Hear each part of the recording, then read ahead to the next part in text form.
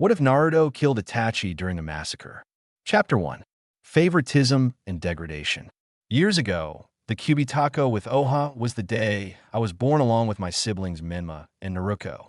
Menma has red hair and violet eyes like my mother. Other than that, she looks just like me. Naruto, on the other hand, she has blonde hair like my father and me. He usually has two ponytails. His eyes are also blue, and he also has 3 lines on his cheeks. My name is Narudo Namicase Uzumaki. I'm like the fusion of Menma and Naruto, since I look exactly like my brother and have hair and eyes like my sister. My father was inspired by the name of the protagonist of one of the books my godfather wrote, Jiraiya. It was his first work, and as far as I know, it's also his worst, but I'm getting off topic. My father, also known as the Yonde Mokage, managed to defeat the Kubi, splitting his soul into 2 parts and selling them to my siblings. The Ying part to my brother and the Yin part to my sister.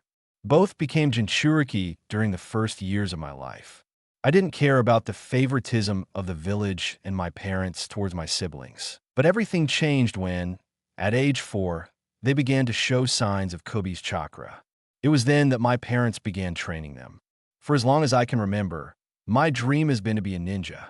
And not only that, I want to be Okage. The Osage is the strongest ninja in the village, and only the best achieve it. My brothers showed great skill and a natural talent for learning the shinobi arts. Although I wasn't far behind, my parents focused solely on the 2 of them due to their Jinchuriki status. Odoin, why can't I train alongside my brothers? I asked my father. I've already told you, Naruto. Your brothers require more attention. They possess the Kyubi within them and must learn to control their chakra. That's exactly what my father told me. But that's enough, Naruto. We'll help you train when you start the academy. Unfortunately, my father was right. I'm not stupid. No matter how much talent I display, I don't possess something that makes me special, like a virulent bloodline. On our birthday, most of the gifts were for my brothers. I, on the other hand, only had a few friends who recognized me. They were my grandfather Russ and Saratobi, the 3rd Kage, my mother's friend Mikoto Yukiya, and her children Satsuki, Sasuke, and Itachi. They reminded me that I would never be alone, along with Tukiyum from Ikaraku's, my favorite food place. The years passed, and my parents continued to focus on my siblings. My friend Sasuke always told me about the superiority of the Uchiha clan due to their great Sharingan, and that when I awakened it, I would be as powerful as Itachi. In your dreams, his mother once showed us her Sharingan, and I was simply fascinated. It must be great to have a bloodline like that. I have blood. Uzumaki from my mother. One day, I watched her quell my brother's training with chakra chains that sprouted from her back. That was our bloodline. When I tried to ask her about it, she quickly told me she didn't have time to explain. Things were going from bad to worse. My brothers weren't exactly the best siblings in the world. I dare say they're the worst. One day, when I was walking through the village, I ran into a strange man. He had bushy eyebrows and was wearing a green suit. I saw him walking through the village with his hands in his hands. He was saying something about having lost a bet he'd made against his lifelong rival. I also met a girl named Hinata. She had a similar situation to mine. I ran into the man with the eyebrows several times. One day, I decided to talk to him about my life. His name was Mighty Guy. He told me that effort surpasses any bloodline or special chakra. That motivated me quite a bit. Look in the library for my new goal, which was not only to become stronger than my siblings, but to surpass even the Jinchuriki, even the Bigilis. I found out about the 8 inner gates, which force your body to increase its physical and spiritual energy. The more chakra you have and the stronger your body, the stronger you'll be when you open them. It's a kenjutsu, a forbidden technique that specializes in taijutsu. Although anyone can learn to open the gates, not many bother doing so because of the consequences they have on the body and the fact that it's very difficult to learn. I began to spend almost all my time talking to Gay about doors. For obvious reasons, he told me it wasn't a good idea for me to try to learn that kenjutsu. He also talked about the flames of youth burning away adversity. He also spent time at the Yukiya house. Sometimes I even slept there, because Mikoto wouldn't let me go home. She knew how I was treated. My life wasn't the best, but it wasn't the worst either. until that day of my 8th birthday. Hey, Naruto, I'm about to awaken to Sharingan, Sasuke told me at the party. He was one of the few who would talk to me, although he was also self-centered. You said that a month ago, and the month before that, and the month before that. I replied, that's right. That must mean I'll do it soon, he said, laughing arrogantly. Sasuke, you should stop saying that. You sound like a tape recorder, Satsuki said. She's just jealous that soon the Uchiha power will awaken in me and I'll become the strongest ninja in the family, Sasuke said. While they argued, I laughed at the hilariousness of their arguments. It was then that a stoic voice interrupted. Sasuke, Satsuki, stop fighting, Itachi said expressionlessly, then said something he normally wouldn't. Besides Sasuke, in the hypothetical case that I managed to surpass myself, which also won't happen anytime soon, you'll never be as cool as me. Itachi's words left us all speechless. It's true, said Sasuke, lying on the floor with a sort of depressive aura around him. Hey, said Makoto, joining us.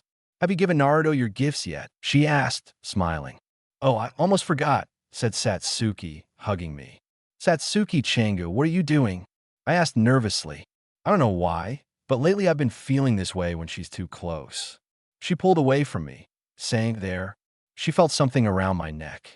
When I looked closely, it was a necklace, an amazing necklace. It was just a string with 3 Sharingan-bladed Magatama on it. Wow. Thank you so much, Satsuki-chan, I said, hugging her back. When I pulled away a bit, I noticed his face was red. Are you okay? I asked. Yes, I am, he said, looking away and clasping his hands together. I'm starting to think it's some kind of illness or something. Naruto, said Itachi. I turned to look at him only to see him give me a thumbs up. I don't know why. Okay, Sasuke. What's your present? Makoto said. My present. Naruto's present for his birthday. Is that the present you're referring to? Sasuke said, concern clear on his face as he hid something behind his back. Yeah, that present, she replied, still smiling. All right, Sasuke said, searching through his bags or lightning bolts. Looks like I forgot it at home. I'll be right back, he said, then ran off. It was like using my father's eye raisin. Oh, well, Itachi, Makoto said again. Of course, Itachi had 2 short katanas, each about half a meter long, on his back. He normally only carries one, so that surprised me, until he took one off and handed it to me. Happy birthday, Naruto. Great. Thanks so much, Itachi. How did you know I wanted one? I asked. Let's just say the fact that you told me you wanted a katana like mine gave me a pretty good clue. Itachi said. Okay, my turn, Makoto said, approaching me. Unfortunately, she was interrupted by a certain man in a green suit. Happy birthday, Naruto, Gay shouted as he stood just a few steps away from us, which clearly caught the attention of many at the party. I could hear the murmurs. Many didn't know that the Okaji had another son, and others that Gay was referring to Naruto, and that he made a mistake when he said it. My parents didn't notice. They were talking with the clan leaders. Thank you, Gay-sensei, I said as everyone ignored us again.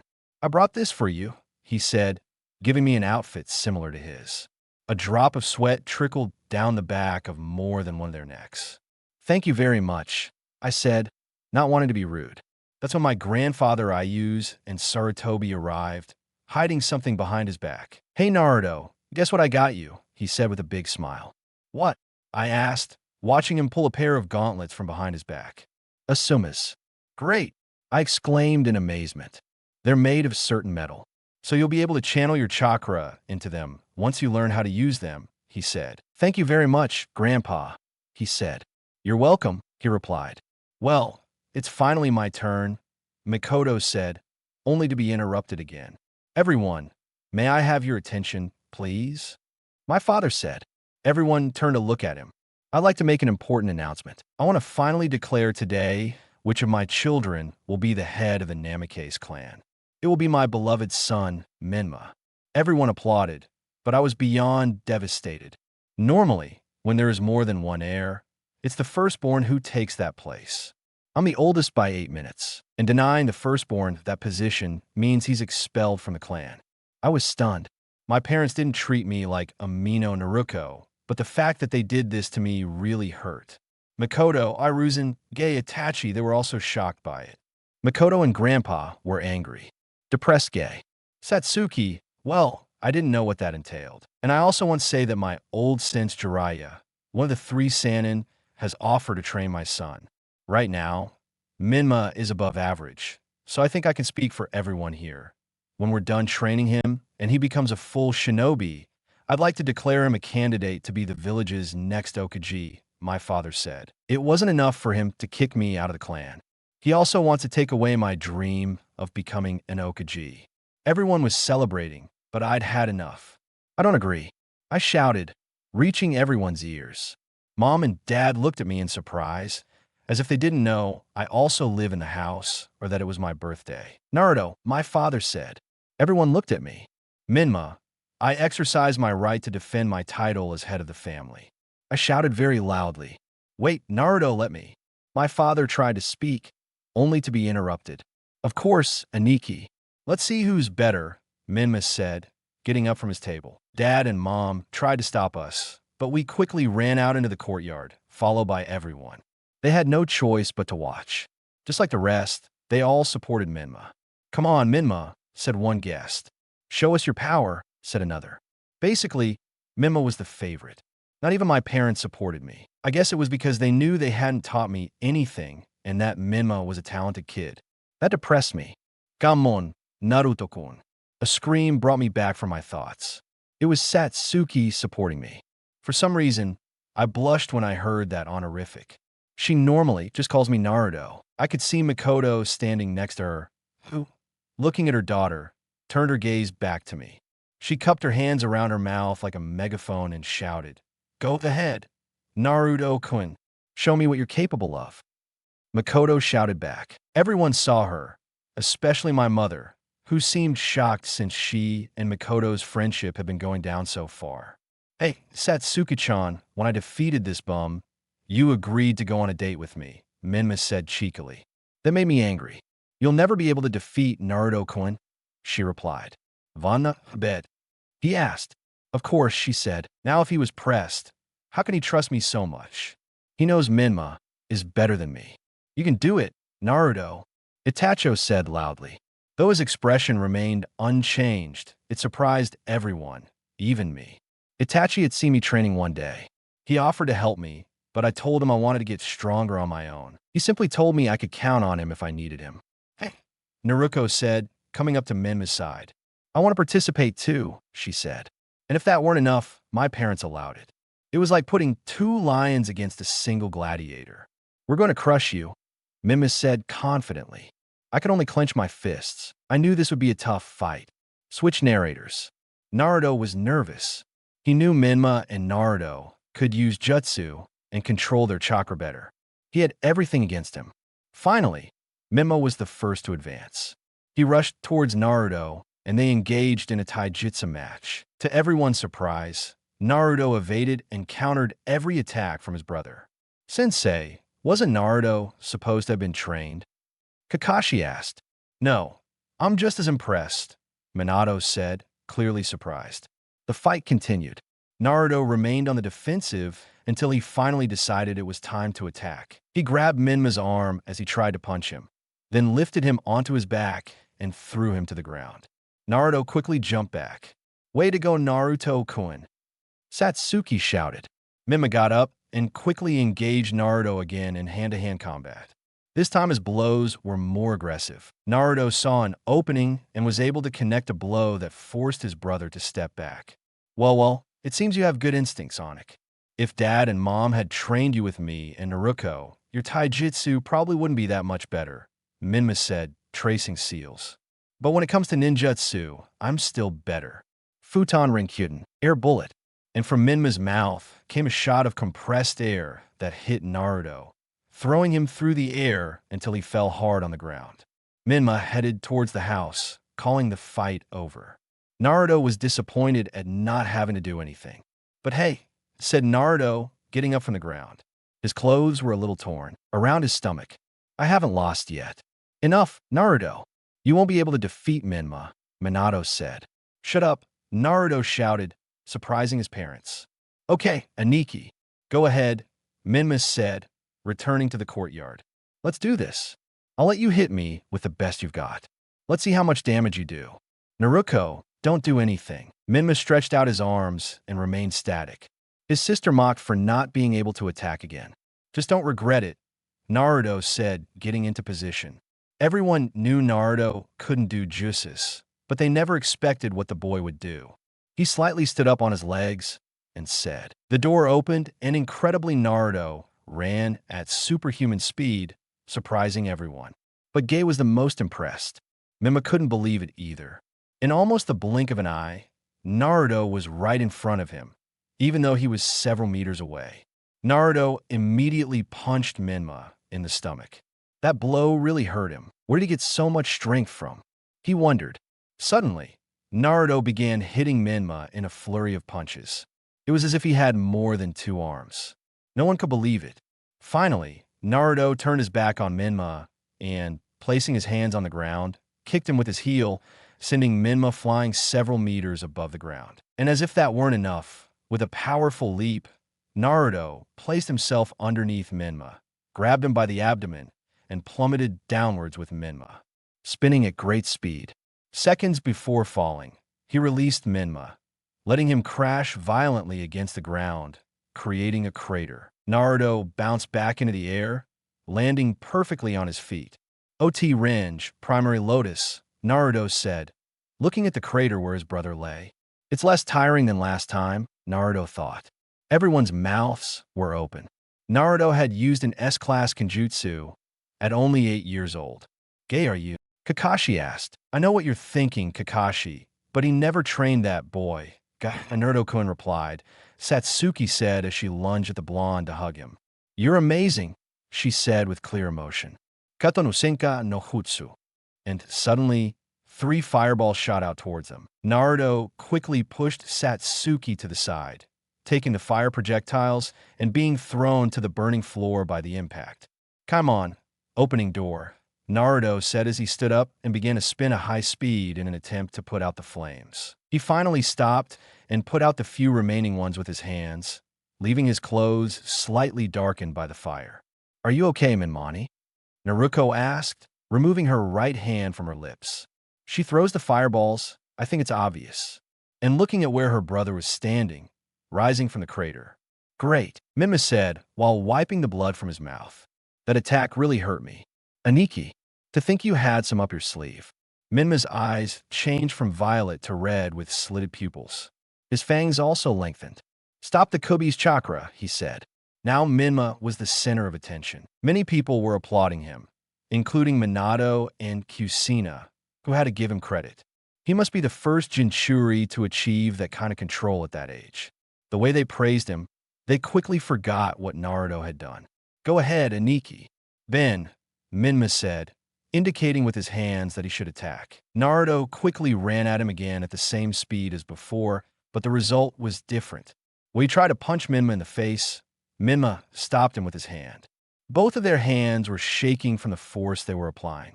A drop of sweat ran down Naruto's temple. Nervous, Menma said before punching him in the stomach, knocking the air out of his lungs. Naruto was left on the ground, struggling to breathe, and immediately Menma kicked him, throwing him over 3 meters away. Naruto was trying to get up. Meanwhile, Sasuke entered the Namicase house with his birthday present for Naruto. Cool-chan, her necklace was cooler than the one I was going to give her, a necklace with the Yukia symbol on it. Why didn't she tell me she was going to give her one sooner? I would have had time to get something else. Finally, Sasuke realized something. Where's everyone? He wondered. He heard sounds coming from the courtyard. He headed towards to find that scene. What's going on? Nien called Satsuki upon seeing him. What's going on? Sasuke asked, approaching his sister. Naruto-kun and those idiots are fighting. He answered her. What? Sasuke said, turning to look at Menma. Naruto, who was on one knee, his breathing agitatedly evident. Sasuke quickly wanted to act.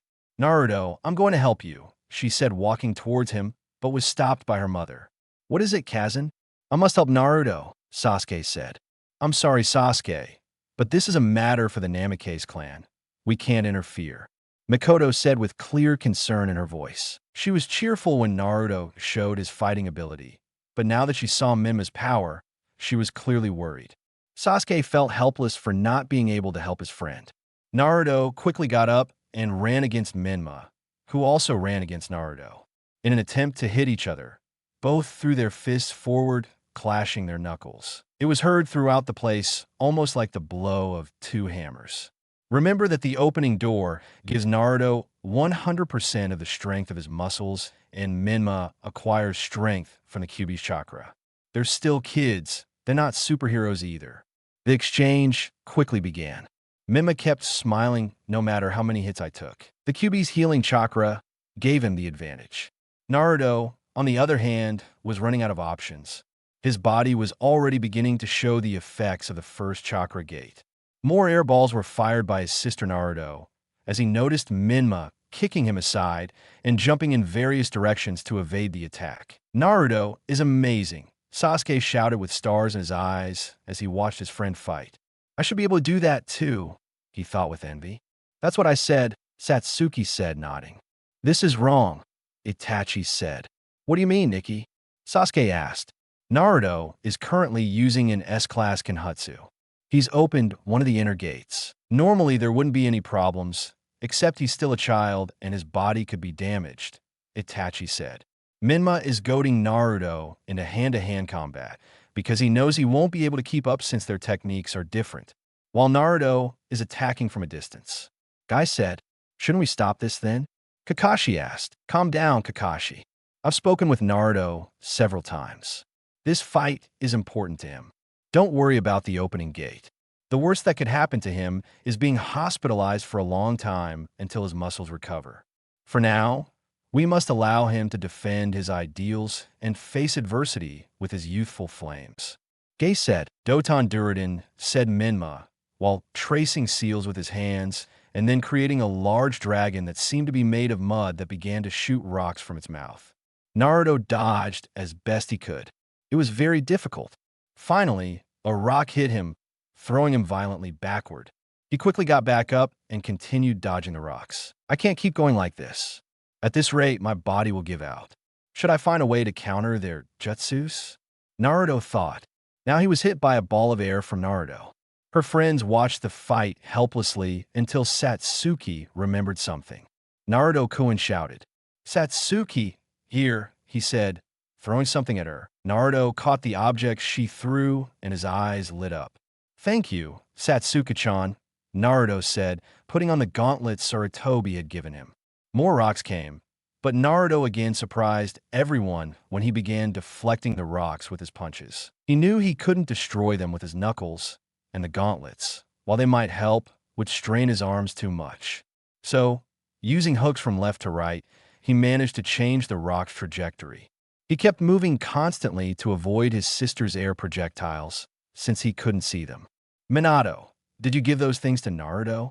Kusina asked her husband. No, I don't know where he got them, he replied. I gave them to him, Iruzan said. Iruzan, why? Minato asked. Well, I thought his birthday would be a good day to do it. Iruzan replied coldly, making Minato and Kusina feel strange. They then realized that they rarely fixed anything for Naruto on his birthday, since they were more focused on his siblings. Finally, Menma's attack stopped. He looked very tired.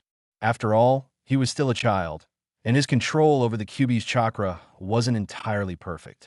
Tired? Naruto asked sarcastically, though it was very clear that he was exhausted as well.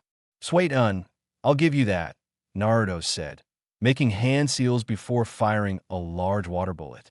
Naruto, stop, Kusina shouted because she knew that a direct hit from that jutsu would mean death for a child like Naruto. But Naruto launched the attack against his brother no matter what. Minato was going to act quickly if someone hadn't acted before. Everyone was more than amazed. The ball of water ended up split in half, dissolving at Naruto's sides. Kimin, Gate of Rest, Naruto said, breathing raggedly. His chakra channeled and extended into his right gauntlet, creating a very large blade, which slowly descended until it was half a meter long. Naruto, Minato said, seeing his son in that state. We have to stop this. That boy has opened the second gate. His body won't take it, Gay said. Just as the Jounin were about to intervene, something, or rather someone, distracted them. Great, Aniki. This is much more fun than training with Oten and Kaizen. Come on, let's get on with the fun, Menma said excitedly. Menma, Naruto shouted angrily, running towards his brother. However, in a flash of yellow, his father appeared in front of him to stop him. Enough, Naruto. That's enough, Minato said in an authoritarian tone. Get out of the way, bastard, Naruto shouted, shocking everyone by calling his father that way, especially Minato. Minato began to move to the side, but not of his own volition. Behind him was Menma stepping to the side as he prepared his best jutsu. Due to his father's distraction, Naruto was unable to do anything. Rasengan, Menma said, slamming her chakra sphere into Naruto's stomach. Naruto screamed in pain at the attack. It's the imperfect Rasengan. He stood inert in front of Menma, who was smiling superiorly until that's all. Naruto said seriously, making Naruto a little intimidated seeing his brother's face. But Menma was just surprised. It was then that, using the sharp tip of his right gauntlet with a powerful hook to the chest, he managed to make a large cut to Menma, who screamed in pain at that large wound, and quickly, with his free hand, he hit Menma in the face, breaking his nose and throwing him back. It was then that she saw Naruto tracing seals. Naruto focused his gaze on his sister, who was finishing the seals and launching a jutsu. Katan, anger, jutsu, she said as she launched several fireballs that Naruto had difficulty dodging. My turn, Naruto said, throwing his hands to the ground and beginning to trace the seals his sister had traced earlier. To say everyone was impressed was an understatement. Naruto had managed to replicate the seals after just seeing them once. Kato no Jutsu, and several fireballs shot out of Naruto's mouth, hitting his sister squarely, knocking her to the ground. Naruto had fallen to his knees. It took a lot for him, after all. He was about to deactivate the doors when Aniki suddenly shouted Menma as he ran towards him. There was a little blood on his nose, not to mention blood on his clothes from that large cut. Naruto looked up to find his twin about to heel kick him, but the blonde moved quickly and let Menma's foot hit the ground, creating a small pit. Menma's nails had turned into claws, which she used to cut Naruto's chest, causing him to fall. The blonde's friends became worried when they saw the blood splatter. Naruto turned to the side to see one of his hands. He took it, Quali, and placed itself in his left hand before Menma attacked again. Naruto got up, channeling Chakra into his gauntlet to cut Menma again. Only this time he evaded it, only making a cut on his arm. They both took a few steps apart, and suddenly Menma began to create the Rasengan. Naruto switched his gauntlet to another hand and began to channel all the chakra he had left. They both screamed as they attacked each other. However, a yellow flash appeared between them. Minato stopped Menma with his forearm, while Naruto pushed him hard with his palm, making him fall and push him, right where he had received Menma's claws. Menma quickly fell into her father's arms, fainting. Minato took Menma and Kusina to Naruto to take them to the hospital, ignoring Naruto, who was lying unconscious on the ground. Of course, he didn't have the Kyuubi's healing chakra. However, just before leaving, Menma broke away from her father and ran towards Naruto, tracing seals, but was stopped by someone, raven-haired girl with Sharingan eyes.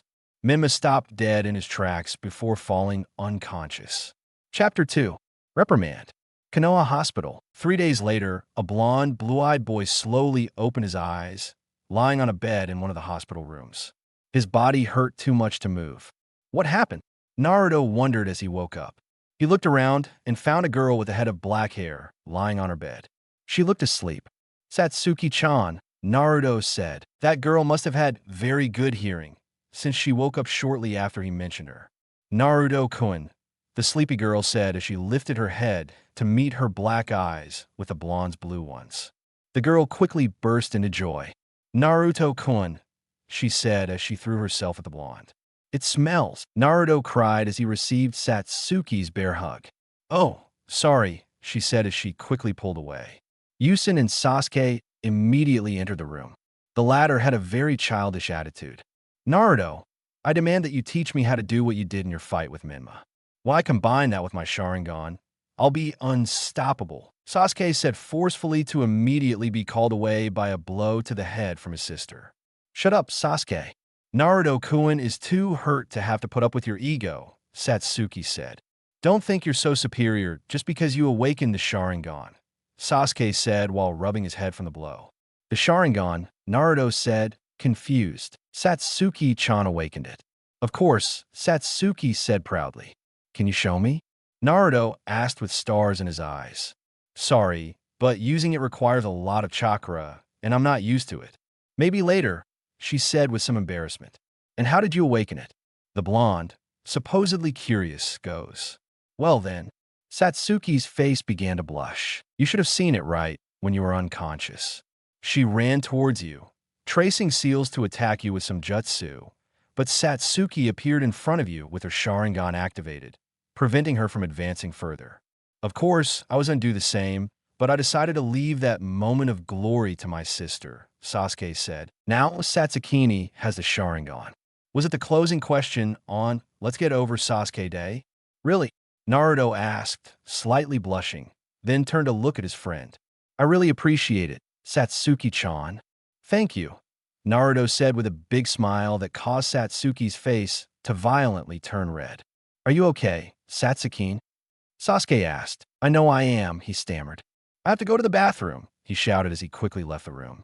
You'll be quite the heartthrob when you grow up, Naruto, Yuzin said proudly of the young man.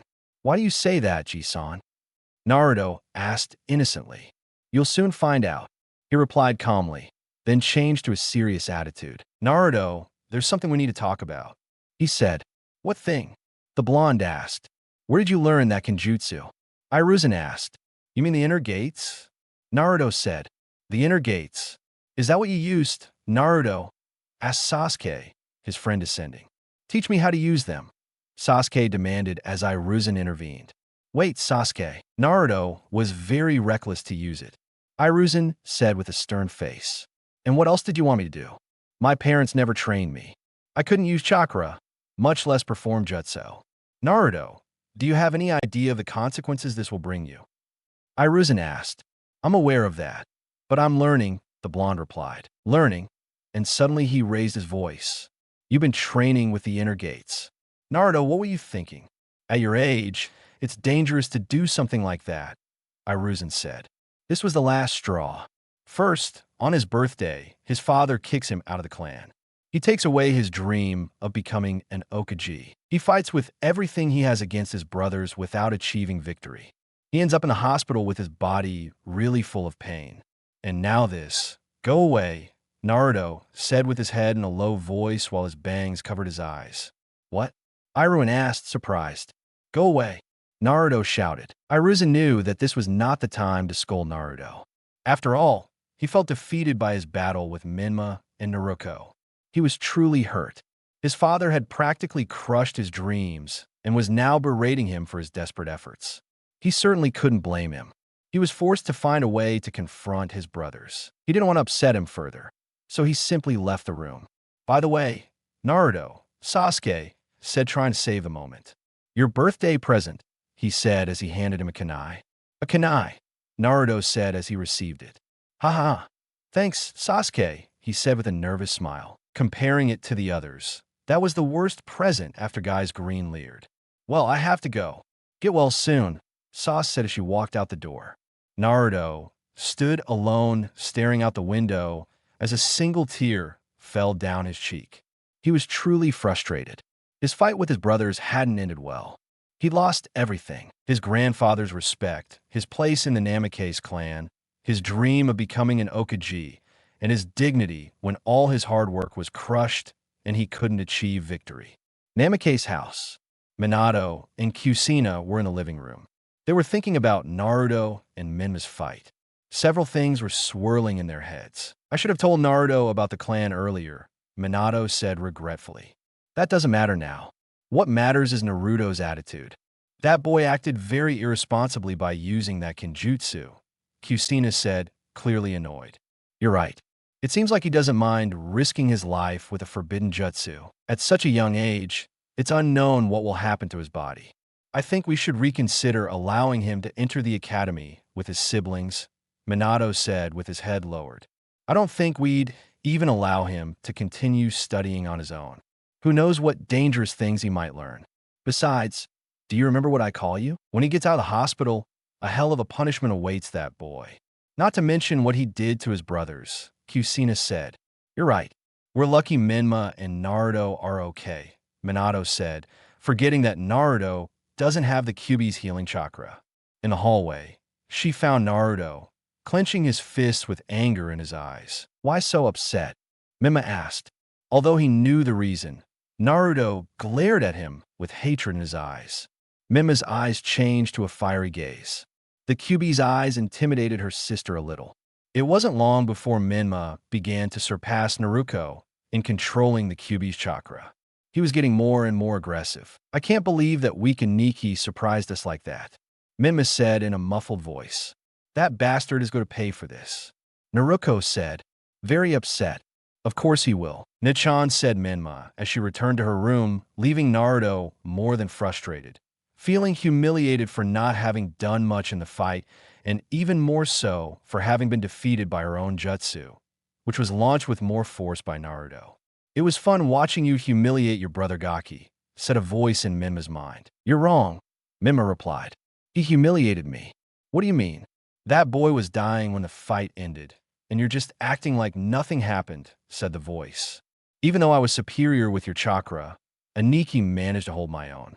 He's untrained. He managed to successfully execute a jutsu, even though it was his first time, just from looking at the seals. His chakra control wasn't bad either, considering he doesn't even have any experience. The fact that he managed to damage me is already a humiliation to me, Menma said, touching his chest, remembering the wound his older brother inflicted on him. At night, a man was walking with his hands on his back. He was wearing a green suit and had very large eyebrows. As he continued his walk, a bandaged blonde boy approached him to talk. Gai-sensei spoke to Naruto, his bandages visible beneath his clothes. Naruto, shouldn't you be in the hospital? Gai asked. They let me out because my youthful flare generated too much heat, bothering the other patients. Naruto said. The boy knew how to talk to this guy. Huh, excellent, the man replied. By the way, there's something I want to talk to you about, the blonde said. It'll have to be later. Right now, I'm fulfilling a bet with my eternal rival, Gai said, only to be pushed by Naruto and fall to the ground. No. Okay, now I'll do the triple, the man said with conviction. Gai-sensei, Naruto said as he knelt down and placed his forehead on the ground. Please teach me how to use the inner doors, the boy said pleadingly. Gai was very surprised. This boy had willpower. Her youthful flame burned as bright as the sun itself, and she wanted to help him improve. However, I'm sorry, Naruto, but I'm not going to do that, Gai said with a stern face. Naruto opened his eyes. He listened carefully. This man, the one who told him that effort achieves everything, didn't want to help him. Why? Why? Naruto asked, his voice trembling. Naruto, Gai remembered his father. Forgive me, but I'm not going to help you. Prove in your fight with your brothers that you don't have what it takes to use the inner gates, Gai said, remembering that day his father died while opening the 8th gate to save him and his 7 shinobi companions from mist. He believed Naruto wouldn't hesitate to open the 8th gate in a difficult situation. As much as he wanted to help you, he didn't want to be responsible for his death. He wouldn't let him take that risk. He trusted the boy could find another path to greatness. My apologies, Gai said as he walked away from the boy. Naruto was shedding tears, holding his forehead to the ground as he stared at the earth. His body was shaking as he still hadn't recovered from the fight. He felt a lump in his throat. It's not fair, he said softly as he cried. Namicase house. Minato and Kusina were talking to one of the three. Sannin, Jiraiya, the sage of Toad Mountain. He and Tsunade had come the day after the fight, so Menma and Naruto could sign their summoning contracts for his birthday. Tsunade had already left, and the white-haired man was left talking to his former student. So Menma turned down the position of clan leader. Jiraiya said, not exactly the fight he had with Naruto. He recognizes it as a draw or something, so he wanted a rematch eventually, Minato said. Naruto, that kid is a real surprise. I thought the Toad's prophecy was about Menma or Naruto, but I see that boy could be a candidate too, the Sannin said. That's right, Minato and I are thinking about him separately from his brothers. We should correct that terrible attitude he has. Besides, he could end up throwing his life away at the first sign of danger on a mission, Kusina said. Well, if you're referring to when he used 2 of the 8 inner gates in his fight against Menma and Naruto, I can't blame him for doing that, Jiraiya said. What do you mean, sensei? Minato asked, confused. We both know Naruto has never been trained. The practitioner had nothing to confront his brothers with, the Sannin said. What are you going with this? The Reddit asked. I've spoken to that boy a few times, but I'm clear about one thing. He's not suicidal. If he used a kenjutsu that would risk his life to face Menma and Nero, it's because he had nothing else. Even that wasn't enough. I can't imagine what that poor little boy must be thinking about right now, Jiraiya said with a clear finality in his voice. But even so, Kusina was about to speak, but she was interrupted. Tell me, Kusina, how much do you know about Naruto? The Sannin asked. Well, he did, and Kusina immediately fell silent. Is it true that you knew about Naruto? Did you know nothing? What about you, Minato? What can you tell me about Naruto? He asked again. His student was the same. When he opened his mouth, not a word came out. He thought to himself, it's possible he doesn't know anything about his son. Nothing came to mind, no memory, nothing. Meanwhile, in the forest, Naruto lay on ground. His strength had left him long ago. He had no way to return to the hospital or go anywhere. He was still conscious, but his gaze was lost. He slowly stood up. He was planning to use his last strength to return to the hospital. Naruto said someone nearby could recognize that voice anywhere. Itachi said the boy upon seeing his friend. What are you doing here? You should be in the hospital, Alucius said, but seeing the blonde's face, he decided to do something good. You seem to be doing better. How about we go eat at Icarus? Itachi asked pleasantly, making the boy's eyes light up. Really? Naruto asked. Sure, Itachi smiled. That was the first time I'd seen him smile since they met. Let's go, he said as he extended his hand. Naruto stumbled for a moment as he tried to walk. They finally made their way to Ichiraku's ramen place. Eat slowly. Naruto, you're still hurt, Itachi said. Ramen will make me feel better, Naruto said with his mouth full. So, Naruto-kun, is it true about the fight with your brothers? He asked Yam. Yes, it is, he said with a sad smile, making the girl feel bad for asking. Satsuki-chan told us about that. Tucci said, I would have loved to see the faces of those brats when you showed your potential. Ha ha ha. I would have liked to see Naruto-kun in action too. I support Yam, but I couldn't beat them. Naruto said a little sadly. But you didn't lose either, Itachi said, getting the blonde's attention.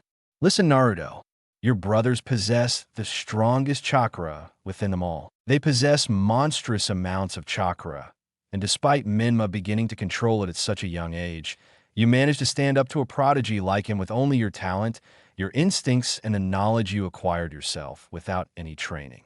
You didn't have any of that before, and you decided to acquire it through effort. You may say that they have qualities that make them better than you, but you are superior to them in many ways, and no beast, bloodline, or special chakra will make anyone stronger than you, Naruto. Or I can assure you, Itachi said. Naruto stared at him, processing his words. He truly was as good as the Uchiha claimed. Itachi, he's right, Naruto-kun said. I'm sure that one day you'll manage to become an Hokage, and not only that, but you'll surpass all the previous ones. She said, encouraging the boy. That's nonsense, Amame, Tucci said, surprising everyone. You're thinking too small. Naruto will become the greatest shinobi in the world, he said, encouraging the blonde as well. Naruto was staring at the three in amazement. He felt a lump form in his throat and tears began to flow from his blue eyes, worrying everyone. But before he could ask him why he was crying, the boy spoke. Thank you, Naruto said as he looked down. The tears didn't take long to come. The little boy was crying, but with joy. That moved everyone, of course. Itachi didn't show it. Tucci smiled and looked at me, on the verge of tears at the moving scene he was witnessing. I love you all, he said, his voice shaking. That was all. Im had somehow disappeared from her father's side and was hugging Naruto, still crying. When they finished eating, Itachi and Naruto said goodbye to A and Itachi as they left the place. Naruto was still wiping tears from his eyes. "Hey, Naruto," Itachi said, getting the blonde's attention. "I imagine you don't want to go back to the hospital." "Correct," he said, getting a negative response from the young boy. "How about you come to my house?" Alukia said, but Naruto was interrupted. "If it's because of Kazan, don't worry. I'll take care of it," Itachi said as they headed to the Yukio ward, planning a strategy so his mother would let him stay and not force him to go to the hospital. Yukio ward. "No, no, no. Naruto needs to go back to the hospital," Mikoto said, upset and worried for the boy.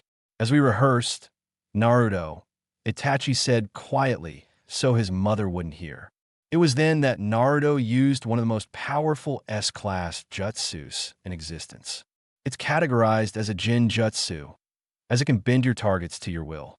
You know what I mean. The powerful and invincible puppy dog, eyes no jutsu. Mikoto's heart nearly leaped out of her chest seeing Naruto like that. His cheeks, with those three distinct mustache-like lines, his clear, glassy blue eyes, made her want to hug him like he was a stuffed animal. It was taking all her willpower not to. "Look at him, Cannon. Are you going to tell him no?" Itachi said. "Let Cannon stay," Satsuki shouted behind her. She was also trying to contain her urge to hug Naruto with the plush toy. "Let Mikoto stay." Mikoto's husband Fugaka shouted, tears streaming down his eyes. Naruto touched his heart. Hey, Mikoto was going to protest, but Kazan, Sasuke shouted, as did his father. He sighed. "Okay," Mikoto said, defeated, but suddenly she found herself hugging Naruto like he was a stuffed animal.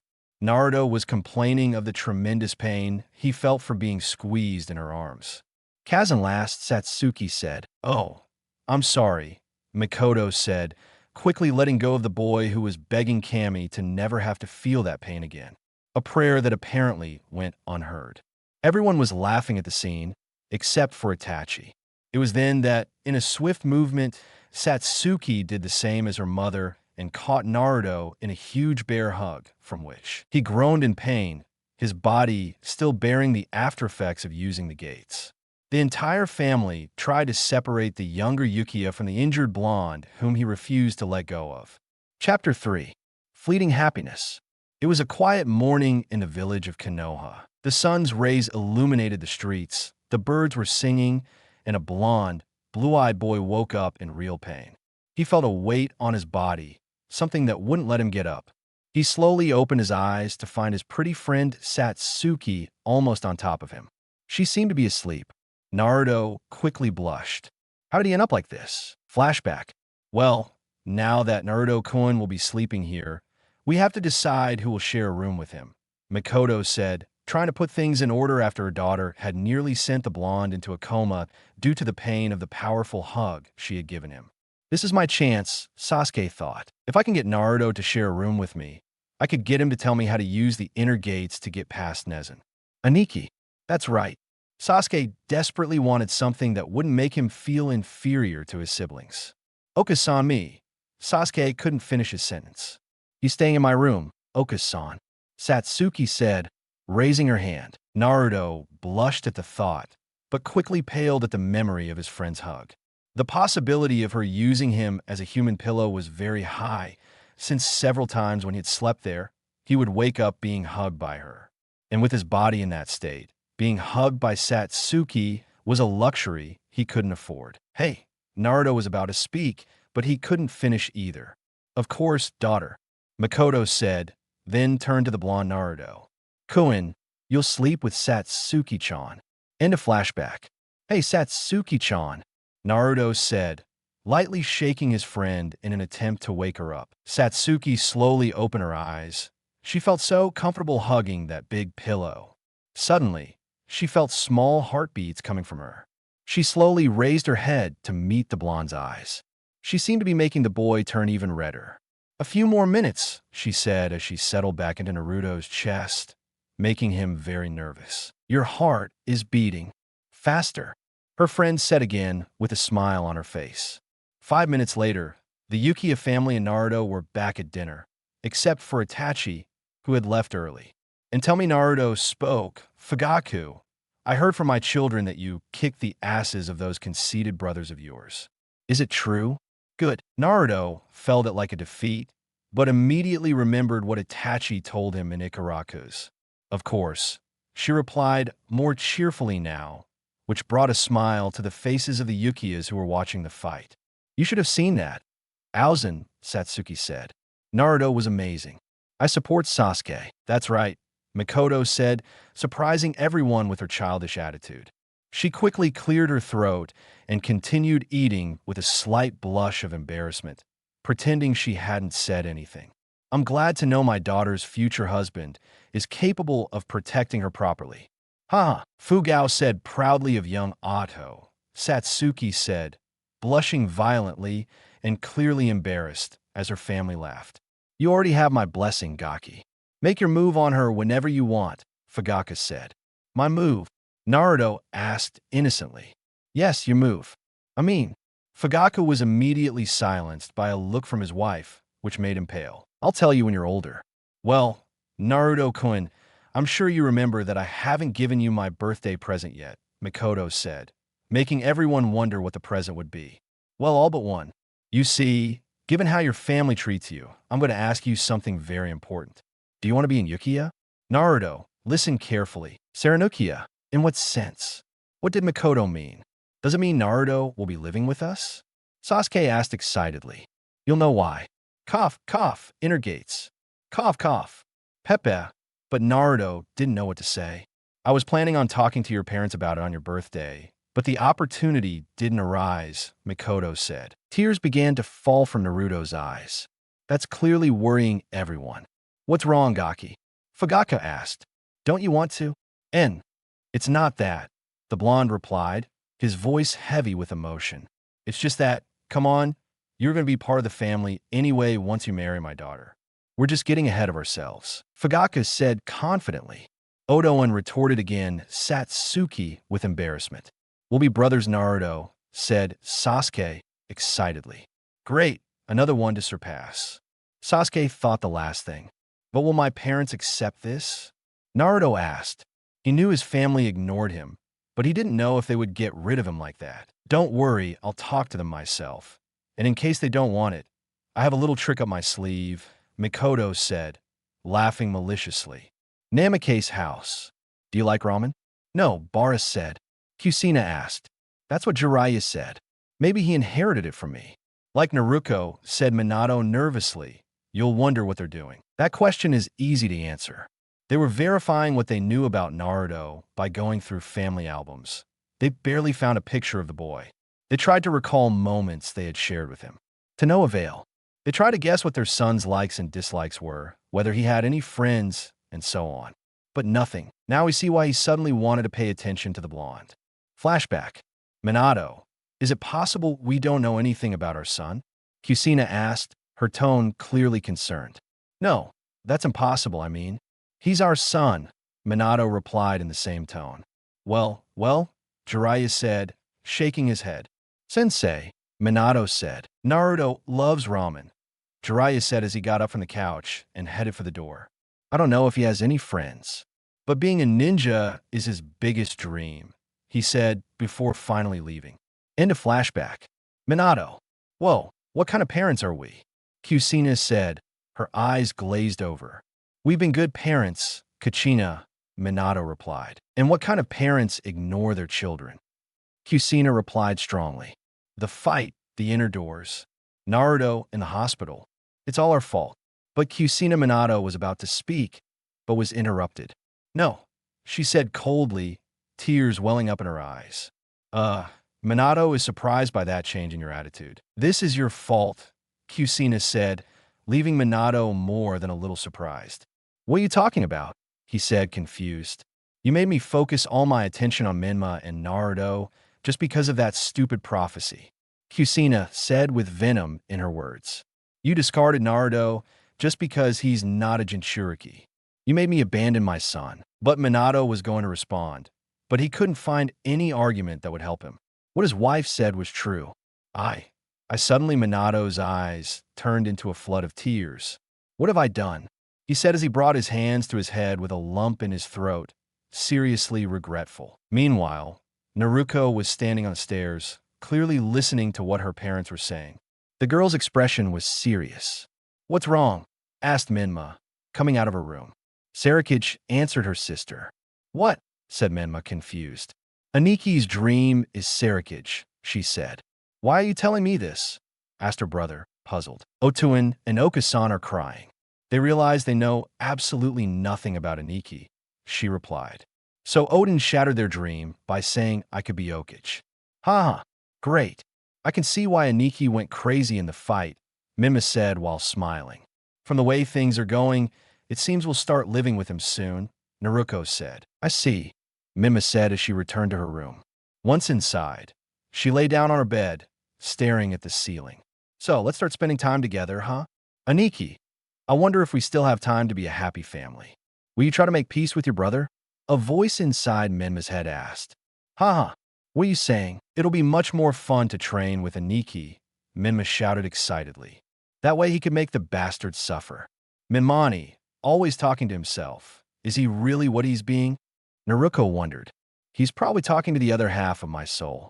That boy is too stupid not to know they can communicate just by thinking about it. A voice inside Naruto said. So, is he going this crazy over you, Kyubi? The blonde asked. I hope I don't end up like him. Namicase house. 1 month later. Finally, Naruto will be released from the hospital today. I'll go pick him up later and try to spend some quality time with him, Kusina thought while preparing lunch for her children. Suddenly, there was a knock at the door. The redhead quickly answered. When she opened the door, she found Mikoto Yukiya standing there, which surprised her since they hadn't spoken in a while. Hello, Kusina-san, Mikoto greeted politely. Hello, the redhead replied, puzzled. Aren't you going to invite me in? Yukiya asked. Oh, sure, go ahead, she said as she let the woman in. Menma, Naruto, come down. You're already late, Kusina shouted up the stairs. Her children immediately went downstairs, ate their lunches, said their goodbyes, and left for the academy. Finally, the two mothers were alone. Kusina felt a little uncomfortable with her friend's sudden visit. Finally, she went into the living room while she was pouring tea. So, Mikotoan, what's the purpose of your visit? Kusina asked as she sat down on the sofa. Well, Mikoto didn't lose her smile for a minute. She'd rather wait for Minato to arrive. He needs to hear this too. I'm sorry, but Minato's working and won't be back until someone quickly opened the door, surprising Kusina. It was her husband, Minato. Kusina, Minato said, entering the room. Itachi told me to come here on an important matter. Mikoto. Minato was confused. Hello, Minato. It would be best if you sat down, Mikoto said. Academy. Okay, guys, Irika said, putting the room in order. We have a new student today. Kumein. The door opened, admitting a blond boy with whisker-shaped marks on his cheeks. He made his way to stand next to the sensei. Good. Introduce yourself, Irika said. Hello, everyone. My name is Naruto Yukiya. It's nice to meet you, the boy said, surprising everyone. Yukiya doesn't look like one, Irika thought. All the students were surprised by what Naruto said. Yukiya normally had black hair and eyes, but this boy was blonde with blue eyes. Naruto kept smiling, which made several female students blush and a certain someone jealous because of the looks the blonde was receiving. Everyone thought he was a good guy. Okay, Naruto, find a seat, Irika said. Naruto was looking for an empty seat. At first, he thought about sitting next to Sasuke, but he was surrounded by his fangirls, who had taken up all the seats around him. The Uchiha just sighed. He then considered sitting next to Satsuki, but she was depressed with her head on the desk, as there were no free seats near her. Finally, he spotted a spot near a boy with glasses. The collar of his clothes covered his mouth. Naruto finally decided to sit next to him. Hello, Naruto said to the boy. What's your name? Shino. Shino, Aburame, the boy replied historically. Aburame, are you from the Aburame clan? Naruto asked. That's right, Shino replied, thinking Naruto would immediately shy away. Many preferred to avoid Shino because of the insects on his body, but he could never have expected the reaction the blonde would have. Cool, Naruto said, surprising Shino greatly. Cool. Don't I disgust you? The Aburame asked. Of course not. I've read about your clan in my father's records. I think they're great. Naruto said with clear admiration. I see. Then let's get along. Naruto said Shino as he extended his hand. Of course, Naruto said as he returned the greeting. However, in one of the seats in front, two children were watching Naruto, a red-haired boy and a blonde girl. Their expressions expressed great seriousness, but the redheads expressed something else that could be Namicase's house. But what are you saying? Kusina asked, clearly surprised. I'll repeat it. Kusina, Minato, I want custody of Naruto-kun. He will be part of my family and will be an Uchi. Mikoto said to Minato and Kusina's faces. And why exactly are you asking us that? Minato asked nervously. Well, Mikoto said, while bringing her hand to her chin in simple terms. I'm tired of how you treat Naruto-kun. I don't think you'll have a problem giving him to me. Or will you? Minato and Kusina were perplexed. This was really happening. Mikoto wanted to take Naruto away from them now that she wanted to fix things. So the Yuki asked, I'm sorry, Mikoto, Kusina said, but we won't give you our son. What? Mikoto said in a delicate tone. But what was going through her mind was entirely different. Your son. I've been the one who's taken care of him for most of his life. He spends more time in my house than here, but I don't think you realize that. Now he's trying to stop me from giving that poor boy the happiness he deserves. You disgust me, Kusina. But hey, I'd seen this coming, Mikoto thought. Listen, Mikoto, I understand why you're upset. It was my fault we ignored Naruto and focused on his siblings. Minato said, his regret evident. But we're going to fix everything. That's right. Kusina wholeheartedly supports me. Today I'll pick Naruto up from the hospital and make up for all the bad things he's had to suffer. Fix it, make up for it? Mikoto said coldly. Her attitude had changed completely. Surprising the blonde's parents, she closed her eyes and continued speaking. You had 8 years to fix it, 8 years to make up for it. I love that child and I will love him for the rest of my life. With all my heart, you lost the chance to be that sweet little boy's parents, and I will gladly accept being Naruto-kun's mother and take care of him until the day I die, Yukiya said seriously. But Kusina was about to speak, but she was interrupted. Tell me, Kusina, what is Naruto-kun's biggest dream? Mikoto asked as she opened her eyes, revealing her Magenkyo Sharingan. I'll describe what it looks like later. Kusina didn't know the answer. She turned to Minato for help, but he was the same. Sarakage, Mikoto said, getting Kachina and Minato's attention again. Wait, that's right, he stopped being one on his birthday. When his father crushed his hopes of achieving it, it was a crushing blow to Minato. He was right. He had seen Naruto's potential himself. He was just as suitable as Menma for the position of Hokage, but his favoritism blinded him to it. Immediately, Kusina shot up from the couch. Enough, the redhead said, seemingly annoyed. Her eyes glazed over at the truths her former friend was telling her. We won't hand Naruto over to you. You heard, so get out of my house. Sigh. It's a shame, she said with false sadness. She would have liked to have her approval, but the outcome is the same, so she doesn't care. What are you saying?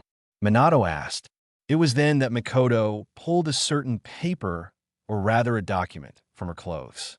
Realizing what it was, Kusina quickly tried to snatch it away, but Mikoto easily evaded her. Where did you get that?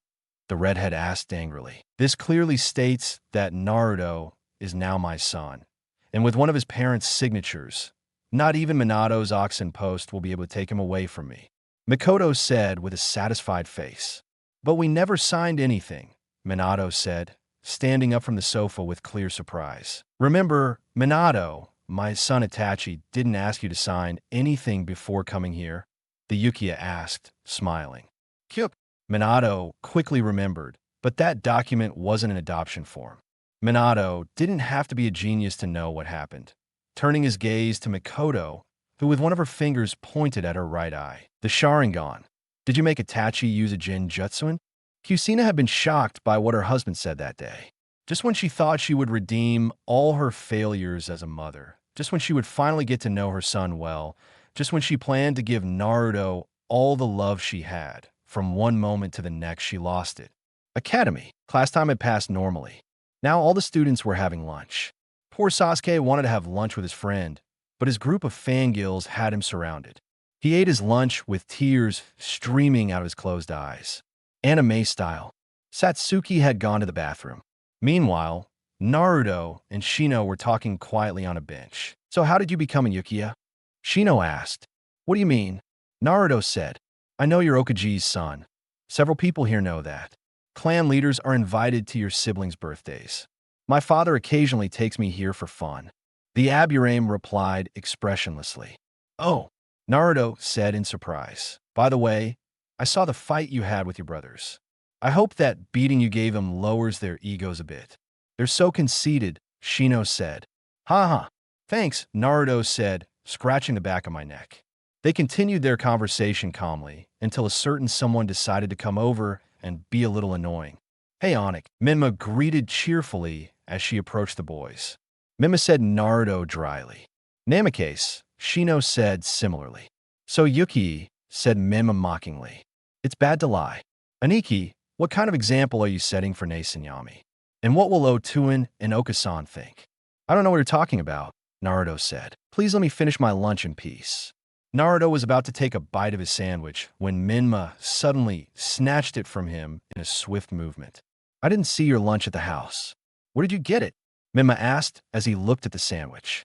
"Kasan made it for him," a female voice said behind Menma. The redhead turned around to find Sasuke's sister. "Give it back." "Satsuki-chan, doesn't it bother you that that fool Aniki uses your clan name?" Menma asked, smiling. "Of course not. After all, Naruto is Mini-chan now." Satsuki said, surprising Menma Shino, who was more surprised that Naruto didn't deny it. "What do you mean by that?" asked another female voice behind Satsuki. "It was Naruto. Just why I said now Naruto-kun is Mini-chan," Satsuki said again. "That's nonsense. You can't just change your last name and pretend we don't exist," Menma said slightly angrily. "That's right. He's still our brother. I support Naruto." Slightly jealous. "Could you leave my brothers alone?" Sasuke said, joining the conversation. "Sasuke-kun is so cool," Sasuke's fangirls shouted when they saw him helping Naruto and Satsuki. The Uchiha just sighed at this. Menma and Naruto were acting strange.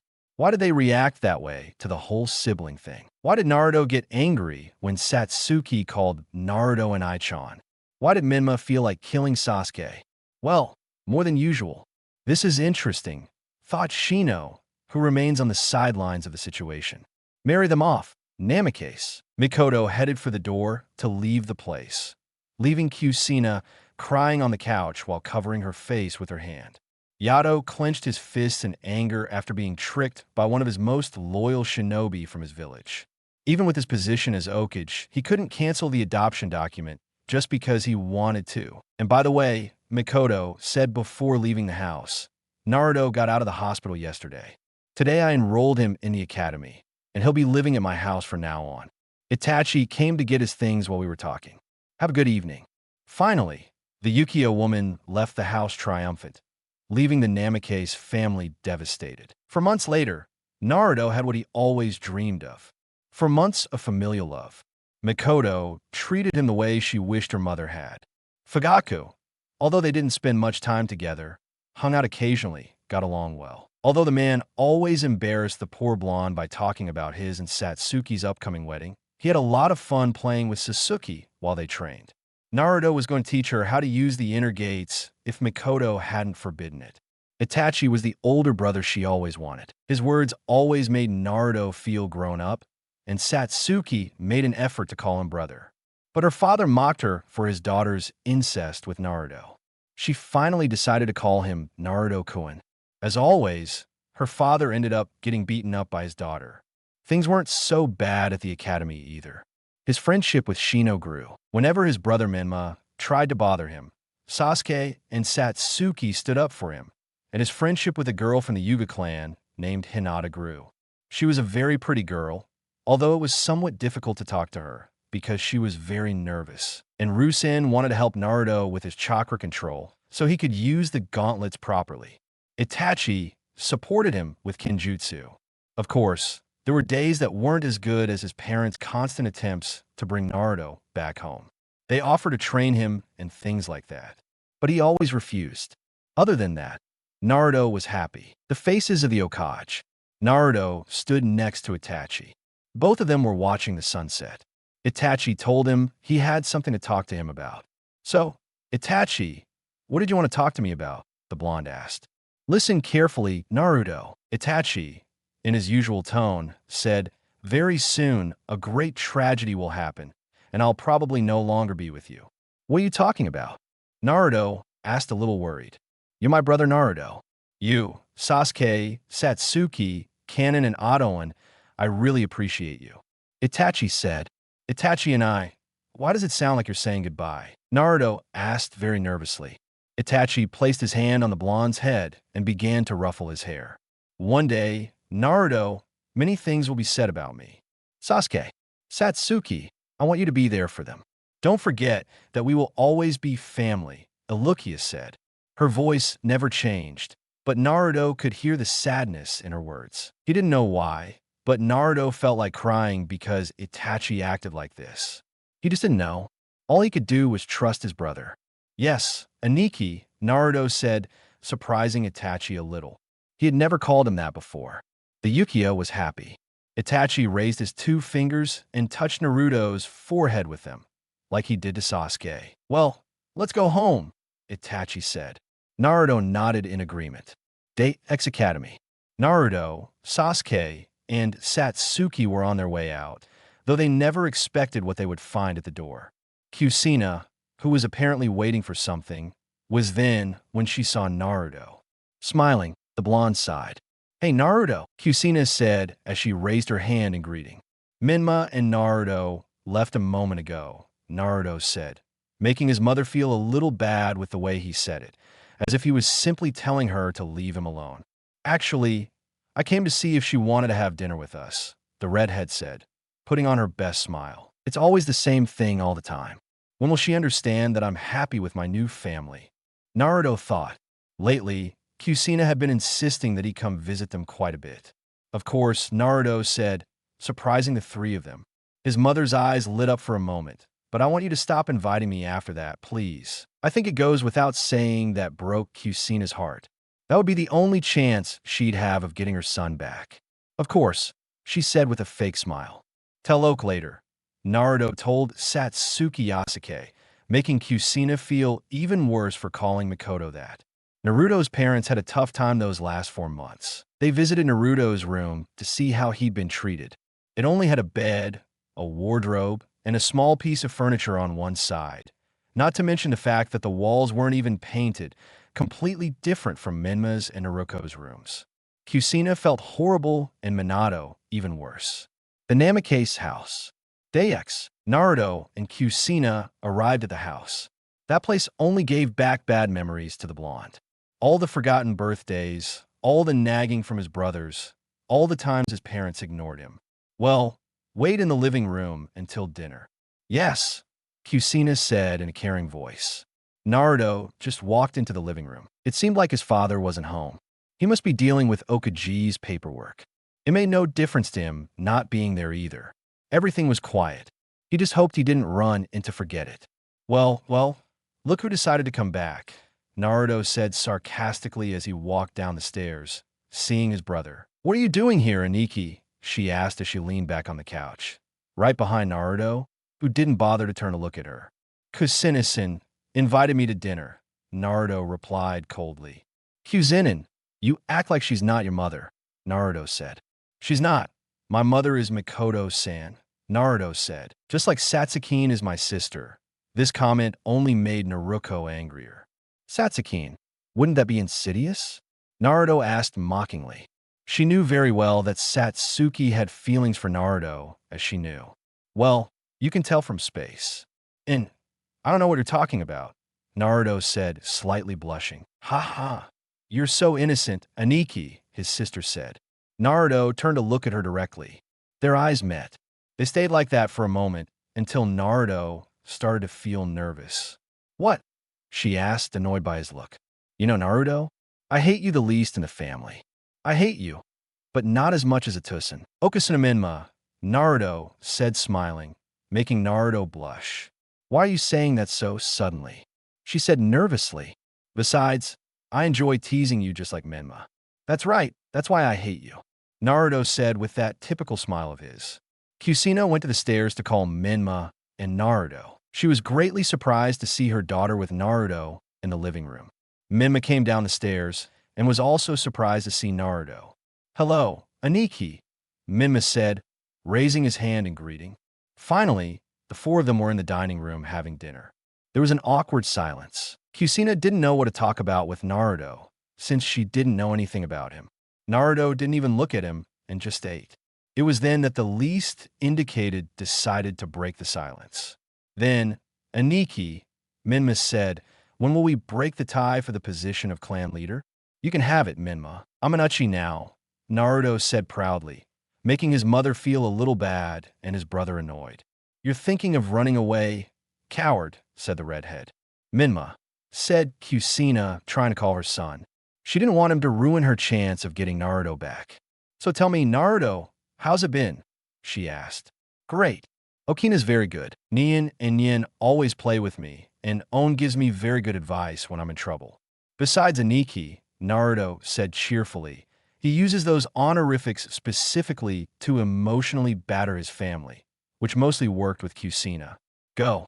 Well, is there a girl you like? The redhead asked, catching Naruto off guard. Her sister, Naruto said in an attempt to get even.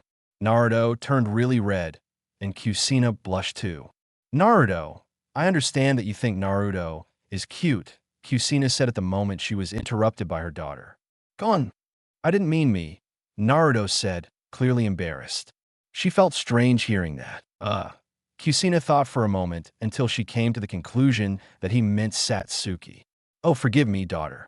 Dinner lasted until the moment our blonde was most looking forward to arrived. It was time to leave. Naruto had gone straight up to his room after dinner, and Menma wanted to say goodbye to her brother with her mother. See you later, Naruto. Come visit us again, Kusina said, very nervous. Remember what we agreed on. You won't invite me to dinner anymore, Naruto said without turning to look at her as he opened the door. Hey, Nikki, Menma said, getting her brother's attention. Remember, we still have a fight to fight. I told you I have nothing to do with the Namicase anymore. You're 6 minutes older than Naruto, so the position is yours. The blonde said, turning to God. Menma Kuzinin, Naruto said as he made a reference. That was a dagger in his mother's heart. In the end, she hadn't achieved anything. Isoan, Menma said with the eyes of a QB. This caught the attention of his mother and brother. What? Naruto asked confused. Esokasen. She's your idiot mother. Treat her like one, the redhead said. Kusina was happy that Menma stood up for her. But she's your mother. Mine's Mikitoan, Naruto said. Bastard, Menma said as she threw a punch at Naruto's face. However, he effortlessly stopped her fist with the palm of his hand. Naruto's gaze was serious and blank, which worried his mother a little and surprised his brother quite a bit. We're not brothers anymore, Menma. Kusina-san can't punish me for defending myself against you, Naruto said as he delivered a powerful punch to his brother's stomach, making him take a few steps back while holding the blow in pain. Defend himself? Kusina mentally wonders. She only remembered Naruto bothering Menma. She could have misinterpreted it. Naruto left the house and headed to his real home, not knowing what awaited him. Yuki Award. Day X, Naruto happily ran home. He felt satisfied after that family dinner. He'd gotten what he deserved from his brother and let Kusina know he was happy with Mikoto. So far, so good. He turned down one of the streets and ran into, he said, seeing 2 corpses on the ground. They were acquaintances Sasuke greeted from time to time. What happened here, Okasan? Naruto knew there was no time for questions. He ran towards his home. He was scared. Even though he was moving, he could feel his body shaking. He kept coming across dead bodies. Desperately, he arrived home to find a heartbreaking scene. No, Naruto said in a low voice. In front of him were some of his dead family members. Satsuki, Mikoto, and Fugaku froze for a moment, but immediately ran to their friend, hoping she was okay. Luckily for him, Satsuki seemed to be only unconscious. She didn't have any injuries or anything like that. Mikoto and Fugaku had blood on their clothes. Besides some cuts, Naruto was going to check them out, but something caught his attention. A scream. A scream from someone he knew. Sasuke, Naruto said quietly as he ran towards the source of the scream. He ran as fast as he could. I was really worried. I only had one thing on my mind because I had finally gotten what I wanted so much, a family who loved me. Why lose her? But I was sure of one thing. I wasn't going to lose my brother. After all, I had promised Itachi that. Of course, not everything in life turns out the way you think. Naruto arrived at his destination. On that street stood Sasuke with his Sharingan activated in front of the person responsible for the clan massacre. It can't be, Naruto said with tears in his eyes as he saw that familiar blood-stained katana. Yasuke in a fighting stance facing that person. Itachi said as the Uchiha turned to look at him. Naruto.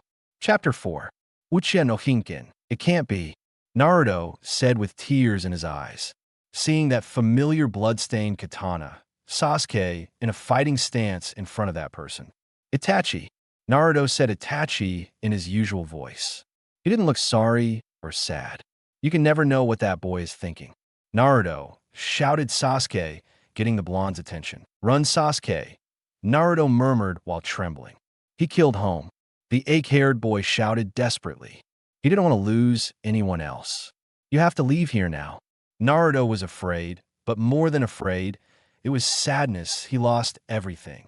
The family he had dreamed of so much. Tears slowly fell down his cheeks until they reached his chin and dropped the salty drops against the ground, the sound of water crashing against the earth echoing through the place. Itachi, Naruto said quietly as he pulled the gauntlets his grandfather had given him from his pockets. What? To measure my skill, the elder Uchiha replied tersely. Those words shocked Naruto. He knew Itachi wasn't like that. Why'd he do this? Those questions were silenced when Sasuke attacked his brother with a kunai. However, Itachi dodged the blow by kneeing him in the stomach, causing his younger brother to fall to the ground in pain. Sasuke, I told you before, Itachi said.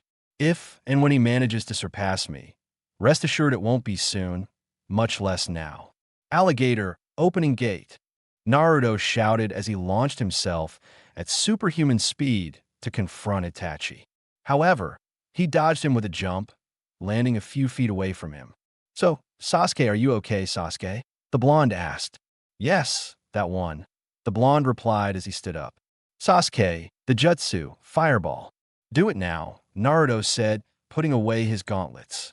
You don't have to ask me, Sasuke replied as he began to delay the seals. Itachi assumed Sasuke would do that. It's his best jutsu after all, but he never expected what Naruto did. He put his full attention on Sasuke's hands. It was then that the blonde began to copy the seals almost immediately, finishing at the same time as the Uchiha. Katon Kainjutsu, both boys said, launching fireballs from their mouths that when combined became so large that it completely destroyed the entire street and several houses, leaving a dark trail of destruction and ashes behind it. Sasuke quickly fell unconscious, his Sharingan consuming a lot of chakra, and he spent all his remaining chakra in that attack. Naruto didn't feel too bad. His chakra was at its maximum when he arrived, so he only breathed deeply to compose himself from the exertion. Incredible, Itachi thought secretly. I think it's obvious he evaded the attack. He copied Sasuke's jutsu just by looking at the seals. Like with his sister, it's almost as if he has a Sharingan. Itachi stepped back, stepping on a leaf. Naruto's ears twitched slightly. Immediately, the blonde created a shadow clone. The two boys shot off in different directions.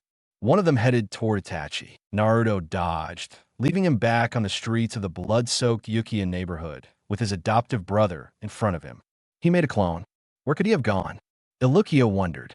Quickly, Itachi felt a presence behind him. He ducked in time to avoid a horizontal slash from Naruto's shadow clone, who was wielding the katana he had given him for his birthday. Thanks for bringing her, Naruto said to his clone, who disappeared upon giving him the katana.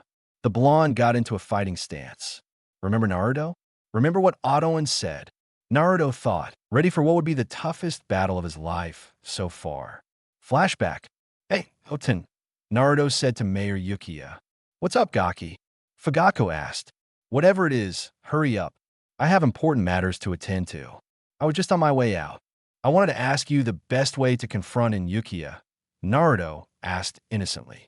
What did Fugaka say? Why do you want to know? Itachi told me that a ninja must be ready to face any enemy. Maybe one day I could face in Yukiya. How could I counter his Sharingan? The blonde said. Very clever of you. This kid is smart. Fugaka said, thinking the latter. Listen carefully, Gaki.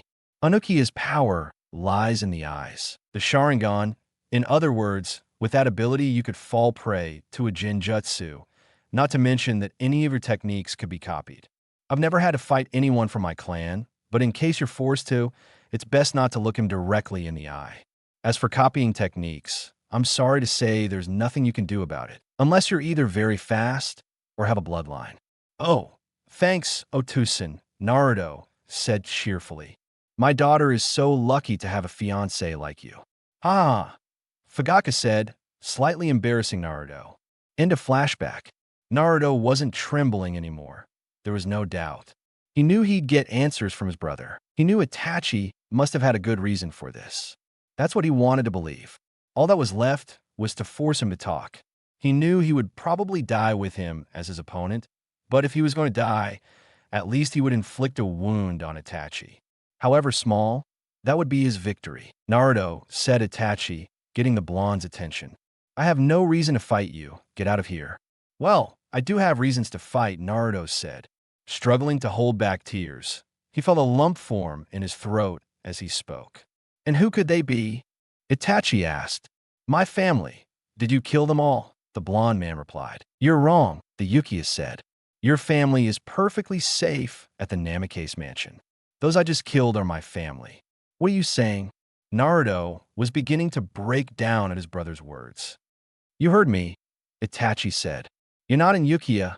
Never were, never will be. We have no relationship, so get out of here right now. Go home to your true family. Naruto Namicase Uzumaki. Itachi's words were stoic, cold, empty, devoid of any feeling.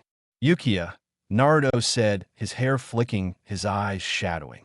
I am Naruto Yukiya, son of Mikoto Yukiya and Fugako Yukiya, brother of Sasuke Yukiya and Satsuki Yukiya, but above all, your brother, Itachi. Naruto finished speaking with a face of conviction, and in a moment the conversation ended.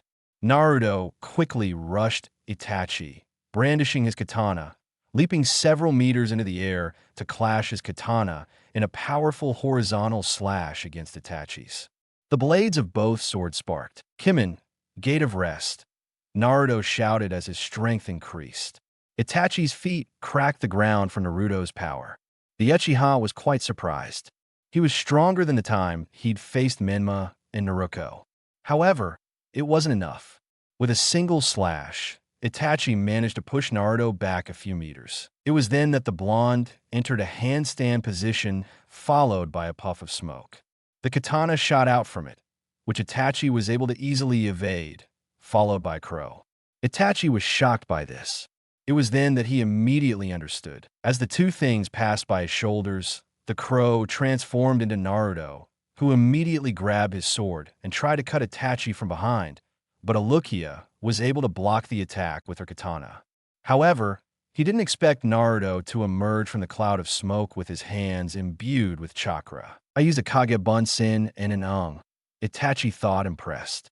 The Yukiya quickly pulled out a kunai, stopping Naruto's blow while blocking the clone with his katana. In a twist, they both jumped away, keeping them far away from the blondes. That's what you did, Itachi said. It's a trick I came up with thanks to Shizu. Naruto said seriously as his clone handed him the katana and disappeared. Flashback. Hey, Shursui, Naruto called Yukiya while they were eating at Ichirasu. What's up, Naruto? Shursui answered while taking a break from eating. Tell me, how can I do that trick with the crows? The boy asked excitedly. For those who didn't know, the Jinjutsu that Itachi uses to turn into crows was originally from Shursui, who was his best friend. If I'm wrong, let me know. Sorry, Naruto, but you'd need the Sharingan for that, Shursui said, discouraging the boy. But don't worry, I'm sure you can come up with a better trick. You're in Yukiya, aren't you? Naruto's gaze lights up at such a vote of confidence. End of flashback. As you can see, I'm a full-fledged Yukiya. Itachi, no, Aniki, Naruto said with conviction, shouting the last part. That's right, GI. A voice said, drawing both of their attention. Naruto turned around to face his father. Furaku, you're Naruto Yukiya, my future son-in-law. By now, the blonde no longer cared about the insinuations of his relationship with Satsuki. Naruto was happy. He had his father standing before him, alive. To say he was happy was an understatement. Aozen, Naruto murmured, tears welling up on the boy's face. Are you alive? Thanks, Satsuki. She healed Mikoto and me as best she could, Fugaka said, appreciating his injuries. No, I'm at my best. He turned to look at his son. Good move. Itachi attacks by surprise. Admittedly, it's something I never expected, or I simply didn't want to expect it. In the condition you're in, you can't defeat me, Itachi said as he extended his katana towards his father. Fugaku growled at that truth. Itachi was able to defeat him, since he never expected to be attacked by his son, and with his wounds still open, he would be overpowered. Still, Naruto called Fugaku, gaining the attention of the blonde via Sasuke in the back. I want you to go get him. Take him to Mikoto and Satsuki and get them all out of here. But Otusen, can I help you fight? Naruto said. He also knew that Fugaku couldn't defeat Itachi. Naruto, you my son. Like Satsuki and Sasuke, you have a lot of potential. You will grow up to be a strong Yukiya who will protect and make my daughter happy. Please, I won't allow you to throw your life away here. I also want you to take good care of Mikoto, Fugaku said as he walked towards Itachi, leaving the blonde behind, who just had a blank stare. But Naruto was about to speak, but was interrupted. I'm giving you an order, boy. I'm your father, so obey and get out of here. I don't want any disturbances, Fugaku said without turning to look at him. That's right, Oden, Naruto said as he headed towards where the rest of his family was, leaving his brother and father alone. So is this the path you chose? Fugaku asked his son. Yes, it is, Itachi replied. No matter what the outcome of this fight is, if I die, I just want you to know that as your father I am proud of you, Itachi. Alukia said. Thank you, Oten, Itachi said before he and his father ran at each other, engaging in their confrontation. Yukiya house, Kinsatsuki-chan, Naruto shouted, entering the house while carrying Sasuke on his back. Naruto-kun, Satsuki said as she threw herself at the blonde. Are you okay? She said while crying. I was so worried. How is Kazan? Naruto asked. She's stable, Satsuki replied. But we need to get her to a hospital. Since this Sasukuni is fine, she's just unconscious, the blonde said. Have you seen Odonin? He went to look for you. Yes, Sasuke, the girl said worriedly. I know, Naruto said with a look that only expressed bad news, making Satsuki sad. Help me with Sasuke. I'll carry Kanon. Satsuki held Sasuke, while Naruto lifted Mikoto as if her weight was that of a feather. Remember, he still has the doors open, impressing Satsuki. The two quickly left the village and headed for the village hospital. Meanwhile, Fuga and Itachi were relentless. The Yukiya district resembled a war zone. The elder Lukia was using every jutsu at his disposal. The chakra consumption didn't worry him, as all he was doing was buying time for Naruto to get his family to safety. Katan, Kakino, Jutsu, Fugaku said as he threw a large ball of fire the size of the one Naruto and Sasuke threw combined. Suetun Swaniki, Itachi said, creating a barrier of water to protect himself from the impact. Both jutsus collided, creating a large wave of wind followed by a mist generated by the steam from the fire colliding with the water. Itachi was attentive to the intensity of the mist. He managed to dodge a few kunai that had been thrown out of nowhere, and immediately his father appeared behind him with a katana. He grabbed it from the Yukiya corpses. Remember, some died fighting at the moment of the attack. Their swords clashed, and a kinjutsu duel began. Fugaku's labored breathing was noticeable. His wounds were sapping all his strength. Only one thing kept him going: his family. Quickly, both Yukiyas distanced themselves and began tracing the same seals. Katan and Kaki spoke at the same time, their calls colliding in a struggle to see who would give in first. A drop of sweat trickled down Fugaku's temple as he exhaled his powerful call. Little by little, Itachi's fire began to push back his father's. Finally, Fugaku could resist no longer, and with a swift movement, he moved to the left while Itachi's flames burned his right arm. The elder Yukiya groaned in pain at the wound and dropped to one knee, holding his arm. He was already on his last legs, breathing heavily. "You lost," Itachi said as he approached his father, dragging his sword. "Ha! It seems so," Fugaku said, smiling at what appeared to be his death. "I couldn't have asked for a better son." "Itachi, thank you." "Oten," Itachi said as he raised his katana. Fugaku closed his eyes, expecting his son's bloody blade to pierce through his body, but a clash of metal forces him to open his eyes with a jerk. Right in front of him, stopping his son's sword, stood Naruto. "Naruto," said Fugaku, as the blonde man slashed backward. "Itachi, I thought I told you to leave. You said it would make Satsuki happy," Naruto said, turning to his father with a smile. "Your death would make her very sad." Fugaku looked at the blonde's attitude. He had raised him well. Then he remembered that he hadn't really raised him, but that didn't matter anymore. He was a good boy, and it felt good to be able to call him son. Fugaku slowly stood up. "Naruto, lend me your katana," Fugaku said, holding out his hand to receive the sword. "Sure, Oten," Naruto said, handing him the weapon. "Good. I'm almost out of chakra, so jutsu are over for me, so I'll follow your example. Gaki," Fugaku said, holding the katana out in front of him. "You know, the basic kendo stance, Kimen. Gate of rest." Suddenly, Fugaku's body toned up. A little blood flowed from his wounds. He felt stronger than he'd ever felt in his life. This left Naruto and Itachi completely impressed. "Not bad for my first time," Fugaku said, smiling. "I should have trained with the inner gates a long time ago. This feels very stimulating. It's dangerous to open the second gate without training," Naruto said worriedly. "Look who's talking. Isn't it more dangerous being a kid?" said the elder Yukiya, causing the blonde to cheer up.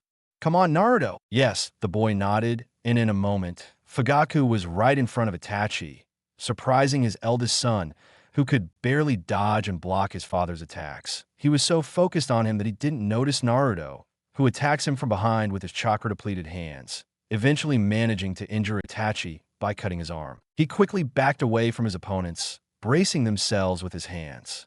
Itachi unleashed multiple fireballs at his father, which were intercepted by Naruto, whose gauntlets had channeled his chakra to create large blades, slicing and dissipating the fireballs. The fight was even until enough, Itachi said, kicking his father in the ribs, making him back up. Naruto was momentarily distracted by that, long enough for Itachi to stab him in the abdomen with his katana. The blonde spat out blood as he felt the icy steel blade of the sword pierce through several of his organs. Immediately, Itachi drew his sword, striking Naruto in the stomach, knocking him to the ground. "Naruto!" his father shouted, exalted. "Tsukuyomi," said Itachi, seeing his father's eyes, who fell prey to his genjutsu, and his Megan Kyo sharing Fugaku collapsed to the ground. In a single instant, Itachi had managed to turn things around. He had some small wounds inflicted by Naruto and some larger ones inflicted by his father. He finally started walking towards his father, but Itachi spoke to Naruto with difficulty, grabbing his brother's left foot in an attempt to stop him. Itachi looked Naruto straight in the eyes. The boy begged him to stop, but the Uchiha stabbed his sword into the boy's forearm to make him let go. He heard the blonde's great cry of pain, but he refused to let go. Itachi then stepped on his sword with his right foot, causing it to dig deeper into Naruto's arm, causing the handle to cut directly into his skin. Naruto couldn't resist it any longer and let go of Lukia while screaming in pain. "Please, Itachi," Naruto screamed as he watched his brother charge toward their father. He tried to pull the katana out of his arm, but it was too deep, not to mention the excruciating pain as the blade trembled in his arteries. His eyes widened as he watched Itachi take the katana from his father's hands and aimed it at his chest. No. Naruto felt powerless. He desperately tried to pull the sword from his arm. He no longer cared about the tremendous pain he felt. He just wanted to save his father. "Wait, Itachi, don't do this," he said as Alukia raised her arm. "Stop, Aniki!" Naruto shouted as he watched Itachi stab his father's heart with the katana he had given him for his birthday. Tears wouldn't flow, nor would words. There was no sadness, no hatred, only despair. Itachi withdrew the katana from his father's heart. He lay dead on the ground, his eyes open and his Sharingan activated. Naruto watched the scene. Itachi was about to leave when suddenly something stopped him. A very strong chakra, nothing special about it. It was the chakra of a normal human, and it wasn't that tall either. But for some reason, Itachi felt uneasy. Itachi then turned to the source of that chakra. "Itachi, why?" Naruto asked, his bangs dominating his gaze. "I told you it was for you." Itachi couldn't finish his words due to the intense, killing intent he sensed. "Tell me the real reason," Naruto shouted as he grabbed the handle of the katana that kept his arm pinned to the ground to fully exploit his strength.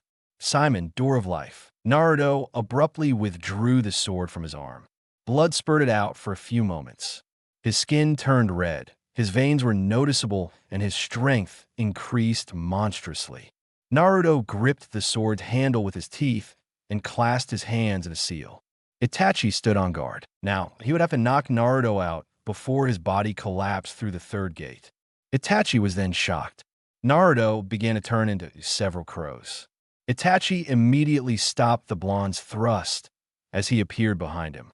A Jinjutsu, Itachi thought. He managed to fool my Sharingan with a Jinjutsu for almost a second. The Ukiyo was more than impressed. Only a Sharingan could subject another to a Jinjutsu. But he was even more surprised when Naruto used his free hand to strike Ukiyo in the face, violently throwing him against the wall of one of the houses, destroying it completely. Naruto was breathing heavily. His entire body was burning, especially his head. Itachi walked normally out of the rubble, paused for a moment, and spat blood onto the ground. He then looked Naruto straight in the eyes, but was again shocked. Naruto's eyes were closed. Alukia saw that as her chance to knock him out. She stealthily and quickly got to the blonde's side to strike him with the handle of her katana. To her surprise, the boy held her wrist, stopping Ukiyo in his tracks from immediately launching a slash at her brother. Itachi managed to free himself, only getting a superficial cut on his abdomen. A Kenjutsu battle quickly began.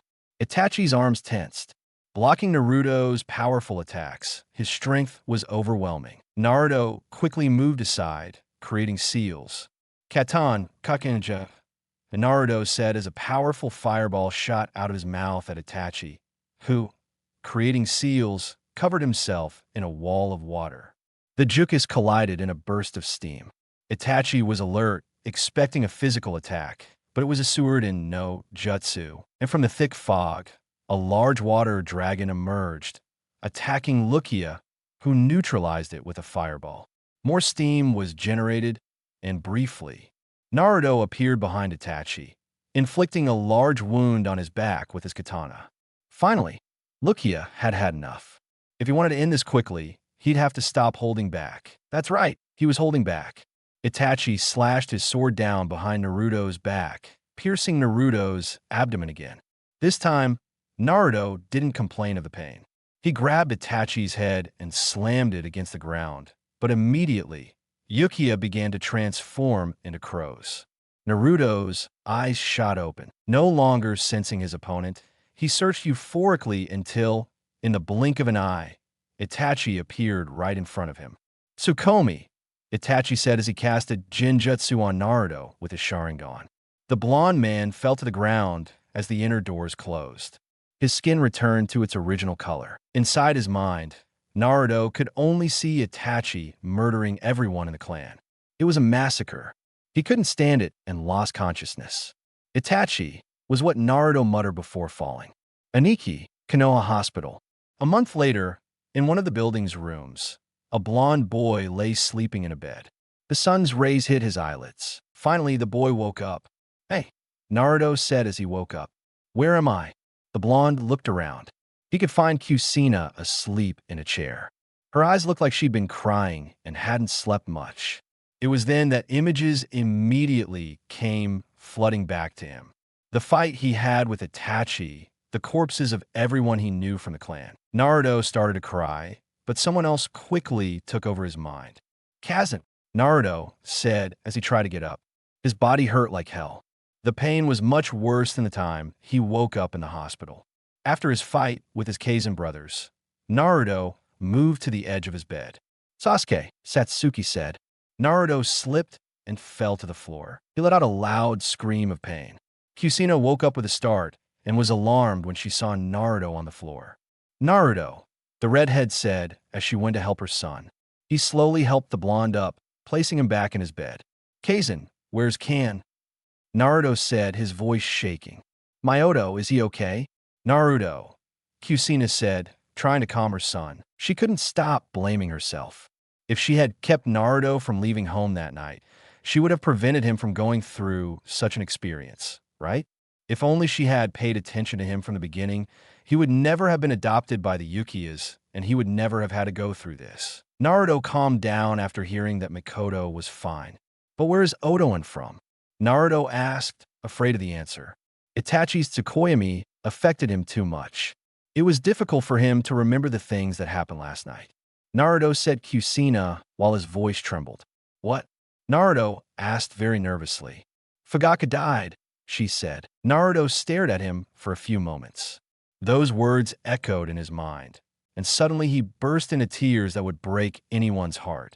Kusina hugged him gently. The blonde no longer cared about the resentment he held against her.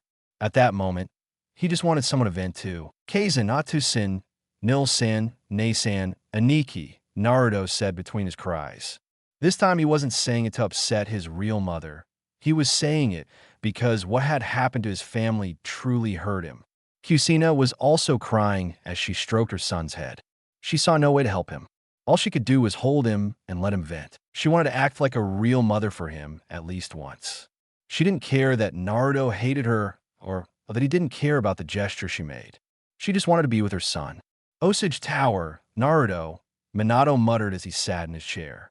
There was a lot of paperwork in front of the desk, especially regarding the Ukiya massacre. He felt horrible. The only thing he couldn't get out of his mind was the fact that his son had been in such a horrible place. Suddenly, someone knocked on the door. Come in, Minato said. That guest had crossed the door once he received Okage confirmation, and Minato immediately changed his expression to one of disgust, seeing the man in front of him. His name was, what do you want? Danzo. Chapter 5. Little Hope. Exactly 1 month had passed since the massacre of the Ukiya clan at the hands of Itachi Ukiya, son of clan leader Fugaka Ukiya. Naruto had been unconscious due to the great physical trauma his body suffered from the third gate. It would take at least another 4 weeks for him to fully recover. His adoptive mother, Mikoto, had been unconscious, just like him. Rubio woke up 3 days after he, Sasuke, and Satsuki had returned to visit Naruto and his mother. The moment Mikoto opened her eyes, the first thing she saw was Satsuki. She quickly hugged him, crying with happiness. Her daughter told her about Naruto, and despite not being in a condition to walk, she left her room with her daughter's help, heading towards the blonde's room. When she arrived, she found Kusina stroking Naruto's head while he slept. It was obvious the blonde had been crying a lot. Mikoto didn't know why, but she felt really upset seeing the redhead comforting her son. What are you doing here? Mikoto coldly asked Kusina, who was surprised to see her. Mikoto said to Kusina before hugging the elder Ukiya, who was even more surprised by the gesture. I'm glad you're okay, he said as he stepped away. Where's Nisan? Satsuki asked. He went to the bathroom. The redhead answered. How's Naruto-kun? Mikoto asked worriedly. Well, Kusina turned to look at the blonde. There was an awkward silence for a moment. Mikoto wondered why he wasn't responding, but just as she was about to speak, she saw a tear running down Kusina's cheek. She quickly became alarmed. Answer me. What happened to my son? Mikoto shouted, gaining the redhead's attention. Kusina felt a lump in her throat as she began to tell Mikoto what the doctor had told her. Okage Tower. A meeting had been called for the village council. The joined aim Okage / Minato Namicase, the clan leaders except for Mikoto Ukiya, who now held the position of clan leader due to the death of her husband. The whatever they are, the civil council, and any other person who should be there they talked about Itachi Ukiya. In addition to putting his name in the bingo book, they sent several ambushes to search for him. They then began discussing what to do about the remaining members of the clan. They planned to put Sasuke and Satsuki into the clan restoration program. However, since 3 members of the clan remained, they decided to only put Sasuke, the only male, and for being the greatest future heir of the clan. Everything seemed to be over until a bandaged man spoke. "Now we only have one last topic to discuss," said Danzo. "What do you mean?" asked Minato. Everyone was also waiting to see what that last topic would be. "Naruto Ukiya," said Danzo with an arrogant smile, surprising everyone present. Everyone knew about Minato's son, the one who was adopted by an Ukiya family. He has no bloodline, so there's nothing to talk about, Minato said in an annoyed tone at the man's words. "Calm down, Minato," Danzo said. "I want to offer to train that boy." Everyone was amazed at Danzo's words. Why would he be interested in training only a child? That was the million-dollar question at that moment. "I'll train my son," Minato said, venom in his words. "Minato, he's not your son anymore. Have you forgotten that?" Danzo replied. Minato clenched his fists. Furious. What is this bastard planning? Minato thought. Konoha Hospital. Naruto slowly opened his eyes. The pain was less, but it was still there. He sat up in the middle of the bed. It was then that he saw Satsuki and Sasuke. The latter was staring at the floor with his face stern. The girl immediately threw herself at Naruto. That hug hurt like hell, but that didn't matter. Now the blonde was happy to see her and reciprocated the Ukiyas. "Satsuki-chan," Naruto said as a sad smile formed on his face. The Ukiya noticed this, and all she did was hug him tighter. It was then that someone decided to break the silence. "Naruto," said Sasuke coldly. His sister stopped hugging her friend to focus her attention on him as well. "Teach me how to use the inner gates, Sasuke," Naruto murmured upon hearing his best friend. "Me too," Satsuki said, drawing the blonde Naruto-kun's attention. "I want you to teach me how to use them too, guys," Naruto said upon seeing his siblings' faces. Sadness, hatred, depression, revenge. Those were the emotions they expressed. "We'll find Itachi," Sasuke said. "And we'll kill him," Satsuki finished, "for having killed Otto for the entire clan," Ilukia said. Naruto looked at them seriously. He had seen them angry before, but he had never seen them like this. They weren't lying when they said they wanted to kill Itachi. The looks sincerely intimidated Naruto a little. "Let's make a pact," Naruto said, getting the Yuki's attention. "We'll become strong. We'll find Itachi and make him apologize." "Apologize?" Sasuke asked, a little annoyed before shouting. "Do you think a simple apology is enough? His life won't give me back what he's taken from me," the blonde said, starting to cry.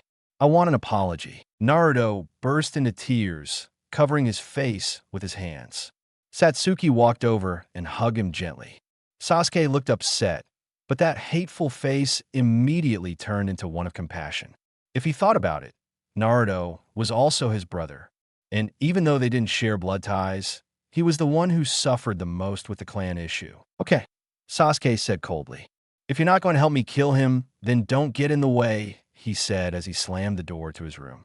His sister stared at the blonde's burned door. As she turned back to her friend to lean closer and talk. "An apology isn't enough for me either," Naruto-kun whispered in her ear while stroking her head. Training camp number 44. Forest of Death. The place was devastated. It was as if a natural disaster had occurred. Trees were flattened, craters everywhere, and the corpses and blood of animals decorated the place. And right in the middle of all the destruction, there seemed to be the person responsible, a boy no more than 8 years old. Her eyes were red with slanted pupils. Her hair was also red. Her fangs stood out, and she reveled in the sight of her surroundings while wearing a serious face filled with anger and frustration. "Aniki," the boy pronounced as he walked back home. Namicase Mansion. A blonde girl stood in a faded room with very few things in it. There were several items of clothing on the floor. Then we could see her wearing a t-shirt and shorts, twirling around admiring her appearance. At one point, she stopped and held the collar of her shirt to smell it. It was then that someone interrupted her in whatever she was doing. "What are you doing?" Menma asked, his clothes a little dirty and torn. Cannon forgot to do the laundry because he was taking care of a Nikki at the hospital, the blonde said casually. Was I looking for something to wear in a Nikki's closet? The redhead asked, a little confused. It's a shame he didn't take all his clothes, Naruto said as he left the room. Menma was about to end the conversation until, wait a minute, the boy said. What do you want? His sister asked at the door of her own room. Why her clothes? Menma asked. Because we're triplets. They're the same size, Naruto replied. And why didn't you grab some of mine? The redhead asked again. With that terrible taste you have, his sister said as she entered and locked herself in her room as if a stupid white t-shirt with a red spiral in the middle had any style. Menma said as he headed to the bathroom to clean up. Konoha Hospital. Naruto was lying in his bed watching the sunset through his window. It had been a while since Sasuke left. The blonde stared into space, as if the answer to all his problems lay in the sunset. It was then that the door to his room opened, catching his attention. It was Mikoto. Cassian, Naruto said, "What are you doing here? You're supposed to need some rest." "I want to see my son," she replied with a warm smile. "I care more about your well-being," the blonde said, lowering his head. "Oh, well," she said as she approached his bed. "Move over a bit." "I'm going to lie down," she said as she got into the sheets next to Naruto. She began stroking his head while smiling nonstop. The blonde's expression was one of astonishment, which immediately changed to one of sadness. "I'm sorry," he said as he hugged Mikoto. He clung to her so she wouldn't see him cry. "Naruto-kun," the Uchiha said gently in a low voice. "I couldn't," Naruto said, his voice very shaky. "I couldn't save Otusan." Mikoto hugged Naruto tighter as he continued to cry, hiding his face in his mother's chest. A tear slid down Yuki's cheek, and a lump formed at her throat as she tried to say something. Her shaky voice let the blonde know that she was sad too, despite her smiling face. "Naruto-kun, there's something I need to tell you," Mikoto murmured, loud enough for the blonde to hear. Several days later. "Finally, tomorrow they'll kick me out of the house, and I won't be able to go back." Naruto thought, lying in his bed. Things had changed lately. Sasuke and Satsuki didn't visit him anymore. Mikoto said they spent their time training. It was pretty obvious that Itachi was the reason. The blonde didn't know why, but he could only feel hatred in those two. It was disturbing. It was quiet until someone opened the door and entered the room. "Hello," said the man in front of Naruto. "Who are you?" the blonde man asked. "My name is Danzo Shimura," the bandage man answered. "Danzo Shimura, the shinobi of darkness," Naruto asked excitedly, shooting up from the bed. "Hey, this kid knows my nickname from the First War," Danzo thought, quite surprised. He was well known by many in the village, but the children were unaware of his fame in the First War as a member of a contingent led by Tobarama Senju. Second Okage, being Iris's teammate in Sarutobi. Third Okage, I can't believe I'm actually seeing you with my own eyes. "This is so cool," Naruto said respectfully. "Do you know about me?" Danzo asked a little happily. "Of course I do. You're one of the best shinobi the village has ever had. You fought in the first ninja war. I read about you in Okage's records. I really admire you," Naruto said, admiration clear in his words. Danzo, besides his mouth hanging open, his gaze lit up. A child admired him. In reality, he never cared about being acknowledged by the village's children, but the fact that Naruto had so much respect and admiration for him excited him greatly. "And what are you doing here?" the blonde asked, bringing the shocked shinobi of darkness out of his emotional trance. "Oh, right," Danzo said. "Pull yourself together, man. Don't forget what you came for. He's just a kid with great potential, a kid who knows who to admire and respect," Danzo thought, before finally speaking. "I heard about the encounter you had with Itachi." "Yeah," Naruto said, lowering his head with a melancholic smile, which made Danzo feel a little bad, but he couldn't stop Aniki. "There's no need to be depressed," said the dark shinobi, gaining the boy Itachi's attention. "He's one of the greatest ninja this village has ever had. The mere fact that he managed to seize it and survive is a great achievement. Try to look on the bright side," he said, trying to lift the young man's spirits. "You know, on the eve of the Second War, there was a shinobi who managed to become Chunin at the age of 6. That really shocked Naruto. He couldn't believe that someone so young had reached the rank of Chunin. It wasn't even possible. His name is Kakashi Attack. He was a disciple of Minato. He ended up being Danzo. Wow, it seems that the Yoinda Okaji has a talent for teaching, said the blonde. Tell me, Naruto, did you hear Minato? Danzo asked. Well, he was a bastard who ignored me and only spoiled my siblings. Not to mention, he always scolded me when I stood up for them, Naruto said, remembering all the bad times he went through with his old family. If he hadn't treated me like that, I would never have been adopted by the Yukiyas, and I would never have had to go through what I'm going through now. Danzo was impressed. Naruto's mature way of saying all this, of thinking about the possibilities, of taking into account every little detail that played a role in his life. Right now, this boy might as well be an adult trapped in a child's body. Meanwhile, the blonde continued to recount everything his family had done to him and how it affected him. At that moment, Danzo couldn't help but feel a little sad. In their youth, they had something in common, a desire to be known, to be seen by people. Zero Kage, call me Naruto. Danzo spoke, interrupting the blonde. I heard from Iruzan that your greatest dream is Kaji. It wasn't, the blonde replied. Now I have a much better one. What is it? Danzo asked curiously.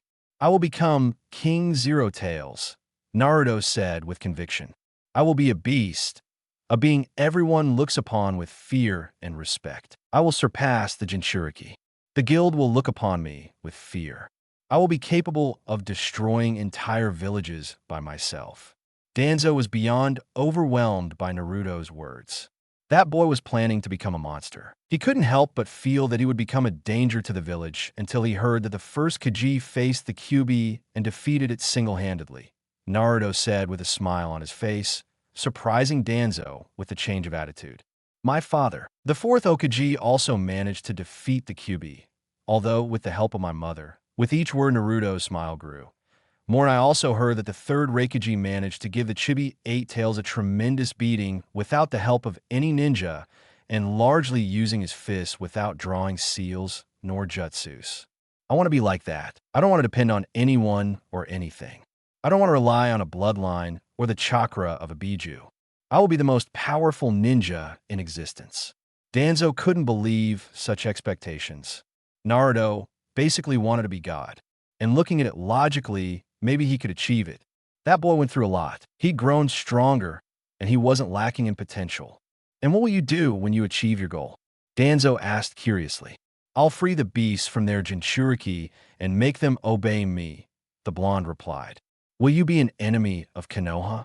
Danzo asked seriously. Konoha is my home, and I will protect it until the end of my days, Naruto replied. This boy, Danzo said in his mind. Listen carefully, Naruto. If what you say is true, I would like to support you in achieving your dream. Ow, the blonde asked curiously.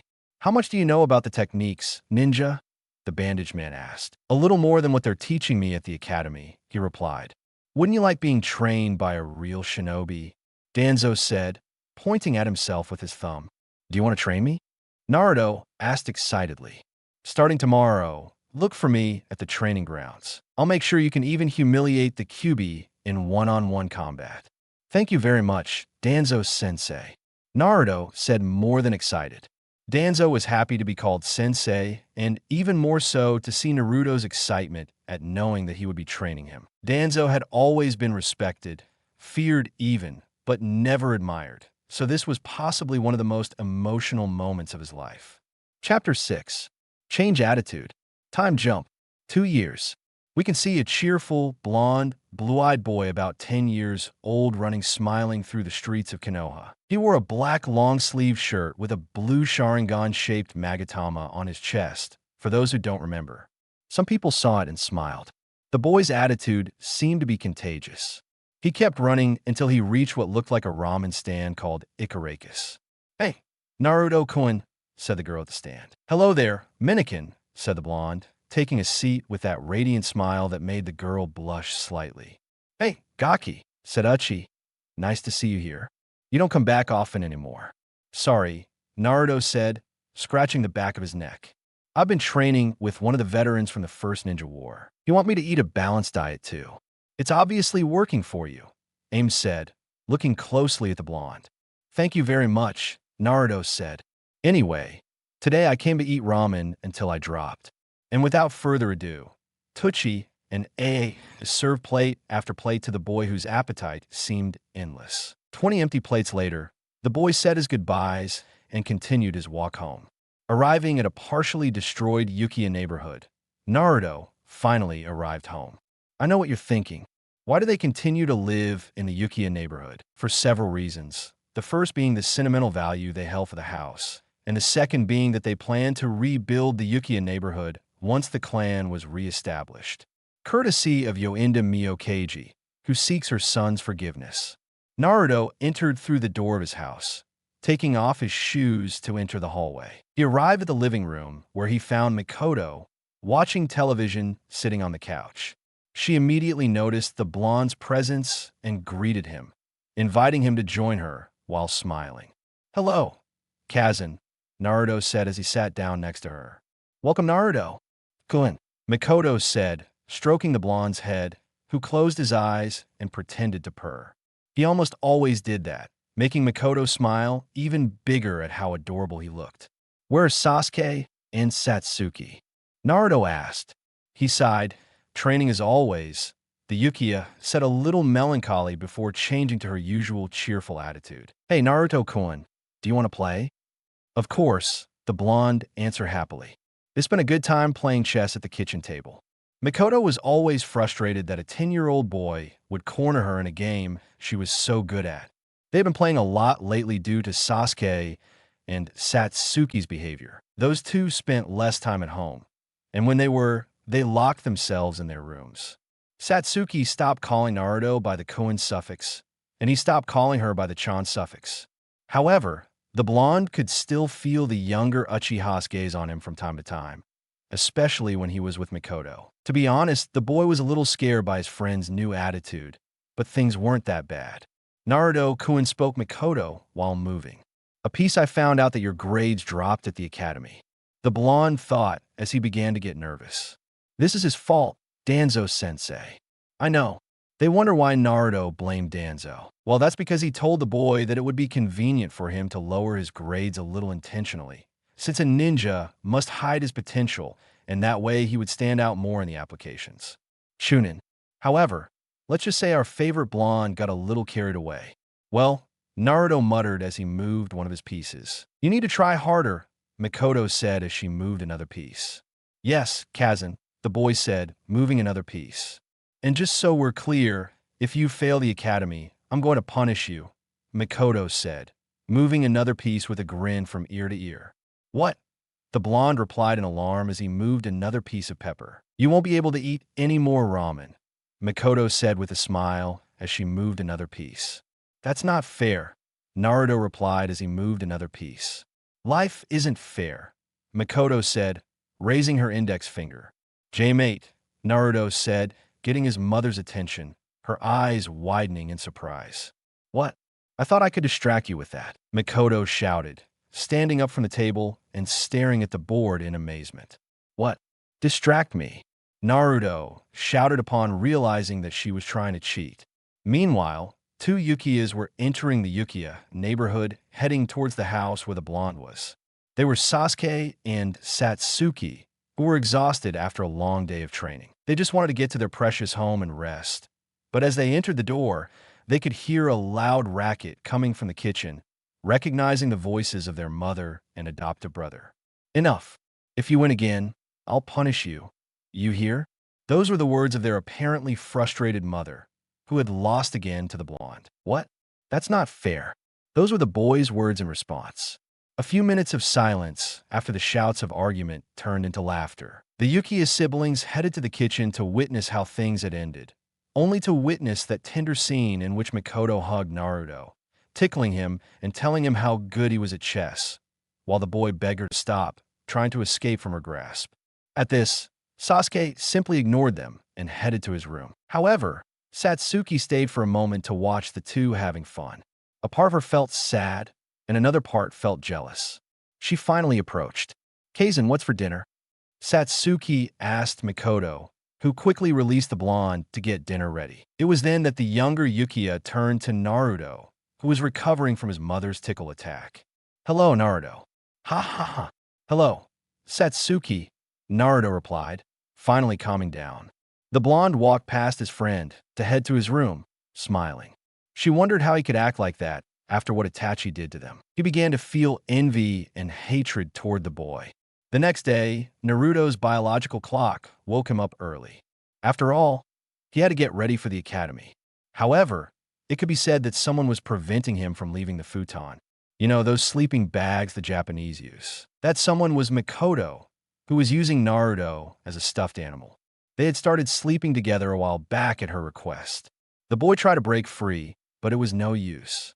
Kaizen, Naruto said as he tried to free himself from Mikoto's arms, who was fast asleep. Fugaku, Mikoto murmured in her sleep as a single tear ran down her closed eyes. Naruto, seeing this, couldn't help but feel sad. He knew she still hadn't recovered from what had happened, and that she kept that smile on all the time so as not to sadden him or his brothers. He was finally able to free himself and headed to the bathroom to wash himself and go to the academy. However, he would never have expected what happened to him. Upon opening the bathroom door, he found Satsuki standing there, wearing only a towel, while a few drops of water trickled down her still damp body. They both looked at each other in surprise, then felt embarrassed. Kia, Satsuki yelled as she squatted down, redder than a tomato. Sorry, Naruto said, immediately closing the door. His face was as red as Satsuki's. He was breathing deeply, trying to calm himself. He turned toward the hallway to find Sasuke staring at him indifferently. However, Alukia turned around, and you could clearly hear her trying to contain her laughter. Then she turned around again, her indifferent gaze on her face, and she began walking toward the exit of the house. He finally disappeared from the blonde's sight, who was still shaken by what had happened, but he was very surprised to hear a loud laugh coming from outside the house. He would recognize that voice. Somewhere it was Sasuke who was lying on the ground, holding his stomach and continuing to laugh. Naruto was a little embarrassed to hear him laugh, but on the other hand, he was also happy to see how his friend was enjoying the misfortune that had happened to him.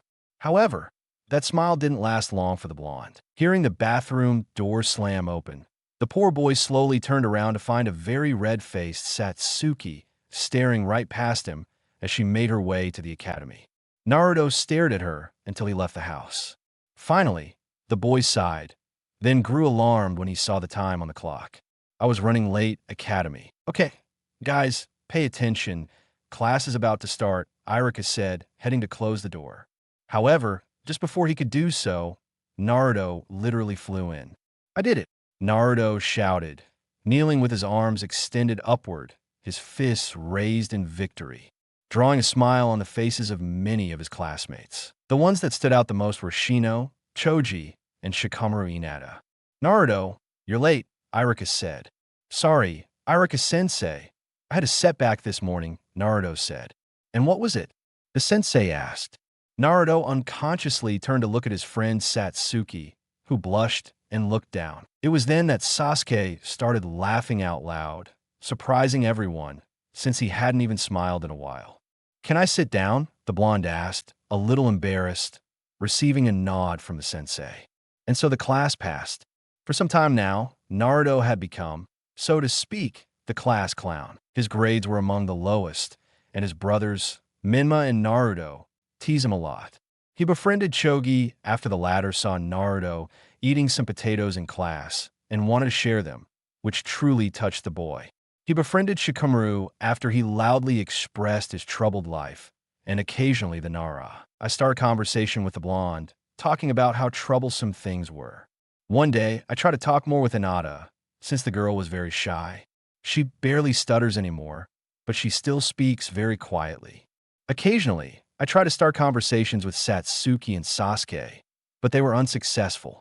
Their conversations were one-sided. Finally, the moment everyone was waiting for arrived. Time to go home. Naruto headed toward the exit door, but just as he stepped out, someone put their foot in it, tripping him. The blonde, still on the ground, turned around to see his biological sister. Naruto. Hello, Aniki, Naruto said, staring at the blonde. What do you want, Naruto? The blonde asked as he stood up, dusting off his clothes. Owen wants you to go to our house for dinner, the blonde said matter-of-factly. Tell him I'm rejecting his offer, Naruto said as he left. But he said he'd make it up to me if I could convince you, Naruto said as he appeared in front of the blonde in a yellow flash. I won't take no for an answer, he said as he held up one of Naruto's gauntlets. Give it back, the boy said. Seriously, you'll have to catch me, Naruto said as he disappeared in another flash. Namicase house.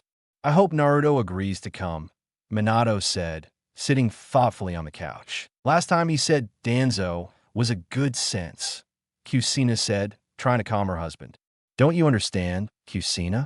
That man only wants to turn our son into a weapon.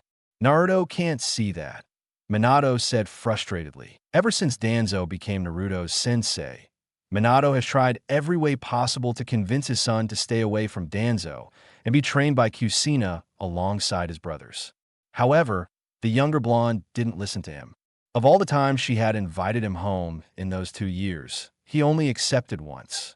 While both parents argued, in a yellow flash, a girl appeared at the door of the Namicase house. Wow, I'm starting to control the Irene better, Naruto said confidently. She began to appreciate Naruto's gauntlet, thinking about what to do to kill time while her brother waited for her brother to come. But Naruto shouted as he appeared behind the blonde, surprising her. But what? Naruto said as she was knocked down by the blonde. The Namicase heard the commotion outside and quickly went to the door to see what was happening. Of course, they never expected to see that awkward scene. Naruto was on top of Naruto on the ground. The blonde's hand was touching a certain part of the girl, who was blushing beyond belief at the situation. Minato began to snicker while Kusina covered her blushing mouth. Good thing. They seemed to get along well, Minato thought, though he didn't know how wrong he was. Finally, the time for the Namicase long-awaited dinner arrived. Nero had said he wasn't hungry, so he simply locked himself in his room, intending to stay indoors while Naruto was home. Menma struggled to keep from choking on his food, finding what had happened to his sister quite funny and cursing himself for not having seen it. An awkward silence formed at the table again until the elder Namicase spoke. Hey Naruto, Minato said, only to be interrupted. Okajizuma, Naruto said without even looking at him. I told you before, and I'm telling you now. Denoso-sensei is a very good coach, and I prefer him to you all. Please stop trying to convince me. That comment from the blonde made the Namicase feel bad. It had been 2.5 years. He couldn't just forgive them. Of course, they didn't know everything the boy had been through as an Namicase. You don't understand. Naruto spoke again. Minato to Danzo. He doesn't care about you. He just wants you to become a weapon for the village. You're asking me to abandon the first sensei who wanted to teach me for the bastards who ignored me my entire life. Naruto asked sarcastically. Besides, I'm not a Jinchuriki. I'm no good as a weapon. Minato. He was really angry with Naruto's attitude.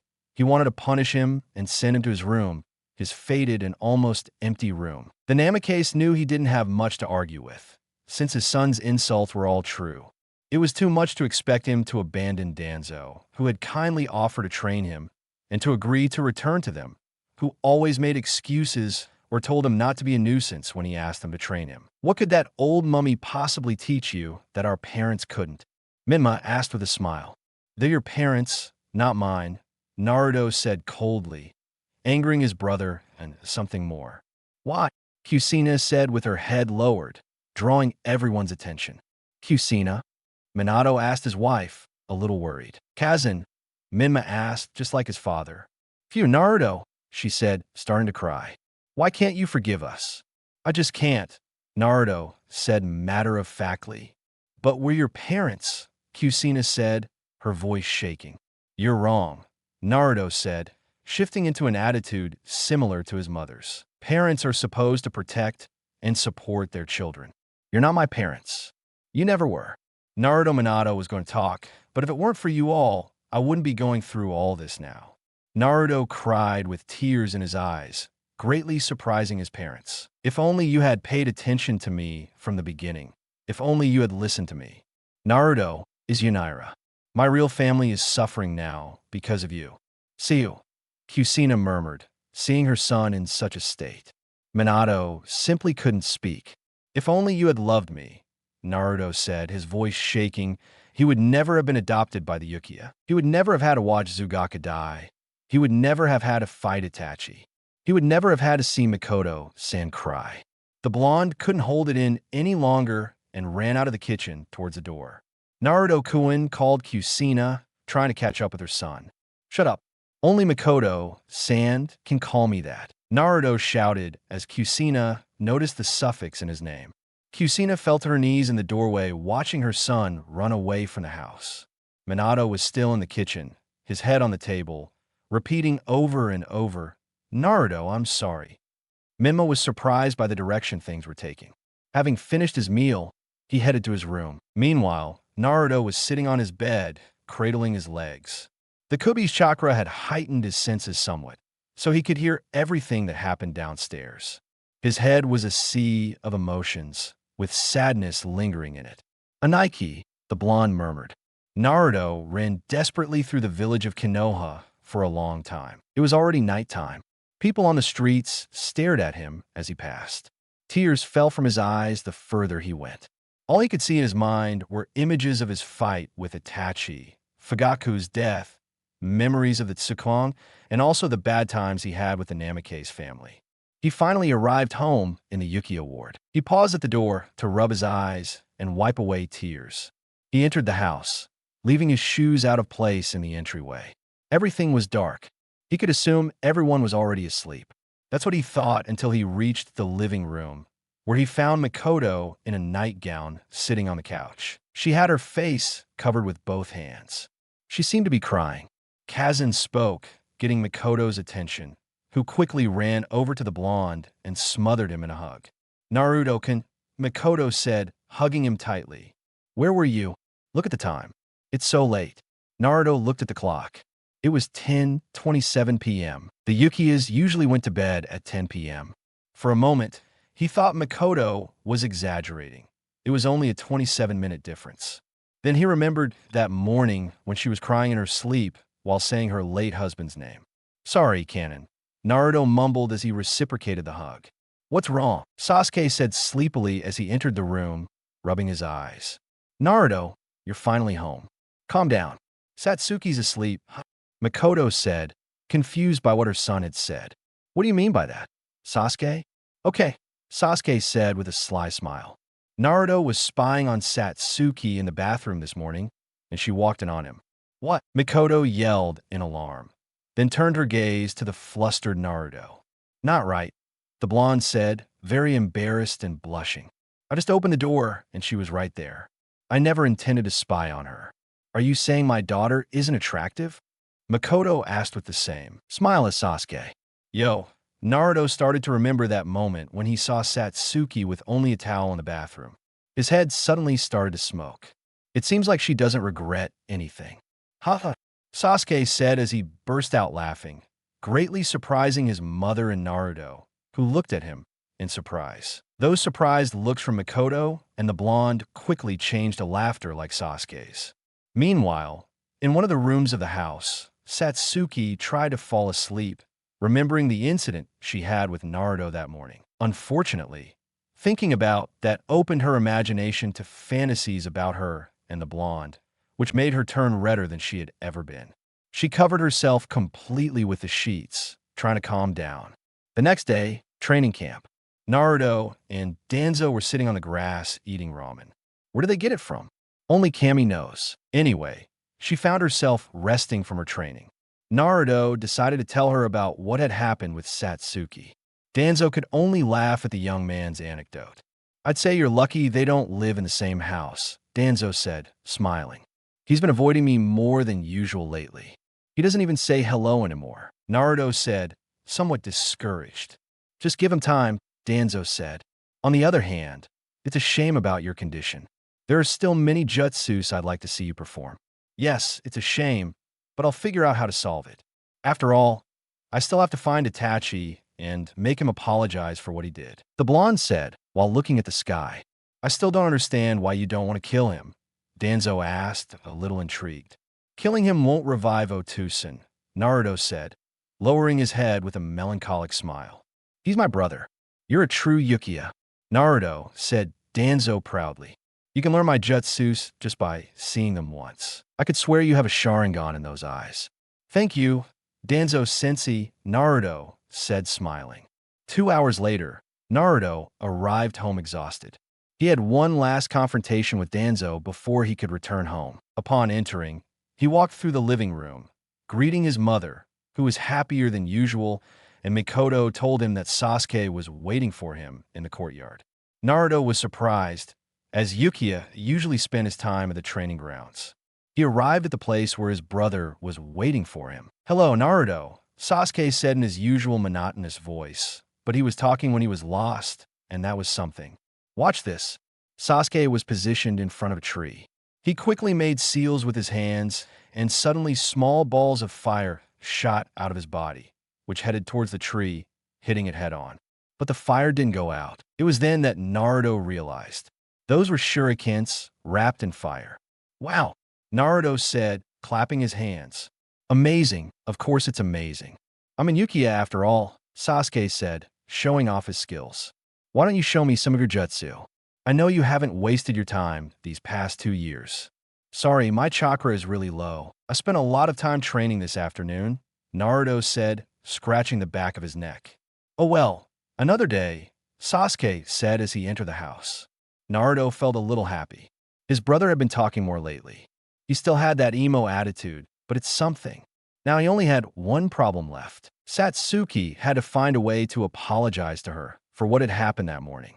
It was time to put on his pants and be a man. He immediately remembered that he was still a boy, so he became depressed again. A week later, Naruto found himself in the park. He was apparently asleep, leaning against the base of a tree. The sun had already set. Naruto was having a funny dream that involved a Bijulu in him in an incredible and devastating fight, where he used ridiculously absurd powers to obtain victory. Naruto said, "Satsuki trying to wake the blonde." Naruto said again, this time shaking the boy from side to side. Slowly, the blonde man opened his eyes. "Hey, Satsuki," Naruto said sleepily as he yawned. "Kanon sent me to get you," the Yukiya girl said as her friend stood up. "Let's go then," Naruto said, starting his walk home, followed by Satsuki. Things were a little awkward, as the walk was very quiet. Naruto had stopped blushing at the sight of her. The girl avoided him so much that he finally decided to give up. The blonde walked quickly, leaving the Yukiya girl behind. He just wanted to get home, but suddenly something made him stop dead in his tracks. "Slow down," Satsuki said as she held the bottom of the blonde's shirt, and then spoke in a rather serious voice. "You've been really affectionate with Kanon lately," Satsuki said with a hint of anger in her voice. "Well, she's the only one who didn't freak out," Naruto said without turning to look at her. "She's just using you for distraction," Satsuki said with venom in her words. For the blonde, that was the last straw. The Yukiya was slowly becoming something he hated. A lot. He sighed. "Every day you look more like Naruto," Naruto said, freeing himself from the girl's grasp, who was completely stunned by the blonde's comment. What he said had truly angered her. Satsuki clenched her fists as she watched Naruto walk away. In a swift movement, she reached the blonde. Grabbing him by the shoulder, she turned him around so they were face to face. She looked him straight in the eyes.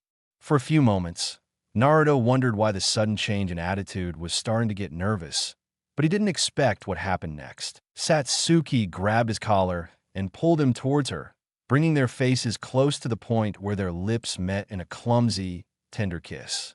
Remember, they're children. Naruto's eyes were wide open at his friend's actions. He was about to pull away, but Satsuki quickly hugged him, preventing him from breaking the kiss. They stayed like that for a few seconds before they began to suffocate. The girl finally let go of the blonde. Naruto froze at such an action, trying to speak, but he could only babble nonsensical things. While her face was redder than ever before, one could see smoke rising from her head. Her brain was practically on fire. She wouldn't do this, would she? Satsuki said, in the same state as Naruto, try her best not to faint at that moment. Finally, the girl turned around and extended her hand to the blonde. "Give me your hand. You're walking too fast. I don't want you to get lost." Naruto debated what to do. He could just take her hand and let himself go, or he could. What does it matter? Either way, the blonde decided to take her hand and walk alongside her. Let's go home, Satsuki said a little calmer. We've already taken too long. Kanon is going to worry. So let's go, Naruto-kun, said the Yukia woman, dragging the blonde with her. Yes, Satsuki-chan, Naruto said the moment he noticed a small smile on his friend's face. And so the two boys set off for home with a lot of emotions on their minds. Root base, this is perfect, Danzo said as he looked over several documents on his desk. Umbu said the moment a masked man appeared. Warns Rayon Yafarikon. Tell them I finally have something for them. Yes, Dan-osama, said the Ambu as he disappeared. Naruto, I said I would support you in your dream of becoming king, and I swear I'll help you achieve it, thought Danzo. I just hope one day you can forgive me for what I did. Chapter 7. A full-fledged ninja. Time skip, 5 years. It had finally happened. Naruto had graduated along with his brothers. He was officially a ninja. Now we can see a teenager totally different from the boy before. Naruto had grown quite a bit thanks to his arduous training. He wore a long-sleeved black shirt with a gray magatama on his chest. He also wore gray pants and wore his cone headband on his front, not forgetting his necklace with the 3 magatama Satsuki had given him. He headed home with his brothers to celebrate. The academy seemed eternal to me, Naruto said, stretching out his arms. And you never raise your grades. What a way to leave, Sasuke said, who had also grown as tall as the blonde. It doesn't matter if you pass with 6 or 10. Passing is passing, Naruto said, living up to his philosophy. You're right, Naruto-kun, said a very smiling Satsuki. She had developed very well. Although Naruto and Sasuke were taller by a few centimeters, she had still become a very attractive girl. From time to time, she noticed glances from the blonde that made her blush. Whatever, Sasuke said, then put on a slight smile. Anyway, let's celebrate. I've been training hard for this moment. I know, let's go eat ramen, Naruto said, savoring the delicious taste of his favorite food. How come you don't gain weight from eating so much of that? Sasuke asked. I work out, Naruto said proudly. You can't tell with that shirt, Satsuki said thoughtfully. Naruto started wearing long-sleeved shirts for no apparent reason several years ago. Do you want me to take it off? Naruto said jokingly, making Satsuki blush, who began to fantasize. Yes, she said with stars in her eyes. Moments later, she realized what she'd said and turned even redder. Hey, I was just kidding. Naruto blushed as he looked away. When is the wedding? Sasuke asked, teasing them both, who only became embarrassed while the Yukia man laughed victoriously. The 3 brothers headed home to the Yukia neighborhood. They chatted a lot along the way. Naruto was happy to have his brothers close to him again. However, they hadn't abandoned their desire for revenge for Itachi, but the blonde would take care of that problem somehow. Upon reaching the front door of the house, they entered and headed to the living room, where they were surprised by a shower of confetti coming from a kind of sphere suspended from the ceiling. Right in front of them was Mikoto, clapping with that smiling face she always had. Congratulations, said the elder Yukia excitedly, before speaking calmly.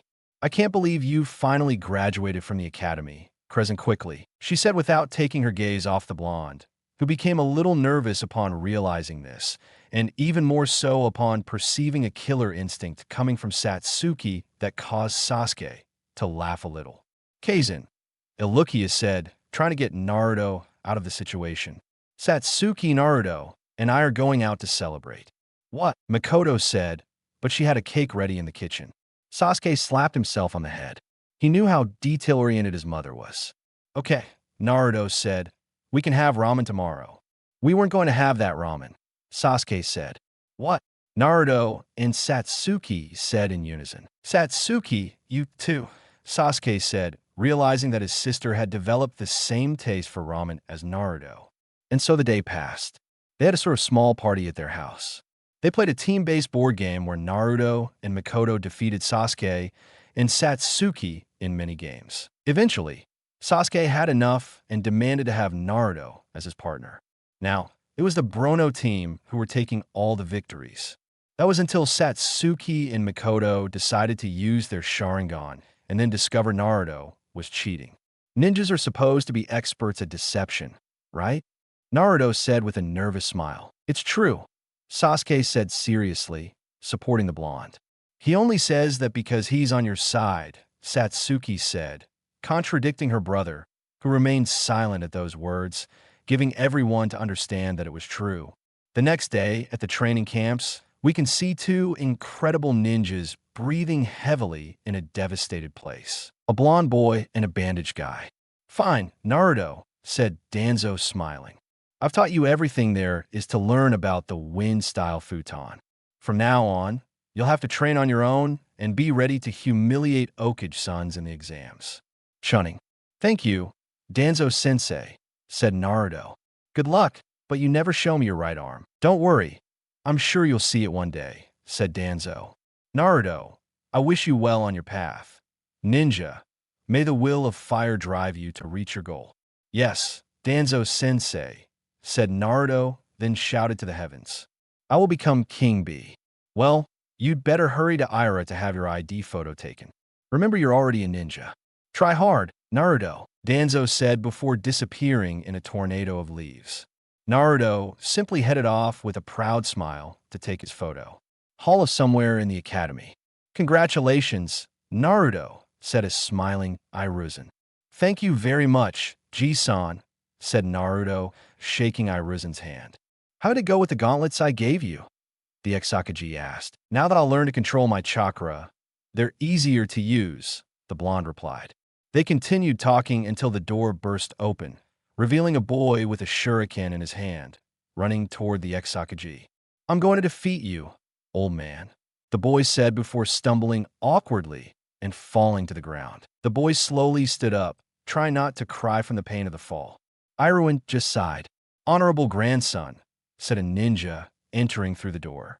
The boy turned to look at Naruto, who looked back at him in confusion. It was then that he approached to speak. You made me trip, didn't you? The boy said haughtily, pointing at the blonde. What are you saying? Naruto said as he grabbed the boy by the collar of his shirt, lifting him off the ground. Did you trip by yourself, idiot? Please, honorable grandson, the ninja said from the doorway. It's rude to blame others for your mistakes. Besides, there was nothing in his path that caused him to trip, the ninja said, then looked at Naruto, clarifying. So this is Yoyami's eldest son. The one adopted by the ninja is exactly like his brothers, the ninja thought. Naruto and the boy got into a childish argument, which Iruin tried to stop, but the ninja decided to intervene when he saw how Naruto treated the boy. Hey, said the ninja, getting the blonde's attention. Be more respectful. He is the honorable grandson of the third Kage, Kanemaru. Naruto was surprised by those words, and it was then that the boy spoke. You're going to back down too, because the third Kage is my grandfather, the boy said. I knew it. You are a coward, just like all the others. I don't care that he's your grandfather, Naruto said, punching the boy hard in the head. He really did. This isn't like the others.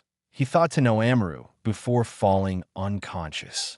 A while later, the blonde was walking calmly down the street while someone seemingly discreetly followed him cautiously. Naruto turned around to see a large bag that appeared to be a rock with feet.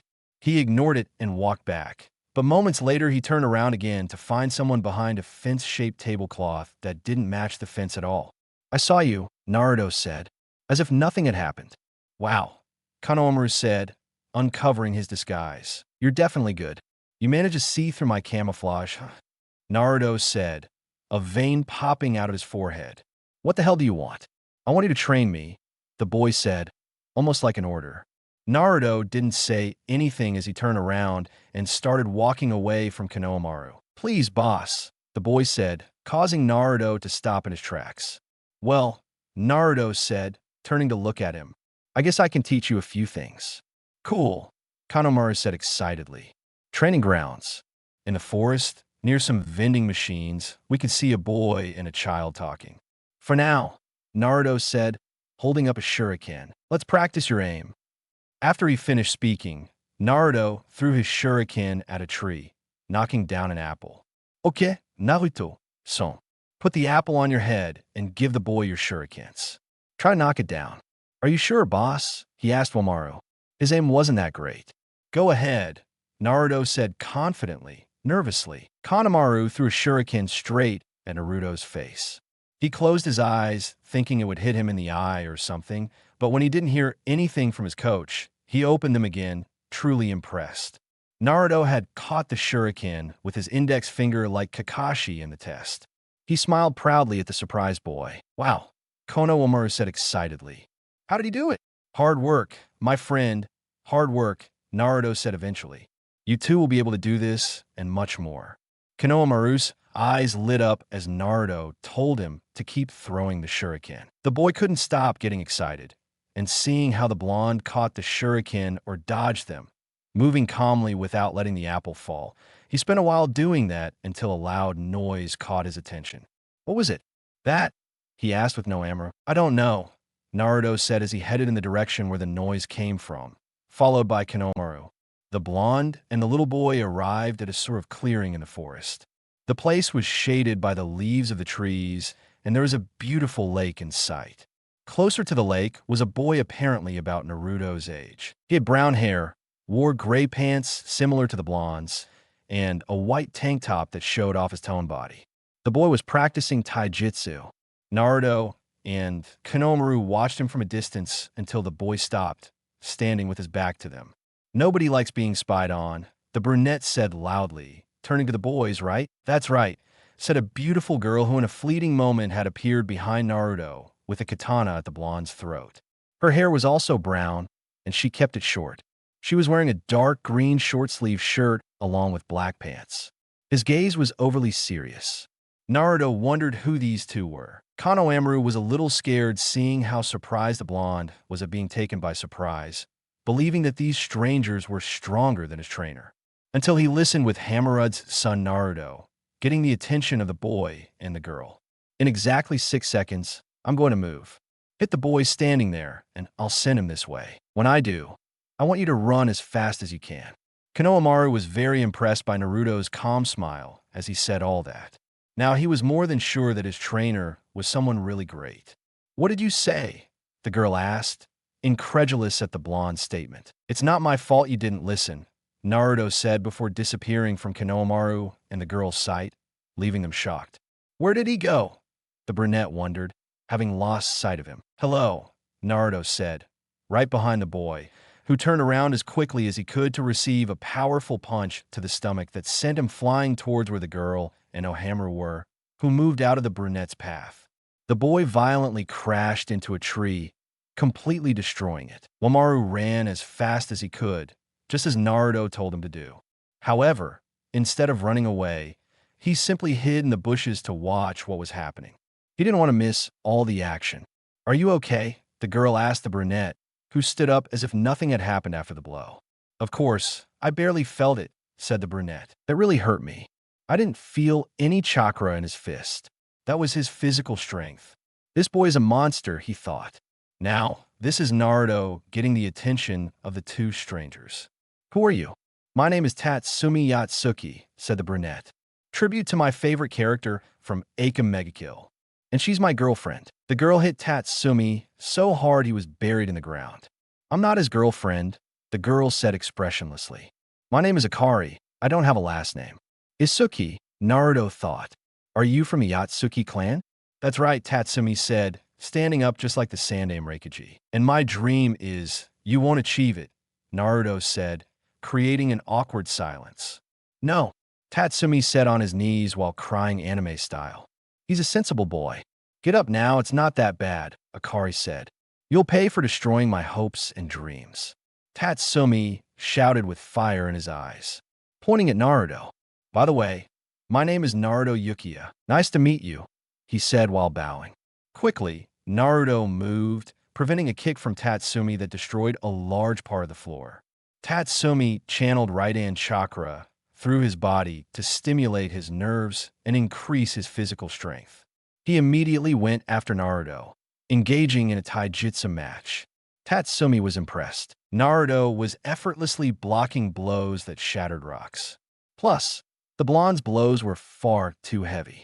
Thinking that the boy was truly some kind of monster, Naruto began to evade Tatsumi's blows with difficulty. He couldn't keep blocking them with his arms all the time. Tatsumi launched a spinning kick, which Naruto evaded by ducking. It was then that he turned his back on him and, placing his hands on the ground, kicked him with his heel up high, much higher than he had sent Menma in their fight. With a powerful leap, he positioned himself beneath Tatsumi, grabbed him by the abdomen, and plummeted downward, spinning at high speed. However, Tatsumi headbutted him with the back of his head, then reared up in midair and kicked the blonde, sending him scorching into the river. Tatsumi landed softly on his feet. "Haha, you'll need a lot more of you to beat me," Tatsumi said as several Naruto clones burst out of the water and headed towards him. He didn't mean it. Tatsumi began dodging each clone's blows as he hit them, causing them to disappear. In a burst of smoke, Tatsumi grew increasingly tense from all the attacks. Finally, the clone's blows began to land, until one clone sent him flying with a crescent kick. In midair, a clone positioned itself below him, grabbing him by the abdomen before hurtling downward, spinning at high speed. Tatsumi headbutted the clone again, but the clone didn't let go. He crashed violently into the ground along with the clone, who disappeared upon impact, leaving a large crater. "Ot Renge," said one of Naruto's clones. Konohamaru was watching everything with stars in his eyes. Naruto really was as good as he thought, but someone else was watching the fight. That was Carrie, who was very impressed as well, though her face didn't show it. Tatsumi was coming out of the crater a little sore, as this time Naruto performed the Omote Renge much stronger than in his fight with Menma. "Damn, you're really good," Tatsumi said, wiping the blood from his mouth. "You'll be the first person to force me to use this." Tatsumi slightly spread his legs and clasped his hands together, beginning to concentrate.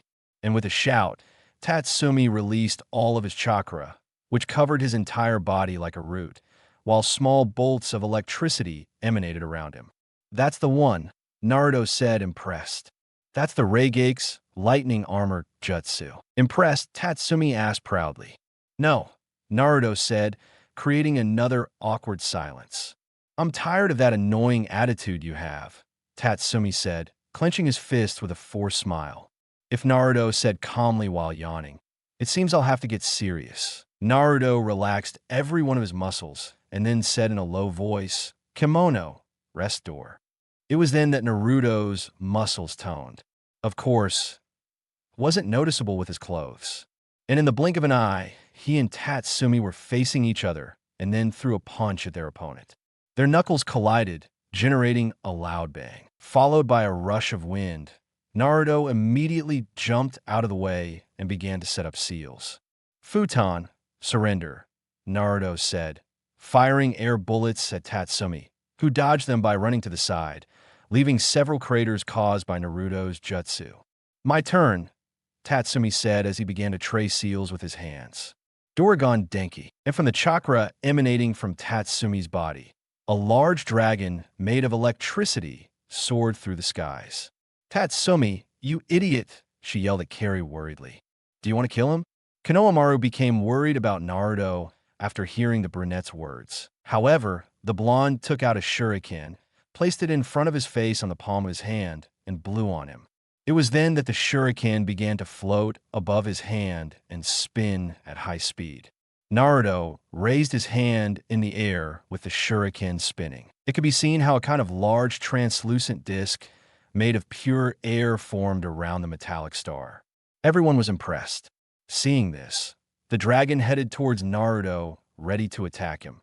But the blonde put his shuriken in front of him, pretending to be a listener, and began to commune with the object, causing it to spin much faster. And making the air more visible, the electric dragon slammed hard against Naruto's shield, causing the blonde to root his feet to the ground. Naruto began to crawl slowly toward the lake. It was then that he used his other arm to inject more chakra into the windshield. Lightning leaped from tree to tree, its branches agape. Akari was more than impressed. Naruto was parrying his friend's best jutsu using only elemental chakra manipulation. Finally, Naruto gave a great shout and then redirected the powerful dragon with all its might into the sky, where it vanished in a fluorescent blaze of lightning and sparks. Tatsumi breathed heavily as his eyes widened. His lightning armor vanished almost instantly. He just looked at Naruto, who still had his wind shuriken spinning in the palm of his hand with a bit of electricity in it. The blonde didn't look all that agitated. He just took a deep breath and spoke. "The lightning bolt's weakness is the futon," Naruto said calmly. "I don't know how strong a lightning jutsu is. If you add enough power to a small lightning jutsu, you can stop or destroy the attack." "Okay," Tatsumi said as he raised his hands. He didn't know that detail about jutsus. Noamru ran out of the bushes to praise Naruto for his incredible power. Tatsumi came over to talk as well. "You're a great opponent," Tatsumi said, extending his hand. "I wish I could say the same," Naruto said as he shook his hand. Konohamaru himself started laughing. Naruto spent some time talking with those two after Konohamaru went home, completely excited. The boy was already eager to learn the shuriken technique. The three ninjas were sitting in the forest grass talking. "So, you're a refugee from Kyoto?" Naruto asked after hearing Tatsumi's story. "That's right. Someone from the Yatsuki clan adopted me one day when they came here to Konoha. However, they threw me out when I learned the Reikuji's lightning armor technique without permission. I had to swear never to teach it to anyone until the day I died," Tatsumi said. "And what about you?" Naruto asked the woman called Akari. "I hope to become a samurai, but I was expelled when I showed interest in ninja techniques and tried to practice them," the girl replied. "That's too bad," said the blonde. "And what about you? What's your story?" Tatsumi asked. "I want to know too," said Akari. "Well, it's a long story," said Naruto. A long story later. Akari was wiping her tears with a handkerchief while Tatsumi was bawling his eyes out after hearing the sad story of the boy sitting across from them. "Old man," Tatsumi said, deeply moved. No one deserves to go through that. I can't believe the Yoinder Okaji is responsible for such a thing," Carrie said, just as moved as her friend. "Come here," she said, suddenly hugging Naruto. "Hey, Ari-san," Naruto said, blushing slightly at the girl's action. "Go ahead, cry," the girl said sweetly as she stroked the blonde's head. "I wish I had your life right now," Tatsumi thought, watching Akari try to comfort Naruto, who by the way didn't need anyone's comfort. A few hours later, Naruto had said goodbye to his two new friends and headed home. He wanted to be ready for tomorrow, as he would begin his advanced ninja studies. It was a quiet walk until Aniki spoke in a voice so familiar that the blonde didn't even have to turn around. In fact, only two people had ever called him that. "What do you want, Naruto?" he asked indifferently. The blonde turned to look at his blood sister. He thought that she would surely try to bother him, if not invite him to another family dinner and steal something, so he would chase her. However, something happened that he hadn't expected and, to be honest, would have surprised him greatly. Naruto began to blush as he looked away. "Are you okay?" the blonde asked. "Couples," the girl said, leaving the blonde even more intrigued by her behavior. The girl immediately turned to look directly at Naruto. "Do you want to go eat ramen?" the blonde finally said, followed by an awkward silence. Naruto had heard correctly. His biological sister, whom he hates so much, the one who always made his childhood a living hell alongside Menma, was inviting him to eat ramen. "Don't fall for a trap, Naruto," the blonde thought. It was probably some kind of joke or something. "Fine, I'll play along, Dekarako." Now, Naruto no longer understood what his sister was looking for, since they were actually eating ramen, and there were no jokes or insults on the way to the restaurant. What was he planning? It was the question that lingered in his mind. He was attentive to everything until, "Hey," Naruto said, staring him straight in the eyes. Naruto was attentive to what he would say, and I wasn't the only one. Tucci and AA were watching me and eavesdropping on the conversation between those two. They knew Naruto from the things the blonde told them. A few years ago, she'd started visiting the place, just like her brother. Aim wanted to kill her at first sight. Everyone expected her to insult Naruto or something, but they never expected what she actually said. "I want us to make peace." Aim dropped a plate. Naruto choked on his food. Tucci was just surprised. "What did you say?" Naruto asked, not believing it. "I already told you. I want us to make peace," the blonde said again. "Why?" Naruto asked. "Why not?" she asked. They both stared into each other's blue eyes, seeing their reflections. She anxiously awaited the answer, while he was a little confused. Well, all right, Naruto said, continuing to devour his plate. Thanks, Oni-chan, the blonde said, saying the last part in a low voice. Unfortunately for him, the blonde could hear her. Do I know what you called me? Naruto asked nervously. He didn't know why, but being called that made him very tense. Nothing, you pay, the blonde said as she disappeared from the scene, using her father's name, leaving a very confused Naruto.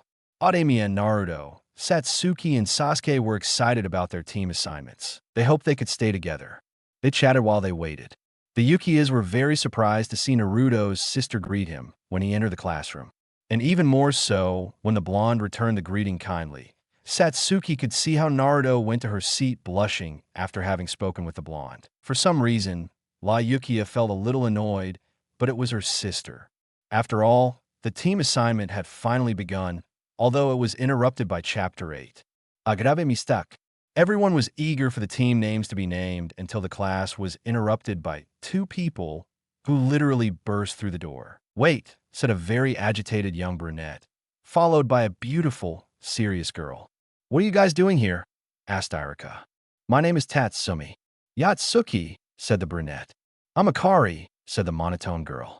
We were suddenly transferred to his class, said the boy, handing what appeared to be a list to the sensei.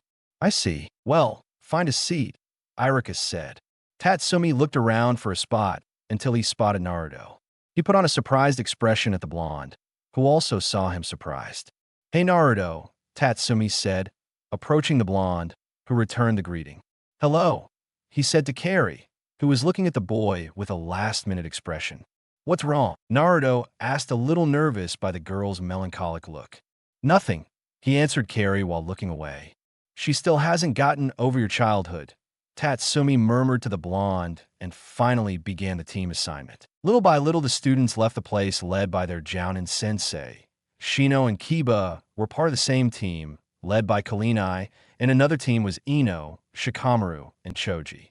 On Asuma's team, I'm too lazy to list the team numbers and all that, so I'll skip to the ones we care about. The Ukiya's hopes of staying together were dashed when Sasuke was left. Then Satsuki was paired with Menma and someone we don't care about. Suning Sensei would be Anko, but even bigger was everyone's surprise when they heard about the blonde's team. Finally, Naruto Ukiya, Tatsumi, Yatsuki, and Akari, Suninins, and Sarakusuna Uzumaki, said Irika without knowing what he wanted. Naruto was with his mouth shocked, as well as the Ukiya and the Namicase, who had come up with the idea of putting him on that team. It was then that he remembered that the Inde Mokaji was the one in charge of forming the teams. He cursed that guy for putting him in that situation. On the other hand, Tatsumi and Akari seemed happy to have played with him, almost as if they were waiting for him. Some time passed, and all the teams had already left. Only Sasuke's team remained, waiting for Kakashi, and Naruto's team, waiting for Kusina. Everything was peaceful until Tatsumi came up with a prank. He placed a blackboard eraser over the door, hoping Naruto's mother would be the victim. However, it was Kakashi who opened the door. He looked around for the perpetrator and immediately spotted Tatsumi, who was trying to whistle quietly, which gave him away. You, Kakashi said, pointing at Tatsumi, who became nervous. I don't like you. Eventually, Sasuke's team left the place and headed for the rooftop, leaving only Naruto, Tatsumi, and Akari, who were waiting patiently for their sensei. A few minutes later, Zuina appeared. Sorry I'm late, the redhead said, hurrying inside. She was wearing the classic join attire. Her hair was tied back in a ponytail, and she had her cone headband on her forehead. The blonde man was very surprised, since he had never seen or imagined her dressed like that. Tatsumi leaned closer to Naruto to whisper something. Is she really your mother? You look so young. How pretty she is. Tatsumi said to be brutally beaten by Akari. Now we can see the group of ninjas in one of the training grounds listening to their sensei. Good, said Kusina, giving a clap. How about we get to know each other a little? He had 15 years for that, said Akari, coldly, confusing Kusina a little and making her a little nervous by the apparently hateful look of the young woman. It was then that the young man raised his hand. We have to say what we like and all that, Tatsumi asked, receiving a nod from Kusina. Okay, let me begin. My name is Tatsumi Yatsuki. I love training. I love pretty girls and delicious food. I dislike people who do evil things for no reason, and I dislike corruption. One of my dreams for the future, besides getting Akari to be my girlfriend, is to become powerful enough to face the 5 cages of the 5 nations combined in a fight and win. Okay, Akari, you're next, Kusina said, yielding the floor to Chestnut. My name is Akari. I don't have a last name since my family expelled me. I love dangos, boys who don't give up in the face of adversity, she said, glancing sideways at Naruto. And so do my friends. She said, glancing sideways at Tatsum, and I hate perverts, disloyalty, and people who ignore their family, she said, giving Kusina an accusatory look, who put on a sad expression at the comment. My biggest dream since I became a child is to surpass the bloodlines and for my descendants to do the same. I monotonously finished the chestnut. Okay, your turn, Naruto, Kusina said, putting on her best smile, which angered Akari. My name is Naruto Yukiya. I love ramen, training, and my family, the blonde said, referring to the Yukiya family, further depressing Kusina. I hate beastmen, the long waits I have to make to eat ramen, and not being able to use my full potential, Naruto said, greatly surprising Tatsumi and Akari, who had seen how the blonde stopped the brunette's best jutsu. The only one who didn't seem surprised was Kusina. My biggest dream is to become the one. I heard those last words, so I left everyone confused. What do you mean? Tatsumi asked. I will become the zero-tailed beast and surpass the Biju. It will be like my ancestor, Madara Yukiya, said Naruto, leaving his mother a little pale. Naruto, do you know who Madara is? Kusina asked. Of course I know. Together with Asarama Senju, he formed the village of Konoha. He was the most powerful Yukiya that ever existed in the clan, capable of controlling the Kyuubi at will, said the blonde excitedly. That guy must have been great, Tatsumi said, shocked. Go on, well, anyway, tomorrow we have a test. See me at the training grounds, Kusina said before disappearing. The 3 genin went home. The Yukiya house. We could see a very furious Mikoto destroying the living room, yelling a lot of things about Yoindokage and his wife while her children try to stop her. Those bastards. How dare they try to take Naruto away from me? Mikoto said furiously with her Sharingan activated. Kaizen, calm down, Sasuke said. No one's trying to take anything from you, Satsuki said. Hey, Kazan. Naruto was about to speak, but was called away by a strong hug from Mikoto, who lunged at him. Listen to me, Naruto-kun. No matter what happens, don't let them convince you to go back to them. I'll punish you if you do, Mikoto said as she rubbed her cheek against Naruto's, who was blushing after feeling a certain part of the Yukiya's anatomy on his chest.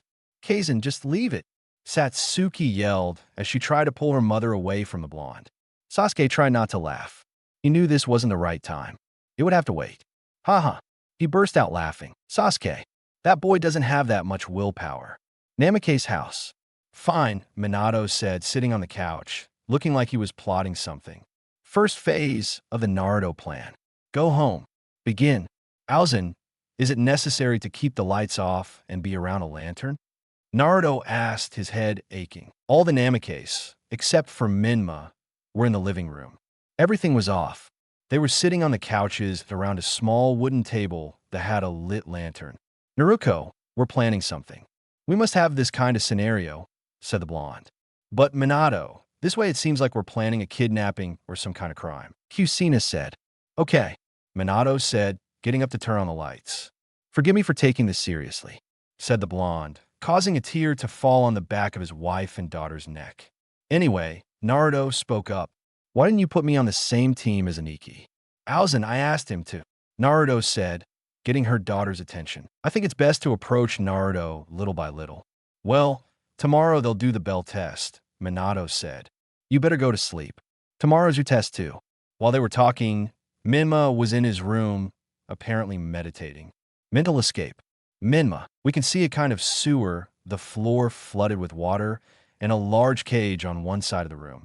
Inside it, we could see a giant fox with 9 tails that seemed a little annoyed. And then I was walking when suddenly this cat said Menma, sitting with his back to the fox. I've told you 1,000 times that I don't care how your day was, the fox shouted angrily. This boy was using him as a sort of confessional to tell him anything. Come on, Cuban, Menma said cheerfully, turning to face the fox and then switching to a chilling, grave-like voice. You don't want to anger me, do you? Do you think I'm scared of you, brat? The cubby asked. You should be, Menma said, snapping his fingers. In a flash, a large beak erupted from beneath the cubby, piercing its stomach. The fox roared in pain as the beak disappeared, sending blood gushing from the beast's stomach. It fell to the ground, growling. The sewer water quickly turned red. Remember who's the jailer and who's the prisoner? Kubicha-chan. I control this place, Menma said as he turned back to the fox. And as he was saying, it was then that this cat returned to the training grounds the next day. All right, guys, Kusina said, getting the genin's full attention. As you can see, I have bells, she said, showing the 2 bells. The test is simple. You have to get a bell to pass, but Sensei, there are only 2 bells, Akari said. That's right. One of you will return to the academy, Kusina said, surprising everyone. The boys began to look at each other competitively. Tatsumi looked at Naruto. Naruto looked at Akari. Akari looked at Naruto. Tatsumi looked at Akari. Akari looked at Tatsumi. Naruto looked at Tatsumi. And so they continued for several minutes until, fine, Tatsumi said, let's begin. And from one moment to the next, Tatsumi was the first to attack, running at incredible speed against Kusina. However, Tatsumi fell to the ground after Akari put her foot in his way, causing him to trip. The brunette drew her katana and approached Kusina, but not before falling. After being grabbed by Tatsumi's foot, Naruto ran towards the redhead until a kunai that passed in front of him made him stop abruptly. He then saw Carrie with her arm extended, assuming that she was the one who threw it. Kusina watched them with a hint of shock. The 3 boys were attacking each other to see who would strike first. Sigh, guys. Hey, Kusina said, realizing the 3 were no longer in sight. Suddenly, Tatsumi appeared behind her. He stretched out his hand, trying to reach the bells, but a chain of chakra shot out from Kusina's back, grabbing him by the arm and lifting him into the air before slamming him into the redhead, creating a crater in the ground. The chain released the boy's arm and re-entered the Usumaki's body. What the heck? Tatsumi said as he got up from the ground. This is my bloodline, Kusina said, explaining, although different Uzumaki had different abilities. One bloodline won't stop me, Akari said, holding her katana to the redhead's throat, but was surprised to see that her body was paralyzed by the chakra chains that were coming out of the ground. Tatsumi quickly tried to punch Kusina, but his fist collided with a wall of chains that came out of the ground. Where was Naruto? The redhead wondered. Tatsumi was frustrated. He couldn't break those chains no matter what he tried, and when he tried to go around them, more came out of the ground. He was planning to use his Denki Dragon, an electric dragon. Kusina knew they wouldn't be able to get past her defense. Only the Kyuubi had managed to destroy her chakra chains. Or rather, only the Kyuubi had managed to destroy her chains up until that point. Because in the blink of an eye, the chains holding the brunette broke as the girl disappeared, leaving Tatsumi and Yakusina completely surprised. Those chains are a problem, Naruto said calmly, standing next to a surprised Tatsumi. He was carrying Akari in one of his arms, who was equally surprised. But what surprised everyone the most was Naruto's kunai. More than a kunai, it looked like some kind of sword whose blade was formed from pure futon chakra, like Danzo's in his fight with Sasuke. He destroyed my chakra chains, Kusina thought, more than amazed. Naruto's sword faded away, leaving only the kunai that served as a base as he left her friend on the ground. Let's stop fooling around, Naruto said, showing the bells. Hey, Kusina said, realizing that the bells were no longer with her. But when you get it, said Naruto, throwing the bells to Tatsumi and Carrie, and I will return to the academy. He said, surprising Kusina and her companions a lot. But Naruto said to Carrie, to being interrupted by the blonde. Don't worry, one more year, one less year. What does it matter? Said the smiling blonde, causing the girl to blush. Kusina-sensei, said Tatsumi, throwing her his bell. I'll also return to the academy. Those words greatly surprised everyone. Me too, he said to Carrie as he threw her the other bell. Guys, Naruto said, only to be interrupted. Relax, I'll infiltrate Okage registry and put the three of us back on the same team, Tatsumi said jokingly. The boys started laughing, and surprisingly, Carrie Kusina was also amazed by the scene. Her son had decided to return to the academy, so his classmates could pass, and they decided to return with Naruto. He couldn't have been more proud of the blonde. Good. Everyone passed, Kusina said, surprising the boys. How so? Tatsumi asked. You see, this test is all about teamwork. And even though they sabotaged each other to get a bell, the fact that they decided to fail together so as not to abandon Naruto is a clear sign of camaraderie. So everyone passes, the redhead said. Yahoo Tatsumi shouted to the air. I have the best teammates in the world. Let's go celebrate. Naruto shouted. Just as the genin were leaving, someone decided to speak up. Kusina-sensei, do you want to come? Tatsumi asked, forgetting the situation she was in with the blonde. She immediately felt a killing intent coming from her friend. Kusina thought that responding to the blonde's look made her a little nervous, and she didn't know why she was giving Carrie hateful looks. She finally remembered that the goal of all this was to get closer to Naruto. Of course, the redhead said with the biggest smile she could muster. That whole week had been fraught for Naruto.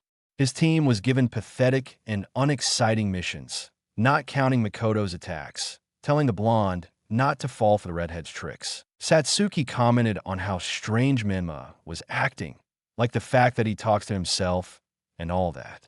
Besides what a sadist a sensei was, Sasuke told her he was in a similar situation, like that mission where he had to chase a demonic cat named Tora, Okage Tower. Naruto's team, along with their sensei, were standing in front of Yondaime Okage's desk.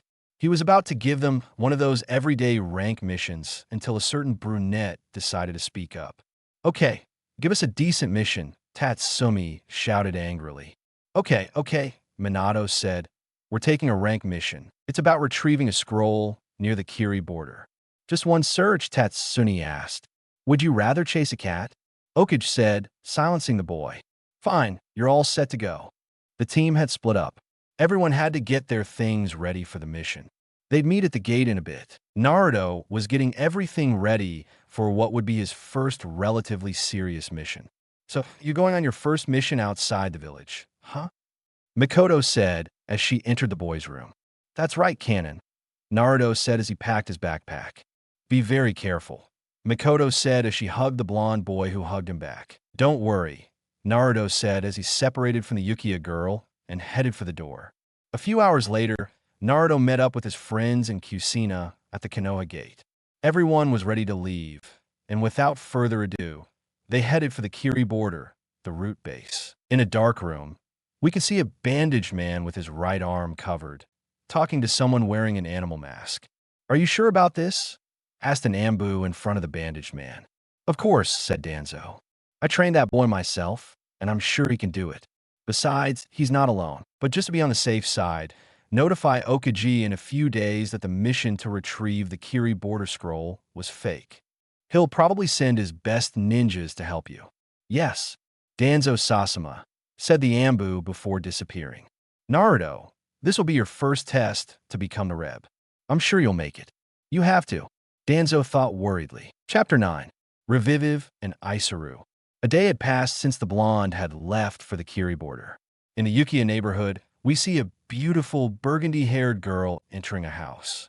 That was Satsuki, who had just finished a mission that involved chasing a demonic cat named Tora. Kaizen, I'm here, Satsuki said, walking into the living room where she found her mother sitting on the couch watching television.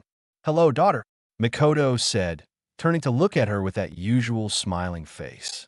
Has Naruto-kun arrived yet? The girl asked. He left yesterday, remember?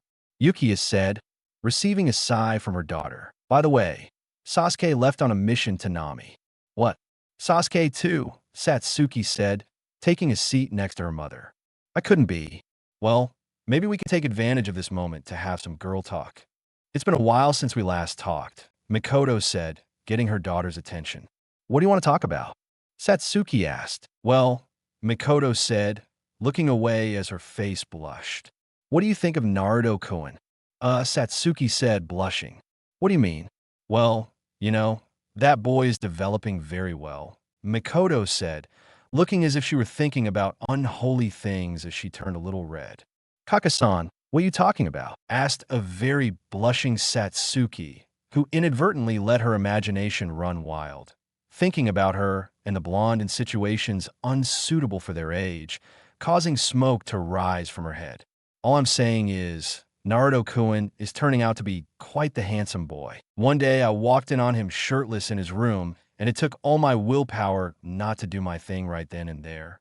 Mikoto said, blushing at the memory of that day, making Satsuki blush with all her might. Those well-defined muscles and scars make him look so sexy. Kazan yelled, a very embarrassed Satsuki covering her nose, trying to prevent a nosebleed, but something caught her attention. Wait, you said scars. That's right, Mikoto replied, a little calmer now. I was a little surprised to see him too. I was going to ask him, but he'd have realized I was spying on him. That comment made a tear fall on her daughter's neck. Naruto-kun scars, Satsuki thought, a little worried. Somewhere outside the village, we could see a group of 4 ninjas leaping at high speed through the trees of the forest. Aren't we there yet? Tatsumi asked, bored. That wasn't funny the first 14 times you said it, and it's still not funny.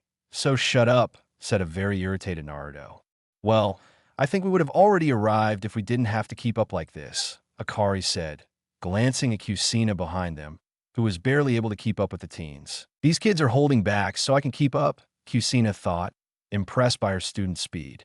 A few hours later, the sun began to set. Finally, the ninjas descended to land. Well, looks like we'll have to camp, Kusina said. I'll get some firewood, Naruto said as he walked away. She's coming with you, Tatsumi said, following the blonde. Suddenly, the 2 kunoichis were left alone, the older one feeling a little nervous, since a certain girl kept looking at her with hatred in her eyes. Akarin, Kusina said, turning to look at her. Didn't you like something like that? It's not that I don't like it, the brunette said, causing a little relief to her sense. It's just that I hate her. Awkward silence. And where does that hatred come from? Kusina asked, a little confused. Naruto told me everything, she said coldly to Carrie. At those words, Kusina felt a pang in her heart. Perhaps her son was going around talking about what a bad mother she was. Thinking about it was killing her. Hey, I know I made a lot of mistakes, but Kusina couldn't finish speaking because she was interrupted. That's none of my business. The one she should tell is Naruto. And until he forgives her as his friend, I'll continue to hate her, the brunette said monotonously. Kusina remained silent at that. Indeed, her son had very good friends, but perhaps they all hated her like Akari did. Finally, Naruto and Tatsumi returned and set up camp. The blonde man said he'd take the first watch, since he didn't want to wake up dead or anything. Everyone went into their tents except for Naruto, who sat there watching the campfire. A few hours later, Kusina left her tent, planning to replace Naruto and let him get some sleep, but she was surprised to see the blonde man nowhere to be found. She became worried and went out to L. She finally reached the edge of a river where she found Naruto, standing in the water in some sort of fighting stance. He was shirtless and his body was completely wet. The moon was hidden behind the clouds, so he could barely be seen. Kusina thought he was fighting someone, but that changed when Naruto began to make smooth movements, a practice of martial arts movements slowly and steadily. It was then that she realized she was training. She thought about returning to camp. Until what? What do you need, sensei? Naruto asked without even turning around, greatly surprising the redhead. Wow, Kusina said, emerging from the forest. It's amazing you spotted me. Besides, it seems you can walk on water now. Your chakra control must be pretty good, she said, putting on her biggest smile. Naruto simply stopped tasting and looked over her shoulder at her with an indifferent expression. Kusina felt a little awkward about the situation. She wanted to talk to Naruto, but she just couldn't find anything to say. Suddenly, she started appreciating the blonde's body. Wow, Naruto, said Kusina as she approached. Look at how built that physique is. You're just like Menma, and followed by an awkward silence. Kusina mentally cursed herself for saying that. She could have at least said that he looked like Minato, but she wondered why the hell she didn't. She left a clone hidden in the trees back at camp. Naruto said, getting his mother's attention. You can go back to sleep, he'll be attentive. And with those words, Kusina had given up on the chance to get closer to her son. But just before she turned and left, the clouds moved, giving way to the moonlight, illuminating the blonde's body. Kusina was overwhelmed by the sight of the scars on her son's body. Naruto, Kusina muttered upon seeing all the marks on the blonde's body. Those are none of your business, she said coldly, interrupting her mother. Kusina truly wanted to know everything about those marks and wasn't going to wait for another occasion to do so. The redhead slowly approached the boy until she hugged him from behind. Naruto didn't seem fazed by the action. Naruto, please, Kusina said, her voice shaking. I just want to know. I won't tell anyone, I promise. Naruto remembered all the promises the redhead had made him during his childhood, none of which she kept. However, he knew she wasn't going to let him go until he spoke, and he felt very uncomfortable having her hugging him behind his back. With him shirtless and wet, the boy sighed and stood up from his mother to speak. These, Naruto said, pointing to what appeared to be 3 lines on his chest caused by claws. They're from Menma during our fight on our 8th birthday. Those words surprised Kusina greatly. It was then that she remembered that she hadn't bothered to check Naruto's condition when both boys were taken to the hospital. She felt terrible at that, but immediately the blonde continued. You're out of here, he said, pointing to what appeared to be faint, barely visible burns around his body. They're for Naruto's fire jutsu, also from our 8th birthday. Kusina truly couldn't believe it. She cares so much about her other 2 children from that fight, and didn't realize Naruto had taken lifelong scars. She felt worse and worse until the blonde spoke again. She said, now pointing to another of her scars on her left arm from when Itachi, stuck his katana so that she would release her foot and kill Otu Sankasina. She was getting more and more destroyed as she continued listening. But she also wanted to get closer to her son, and she wasn't going to waste this moment in which he was talking to her and everyone else. She said, pointing completely to her body, full of what appeared to be deep cut marks. They're for my training. The blonde finished, smiling sadly. Tears were streaming from Kusina's eyes. Everything her son had been through, all the things he'd done. She was supposed to be his mother, and she was never there to support him. She covered her face with both hands as she gasped. Naruto-kun, Kusina muttered as she lunged at the blonde to give him a tight, warm hug. Forgive me, I should have been there for you, really. Forgive me. She ended up crying into her son's chest, who, without reciprocating the hug, only placed his hand on the redhead's head, beginning to rub it lightly. I told you that only Mikoto-san can call me that, Naruto said expressionlessly. She's my mother. The next day, the Konoha ninjas headed for the border at a speed much faster than yesterday, just like the border. How did they do it? Well, a certain blonde man came up with the idea of carrying a certain redhead on his back so they wouldn't have to slow down. Kusina was very impressed. They were going at least 3 times faster than yesterday. They finally reached their target location.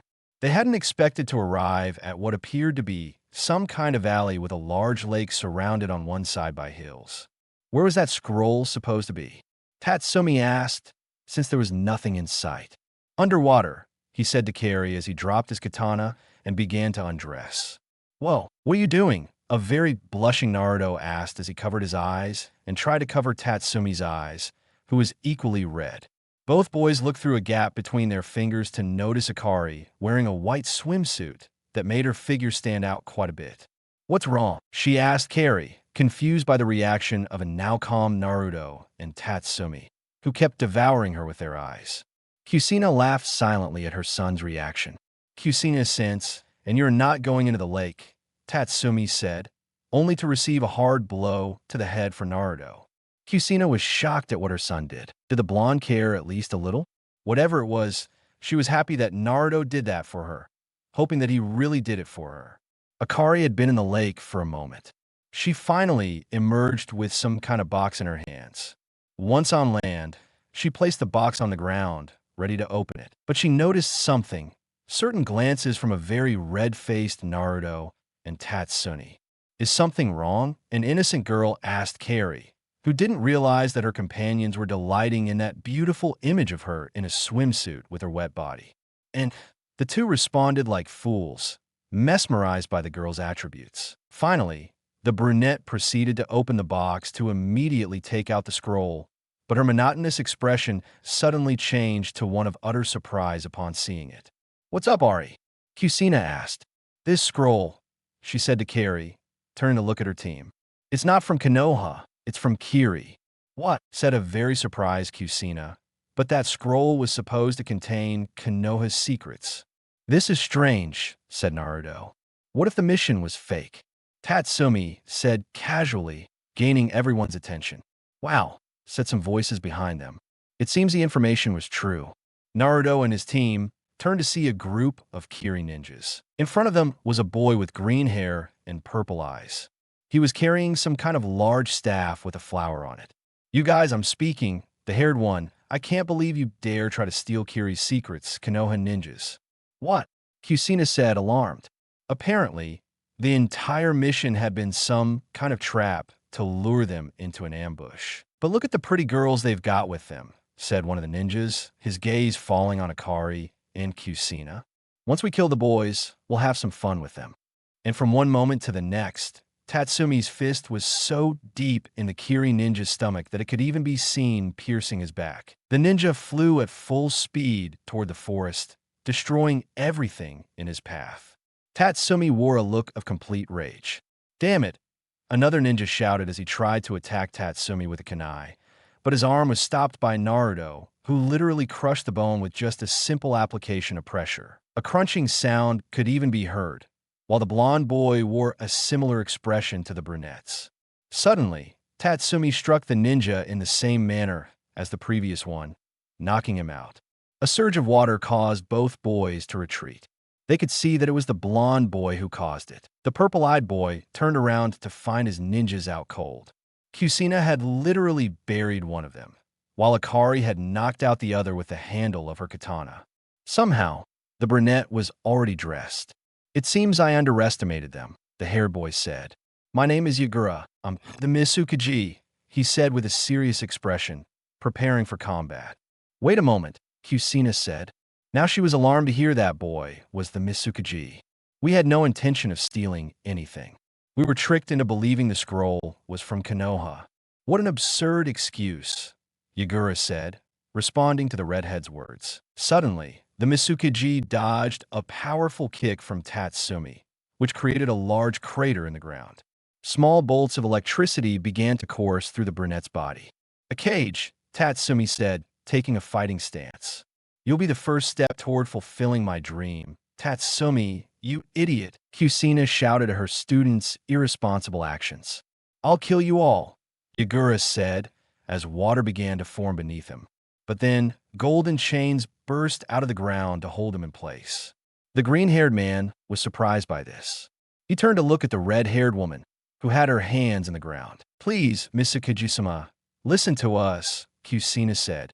She knew she wouldn't be able to escape, much less win a prize. "I have nothing to listen to," Yagura said, then generated a dragon from the water that emerged from beneath his feet, which headed towards Kusina. He was about to hit when suddenly his head was severed by what appeared to be a shuriken inside a large wind disc. The green-haired man turned to see Naruto, who had another of those shurikens floating above his hand, which he threw directly at Yura, but he was covered in a powerful wall of water, which rotated under pressure. Suddenly, Tatsumi appeared behind him with his lightning armor activated and then struck him with a devastating punch, which generated a large cloud of dust and created a large crater. Kusina disappeared her chains. It was then that, when the smoke dissipated, we could see Tatsumi in the crater, standing in a small pool of water. "A water clone," muttered Tatsumi. "That jutsu," Yagura said, standing in the middle of the lake, surprising everyone. "It's from Reigake." "I see.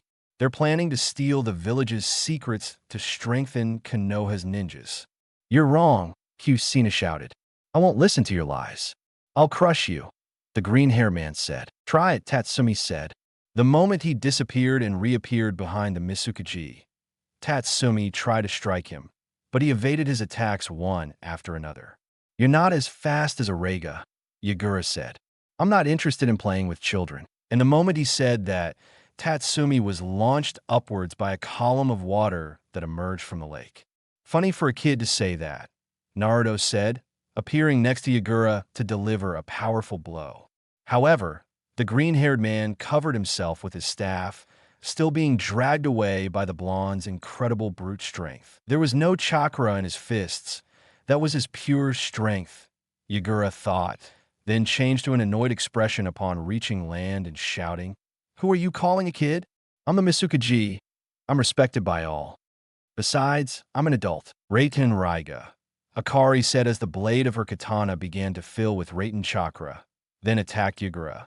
However, the Misukaji blocked her attack with his staff. "Children should respect their elders. I already told you I'm an adult," Jaeger shouted as he sent Akari's back, swinging his staff. "Suidan, Suridin no Jutsu," Naruto said, standing on the water, causing a large dragon to emerge from the lake in Yagura's direction. The Misukaji didn't seem like he was going to budge. It was then that when the dragon was about to hit him, he raised his staff in the direction of the Jutsu, and the dragon stopped in front of him. "Can that bastard control water?" Tatsumi asked. It was then that Naruto shot out of the dragon's jaws, launching himself at a surprise Yagura, then delivering a powerful punch to his stomach. But the green-haired man turned into water upon impact, appearing behind the blonde to deliver a powerful blow with his staff that sent Naruto and his friends flying. Yura directed a wave of water toward them, which impacted on a wall of golden chains. He turned to see Kusina and decided to attack her. It was then that Naruto and Tatsumi appeared in the air behind the green-haired man, who attacked him, generating a cloud of dust from the impact of their blows. Yura had managed to evade the attack, but Akari suddenly appeared behind him to cut him with her katana, but Misukaji's body turned into water. He reappeared behind Akari to strike her hard with his staff, sending her flying with her friends, where Naruto caught her. It was then that Tatsumi began to delay the seals. "Hello," the brunette shouted as a large and powerful laser of light emerged from his mouth, destroying everything in its path. The green-haired boy quickly began to draw seals. "Suetun Swaniki," Jaeger said as a large and powerful water barrier appeared, receiving the impact. The barrier didn't give way, and neither did the laser. The Misukaji began to tense up before the brunette's power, until Katan Karyendambarai. Naruto and Akari shouted as the blonde launched a powerful and versatile fireball at great speed, and the brunette brandished her katana, creating a powerful crescent of light. Both attacks hit the wall of water, creating an explosion that sent the Misukaji screaming into the lake. The three boys were all smiles, and their sensei couldn't be more surprised. Her students, being Chunin, had managed to damage a cage. That excitement was short-lived when a powerful pillar of water rose up from the lake, revealing a seemingly annoyed Yagura. "Enough! I'll destroy them," he said as he raised his staff and 5 large water dragons emerged from the lake. "Where we go?" Tatsumi grumbled. They weren't even late. Yagura sent his dragons out, but just as they were on the ground, golden chains shot out of the earth, wrapping around and stopping the reptiles. "But what?" Yagura said, surprised. "Don't forget I'm here too," Kusina said to her students. "Well, it's about time I did something," Akari said monotonously, eliciting a nervous smile from the redhead. "Don't think simple chains can stop me," Jaeger said as dozens of dragons emerged from the water. "Don't underestimate me," Kusina shouted as more and more chains burst from the ground to stop the dragons, crashing into each other. However, one dragon managed to squeeze through a small opening in the chains and hurtle toward Kusina. She thought the dragon would reach her, but its head was severed by a wind shuriken, causing the water to scatter. Kusina turned to see her son with his arm outstretched. "Guys, destroy those dragons," Naruto said as an order. "Yes," Tatsumi and Akari said simultaneously. Kusina was impressed by the boys' behavior. It seemed they had decided to take Naruto as their leader. Tatsumi began to concentrate the root chakra in his body. Akari sheathed her sword, concentrating her chakra on the blade, and Naruto began to draw seals.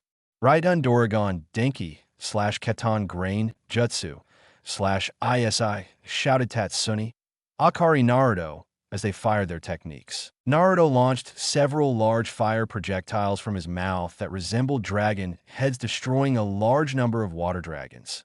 Akari launched her half-moon of light again, but this time it was much stronger. Tatsumi launched his Electra Dragon, causing it to bite his friend's Crescent of Light, causing both techniques to fuse. Already imagine what it looks like and ravage everything in the direction of the Misakajusuna dissipated. Everyone expected the technique to hit Yagura, but enough of games, Yagura said before an explosion of reddish chakra was generated around him, creating a curtain of steam. Suddenly, what appeared to be some kind of chakra sphere shot out of the steam and easily destroyed Tatsumi and Akari's combined technique, leaving them all stunned. "You must be joking," Tatsumi said with a nervous smile. "It can't be," Akari said, a little frightened. "He is," Kusina said, covering her mouth with her hands. "He's a Jinchuriki," Naruto said as he watched the steam dissipate, revealing Yagura covered in red and black chakra behind him, like Naruto with four tails. Suddenly, Yagura began to run on all fours at high speed against the ninjas. In almost the blink of an eye, he appeared in front of them with his much larger hand showing its claws, and in a swipe, the ninjas had disappeared from that place. On the Jinchuriki's left side was Naruto, his back to Yagura, holding Kusina in his arms. The blonde had a large cut on his back from which blood was pouring out, and on his right side was Tatsumi in the same position as Naruto, holding Akari in his arms, with a wound identical to the blonde's. "In Naruto," Kusina murmured, blushing slightly at having been saved by her son. She wouldn't have managed to evade that attack in time. "Tatsumi," she murmured to Kin, pressured at having been saved by her friend. Both boys left their comrades on the ground as they knelt. Tatsumi's lightning armor jutsu grew weaker. Naruto took a deep breath and then stood up. He turned to the Jinchuriki, showing his mother the large wound he had received while saving her. That was going to leave a scar. Tatsumi stood up, turning to Yagura, showing Kari the large wound on his back. "Tatsumi," Akari shouted, gaining everyone's attention as he increased his chakra levels. "Let's give it our all. If any of you say you can't do it anymore, I'll kick your ass myself," the blonde shouted, greatly surprising his friends. "We're going to defeat this bastard," Naruto said Kusina upon hearing her son's words. "Yes," Tatsumi shouted as his lightning armor grew even stronger than before and he began to clasp his hands together. "Someone better be willing to carry me back to Konoha. I'm going to explode with power so much that I'll be exhausted. They'll have to carry me too," Kari said as she placed her katana horizontally in front of her, placing her hand on the blade and beginning to concentrate her chakra. "I guess it'll be a long trip back," Kusina said, getting the blonde's attention, who this time gave her a smile, making the redhead feel very happy. "Raiden, I'm not crying, and thunder armor," Tatsumi shouted as all of his right hand chakra began to compress within his body. "Tatsumi version," the brunette shouted, generating an explosion full of lightning. Akari, who was at his side, closed her eyes to protect themselves from the dust. When she opened them, she could see Tatsumi like she had never seen him before. His chakra no longer emanated from his body like it had before. Now, his body was covered in a blue aura from which small bolts of electricity leaped, and his hair seemed to be bouncing. To be honest, she thought Tatsumi looked pretty good that way and blushed at the realization. "My turn," he said to Kari, beginning to channel his chakra into the blade. Her sword.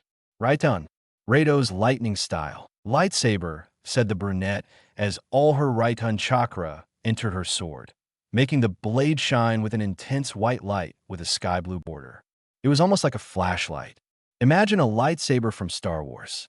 "My turn," said Naruto as he began to relax every one of his muscles. "Kimin, Gate of Rest," shouted the blonde as all his muscles toned and his chakra rose to surprising levels. "I wish I had some powerful jutsu now," thought Kusina, seeing the incredible techniques of her students. "Sensei," said Naruto, attracting the redhead's attention whenever he wanted. Those words from the blonde brought a smile to Kusina's face, who didn't wait. He crouched down and placed his hand on the ground. Several chains shot out from under Yagura. However, the Jinchuriki moved quickly, evading the chains and beginning to run against Kusina. Naruto immediately propelled himself against the Jinchuriki. They arrived face to face. They quickly engaged in physical combat. Naruto's punches managed to push Yagura back while evading and blocking his claws and tails. Finally, the Jinchuriki began to form a small Baijidama in his mouth, which he fired at the blonde, who couldn't dodge it at that distance. However, just before it hit Naruto's face, Tatsumi appeared, holding the Baijidama in his right hand and then hitting Yagura with it as if it were a Rasengan. There was a huge explosion that raised a large cloud of dust. Naruto and Tatsumi were thrown into the lake. Yagura stood in the middle of the crater created by the chains. They emerged from the ground, immobilizing the Jinchuriki. Instead, a shadow covered the Misukaji's body. When he looked up, he saw Akar standing right in the middle of the sun. "I say I," the girl shouted, throwing a crescent of light at the Jinchuriki. The impact created another cloud of dust. Suddenly, a gigantic chakra hand shot out of the dust, heading for the brunette, who had no way of evading it. However, the hand was stopped by Naruto, who was wearing his gauntlets, channeling his chakra to create swords. The Jinchuriki watched as the blonde stopped his attack, but before he could do anything, Tatsumi appeared above Yagura, giving him a powerful heel kick, which buried him in the ground. But Yagura instantly got up to deliver a powerful claw blow to Tatsumi, who screamed in pain. Feeling the claws cut into his body, the brunette fell to the ground in pain.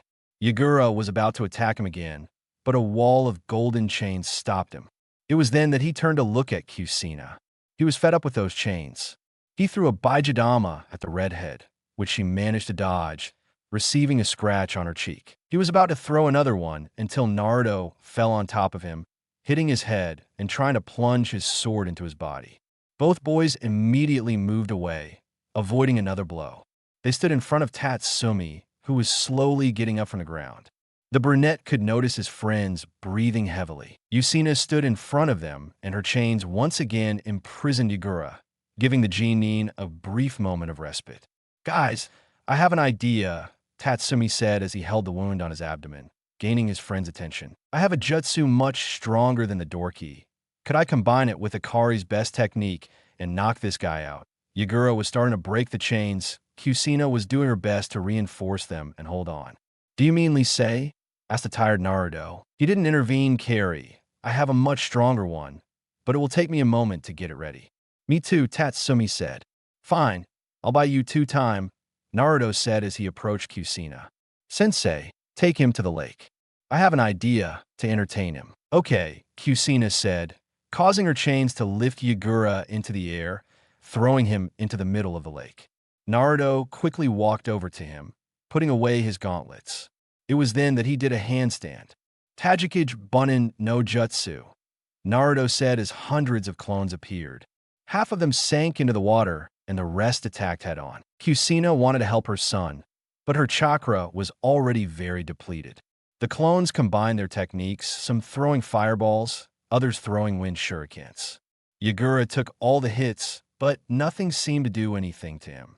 He began destroying the clones. It was then that the other clones that had sunk shot out of the water like projectiles toward the Jinchuriki, hitting him hard, while others grabbed him, trying to stop his movements. "Naruto!" shouted an enlightened Tatsumi, gaining the attention of all the clones. "Move back." "All right, guys, don't let go," the real Naruto said, running to the ground, while all the clones responded with a "yes, boss." All the clones rushed at Yagura, holding him as best they could as they disappeared from the blows. "Ready, Akari?" Tatsumi asked. "Yes," Akari replied. Akari raised her sword, and Tatsumi brought his hands together, pointing forward. It was then that they launched their powerful techniques. Raiton Rayon Denki, Lion Lightning style. Electric slash Fura with Rado. Hawk of Light, Tatsumi and Akari shouted as the brunette shot from his hands a powerful lion made of electricity that surpassed the dragon in power, and the brunette lowered her sword in a slash, creating a hawk made of light the same size as the lion. The techs weren't even on the ground. One would think they won, but they knew very well that their enemy was still there. A monstrous chakra could be felt behind the fog. Finally, the fog dissipated, revealing something terrifying. Damn, Tatsumi said with his last strength before falling unconscious. Looks like Koriemos is here, Akari said before losing consciousness like Tatsumi. It can't be, Kusina said, falling to her knees. In front of them stood Yagura in his Bijaloo form in all his splendor, the giant three-tailed turtle, the Isabu. The redhead was thinking about using all her remaining chakra and restraining Yagura with her chains, even if it was for a few minutes, just to tell Naruto to take Tatsumi and carry and return to Konoha with them. But that plan disappeared when the Biju fired a powerful water cannon at the exhausted ninjas. The redhead was desperate. Minato, Kusina muttered, closing her eyes in anticipation of the impact. But there's always hope. Kage Bunin no Jutsu, Naruto said, creating several clones that, along with him, stood in front of their companions. They began to create seals, concentrating all their chakra. Ketan Gueku, fire style, hellish destruction. All the clones said simultaneously, unleashing powerful chants from their mouths. Kusina's eyes reflected the light of that intense fire. Quickly, the water cannon collided with the powerful wall of flames with a loud roar, quickly creating a cloud of steam. The attacks didn't land. It was then that Naruto's clones began to disappear as their summons gradually weakened, losing ground to the enemy's attack. Suddenly, the original Naruto began to put more chakra into his jutsu, outperforming his clones and compensating for the loss of some. Finally, everything ended in an intense fog generated by the attacks. All the clones disappeared, and Naruto found himself standing with his back to his mother, who was more than amazed by her son's power, but believed that there was only the inevitable, since the blonde looked exhausted and with his companions unconscious, and she tired they would not be able to escape. Kusina-sensei spoke of very calm Naruto, surprising the redhead greatly with his attitude. "I put all the chakra I have left and contain Misyukage," Naruto said. His mother thought he said that to take his companions and escape, but that was not the case. "I will beat him until he is unconscious." What did Kusina say? She couldn't believe what she heard. "Naruto, don't mess around, idiot. Take your companions and escape. I'll hold off Yagura as long as I can." "You're in no position to ask me for anything," Naruto said as he stood up and clenched his fists. "Are you thinking about Kusina?" He quickly realized what his son was up to. "Don't do this, Naruto. Disagreement," she screamed desperately. "Tommen, closing gate," Naruto said, unleashing his power. Osage Tower. 2 days later, we could see a blonde man sitting at a desk reviewing documents. In front of him were 2 documents. One was about Konoha, and the other said, "Naruto, go home." It was then that someone wearing an animal mask appeared. Okajizuma spoke the Ambu. "What is it?" "I'm busy," Minato asked. "We've discovered that the mission to retrieve the scroll at the Kiri border was fake," the man said. "What?" He said to the armed Minato. "Quick, gather a group of ninja at the great gate of the village and go find my son's team right now." "Yes, Okajizuma," said the Ambu before disappearing. A few hours later, we can see a silver-haired man at the village's large gate reading an 18-plus book with his left eye covered by his ninja headband. Another man with large eyebrows dressed in green and doing push-ups. A few more ninjas arrived within minutes. "Good," said Kakashi, putting away his book. "The Okaji wants us to get to it as soon as possible. So let's go." Josh said, "Guy, I'll go ahead. I'll see you there." All the Jounin were about to leave until they saw someone walking in the distance towards the door. They were stunned to see who it was. "That's the one," said one of the losing. "Naruto," said Guy, completely surprised. Entering through the gates of Konoha, we can see a young blonde man, quite injured, breathing heavily while carrying an unconscious redhead on his back and dragging a boy and a girl by his hands. Chapter 10. Secrets and Truths. Naruto returned to Konoha, carrying his entire team. The blonde man had collapsed upon setting foot in the village. They all had serious injuries, and their chakra levels were nearing full yellow. However, It was the blonde who suffered the worst.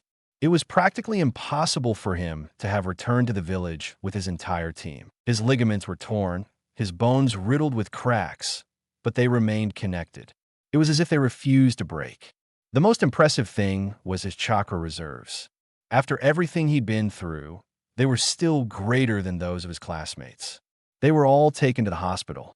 A day later, Kusina woke up. The first thing she did when she saw he was in the hospital was go find her son.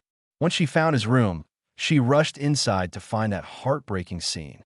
Mikoto found herself crying over an unconscious Naruto's bed.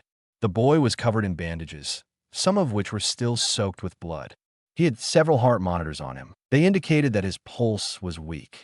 Next to Mikoto was Satsuki, who also couldn't stop crying while keeping her eyes closed.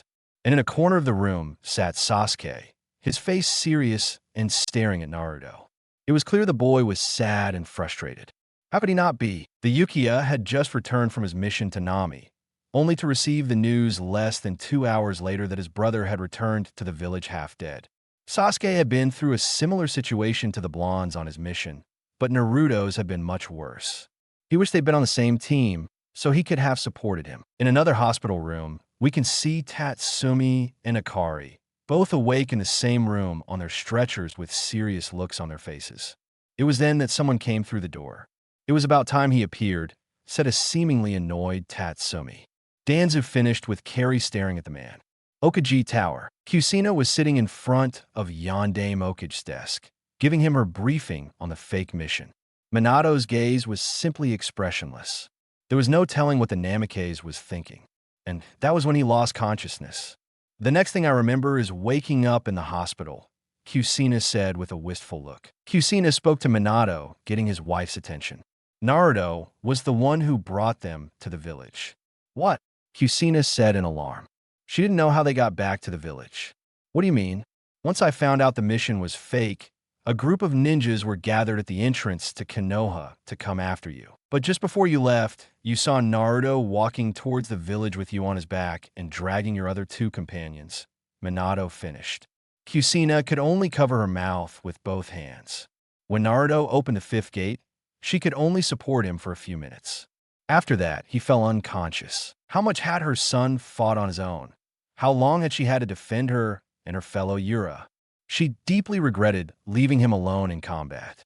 She suddenly began to cry, remembering all the scars on her son's body and that he probably had more by now. Suddenly, he was surrounded by Minato's arms, who was also trying to hold back his tears for Naruto. Konoha Hospital. In a hospital room, we can see Naruto lying on a stretcher, completely unconscious. Next to his bed was Mikoto, her eyes red from crying so much. Naruto-kun, said Uchiha as she took the blonde's hand with a sad smile. You told me you were going to take care of yourself. Why did you lie to me? Her children felt very sad. Seeing how their mother spoke to Naruto, it was as if she expected him to answer. Wake up, Mikoto said smiling, her voice trembling as her eyes moistened again. Wake up so I can punish you for lying to me. And without further ado, Mikoto laid her head back on the bed to cry inconsolably again, being hugged by her daughter, who was the same. Sasuke closed his eyes and looked away from the window while a solitary tear ran down his cheek. The atmosphere in the room became more and more depressing until "And you're not giving me reasons to wake up," Naruto said with his eyes wide open, looking at a surprised and blushing Mikoto, and Satsuki Kaizen finished Naruto with a warm smile. Sasuke had the same expression as his mother and sister when they saw Naruto acting as if nothing serious was happening. Naruto-kun. Mikoto and Satsuki shouted as they threw themselves at the blonde who groaned in pain as he was hugged by the 2 Uchihas. In reality, it hurt enough for him to scream loud enough to destroy the windows, but he didn't want to ruin their moment of happiness, so he decided to hold it in. Though as the pain increased from the Uchiha's affections, Naruto was completely distracted by the feeling of Mikoto and Satsuki's attributes on his chest. And as if that weren't enough, they were also rubbing the blonde's legs with a certain part of them. Naruto was making a superhuman effort to control a certain part of his anatomy while his head was smoking. The heart monitor was out of control until the beep was heard. Satsuki and Mikoto Saren briefly confirmed that Naruto was fine. Sasuke had disconnected the heart monitor to scare his sister and mother. It was then that everyone started laughing as the Yukiyas had their touching moment of happiness. 3 people, 2 brunettes, and a bandaged man. "We almost made it," Tatsumi said, scratching the back of his neck. "It's a good thing Naruto decided not to abandon us," Akari said monotonously. "It's comforting to see things didn't turn out so badly," said a calm Danzo. "But Danzo-sama, I can't believe our first mission is to help that madman fulfill his strange dream," said an annoyed brunette.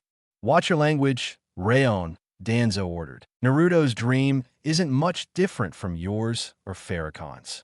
We want to be powerful ninjas, not become beasts." "That boy is crazy," the brunette replied. "Enough, Tatsumi," he said to Carrie. "Don't tell me you've fallen for him," Tatsumi said, causing his friend to lower her gaze with a slight blush. In his face, "I remind you that our mission is to help that lunatic become a monster." "Naruto is not a monster," Danzo interrupted. "That boy will become the closest thing to the Rikudo Sannin and will protect the village." As you recall, the Rikudo Sannin Biju was a ninja ended.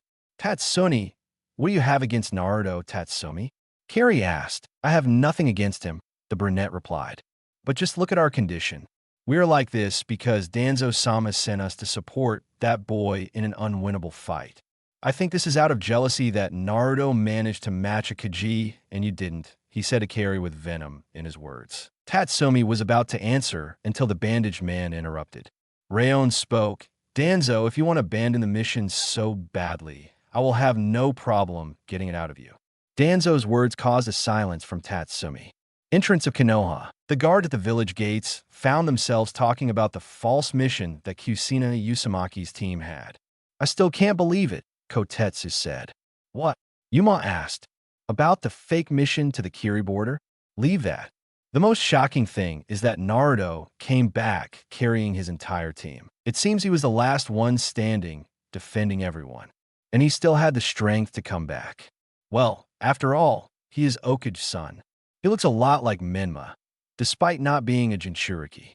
"Excuse me," said someone at the village gate, drawing the guard's attention. He appeared to be a young boy. He had green hair. He had many bandages, some of which were red with blood. He had an eye patch over his left eye. He carried a staff bandaged in the middle with a flower on it. He was accompanied by several Kiri ninja. The guards were on alert because with the fake mission, they were already expecting Kiri ninjas to come. "I've come to see Lookage. Who are you?" Kotetsu asked seriously. "My name is Yagura. I'm the Misukaji Okage Tower." Minato was sitting at his desk. He was reviewing various documents in the hopes of finding whoever falsified the mission and giving them the beating of their lives. But someone interrupted him.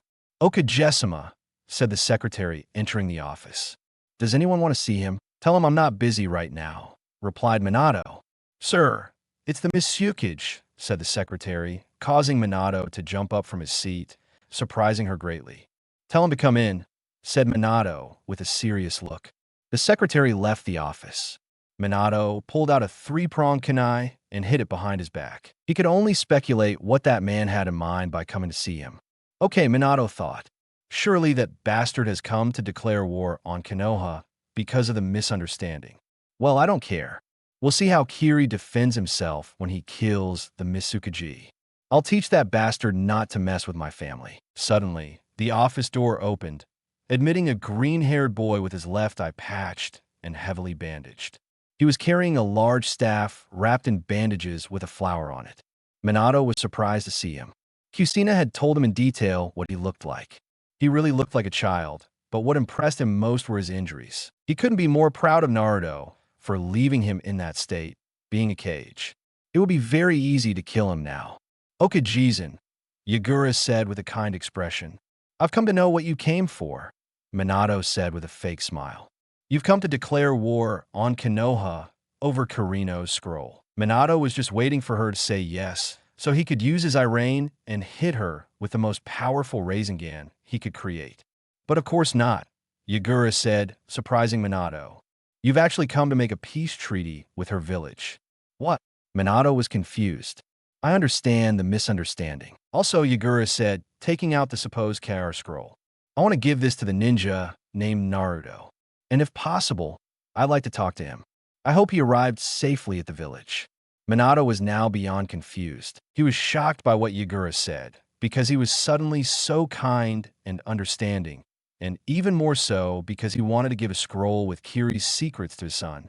I'm sorry, but my son is in the hospital, unconscious, Minato said. Oh, I see. So you don't know. Let me tell you what happened in our fight, Yagura said. Flashback. We see two badly injured boys in a devastated valley. A blond boy was standing with his head up, looking up at the sky, breathing heavily with his mouth open. Already at their feet on the ground was a green-haired man lying face down in a pool of blood. That was Naruto and Yagura. At the end of their fight, Naruto was wearing his gauntlets. They were cracked and missing parts. Next to Yagura was his staff broken in half. Naruto turned to his teammates and walked very slowly toward them. It was then that a voice stopped him. Wait, said a semi-conscious Yagura as he tried to raise his head to look at the blonde.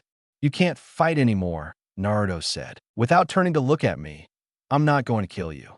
That would create a huge conflict between our villages. We told you we were tricked into coming here. No, you don't understand, the green-haired man said. You freed me. The Misukaji's words made Naruto turn around. What the hell are you talking about? The blonde asked in confusion. A little while ago, a guy with an orange mask trapped me in a jinjutsu to create a reign of terror, Yagura said, surprising Naruto greatly. That technique you used dispelled the jinjutsu. Suddenly, a group of Kiri ninja arrived. They all approached Yagura. Misukaji-sama, one of them said, then turned to look at Naruto. You bastard, you'll pay for this. Naruto clenched his fists. He knew he couldn't fight anymore, but that didn't mean he was going to let himself die so easily. At least he'd take one or two of them to the other world with him. Wait, idiot, Yagura said as one of the ninjas helped him up. This kid just saved me. I want him and his comrades taken to the Kiri hospital for immediate treatment. Right? Naruto said, surprising the ninjas. Yagura, what are you saying? The green-haired boy asked, confused as he watched the blonde lift the red-haired girl and place her on her back. I'll take my friends Yami, Sensei Konoha, Naruto said as he grabbed his companions with his hands and began to drag them. Don't be an idiot. Please let me. Yagura couldn't finish speaking since he was interrupted. I will not accept help from a Jinchuriki, Naruto said coldly as he began to walk away. Yagura was about to protest, but lost consciousness. His ninjas took him back to Kiri. End of flashback. Minato simply couldn't believe what the Misukaji had told him. You see, Yagura said, a guy named Toby had me trapped in a jinjutsu and was manipulating me to create a reign of terror in Kiri. Naruto tried to trap me in a jinjutsu during our fight, and it nullified Toby's jinjutsu. I'm eternally grateful to that guy. I see, Minato said, then thought. I can't believe Naruto managed to sustain a fight with this guy. I couldn't be more proud of him. But he seems to hate Jinchuriki. Could it be because of his brothers? Konoha Hospital.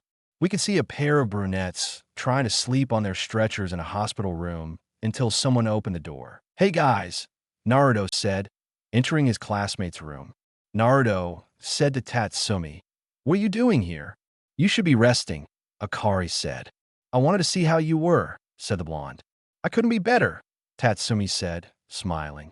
They already told you how much they're going to pay us for this mission. I know it's a large sum, said Naruto. Hey, said the brunette. What are you going to spend your share on?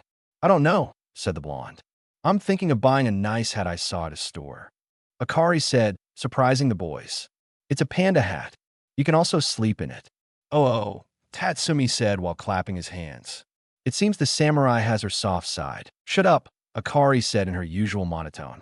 I think you'll look great in that hat. Akari said a smiling Naruto, causing the girl to blush slightly. And Naruto, the Casanova, plans to include another girl in his harem, Tatsumi said, pretending to have a microphone. Harem, the blonde asked. Don't act like it. You've had 3 beautiful beauties visit you since you've been in the hospital. A harem starts with 3 girls, Tatsumi said, holding up 3 fingers. Who are you referring to? Naruto asked. Oh, come on. That sexy adoptive mother and her beautiful daughter who love you so much. Not to mention that cute blonde who looked a lot like you. The brunette finished. That cute blonde you're talking about is my sister, said Naruto, leaving Tatsumi naked. Tatsumi, an idiot, said to Carrie with a slight blush. My mistake, I didn't know, said the brunette, scratching the back of his neck. Naruto had told them about his biological siblings, but Tatsumi forgot. At the Okage Tower, we can see Minato Yayagura chatting quietly. The Okage had been amazed by the narrated fight between the Misukaji and his son.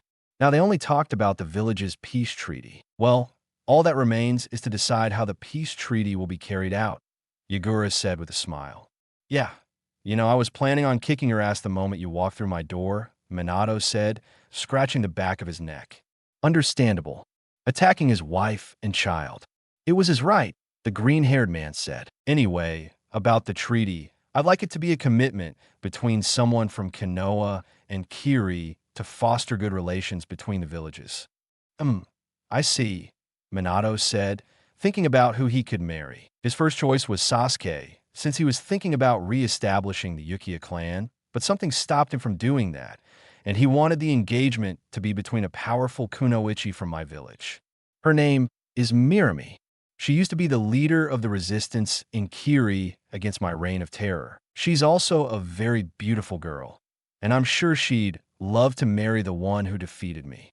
Yagura said, smiling. Wow, that's great. Wait, Minato said, processing the green-haired boy's words. It's my gift to Naruto. It's the least I could do to free myself from that genjutsu. I'm sure that boy will be fascinated with me. That girl is beautiful. I assure you, said a very amused Yagura, imagining the blonde's expression upon seeing his fiancée. Well, I think we have a slight problem, said Minato with a nervous smile. What are you talking about? Asked the confused haired man.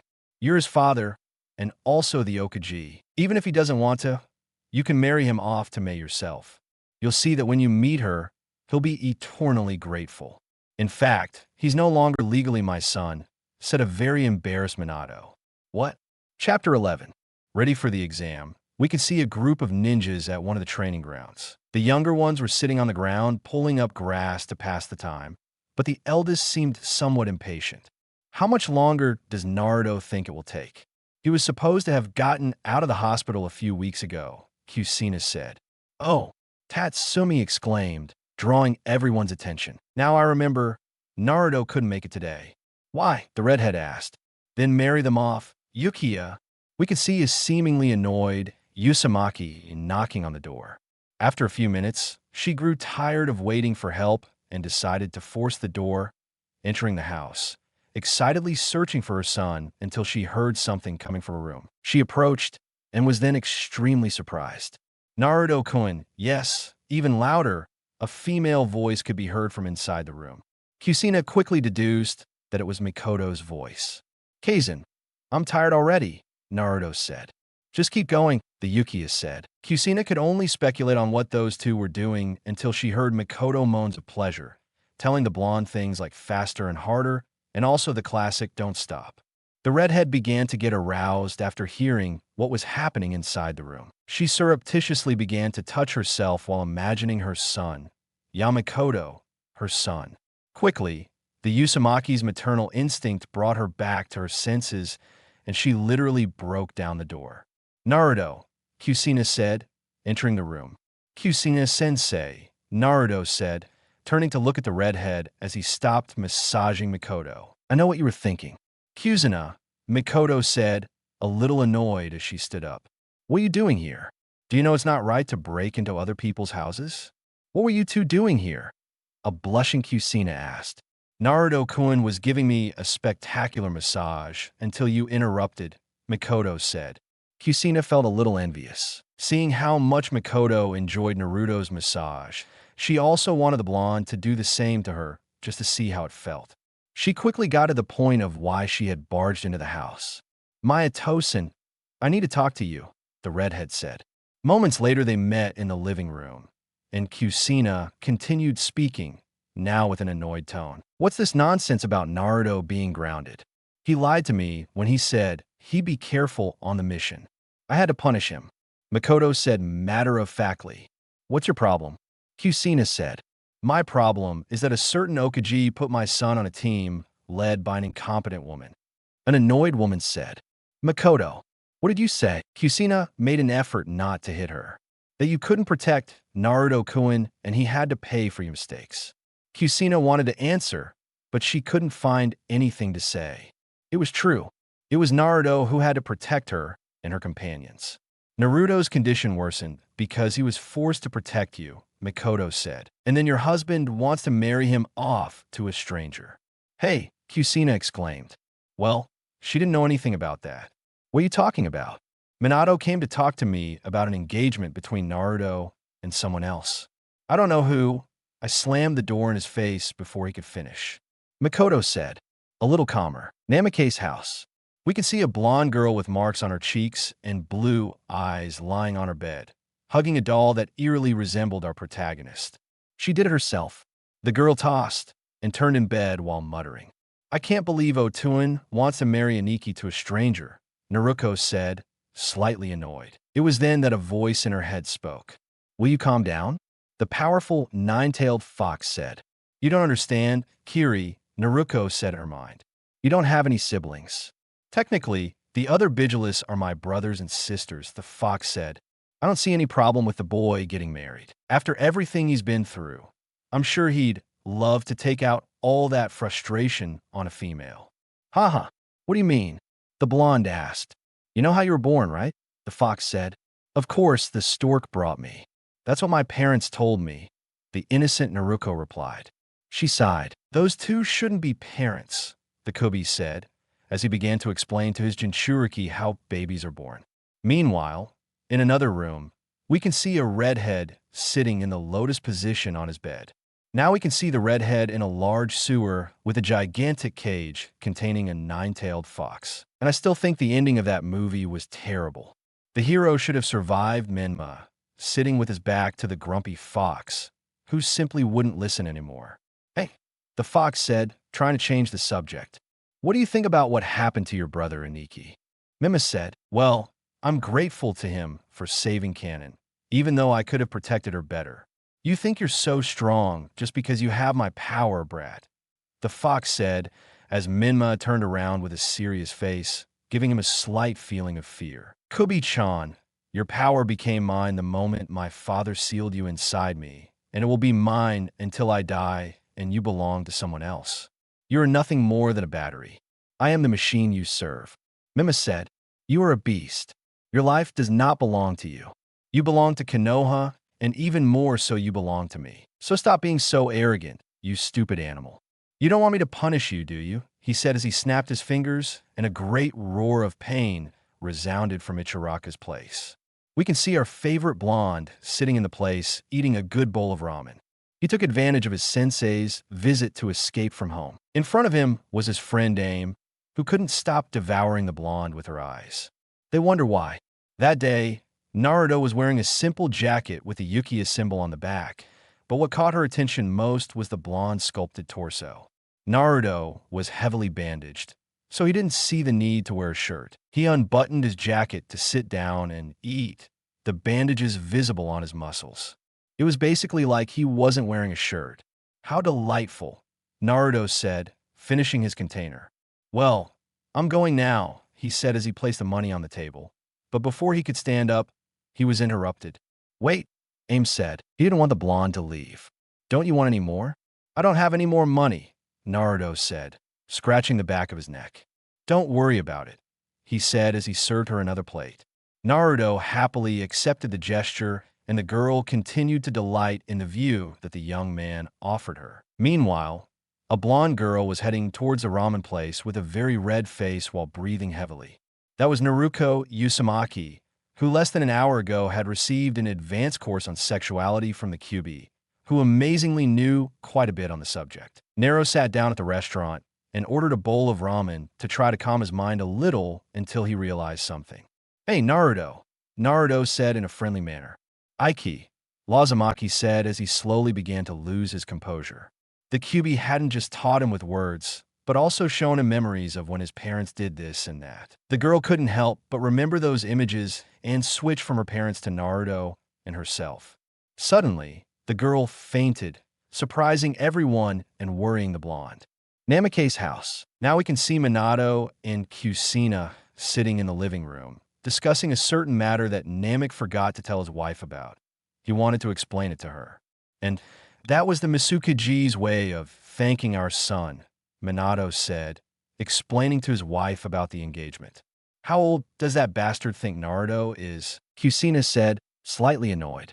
Their conversation was interrupted when she heard someone knocking on the door. Kusina went to open it to find Naruto bridal style, carrying their daughter. Naruto, Kusina said, then looked down at her unconscious daughter with a slight smile. What happened to her? I don't know. She just fainted, the blonde said. I'll take her to her room, he said as he entered the house without permission. Kusina returned to the living room. Minato watched in amazement as Naruto carried his daughter to the second floor. Naruto finally arrived at Naruko's room, entered it, and proceeded to place her on her bed. He was about to leave. What Anchan? The unconscious Naruto said, gaining the blonde's attention. But what surprised him the most was what she said next. Make me yours. Naruto froze at those words. The girl seemed to be enjoying her sleep a lot. He said, make me yours, Naruto thought, quite nervous. Okay, calm down, said Oni-chan. Maybe she's not referring to me, but to Menma. Naruto, Oni and Chan, said the blonde, dashing the blonde's hopes that it wasn't him she was dreaming about. Calm down, Naruto. Maybe it's not what you're thinking. Maybe she means something else. The nervous blonde said, only to become disappointed again. Yeah, harder. Oni-chan, fill me with yourself. Get violent, said the sleepy, very happy Naruto. Naruto didn't want to hear anything else. He slowly and nervously backed away from the room until he tripped and fell to the floor. Naruto woke up slowly and got out of bed to find no one else in his room. She quickly deduced that Naruto had taken her home. She blushed at the gesture and began to remember that lustful dream she'd had. She began to breathe heavily as she began to touch herself. On the other side of the door, outside the room, stood a hyperventilating blonde trying to forget everything he'd heard and seen. For a moment, he thought Naruto looked very pretty. She had developed very well, just as Satsuki had begun to wear clothes that showed off her figure.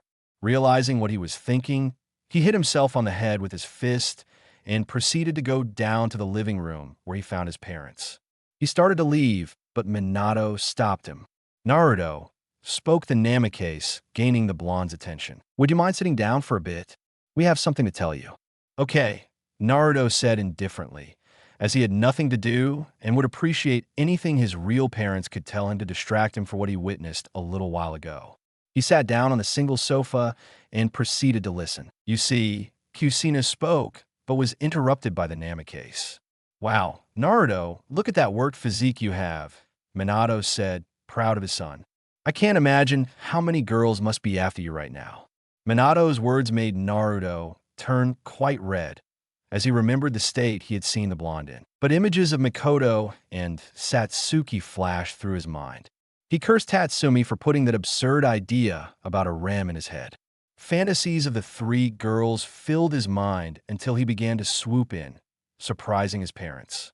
He finally calmed down enough to continue listening, leaving the Namicase family confused. Well, as I was saying, your father forgot to tell you something, Kusina said.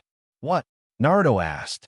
Well, Minato proceeded to tell her all about the peace treaty with Kiri and the marriage he was about to enter into. You're saying that if I decide not to marry him off, the villages will still be enemies? The blonde asked. Not really, Yagura said. He was bringing Mei so you could meet them at the exams. Chunin. Minato said, relaxed that his son didn't take it so badly. That reminds me, did you already give me the wrong June title? Naruto asked. That's right, a happy Minato replied, believing his son would thank him. But I don't want it, Naruto said, greatly surprising his parents. But Naruto Kusina was about to speak, but was interrupted. I want to participate in the exams, Chunin, said the blonde. But Naruto, that's not necessary. You're facing a Kaji. You don't have to take the exam, and neither do your classmates, said Minato. Okajizuma, said Naruto, getting serious. Akari, Tatsumi, and I want to participate in the exam. Kusina was going to protest, but Minato spoke first. Okay, Minato said, surprising his wife. If that's what you want, I'll support you. Those words made Naruto angry. How dare that guy try to act like a father at that moment? He simply got up from the couch and proceeded to leave the house. Yukiya house. We can see Naruto with his eyes closed, sitting in his room in the lotus position. He seemed to be meditating. The Chunin exams are in a few days, Naruto thought. I can't train. Basically, I'm sure Tatsumi, Akari, Satsuki, Sasuke, Naruto, and Menma are working very hard to get stronger. I won't be far behind, he thought as he slowly opened his eyes, which no longer looked blue, but black. Chapter 12. Chunin exams. Now we can see our favorite blonde accompanied by his teammates heading toward the building where the first stage of the exam will take place. This time, Naruto was wearing black pants and a long-sleeved black shirt with a red magatama on the chest. Tatsumi, for this occasion, was dressed in white pants and a short-sleeved black shirt with a blue lightning bolt on the chest. As for Harry, she was dressed in a black tank top with feathers drawn on it.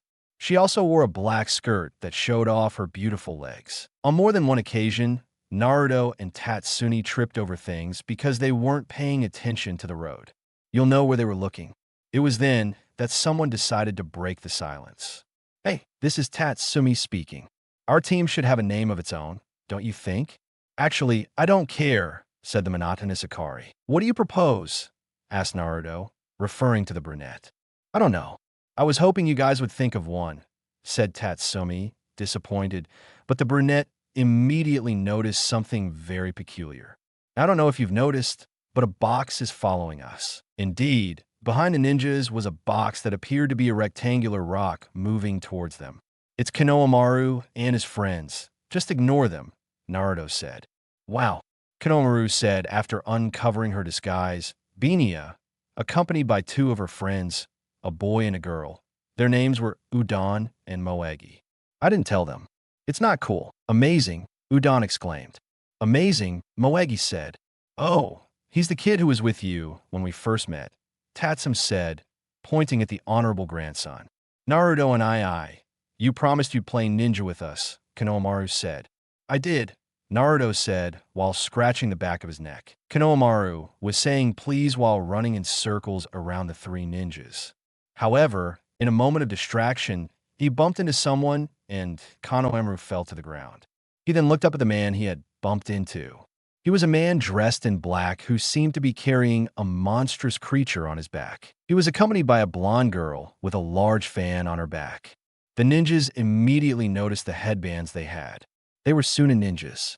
Hey, brat, look here, the boy said as he grabbed Konohamaru's shirt collar and lifted him into the air. Moron, put him down, Naruto said more like an order. And what will you do if the sun doesn't? Tatsumi said as he placed his hand on the Chunin ninja's shoulder from behind, surprising him greatly. The blonde was about to move, but Akari held her sword to her neck. If you don't put it down, I'm going to beat the hell out of you. The Chunin ninja lowered Konohamaru and roughly removed Tatsumi's hand from his shoulder. The brunette took a few steps back. My name is Kankuro, the ninja said, and I'm going to kick your unhappy ass, Kankuro said as he lowered the mummy from his back. Try it, Tatsumi said as small electric shocks shot out of his body, but suddenly a voice stopped them. That's enough, Kankuro, said a red-haired boy standing on his head on a tree branch, surprising everyone. Stop causing trouble. Gaara, Kankuro said with fear in his voice. The red-haired boy climbed down the tree and started walking, followed by the other two Chunin ninja. They walked past Tatsumi and left the place. I guess they came for the Chunin exams, Naruto said. That means I could kick that jerk's ass, Tatsumi said excitedly. They finally arrived at the academy, entered the building, and looked for their assigned classroom until Naruto found a couple of his brothers. Sasuke, Naruto said as he greeted Yukiya. Hey, Naruto, Sasuke said, returning the greeting. This part is where Sasuke is dressed like in the Naruto movie. Route to Ninja.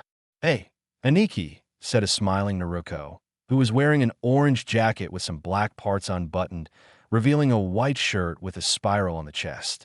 He was wearing orange pants. His friendly greeting sent a shiver down the blonde spine. Tatsumi noticed this and decided to play a prank on his companion. "Oh, you must be Naruto," Tatsumi said amiably, extending his hand to the Uzumaki, who gladly accepted the greeting. "Naruto always talks to me about you. If they weren't siblings, I'd say he likes you." Naruto stood with his mouth open, a strong desire to kill Tatsumi growing inside him.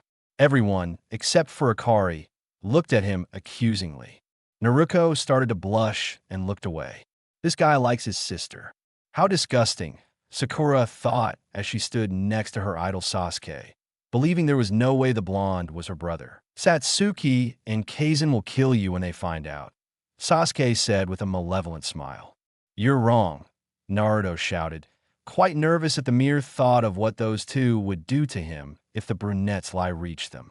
"I don't know what you're talking about, Tatsumi," he said to Kari. "Indeed, Naruto has told us a lot about her, but he hasn't said good things. I don't understand how you could interpret his words as a show of affection." Akari said Naruto while crying in an anime-style way, holding the brunette's hand. "Thanks. You're welcome," said Akari while looking away with a slight blush. Suddenly, the blonde felt a murderous instinct coming from his biological sister. He finally decided to go up to the next floor to see the next scene. A boy with large eyebrows and a green jumpsuit was knocked down by a group of ninjas who were blocking the way to classroom 301. Those two were saying things about how weak people shouldn't be there, etc., etc. It was then that Sasuke approached. "Hey, you two idiots," the Yukiya said. "Remove that Jinjutsu and stop bothering us." And it was then that Sasuke activated his sharing to dispel the Jinjutsu, revealing the true classroom numbers. Sakura was fascinated by the majestic Yukiya, using her Sharingan to the point where you couldn't just tell us where to go instead of dispelling the Jinjutsu and warning everyone. Tatsumi asked stoically. Sasuke slapped his head. That didn't occur to him. Well, said one of the ninja blocking the door. "Did you manage to notice the Jinjutsu? Okay, now we see how you deal with this in a pinch." The ninja tried to kick Sasuke. The Yukiya was going to counter with another kick, but in the blink of an eye, both legs were stopped by the boy in the green suit with the big eyebrows, surprising everyone. "He stopped my kick," Sasuke thought as he brought his foot down. "This guy is good." "Hey," a boy with white eyes said, referring to the one with the big eyebrows. "What happened to the clan? You said it would be better to stay low-key." "I know, but the one with the big eyebrows said, scratching the back of his neck. It was then that with a slight blush he looked at Sakura, walked over to her, and giving her a thumbs up and with a bright smile said, "My name is Rogel. Please be my girlfriend. I'll protect you with my life." Sakura didn't answer, causing a depressive aura in young Lee. "Cute, but why not?" I asked. "Why are you weird?" She said, "Hey, I'm talking." Naruto, getting the attention of the boy with big eyebrows. "Are you related to Guy Sensei? Do you know him?" Lee asked, surprised. "Of course," the blonde answered. "That's great. We're not related, but many say we look alike." That comment from Ligero, a straw in the back of everyone's head. Finally, the teams met in the classroom. There were many menacing-looking ninjas. The only one who felt intimidated was Sakura. Naruto was scanning the surroundings until someone covered his eyes from behind. "Guess who I am?" said a female voice. The blonde felt something soft on his back. The boy quickly blushed to give his answer. "Satsuki-chan," said Naruto, the moment his eyes were uncovered to then see his best friend smiling at him warmly. "Hello, Naruto-kun," said a smiling Satsuki as she clasped her hands behind her back and leaned forward. It was then that the blonde noticed something. "Hey," Naruto said, then raised his voice. "That's my shirt. I was looking for it this morning." "Calm down. You have a lot of the same ones," Satsuki said as she grabbed the collar of the shirt and began to smell it. It was the same shirt as the blonde's, but with the gray magatama on the chest. He cut off the sleeves, so it would be short-sleeved. The girl was wearing short shorts with a skirt like Akari's. Naruto blushed at what she was doing. Damn lucky, more than one boy thought in sync. Suddenly, two new hands covered the blonde's eyes again. Everyone was surprised to see who was doing it. "Guess who I am?" said a voice that Naruto would recognize, even if it was distorted. A voice that was more than engraved in his mind. Menma said Naruto as he pushed the redhead back, causing him to let go. "I guess if it was a girl, you would have responded differently," said a smiling Menma, looking at Naruto. And from one moment to the next, it was now the blonde who was covering Naruto's eyes. "Guess who I am?" Naruto said without even changing his voice a bit, causing a tear to fall down the back of everyone's neck. "Naruto," the blonde said, not in the mood to continue with that. "No," Naruto said, causing everyone present to fall in an anime-style manner. "Brotherly love, that's sweet," Kia said as she approached with her team. "So you're here too," Shikamaru said as he approached with his team as well. "What a pain."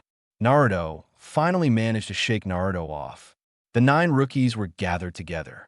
It was then that a gray-haired man with glasses approached. Oh, so you're the 9 Konoha rookies. "You'd better stop making fools of yourselves," the man said. "And who are you?" Hino asked, a little annoyed by the comment. "My name is Kabuto Yakuzi. This is my 7th attempt at the exams." "Chunin, have you failed 7 times?" Tatsumi asked, surprised. "6, actually.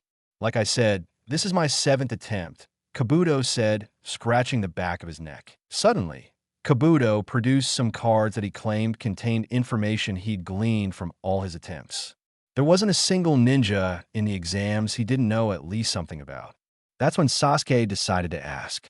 "So, could you tell me something about some ninjas?" Sasuke asked. "Of course, just 10 cents, something from them," Kabuto said kindly. "Well, Naruto Yukiya and those 2 accompanying him," Sasuke said, pointing at the brown-haired ones.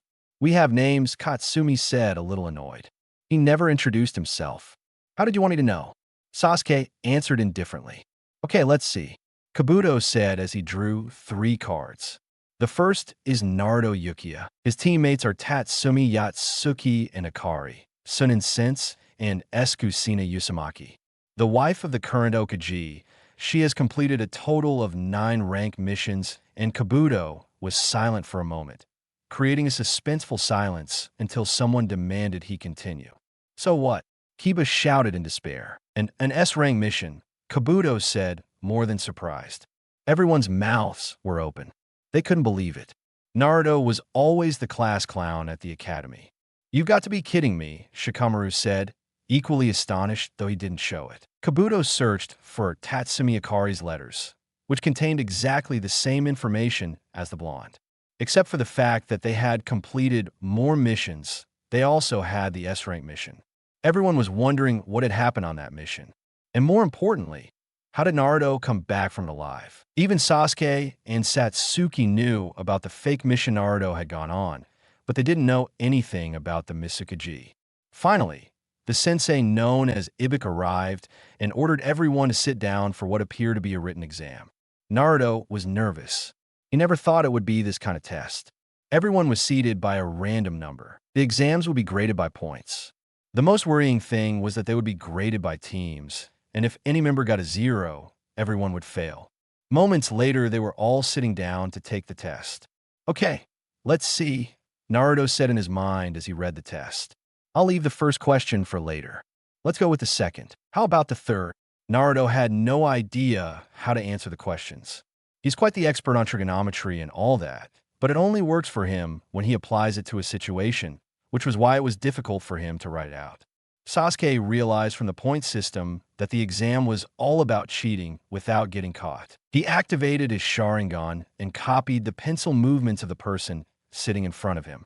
He surreptitiously glanced at Naruto, hoping he could answer at least one question. Everyone was using tricks.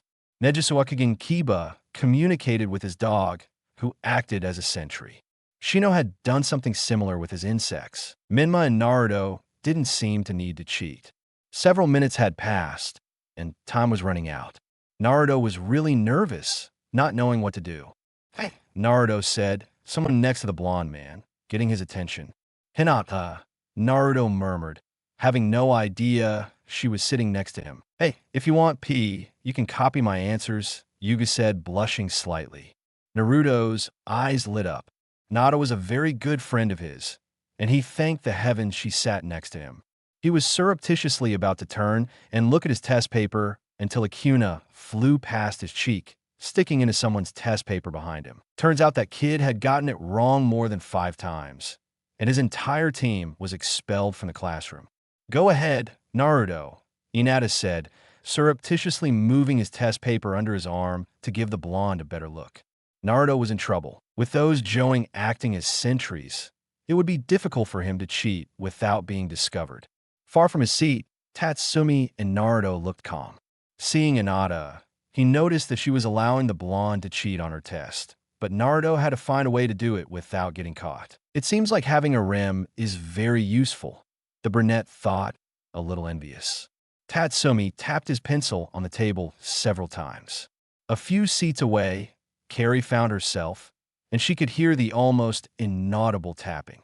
She immediately began lightly tapping the table with the tip of her pencil. Tatsumi, extremely, raised his hand, getting Luzin's attention. "Excuse me, I need to go to the bathroom," the brunette said. One of the Jowners led Tatsumi away, chained by the hands with handcuffs. Naruto could see his companion walk out the door, but just before he did, Tatsumi flashed one at him while rapidly flashing several hand signals. Naruto opened his eyes in surprise. 2 minutes later, a loud bang shook the room, startling everyone. Naruto quickly turned to look at Hinata's test, and in less than 6 seconds he had read and memorized all the answers. He could now happily answer the test, feeling like the master of the universe. Tatsumi returned with an annoyed Jounin, sat down in his place, and patiently waited for the 10th question that would be given at the end. Finally, the Jounin and Viko speak. "Okay, listen up. This will be the 10th and final question. Vicky and I are speaking, but first, there are 2 things you should know. Can you drop out now and take the exam next year? Of course, if someone drops out, their entire team will fail as well. And if you choose to answer the question and get it wrong, you'll fail and will never be able to take the exam again." Those words made everyone tense. Some immediately raised their hands to be failed along with their team, and this continued until there were no more than 76 genin left. Finally, Vicky told everyone else that they had passed, surprising them. Naruto jumped for joy. It was then that something suddenly came through the window, breaking the glass. It seemed to be a person, a woman, to be precise, landed right in front of a Biki, spreading some kind of tent. "Hello, everyone. I'm the sensual Kamataris. I'll be your censor for the next stage of the exam. Are you ready? Come on, follow me," she said, raising her fist to the sky. Satsuki could be seen trying to hide her head as if she didn't want to be seen, although her plan didn't quite work. "Satsuki," Hanko said upon seeing Yukiya. "Great. I'm glad you could stop by. So this is Satsuki-chan sensei," Naruto thought. Moments after they all found themselves at the entrance to Area 44, better known as the Forest of Death. However, Konohamaru and his friend showed up. They were going to interview Ko for the Academy newspaper, so all the genin were given a 10-minute break. "Hey, Tatsumi, thanks a lot for helping me with the exam," Naruto said with a smile. "We're a team, and I told you it would help us out." "Learning sign language," said a smiling Tatsumi, waving his hands.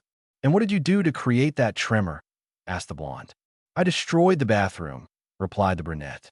Tatsumi spoke monotonously. "Akari, you should eat more fiber." Awkward silence. "Akari, were you trying to make a joke?" Tatsumi asked incredulously. "Everyone does it. Why not me?" he asked Carrie, remembering the brunette's joke with the blonde. "Hey, Naruto," Sasuke said, getting the team's attention. "Get ready. If we ever face each other, I won't show mercy just because you're my brother." "Me neither," the blonde said excitedly.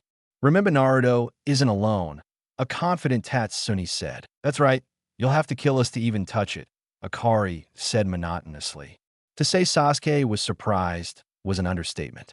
Naruto had been very lucky to play with companions like that. Finally, the censor proceeded to explain what the test entailed.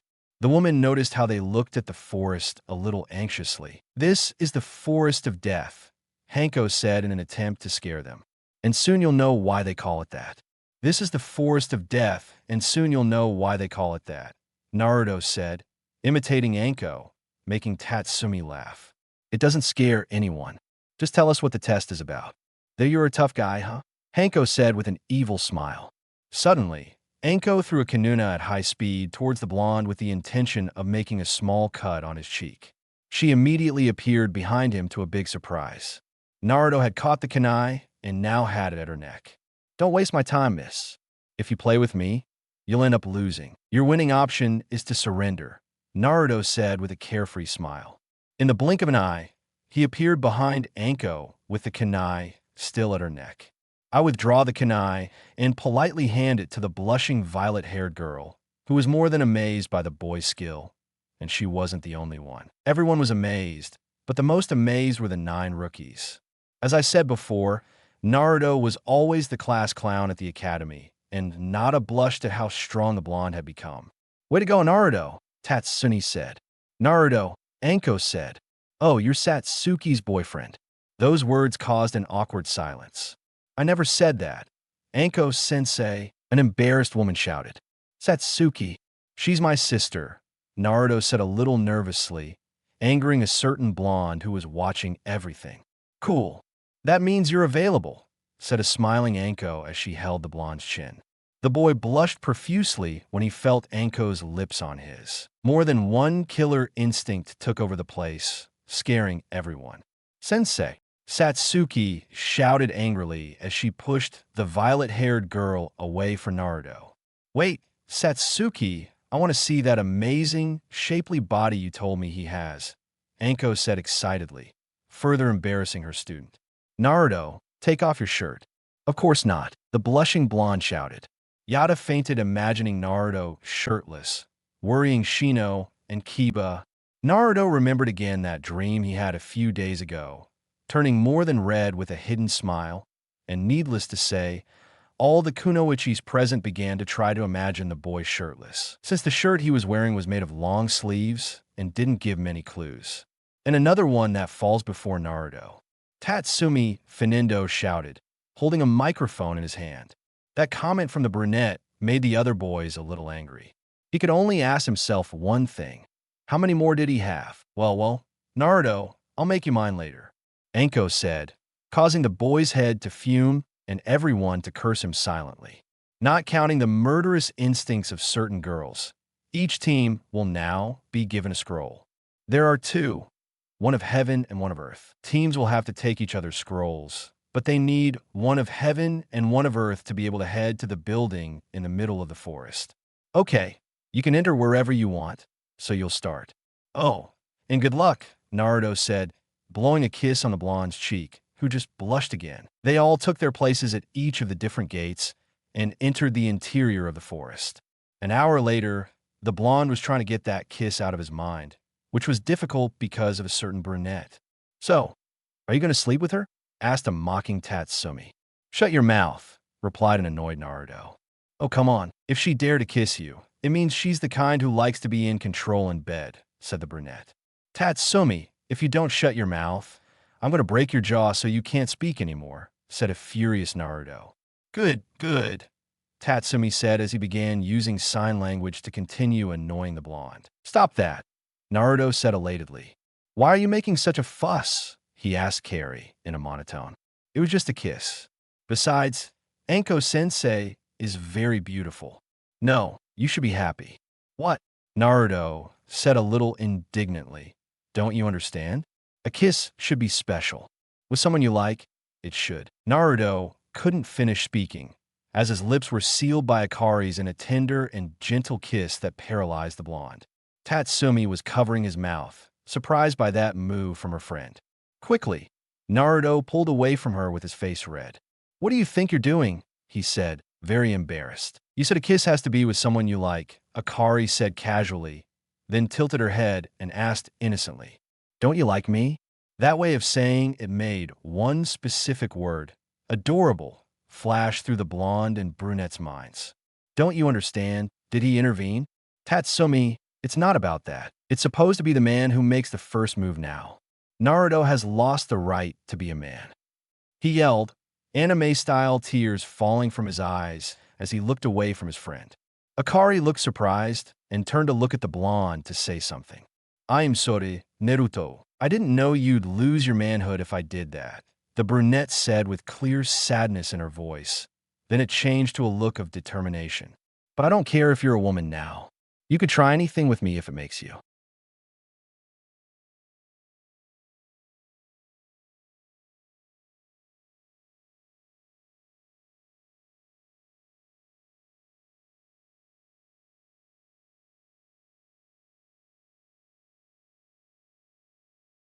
Feel more of a man.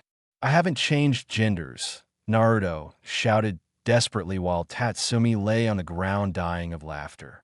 Suddenly, a thought crossed the brunette's mind. If Naruto were a woman, she would basically be like his sister.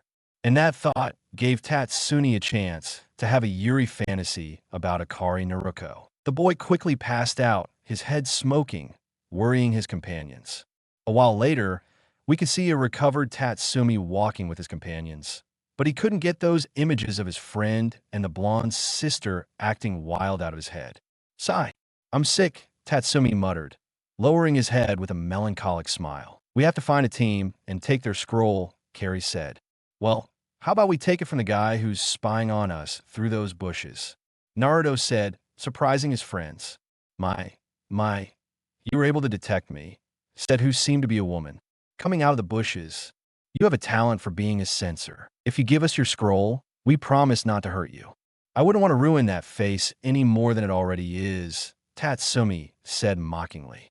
Children, the woman said, peeling the skin off her face, which disgusted the ninjas a little. You have no idea who you're messing with. What used to be a woman was now a pale man. His eyes looked like snakes. He was constantly sticking out his tongue, which was too long. He had small fangs. Incredible, Tatsumi said. He's a transvestite. And those words caused a drop to fall on the back of Naruto's and the stranger's necks. Is that what impressed you? The blonde asked. Naruto Uchiha spoke to the stranger. I heard about the trouble you had at the Kiri border. I want to see what these events are about. My name is Orochimaru, one of the legendary three. Sannin, Naruto said in amazement. Quickly, Tatsumi appeared above Orochimaru, ready to give him a heel kick. San, you're not going to lose, Naruto said, bringing his foot down on Orochimaru, which raised the ground upon impact. Once the dust cleared, Tatsumi could be seen in a crater on top of a pile of dirt. An Earth clone, Tatsumi muttered. Why is everyone pulling this trick on me? Good speed. Orochimaru said a few meters from the crater, clapping his hands before thinking. So Danzo finally decided to use the prodigies. Who would have thought he'd make them King B's personal guard? A very peculiar fate for those two. Chapter 13. Snakebite. Somewhere in the Forest of Death, we see Sasuke, Naruto, and Sakura wandering around in search of a team to take an Earth scroll from, since they had a Heaven scroll.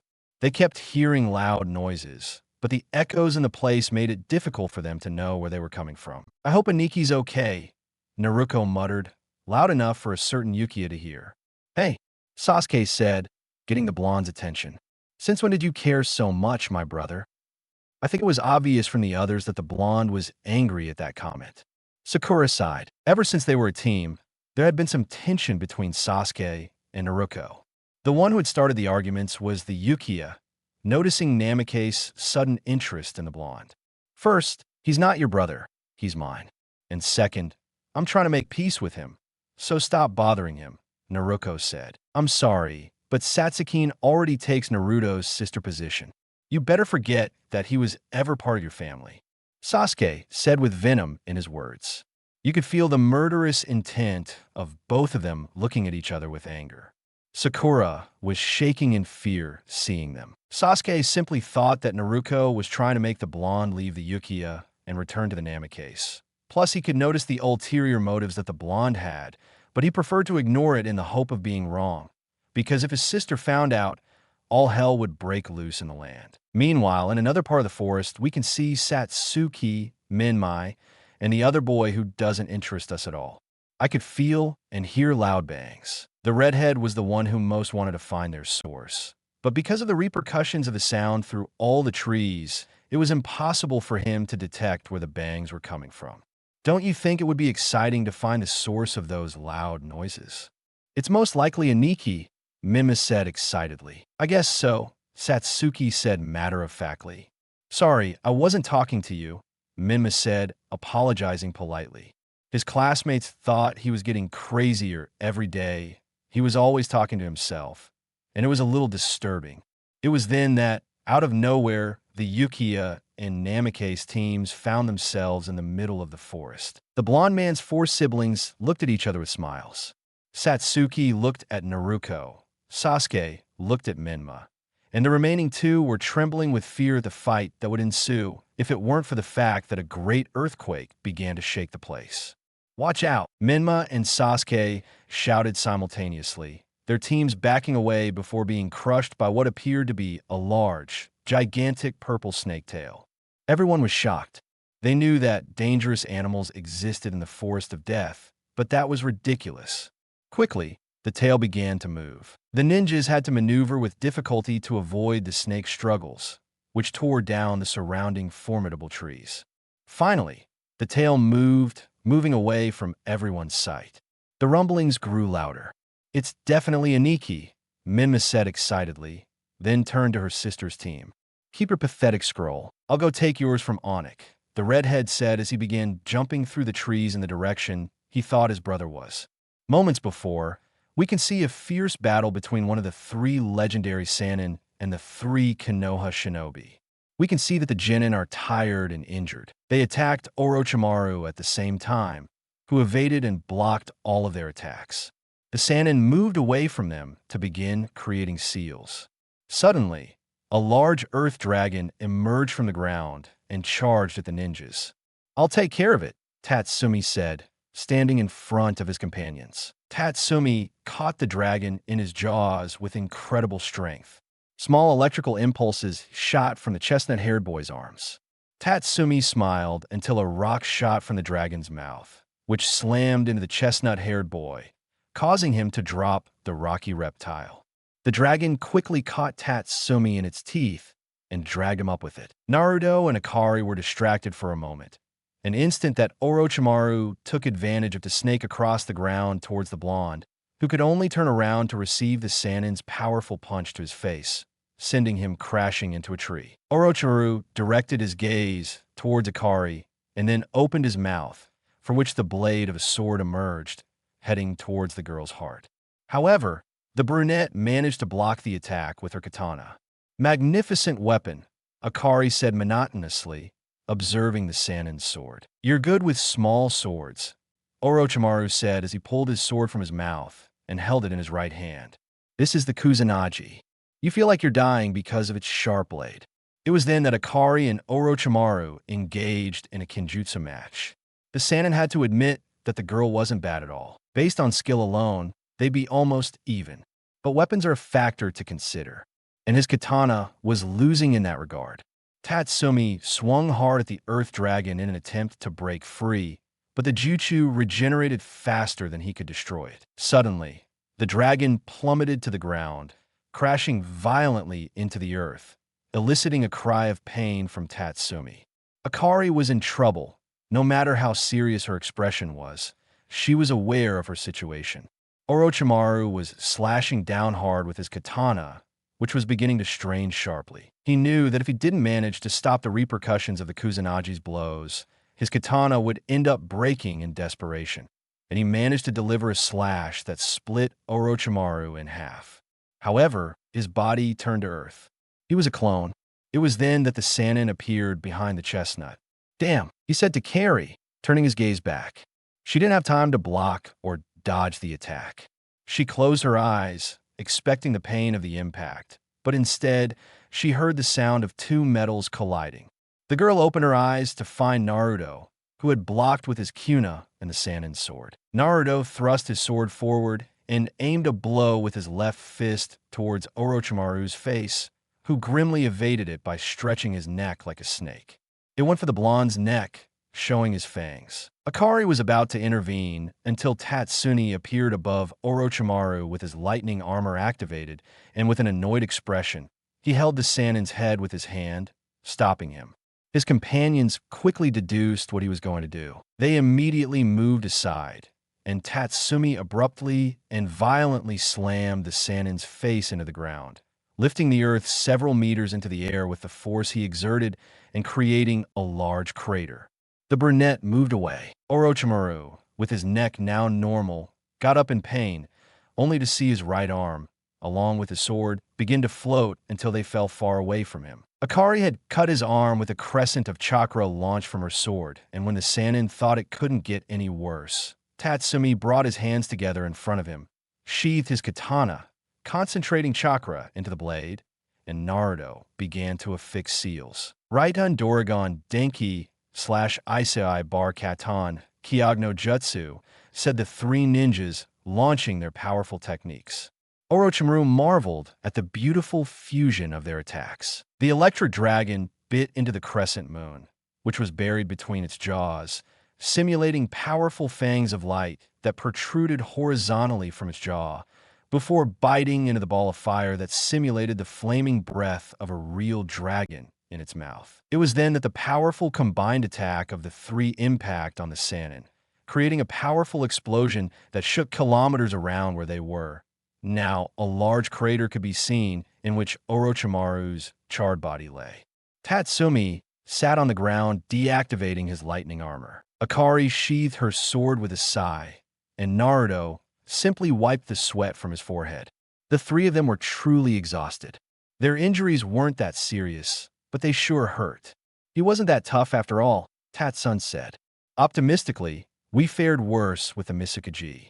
It seems the title of Sannin is overrated, Naruto said. Guys, I speak to Carrie, gaining the attention of her classmates. I think we destroyed her scroll too. Awkward silence. Tatsumi shouted dramatically. There's no other way. We'll have to keep searching. Naruto said annoyed. They were really tired. It was then that something caught the attention of the three genin. Orochimaru's body began to move. Watching him rise was like watching a zombie, or at least that's what Tatsumi thought. They thought it would be an easy task to finish him off until the Sannin opened his mouth to commit another sinister act. A hand emerged from his mouth. The brunette felt like vomiting. Then another hand emerged, which opened Orochimaru's mouth even wider. Finally, the Sannin's head emerged from his mouth, covered in a viscous substance. The three shinobi were disgusted and shocked to see this action. Orochimaru emerged completely from his own mouth. He had no wounds and still had his right arm, which Akari had severed. Like a snake shedding its skin, the brunette said as she drew her katana. Well, we'll have to kick his ass a lot harder, Tatsumi said, standing up and cracking his knuckles as small electrical impulses surged through his muscles. Let's crush the normal one, Naruto said as he pulled out his crib and got into position just like his friends. Danzo wanted him to put the curse mark on this boy, but I don't think he needs it, Orochimaru thought. You should go after Yukiya right away instead of wasting any more time here, but it would leave a bad taste in my mouth to leave feeling belittled by these kids. Danzo told me I could attack with everything I have, so maybe I'll bring King B to the brink of death. If he dies, it means he wasn't up to his ambitious dream. Orochimaru raised his hand and gestured with his finger, inviting them to approach. The genin thought it was an invitation to attack. However, the three heard a whirring noise in the air. They turned to find the Kusanagi flying at full speed toward the blonde, aiming for his heart. Tatsumi moved quickly and grabbed the handle of the sword, but it slipped from his hand, greatly surprising the brunette. Naruto moved to the side, but the sword swung back toward him. The blonde was about to open the second door when suddenly a metallic clash resounded. In front of him was Carrie, stopping the Kusanagi with her katana. However, it broke, causing complete bewilderment on the genin's faces. The Kusanagi pierced the brunette's body, who spat out blood with a muffled moan. After feeling the cold blade of the sword, Naruto could see how the tip of the sword pierced his friend's back towards her heart. However, Akuruvo, the Kusanagi holding the handle, and the blade prevented Naruto from being pierced as well. Akari shouted Naruto and Tatsumi at the same time. The boys grabbed the sword, and using all their strength, they pulled it from the brunette's body, who fell to the ground coughing blood. The sword immediately flew straight into Orochimaru's hand, as he watched what had happened with an arrogant smile. AI, Tatsumi said, his voice shaking as Naruto held the brunette in his arms. Why? The blonde murmured, his expression serious. I didn't say it before, Akari said, trying to plaster on a smile with a trickle of blood on her mouth. They'll have to kill us to even touch you. Won't they, Tatsumi? Yes. The brunette replied with a serious temple as he stood up. Naruto stood up, leaving Carrie on the ground once he created a Kajban to give her a fairly simple order. Take Akari out of here and treat her wound. Kill her safely. Naruto told the clone as he nodded and took the brunette in his arms. I guess we're thinking the same thing, Tatsumi said as he activated his lightning armor and began to compress all of his lightning chakra into his body. Oh yeah, Naruto said as he clenched his fists and began to release his chakra. Tomorrow there'll be one less Sannin in the world. Lightning, I don't cry, and Tatsumi version, the brunette said as all his chakra compressed around his body, creating a light blue aura with small electric shocks around him. Kimin, Gate of Rest, Naruto said as his muscles toned and his chakra increased.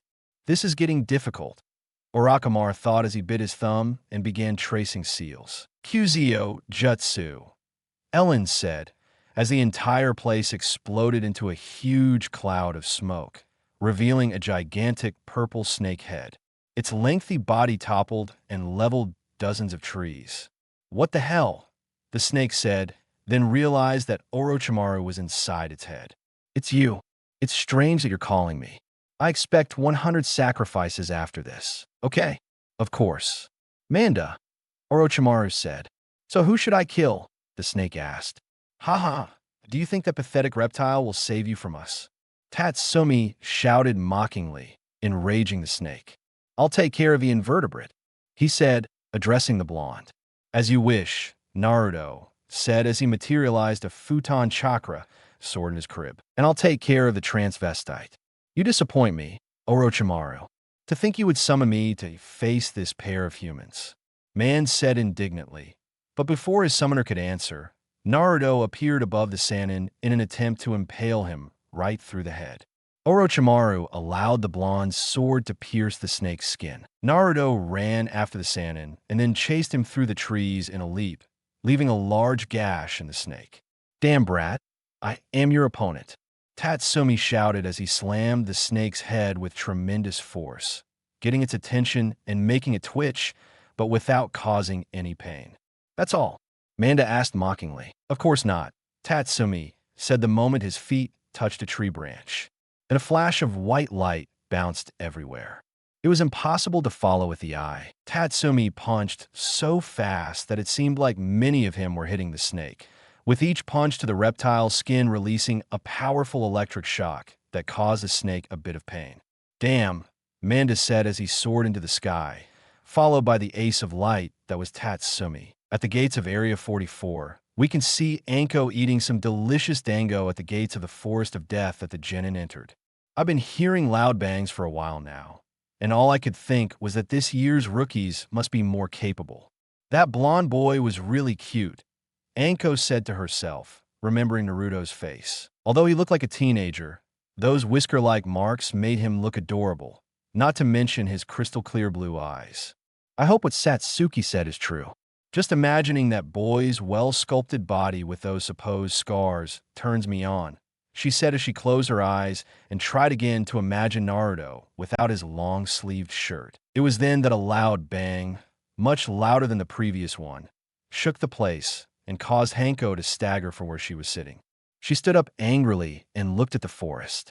What the hell is going on in there? She wondered. The kunoichi looked up, then gaped. I managed to see the head of a giant purple snake, surrounded by a fleeting flash of light that seemed to bother it. That's it. It couldn't be, Hanko said, flustered as she hurried into the forest, heading toward the source of the rumbling. Somewhere in the Forest of Death, Naruto was clashing swords with Orochimaru. The Sannin was truly impressed with the boy's skill. Despite being angry, he didn't lose his composure in his attacks. The blonde managed to cut the Sannin again and again in one swift movement. Naruto sliced Orochimaru in half, who turned into earth. I know that trick, Naruto said seriously as he blocked a slash from the Sannin's back. It was then that the blonde managed to connect a roundhouse kick against Orochimaru, sending him crashing into a tree. The Sannin spat out blood. He shattered my ribs, Orochimaru muttered through gritted teeth. That blow had really hurt. The Sannin got up and sped toward his opponent, but in the blink of an eye, Naruto had disappeared from sight, leaving the Sannin perplexed. It was then that Orochimaru could feel his body splitting. Behind him was Naruto, kneeling on the ground, his sword raised. The blonde turned to see the Sannin's torso rising away from his limp legs. It was then that several snakes emerged from Orochimaru's halves, reconnecting his body and reuniting him. "You're not even human," Naruto said, turning to look at the Sannin. "What do you think?" Orochimaru said as his body was pierced by Naruto's sword. However, as the Sannin turned back into earth, a new metallic clash echoed through the forest. Orochimaru had tried to attack from a blind spot, but Naruto stopped his sword with a wind shuriken that floated in the palm of his hand, acting as a shield. The Sannin cursed Danzo for having trained him too, and even more so for having convinced him to test the boy's strength. This boy could very well be a Bijaloo in human form, Orochimaru thought as he continued his fight with the boy. Meanwhile, Tatsumi continued to annoy him with both his blows and his insults. Amanda, who was truly frustrated by the chestnut's speed, landed on all fours like a stalking lion. "Take this," Tatsumi said as he propelled himself against the snake, then uttered aloud, "Raiton Rayon Denki." It was then that what appeared to be an electric lion formed around the chestnut's body. However, Tatsumi remained inside as if he had no intention of throwing him out. "Kai," the young man said as the gigantic lion made of electricity attacked the snake's face. The large, tumbling feline began to bite and scratch Manda's large body, who was now roaring in pain. Feeling the electricity run through his body, Tatsumi acted like a real lion trying to devour its prey. "I'm the king of the jungle, you stupid beast," Tatsumi yelled inside the electric lion. However, the brown-haired man was beginning to growl in pain. This jutsu puts a huge strain on his body due to all the electricity he has to withstand. He let out an insolent shriek as he opened his gigantic mouth and bit the electric lion, but an unbearable pain forced him to let go immediately. "Stupid. The teeth are connected to the nerves.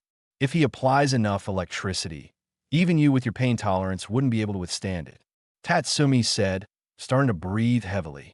Returning to Naruto and Orochimaru's fight, the Sannin simply wanted to stop everything. He was almost certain he could win, but if he continued like this, he wouldn't have the energy to go after Sasuke and get the Sharingan.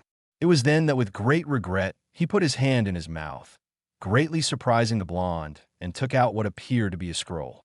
"You have an Earth Scroll, right?" said Orochimaru, showing the Heaven Scroll. "In your hand, I will give you this scroll. Let's end this match," he said before throwing the scroll to Naruto, who caught it with his hand, stared at it for a moment, and proceeded to put it in one of his bags.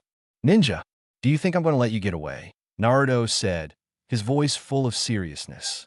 Orochimaru gritted his teeth in frustration.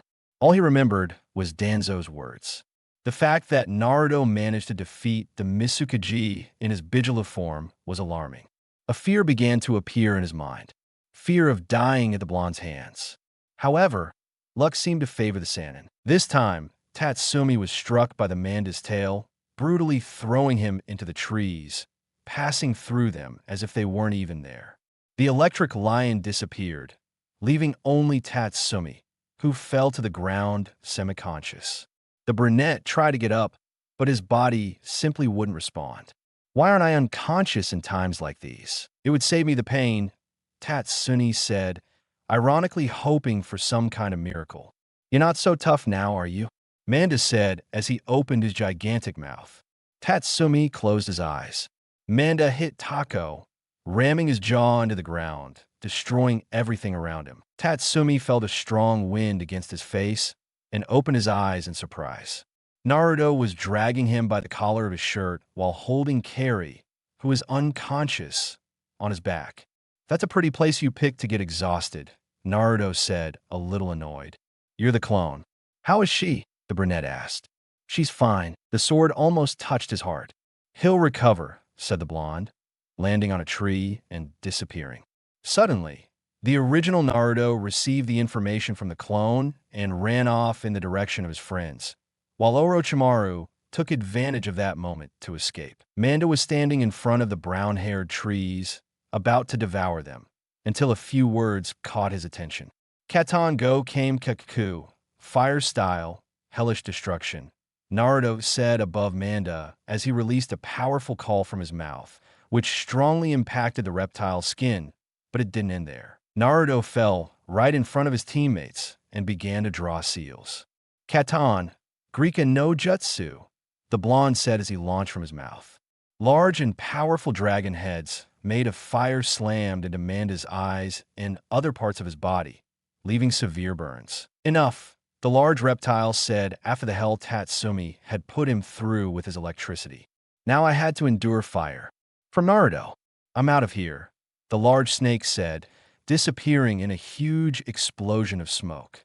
Naruto sat down abruptly on the floor with his companions, closing the second door. Akari was still unconscious, and Katsumi regained mobility, allowing her to sit up again, just like the blonde. What happened to the transvestite? Tatsumi asked. He ran away, Naruto said, but there's good news, he said, showing the sky scroll. Great, the brunette said, a little relieved. Now we can rest and then head to the tower, he said, searching through his bags for one of the snacks he had packed. However, when he took out a rice bun, he realized it was completely charred. Obviously, due to his jutsu, Tatsumi had his eyes closed while a waterfall of anime-style tears flowed from them. Too bad, Naruto said, smiling. Hey, Onik came from the forest once. Both boys were actually alarmed to see the smiling Menma. Walking towards them, I see you had a lot of fun here. Shit, Naruto said as he stood up and took out his kunai. Tatsumi slowly got up. He knew he couldn't fight anymore, but at least he could do something. Tell me, what scroll do you have? The redhead asked, still sporting that confident smile. No, wait, let me guess. You have one from heaven and one from earth. No, do you have psychic powers? Tatsumi asked sarcastically. Well, Menma said, clapping his hands. Let's do this. Just give me the heaven scroll. I have no desire to fight you in that state. What if we don't? Naruto asked. I guess I'll have to fight you, though I'm sure you'll give me a run for my money. You won't be able to defeat me, the redhead said, holding out his hand. Naruto pulled out the heaven scroll and stared at it for a moment. He then turned to look at Tatsumi, who also looked at him with a sigh. The brunette simply nodded. Sigh, here, Naruto said, throwing the scroll. A hand caught the scroll. However, it wasn't Menma's. Put it back, Sasuke said, throwing the scroll back to Naruto, who was more than surprised, and he wasn't the only one. Tatsumi's mouth was also open, not expecting something like this. It was then that Sasuke turned to speak to Menmu. Give me yours. Did you manage to catch me? Sasuke? Congratulations, but Aniki agreed to give me his scroll, said the redhead. Well, what a shame. As his older brother, I forbid him from giving you his scroll, said Sasuke. Those words wiped the redhead's smile off his face. Okay, I'll have to take yours then, Menma said as her violet eyes turned red with a slitted pupil and Sasuke activated his Sharingan. Suddenly, Sasuke and Menma's teams arrived at the scene. The first thing Satsuki did was run to hug Naruto. Seeing the state he was in, the boy stifled a small moan of pain, but still gladly accepted his friend's hug. Naruto wanted to run and hug him too, but for some reason he didn't. He just stared into the distance as his powerful killer instinct kicked in. Looks like we're at crossroads, Menma said loudly, getting everyone's attention before turning to his sister. What will you do, Naruto? Do you plan to support Sasuke's decision? Naruto, this is it. Sasuke, I don't care if you're on my team. I won't allow your omen to take any of my brother's scrolls. The blonde turned her gaze to Naruto. She could tell how tired he was. Part of her wanted to run up to him and hug him. Another wanted to just take the scroll from him, and another. I'm sure Satsuki doesn't agree with you either, Menma, Naruto said, sending a glare to the Yukiya, who stood next to Sasuke, drawing her kunai. Satsuki said precisely.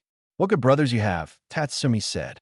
Yeah, I know, Naruto said as he slowly reached for one of his bags. Suddenly, the blonde threw a smoke bomb, which covered him and his team. As the smoke dissipated, Naruto and Tatsumi were no longer there. Now there's just one more thing to do, Sasuke said as he prepared to fight.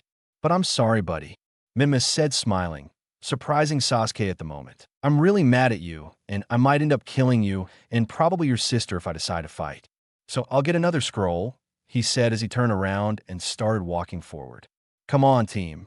Satsuki and the other boy looked at each other in confusion before following the redhead. His behavior was simply strange. In a moment, he was lost in the forest. You're saved, Naruto said, getting Sasuke's attention. Menma, could I rip your head off? I'd like to see him try, Sasuke said arrogantly. He's been training like crazy ever since Aniki went on that S-class mission. You shouldn't make him angry, the blonde said, remembering her training with Menma elsewhere in the Forest of Death. A day later, Naruto had to stay on his toes for a while, as neither Tatsumi nor Akari were in any condition to fight, leaving him to guard the chestnuts. Akari slowly opened her eyes.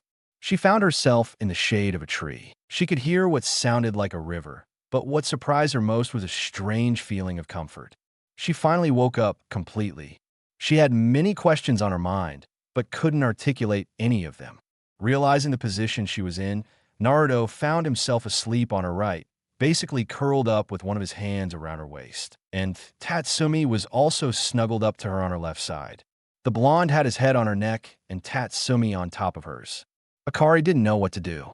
She didn't know if she should wake them up or just enjoy that comfortable position until they woke up. Finally, she decided to close her eyes and wait for them to wake up until something took her by complete surprise. Mikoto-san, Naruto murmured in his sleep. Akari knew who Mikoto was because the blonde had told her and the brunette about his life. She didn't care at first, but Satsuki-chan, the blonde said while seeming to have difficulty speaking. She was trying to guess that he was dreaming. Wait, I'm still too young. Those words generated a bit of doubt in the brunette who was dreaming. Don't undress me, Anko-sensei. And that's when Akari realized Naruto was having one of those dreams. However, she couldn't help but feel a little annoyed until the blonde started kissing her neck, generating great surprise and great stimulation in the brunette. Akari wanted to wake him up, but that would mean he would stop doing what he was doing, and for some reason, she didn't want him to stop. Of course, Naruto slowly opened his eyes as he continued kissing the brunette's neck. It was then that he realized it was Carrie who had her eyes closed with a slight blush on her face. She opened her eyes again to see an unconscious Naruto who was red-faced as she looked at him. Tisk, you're awake, the monotone girl said matter-of-factly with a small tone of annoyance that didn't go unnoticed by the blonde who quickly walked away blushing. Yon, what happened? Said a sleepy Tatsumi as he got up scratching his head. Then he noticed Akari was awake lying next to him. Oh, you're awake. Tatsumi turned his gaze to the blonde, who was clearly blushing and embarrassed, which generated curiosity in his mind. What happened? The brunette asked. While Akari got up, Naruto began to kiss my neck while I slept in an attempt to take advantage of me. He said to Carrie as if it was nothing, leaving Baki open to Tatsumi and Naruto fuming. Quickly, the brunette turned his gaze to the embarrassed blonde to speak. Naruto, I always thought you were the type who liked being dominated in a relationship, but I see that I was wrong. Let me know when you manage to dominate your sexy adoptive mother and her daughter, and we'll go celebrate. Tatsumi said, raising his thumb with a sparkle in his eyes. Idiot, it wasn't me, Naruto said, but was interrupted before finishing. That's true. So, is Anko-sense. And let's not forget Naruto, the brunette said. Why the hell are you bringing her into this? Naruto shouted, his head almost on fire. Unfortunately, the blonde remembered that unpleasant and uncomfortable moment when he saw his biological sister having an indecent dream about him. Naruto quickly started banging his head against the ground, trying to get the images out of his mind, while Tatsumi laughed like crazy. I was just joking, by the way, Akari said monotonously as always. I know. I just wanted to have a little fun, Tatsumi said as she calmed down and then turned to the blonde. By the way, Naruto, you're very lucky it's Carrie you did that to. Any other girl would have been angry, she said with a smile on her face. Yes, I was, Akari said. Awkward silence. Are you serious? Tatsumi asked, overly astonished. Yes, you are, the brunette replied. You don't seem to be, Tatsumi said. Akari placed her index finger on her cheek, tilting her head and looking up, seeming to think about something. Tatsumi and Naruto could only think that she looked so cute that way. With glasses, she looked perfect, both boys thought. How about now? she asked Carrie, puffing out her cheeks and putting on what she thought. It was an expression of pleasure, but it got a different reaction than I expected. Please relax. You're too adorable, Tatsumi said, while acting as if a blinding light was coming out of Akari. Well, this is Naruto. Akari, I'm sorry for making you, you know. While he was sleeping, he said, clearly embarrassed. I'm not bothering you. That's why, said Akari, surprising the boys greatly. So why? The blonde asked, confused. I'm upset because you were thinking about someone else while you were doing it, the brunette said expressionlessly, leaving the two boys completely perplexed. Akari, Tatsumi thought, his gaze serious as he watched the slight blush cross his friend's face. I think you're getting too involved, and you know there will come a time when that will become a problem. The brunette thought, remembering Danzo's plan. He snapped out his thoughts to speak again. Okay, I'll go get some firewood for a campfire. Then let's catch some delicious fish, Tatsumi said, watering as he headed deeper into the forest. Wait, I'll come with you, Naruto said, about to get up, but I feel better now. Akari's still a little weak. It's best if you stay and look after her, Tatsumi said as she left her companions alone. The atmosphere was a little awkward. Akari couldn't take her serious gaze off Naruto, who was trying to see anything but her. He was still somewhat sorry for what he did, and even more so for what she said. Naruto spoke to the brunette. Why don't you come sit here, she said, patting the grass beside him. She was sitting with her back against the base of a tree. Naruto thought about rejecting her, but he couldn't stand the intense sunlight, so he decided it would be better to be in the shade and settled down next to her. They both watched the river water flow. Silence reigned in the room until Naruto spoke in a monotone to Carrie, gaining the blonde's attention. I want you to know that you don't owe me anything. What are you saying? Naruto asked, confused. I risked my life for you by my own choice, so I don't want you to think you owe me anything. I don't want you trying to take attacks for me or anything, the brunette replied. Don't be silly, Naruto said, surprising the brunette. I'd gladly act as an umbrella for you in a barrage of kunai. I'll protect you and Tatsumi. I won't owe you every time you save my life. I'm still very young and lack experience, and I'm sure you'll have to save me many times before I become the Rebbe. And rest assured, I won't ask you for anything in return for my help. After all, we're friends, right?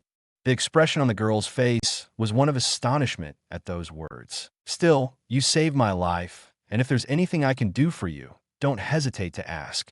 Not as repayment of a debt, but rather as a simple favor. This boy is strange, the brunette thought. It was then that a thought crossed her mind. That kiss she had given the blonde at the beginning of the exam was a minor thing to her. But in an instant, she began to touch his lips with her fingers, recording that kiss. It was then that he spoke again. So, you won't mind if I ask for a reward for saving you? Of course not.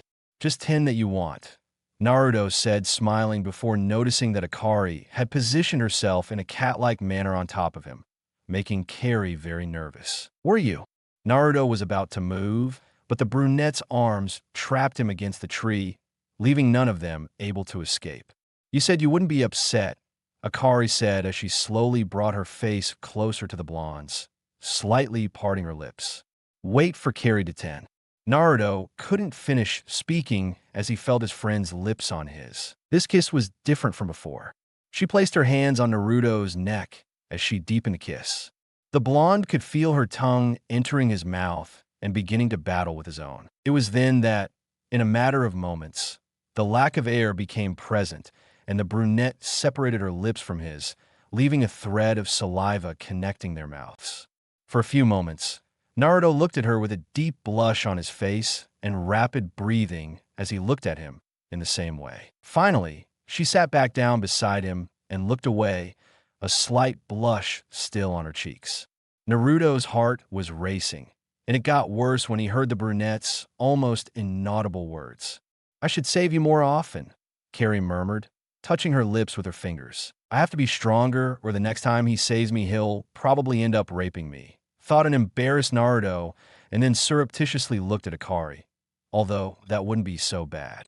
Chapter 14. You can do it, Akari. It had been 4 days since Naruto's team had faced Orochimaru.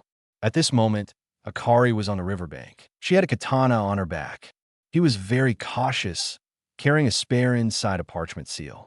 However, his hands were alert to his kunai as he watched the water. Suddenly, several fish leaped to the surface, and in a swift movement, Akari impaled them on a tree across the river after throwing her weapons. It was then that Naruto and Tatsumi emerged from the water. Both were shirtless. Naruto was wearing a pair of shorts he'd brought as a change, while Tatsumi was wearing his white pants because he didn't want to wear the change of clothes he'd brought yet. "How did it go?" the brunette asked as Akari pointed out the fish in the tree. "Great. You've been eating fish nonstop for days," Naruto said. "Hey, my body's been through miles of being tossed around. All that pain. I've worked up an appetite," Tatsumi said, trying to excuse himself. A while later, the team was eating the fish around the remains of campfire. Tatsumi kept making noises as he ate, giving the impression that he was enjoying himself. Naruto tried to eat, but something was bothering him. The gaze of a certain brunette who couldn't leave his body because he and Tatsumi were still shirtless. "AI," the blonde said, getting his friend's attention. "Could you stop looking at me like that?" The brunette responded quickly and monotonously. Naruto could only sigh at that. It was then that Tatsumi became aware of the blonde's physique and decided to speak up. "Hey, Naruto, how did you get all those scars?" Tatsumi asked, pointing specifically at the 3 lines that simulated claw marks on his chest. "Family issues and hard training," the blonde replied as he took another bite of his fish. It was then that Naruto noticed his friend also had a scar on his back, and curiosity got the better of him. "Hey, Tatsumi, what happened to your back?"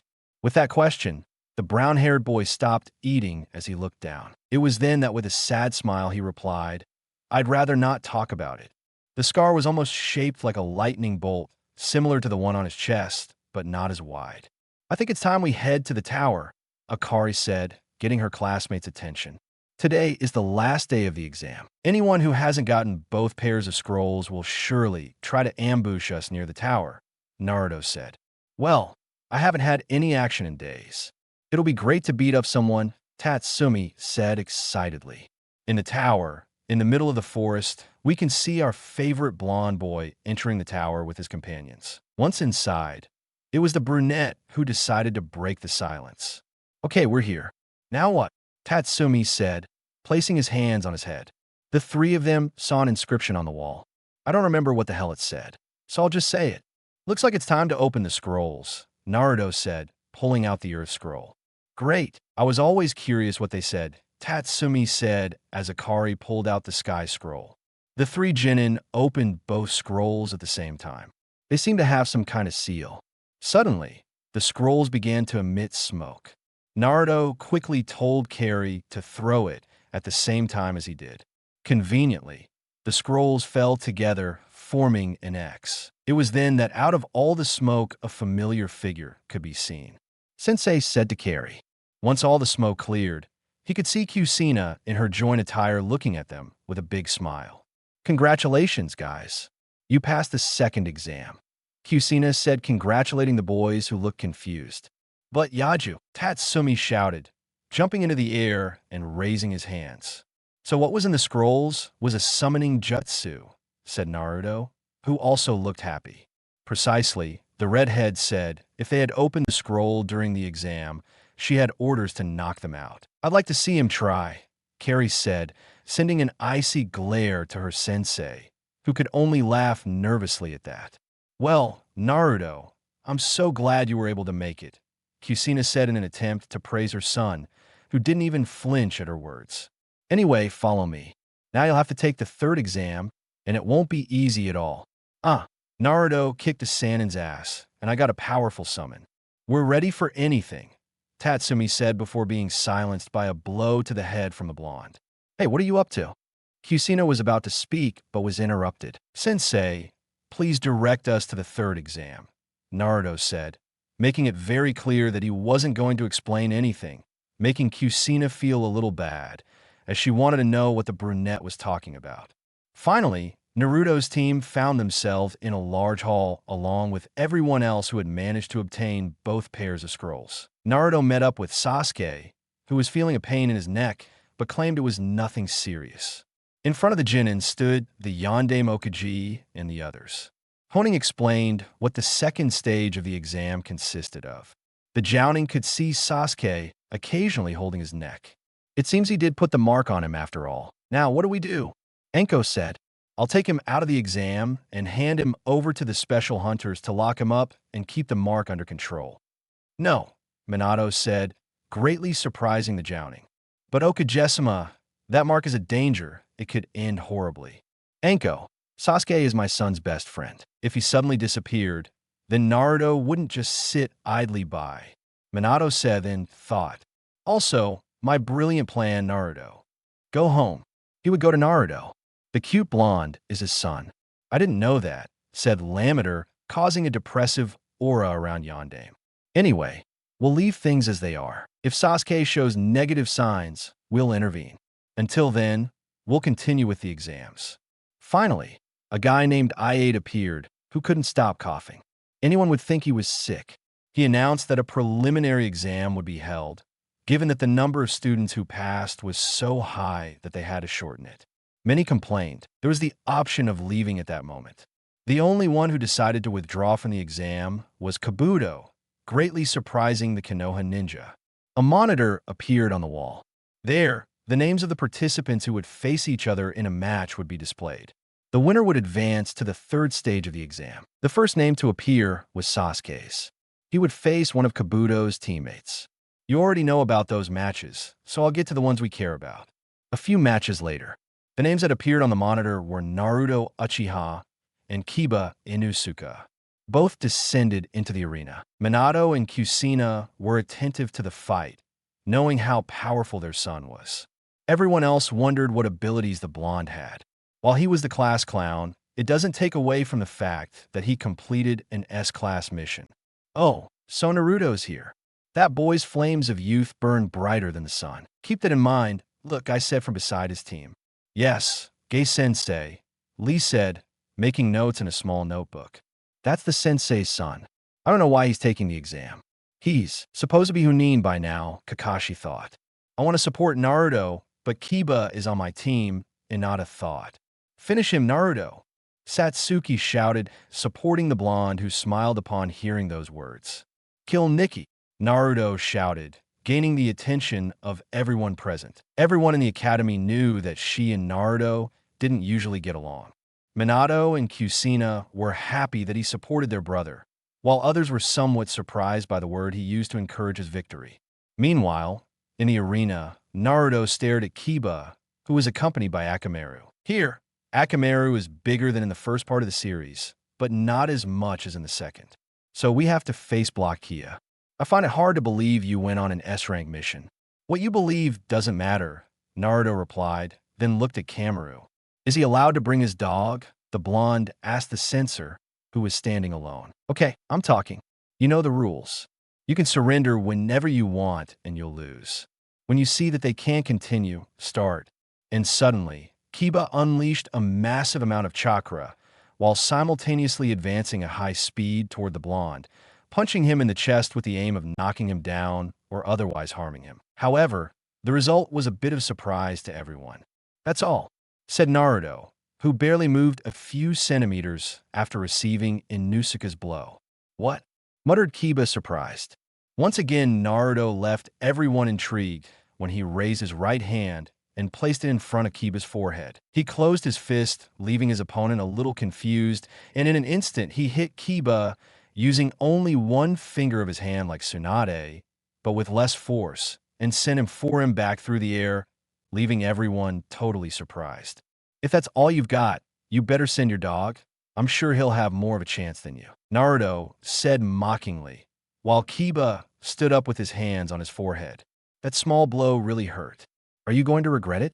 Ready for Kamaru, Kia said as she took what appeared to be smoke grenades out of her bag. Inosuke quickly ran toward the blonde while throwing the bombs, creating a smoke screen. Naruto's visibility was blocked. Kiba entered the smoke and decided to attack him. However, his fist was stopped by Naruto's hand, and that's when his plan was reversed. Everyone in the arena watched the smoke screen, waiting to see what would happen. It was then that Kiba shot out of the smoke, seemingly beaten. Aru, Kiba said as he watched Naruto walk out of the smoke. It was then that the dog attacked the blonde, biting his arm and forcing him back into the cloud of smoke. He was finished. He said he was confident, but again things didn't go as he expected. Everyone was perplexed to witness that scene after the smoke cleared, but the most amazed was Kiba. Impossible, Karina muttered with her mouth open. Incredible, Shikamaru said, very impressed. Seriously, that's Naruto, Ino said. I can't believe it, Shino muttered. Naruto-kun, said Hinata in a low voice, who blushed deeply when she realized the honorific she gave to her friend. Once the smoke cleared, Naruto could be seen kneeling down as he petted Akamaru's head, who was trembling in fear. Nice doggy, the blonde said with a smile as he continued petting the frightened animal. Aru, are you? He said as if he was angry. I didn't do anything, Naruto said. Your dog may be trained, but it's still a dog. He must recognize who the alpha is here. The blonde's words left everyone stunned. Ninja dogs are trained to even give their lives for their masters. No matter the enemy in front of them, they would fight. And yet, Akamaru, he attacks. Kiba shouted, outraged to see his partner like that. The dog slowly stopped trembling and began to growl. He was determined to attack until a small sound echoed in the place, and there you could see Naruto with his hand raised and Akamaru with his head lowered again. The blonde had slapped the dog. Kiba couldn't believe it. No one there believed what they saw. Listen, doggy, this is Naruto. I really love animals, so I would appreciate it if you didn't make me hit you again, he said, going back to petting the dog, who was now more than powerless. Aniki is so cool, Naruto thought with a slight blush on his face. I want him to pet me like that. Seeing him like that makes me want it even more, Anko thought, blushing. Naruto-kun looks so cool, Satsuki thought, and suddenly Akamaru came running back, with Kiba trembling. Damn, Kiba muttered, seeing the state of his dog enough. We're going to teach you a lesson, the Inusuka said as he pulled out what looked like croquettes. He fed one to Akamaru, who began to growl and change color, then ate one. His chakra began to grow. Food pills, Naruto muttered. And from one moment to the next, Akamaru turned into Kiba. Beastman clone, said the Inusuka, getting on all fours. He quickly ran towards Naruto along with his transformed dog, jumped, and began to spin at high speed. Jetsuga, the two drills headed towards Naruto, who just before being touched by either of them disappeared and appeared in another place, leaving everyone totally surprised. He's as fast as he can read without the weights, Guy thought. Incredible, Kakashi thought with his Sharingan activated. That speed, how much must he have trained for? It couldn't be, Niji thought. The two Jetsugas headed back toward the blonde, who simply dodged them again as if it were nothing. And so it continued. Naruto amazed everyone again, standing motionless in the middle of the arena.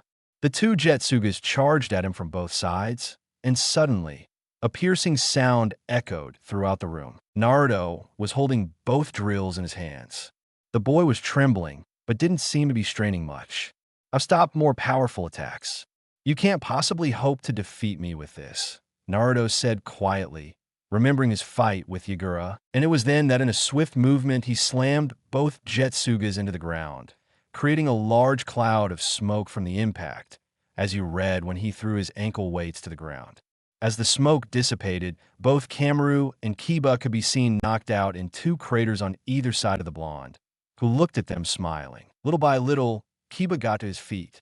Naruto took a few steps back, but not out of fear or anything like that. Here's my new secret special technique inspired by my brother, Naruto said as he made several shadow clones surrounding Kiba, who was powerless against the blonde's next move. And then he attacked, coordinating his blows with each syllable of his name. Naruto, he said, sending Kiba into the air with a kick on its last syllable. The Inusuka could only open his eyes to see Naruto on top of him with his leg raised ready to do a heel kick. Elite Ukiya power, he said as he sent Kiba hurtling to the ground with his kick, making the whole place shake. The winner is Naruto Ukiya, he said to Yate. Kiba was taken along with Akamaru to the infirmary, while Naruto calmly headed towards the stairs, unaware that he had left everyone completely surprised, not to mention also somewhat bewildered by the name of his technique, the Elite Ukiya power, The blonde's physique was something enormous, because no one could feel even a hint of chakra in his hands when he stopped Kiba's jutsu as he walked past Gei's team, who couldn't help but ask, "Naruto, how did you get so strong?" The Jouning asked. His pupil had been training his body like crazy for years, since he only relied on taijutsu. However, the strange thing was that he was a year older than Naruto, so it was virtually impossible for the blonde to have tremendous strength through training alone. Well, Naruto said matter-of-factly, "I keep the opening door open all the time." "What?" Gear said. At the same time, Tintin and Niji were also quite amazed, since they knew the inner doors. It was then that the Chunin spoke again. "Naruto, that's dangerous," the blonde said, finishing Guy's sentence. Naruto could only remember the moment he asked Guy to teach him how to operate the inner gates, and Guy refused. He was a little resentful about it. "It's my body, sensei. I decide what it's capable of," he said, addressing his companions. "Congratulations, Naruto," Kusina said, getting no reaction from the blonde. "It was obvious you would win," Tatsumi said, smiling while Akari, with her monotone look, gave a thumbs-up sign. The monitor came back to life. Everyone was focused on the names. Finally, they stopped. Namicase versus Akari. A silence fell over the room. Everyone was expectant. They knew Naruto was very strong, and they could only guess how strong Akari was. Because of their S-rank mission, the two girls entered the arena. They stood facing each other. "So you're Naruto's sister?" She spoke to Carrie with an icy stare. "That's right," Naruto said with a serious expression. "Let's go, Naruto!"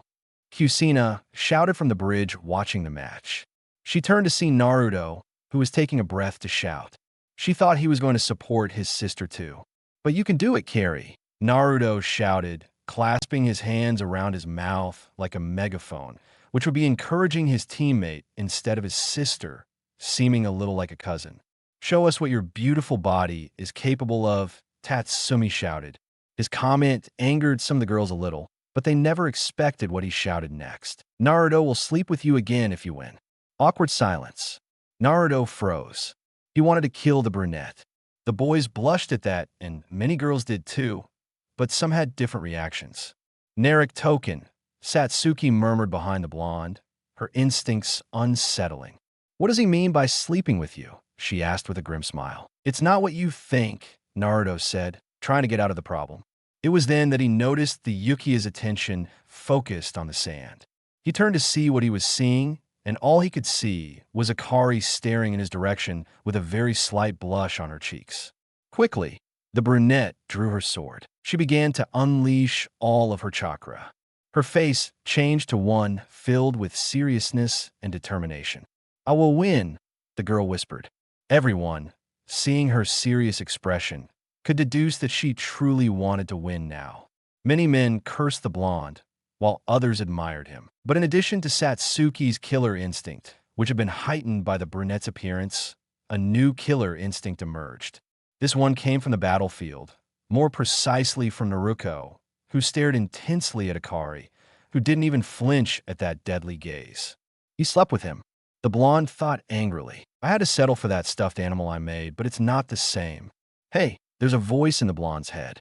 "Could you stop being so mean? We're talking about your brother because of Cammy. It's not that big a deal. Besides, if you hadn't been so mean to him as kids, you would have been able to sleep with him as often as you wanted." "Shut your mouth," Naruto replied in his mind. "I don't need her to talk," the QB replied. "Just shut up," the blonde said as she drew her kunai. "Okay, this is Yate. Are you ready? Begin." And from one moment to the next, Akari disappeared and appeared behind Naruto, slashing with her katana, which was blocked by the Kuna and the blonde. Naruto tried to kick her, but the brunette quickly moved out of the way. Naruto threw his Kuna to the ground, which broke in half upon contact. Akari's sword was lined with right-hand chakra. Everyone was surprised, as no one had noticed when she channeled her chakra. "Looks like it won't be that easy," Naruto said as he turned around and began to delay seals. "Suetun Tedama," she said as she launched a large ball of water in the direction of the brunette. "I said," Akari said as she launched a crescent moon that pierced the water jutsu and headed for the blonde, who evaded it by moving to the side. The two ran towards each other, a metallic clash resounding in the air. Naruto had stopped Akari's katana with a three-pronged kunai. It was then that the blonde took out many more kunai from her bag, which she threw all over the area. "You're going to lose," said Naruto as he disappeared in a yellow flash, making Akari stagger forward. Suddenly, Naruto appeared behind the brunette and, in a quick movement, made a cut on Carrie Grunt of Pain's back. In an instant, he moved and slashed at the blonde, who disappeared again and reappeared to the side to cause another cut with her kuna and 3 points. It was a frustrating battle for Akari. Every time she came within inches of cutting Naruto, she would disappear. Eventually, Akari relaxed. Naruto reappeared to attack, but this time Tsunai was blocked by Akari's sword, and in a flash of yellow, Naruto found herself once again with her kunai colliding with the brunette's katana. "I don't have to know where you'll appear. I just have to think like you and look for the exact spot where you plan to strike. That way I can predict the best angles to attack and counter you," the monotonous Akari said as she managed to land a kick on the blonde. Many were surprised that she managed to do it, since not many could follow her with their eyes. In a swift motion, Akari approached Naruto, intending to cut her down.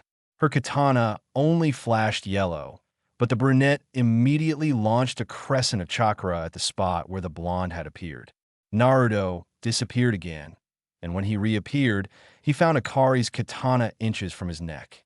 They repeated the process over and over. "Great, he's using my jutsu," Tatsun said, getting Naruto and Kusuna's attention. "Our chakras are tuned to lightning. We can use them to stimulate our bodies through nerve impulses. That's the principle of lightning armor. The result is increased speed, endurance, and physical strength. She's combining that with her half-moons of light to give her opponent no respite."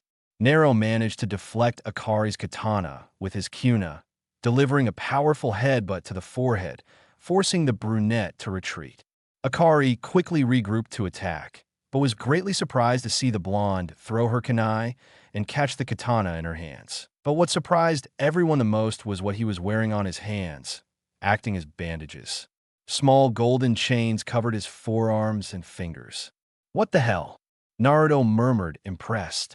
"That's a version of my chains created by your sister Hablo Kusina. The trick is to compress the chains to make them small and make them act like the arms of a suit of armor. When compressed, they become stronger and unbreakable." The battle was getting more and more heated. Akari attacked with everything she had. Her lightning sword clashed heavily against the golden chains on Naruto's arms, creating a spectacular light show. In a moment, Naruto struck Akari's sword, deflecting it to his left and creating the perfect opening to connect a powerful blow to the brunette's stomach, who refused to fall, being dragged several meters back. Akari spat out blood and once again ventured to attack the blonde, who disappeared in a yellow flash before being cut. Akari expected her to appear from another angle, but she never expected her to appear again in front of her. Naruto had her back to Akari, putting her hands on the ground. She kicked her heel to the brunette's chin. Satsuki murmured at that movement, remembering how Naruto kicked Menma in the same way on her 8th birthday. Still in the air, Akari refused to let go of her sword. Naruto jumped, so he was right below her. The shadow of the dancing blade, said, impressed. Akari could see Naruto's arms sticking out from the sides, who quickly wrapped her legs around the brunette's waist, intending to recreate Naruto's omote wrench. She could feel the blonde's body pressing against hers from behind. Naruto began to close his arms, slowly trapping Carrie in a hug. "She's too close," thought Akari, who was watching everything in slow motion, trying to plan how to escape from the blonde. "I don't have the distance to use my katana." Not being so, Naruto finally completely caught Kiari, clinging to her, holding the girl's abdomen with her right arm and her neck with her left. She placed her head on the brunette's shoulder to whisper something to her. "This is for sleeping with Onik," Naruto whispered, his cheek brushing against hers. Hearing those words, Akari couldn't help but feel nothing but confusion, which was quickly replaced by a hatred she'd never experienced before in her life. As they began to plummet, just before they became vertical, she moved her head a few degrees, just enough for her crystalline green eyes to meet the blonde's clear blue ones, and both of them stared at each other indifferently and gravely. "In this," Ares whispered, "for being born and bringing nothing but pain to my dear friend." It was then that Naruto finally took Akari, plummeting to the ground, spinning at high speed. Everyone was waiting for the victory of Ukaji's daughter. "Too bad for Akari. It seems Naruto will win," Kusina said upon seeing her daughter's technique. "You're wrong," Naruto said, getting his mother's attention. "Naruto did nothing more than copy the imperfect technique of an 8-year-old boy," said the blonde, who at no point stopped staring at the sword in his friend's hands, which she held tightly to the handle of said weapon. The two girls spun around at high speed, about to crash to the ground. Naruto was about to let go until he felt a great pain in his abdomen. He moved his eyes to see them of Akari, who had a slight smile on her lips. The brunette's hands tightly held the handle of the katana that pierced both Akari's and Naruto's bodies. "I really hate people like you," Akari whispered at the same time. She clenched her teeth and twisted the katana, sending an electric current through the blade, generating more pain in the blonde, who clung even more to the brunette by reflex. It was then that both they impacted sharply and violently on the arena floor, lifting the earth and creating a large crater in the middle. Everyone watched in amazement at what happened. Akari impaled herself, avoiding vital organs to damage Naruto. The goal was for the pain to force her to cling closer to her, so that together they would crash to the ground and receive the same damage. "What happened?" Tatsumi asked. "On my 8th birthday," Naruto said, "I faced my brother in a fight. I used Homo Renge imperfectly since I was a child." Naruto tried to replicate it based on that demonstration, but he didn't know that he had to completely immobilize his opponent to give them no chance to escape. "I learned that from you," the blonde said, recalling his first fight with the brunette, where Tatsumi Zero easily escaped the technique. Suddenly, the smoke dispersed due to a gust of air generated just inside the crater. There we could see a few very injured women and Naruto, who were struggling to see who would retreat first. Akari held her lightning-fast katana tightly in her hand, while Naruto held her back with his forearms covered in golden chains. "I'm going to kill you," Akari muttered, seriously angry. "I'll kill you first," Naruto muttered. Likewise, the rupee quickly raised her hands, deflecting Akari's sword. Naruto immediately attacked, but Akari maneuvered her sword to block each of her blows. In an opening, the brunette attacked, but her sword flashed yellow. "I've had enough of that," Akari said as she placed her free hand on the blade of her katana, beginning to concentrate and compress all of her chakra. Eventually, the katana blade glowed like a lamp. Rado Bakery slashed at Naruto again, but Naruto disappeared in a flash of yellow. However, Akari didn't stop. "Ah, Kai," said the cast as the blade of the sword lengthened until it stuck into the wall. And it was then that Akari made a horizontal cut across the entire arena, surprising everyone with the range of her attack. Naruto had nowhere to run, so she covered herself with her arms wrapped in chains. Being dragged a few meters by Akari's force, the shining blade disappeared, showing the true size of the brunette's sword, which pointed at the blonde's head, and in a blink, the blade blazed out like a laser at Naruto, who had disappeared and reappeared elsewhere with a gash across her cheek. "Let's finish this," Naruto shouted as the chains ripped from his arms, and he threw them at Akari, wrapping them around her arms. Naruto pulled Kari into his chains as she ran toward her. Once face to face, she butted her head hard. Akari arched her back from the blow, but used the momentum to headbutt Naruto back, causing her to flinch. The blonde made her chains disappear at the same time, as she began to concentrate chakra in the form of a sphere in her right hand. She rushed at Akari, who sheathed her shining sword. Both were determined to finish her off once and for all. "Rasengan!" Naruto shouted as he threw his arm forward, intending to hit the brunette with his technique. However, he failed to see that he had entered the range of his opponent's katana. "I've got you, Kamiso." Akari froze as she felt a great pain in her heart. It was then that Naruto's Rasengan slammed into her stomach, propelling her against one of the walls. Akari hit the hard concrete, creating a crater. She fell to the ground as she lost consciousness and dropped her katana. And the winner is Naruto. Huh. Yates said as he noticed the blonde heading full speed towards the brunette with a Rasengan in her hand. The Join were going to stop her, but they didn't have time to do so, as Naruto suddenly felt a great pain in his stomach as his feet dragged backwards. He looked up to see who had stopped her and could see Tatsumi with his fists raised and a serious look. Behind him was Naruto, lifting his classmate into his arms. "AI," Naruto murmured, seeing his friend's unconscious face as they applied medical ninjutsu to her wound. Tatsumi had approached them along with Kusina, who was also worried about her student. The brunette wore a pained expression. The medics immediately took her away. Her team decided to go with her to the infirmary.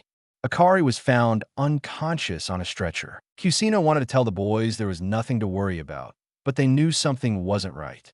"Guys," Kusina said, "Naruto's Rasengan is very strong. It's normal for Akari to become unconscious. We just have to let her rest." "That's not the problem," Naruto said, surprising his mother. "You noticed it too?" Tatsumi said, confusing the redhead. "What do you mean, Naruto?" Kusina asked. The moment Naruto approached to strike with her Rasenganari, she entered right in range of her katana. That was why she had sheathed her sword, but just before attacking, I could see a look of pain on her face. The blonde man spoke. "Could it have been because of Naruto's technique?" Kusina asked. He didn't speak. Tatsumi kept the electrical impulses in his body. Physical trauma of that level wouldn't have been capable of creating repercussions in his body. No one knew what was wrong with the brunette. They would have to wait for her to be treated to find out how she was doing. Kusina could sense her son's concern. He seemed to have grown quite fond of his companion. The three of them stayed there for a long time. Then they returned to the arena where Naruto witnessed the match between his friend Hinata and his cousin Neji. Once Hinata called for Neji to attack again, but his hands were stopped by Naruto, who jumped in first to stop him. They had a verbal confrontation. Then came Lee's fight against Gaara. It was a truly impressive fight. Lee opened the first 5 inner gates, but it wasn't enough. He ended the fight. Lee's left arm and left leg were unharmed, as Gay intervened earlier, and Lee was also unconscious prematurely. "Come on, there's almost no worthy opponent left," said Tatsumi, who was waiting for his turn. "There's still my son Menma," said Kusina. "And what are the chances?" Tatsumi couldn't finish speaking, as the monitor stopped displaying the names. "Music here, music chapter 15. Don't give up, Tatsumi. Tatsumi Yatsuki versus Namicase." "Great," Menma said as he jumped down into the arena. "Finally, it's my turn." "That's what you call an entrance," Tatsumi said. "This is an entrance." The brunette jumped until he reached the ceiling where he placed his feet to propel himself towards the ground.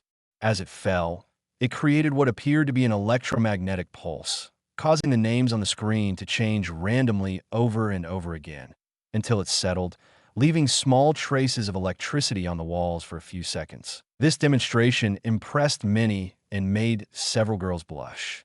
"Bravo," Menma said while clapping. "You're right, that's an entrance." "Let me try again," the redhead said as he headed back up the stairs. Once on the bridge, he took a powerful leap until he was suspended in the middle of the Great Hall. With his head facing the ceiling, he exhaled a powerful breath of fire that propelled him to the ground, where upon impact he dropped to all fours at the same time, creating a pulse of red chakra that pushed many on the bridge. The boy stood up and, bumping his fist into the palm of his hand with a big smile, said, "Showtime." "Great entrance, son," Kusina shouted, to whom Menma waved. "Don't you think you'll support someone from your team?" Naruto said without looking at the redhead, who was a little saddened by the comment. It was true. She was so excited for her children that she didn't mind them facing her students. "That's Naruto's partner," Shikamaru said. "He looks tough," Choji said, eating a bag of chips. "And cute too," Ino said. Who could appreciate Tatsumi in his battered clothes that only made him look more attractive to her? "Okay, are you ready? I'll talk to you there. Let's get started." And from one moment to the next, Tatsumi and Menma found themselves in the middle of the arena, each with their fists planted on the other's cheek, generating a powerful wave of force that astonished everyone. And it was then that Tatsumi and Menma began a taijutsu fight in which there was no defense. Each receiving the other's blows didn't give much thought to blocking or evading the blows. They just attacked with force. "Those kids are monsters," Kankuro said, seeing how hard they were hitting each other. Neither of them wanted to back down. Menma was smiling while Tatsumi had a strained expression. He seemed to be having trouble keeping up with the redhead, who seemed to be just playing. Finally, Menma connected with a blow to Tatsumi's chest, forcing him to take a few steps back. "You're strong," Menma said confidently. "You weren't far behind," Tatsumi said as the redhead began to delay seals. "Futon, surrender," Menma said as he began to fire small, powerful compressed air bullets. Tatsumi covered himself with his arms and received the powerful airballs. However, it didn't seem to affect him much. The redhead returned to jamming seals. "Doton, Ruden no Jutsu," said Menma as a large earth dragon energy from the ground headed towards Tatsumi, who stopped it with his arms holding his taps. Everyone was more than impressed by the chestnut-haired beast's strength. It was then that the dragon shot a rock from its mouth, but Tatsumi moved to the right, his right arm still in the rocky reptile's teeth. Once the attack was avoided, with a shout, Tatsumi swung his arm at the dragon while spinning to throw it at Menma, who dodged it with a jump. "Why don't you use any jutsu?" Menma asked. "I was never very good at remembering hand seals," Tatsumi replied, as small electrical pulses became visible in his body. "So I prefer to use jutsus that only require me to concentrate chakra." "Fine," Menma said as he adopted a fighting stance, a reddish chakra beginning to emanate from his body and his eyes changing to red with slitted pupils. "Then, to inflict even more psychological damage, I'll defeat you in your own element." Tatsumi stared blankly at him for a moment, and it was then that a great desire to beat Menma up invaded his body. Flashback. We see a completely exhausted 8-year-old boy lying in a forest where the snow was thick. He was wearing shorts and a white tank top. He could see the boy was shivering from the cold. It was then that an older man, dressed almost the same, approached him. "Upstairs, Tatsumi," said the man, who seemed unconcerned about the cold. "I can't do it anymore, sensei. I'm very tired, and I have a lot of faith in you." "You're very cold," said the brunette. "I don't care," the man said with no empathy. "The more you sacrifice, the greater the reward. I remember that." Tatsumi, "Yes, that's sensei," Tatsumi said as he stood up. "Control your chakra. Turn it into electricity and manipulate your nerves. Ignore the weather. Ignore fatigue. You can't do any jutsu, but you have a vast amount of chakra within you. Visualize your goal. Shout at the top of your lungs what you want to achieve. Yes, I will surpass the 5 cages altogether." Tatsumi shouted to the sky. Sensei spoke a younger voice, gaining the brunette's attention. And his teacher, who had spoken, was a boy who appeared to be 7 years old. His hair was black, and he had brown eyes. "What's wrong, Kasuto?" the man asked. "Could you teach me how to use the right chakra, the same way Aniki did?" the boy said. Those words seemed to have surprised Tatsumi greatly. "But you're very good with jutsus too. Let's teach both of you senses," Tatsumi said, standing next to his brother. He sighed. "Okay, I will," the man replied. "Thank you so much for supporting me, Nikki," Kasuto said happily. "Of course I support you. We're brothers, aren't we? The two of us against the world," Tatsumi said, raising his fist to the sky. "Yeah," Kasuto said with stars in his eyes. Tatsumi and Kudo bumped knuckles while smiling. The man could only sigh at the sight. Those brothers were very close. End of flashback. "Okay," said Tatsumi, who had become serious. "I'll teach you my own personal taijutsu." "Go ahead, I want to see it," said Menma with a smile. And that was when the ground seemed to break beneath Tatsumi's feet. When the brunette launched himself at Menma, Tatsumi arrived in front of him to strike hard. Using both fists, Menma covered himself with both arms, but the blow was so strong that it forced him to be dragged along the ground. "I'm not done yet," Tatsumi said as he raised his leg and delivered a powerful heel kick that sent a wave of earth hurtling towards the redhead. "Great," Menma said before giving what seemed to be a great roar, which generated a wave of force that collided with the wave of earth, crumbling the brunette's attack upon contact. Tatsumi disappeared for a moment, and in the blink of an eye you could see Menma defending himself with his arm against a powerful kick from the brunette. Menma grabbed Tatsumi's leg and, lifting him up, slammed him hard into the ground. With his free leg, Tatsumi kicked Menma in the chest, forcing him to let go as he disappeared. Tatsumi appeared next to Menma and punched him hard in the face, but in an instant, Tatsumi appeared from another angle of Menma to hit him again, and so he continued. It's just like Tintin told him, blushing slightly. First Naruto, and now this boy. Guy thought, having seen Naruto and Tatsumi's physical abilities. What kind of training did they have? There aren't many who can compete with Menma. Aniki's partner must be strong, Naruto muttered. Tatsumi continued hitting Menma in the same way until, in a swift movement, the redhead stopped one of his punches with his forearm, surprising the brunette. Tatsumi disappeared and reappeared at another angle, only for his blow to be stopped once again by Menma, who couldn't get that sadistic smile off his face. Tatsumi disappeared again, but when he reappeared elsewhere, he received a powerful punch from Menma that sent him crashing into the wall, breaking part of it. Upon touching the ground, Tatsumi wasted no time and rushed at his opponent. Menma also started running toward him. They both clashed fists, generating a great wave of force. Menma stopped applying force with his fist, causing Tatsumi to advance forward. Just like that. And that's when the redhead kneed him in the stomach, knocking all the air out of Tatsumi's lungs. But it didn't end there. Menma grabbed the brunette's head and slammed it against the ground, causing the earth to rise as the smoke dissipated. Everyone could see Menma applying pressure to Tatsumi's head with his hand, whose face was buried in the ground. Menma's arm was shaking, and so was Tatsumi's head. Slowly, the brunette began to raise his head while the redhead tried to stop him. Naruto hits harder than you, Tatsumi said through gritted teeth. I don't know that, but I'm holding back, you know. Menma said calmly. Well, you better let the fox out of its cage, or you'll end up losing, Tatsumi said as he grabbed Menma's head, surprising her greatly and pinning it to the ground the same way he had done to him. Menma released Tatsumi at the same time as he did. They both stepped away. Tatsumi began to rub his hands together, generating lightning bolts in them that grew larger and larger. Menma waited anxiously to see what his opponent Asia was doing. Finally, the brunette's hands were lightning fast. He pointed them at the redhead. Raiden Doragon Denki, Tatsumi shouted as a powerful and large dragon made of electricity emerged from his hands and let out a loud roar. Incredible, Kakashi muttered upon seeing the jutsu. Wow, Menma said in surprise. It's a fantastic jutsu.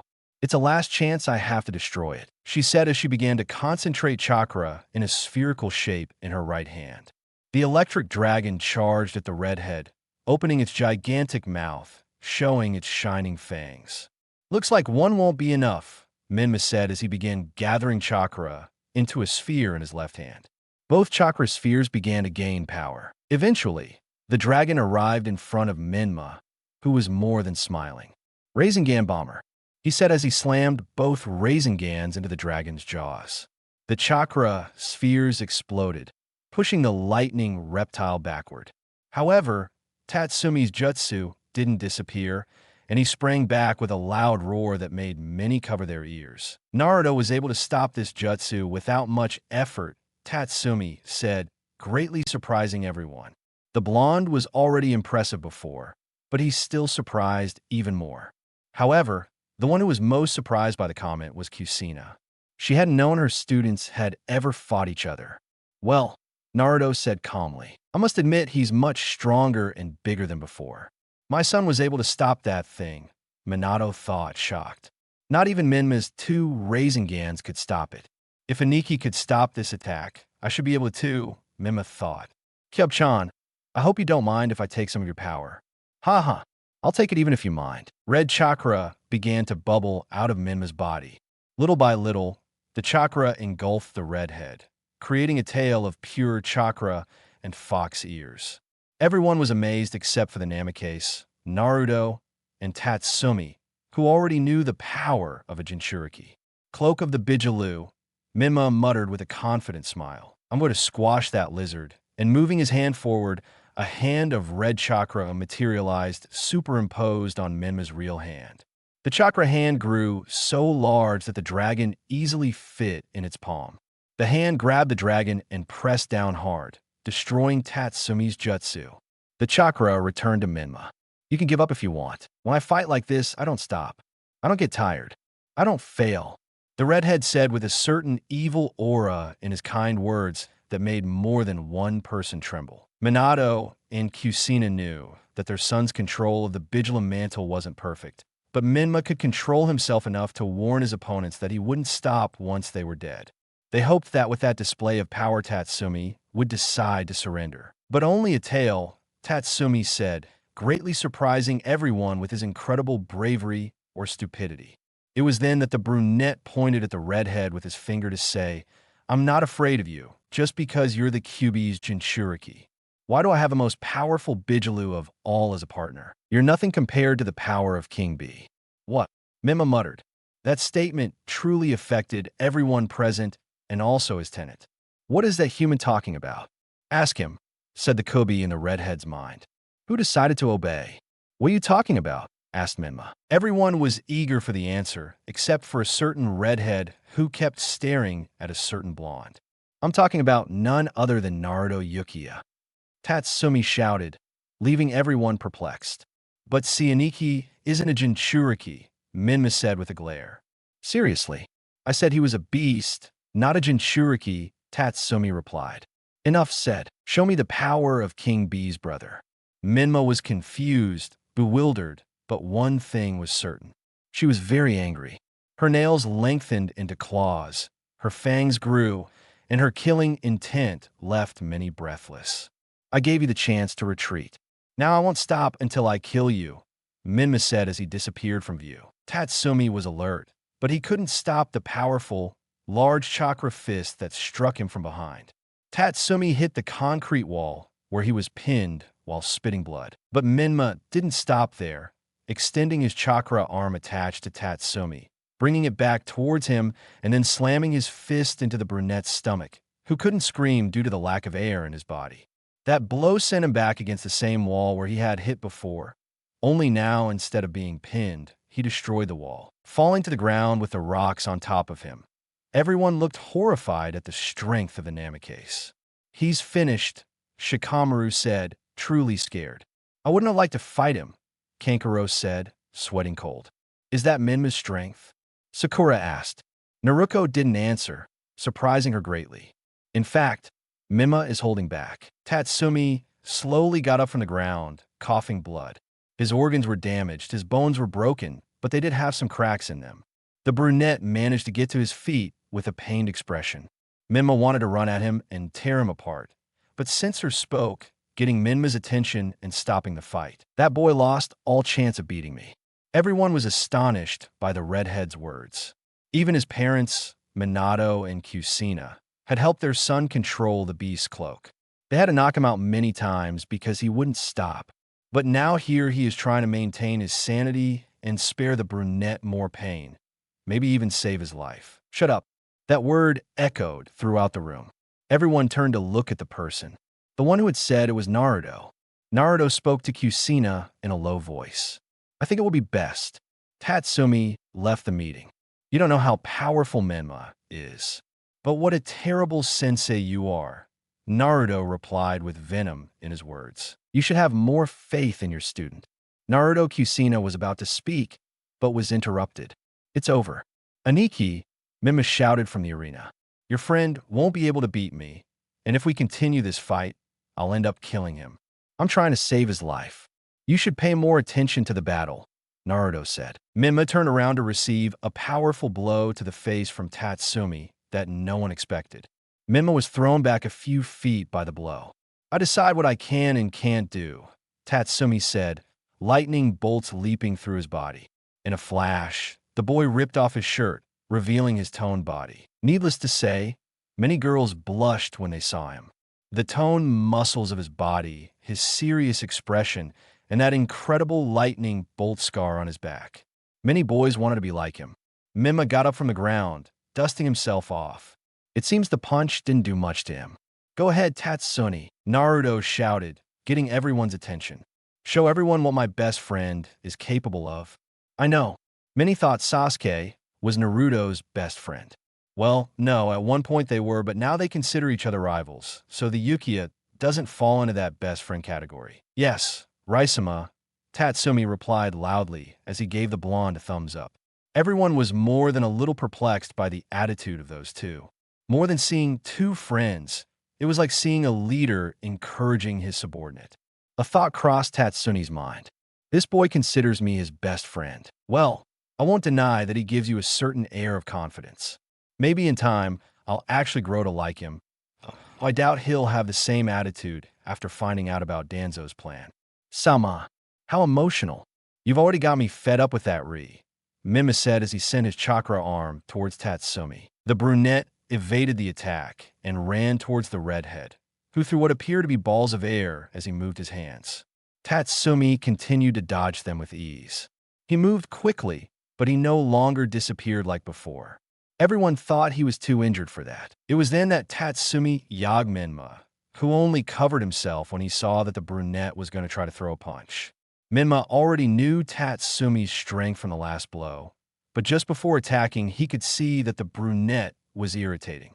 And that's when Tatsumi threw his fist at Menma's face. Everyone was greatly surprised to see the redhead thrown against the wall, creating a crater upon impact.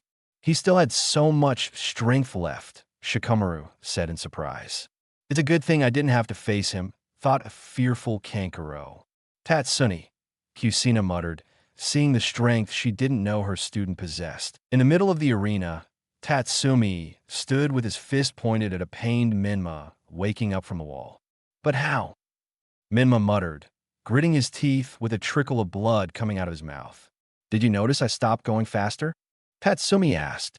It's because I use my electrical impulses to unleash the full force of my muscles. My previous strength was only speed combined with the adrenaline pumping in my heart. But now the full force of my body has been unleashed. It's a little trick I came up with, inspired by Naruto and his opening gate. Menma launched himself at Tatsumi, who remained static in his position. The redhead threw a punch, which the brunette blocked with great effort, using the palm of his hand to catch Menma's fist. It was then that Tatsumi also tried to hit the redhead, but his fist was also caught by his opponent's hand. It was then that Tatsumi delivered a powerful knee to Menma, lifting him into the air until he almost touched the ceiling. Raiten, Doragon Denki. Tatsumi launches his powerful dragon towards the redhead. Menma got back up and with a chakra fist hit the dragon, making it fall to the ground and disappear. Menma placed his feet on the ceiling and propelled himself towards the ground. As he fell, he made the earth tremble. Tatsumi staggered and then was caught by Menma's chakra hand, who began to squeeze him tightly. We have to stop the fight. Tatsumi isn't going to hold on, Kusina said worriedly, but something stopped her from intervening. Would you please stop doing that? Kazan, Naruto said, already annoyed by the redhead's attitude. What? Kusina asked, confused. That stops thinking that Tatsumi can't do it, the blonde said. Naruto, are you calling me K? Kusina said with a slight blush, generating a small silence between the two. I didn't do it, the blonde replied, trying to deny what had happened. Kusina was about to speak again, but a loud bang interrupted her and forced her to look straight at the arena, where she was more than amazed to see that spectacle of blue and red lights. Raiten, I'm not crying.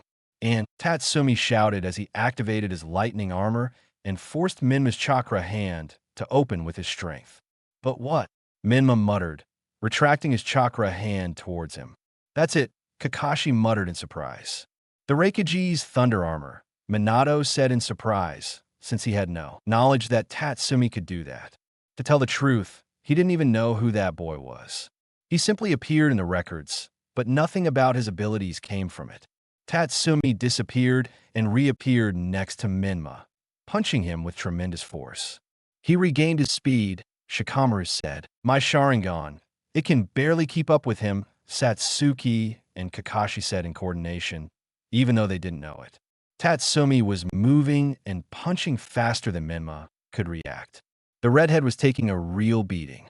Naruto watched happily as his friend gave his younger brother the beating he had ever had. The younger brother seemed to have no defense against the brunette. It was then that a certain asaback boy came walking up to the blonde's side, surprising him. "Sasuke," Naruto said, surprised. "Where were you? I haven't seen you since your encounter."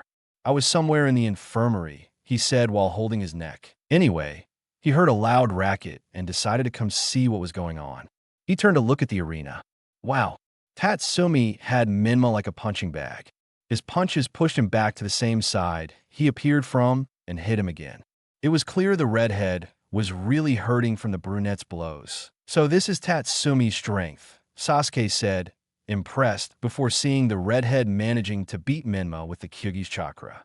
"Let's level up," Tatsumi said as he sent Menma hurtling towards the ceiling with a half-moon kick, where Tatsumi magically appeared to send him back to the ground with a punch. But before the redhead could hit, Tatsumi appeared on the ground and came back.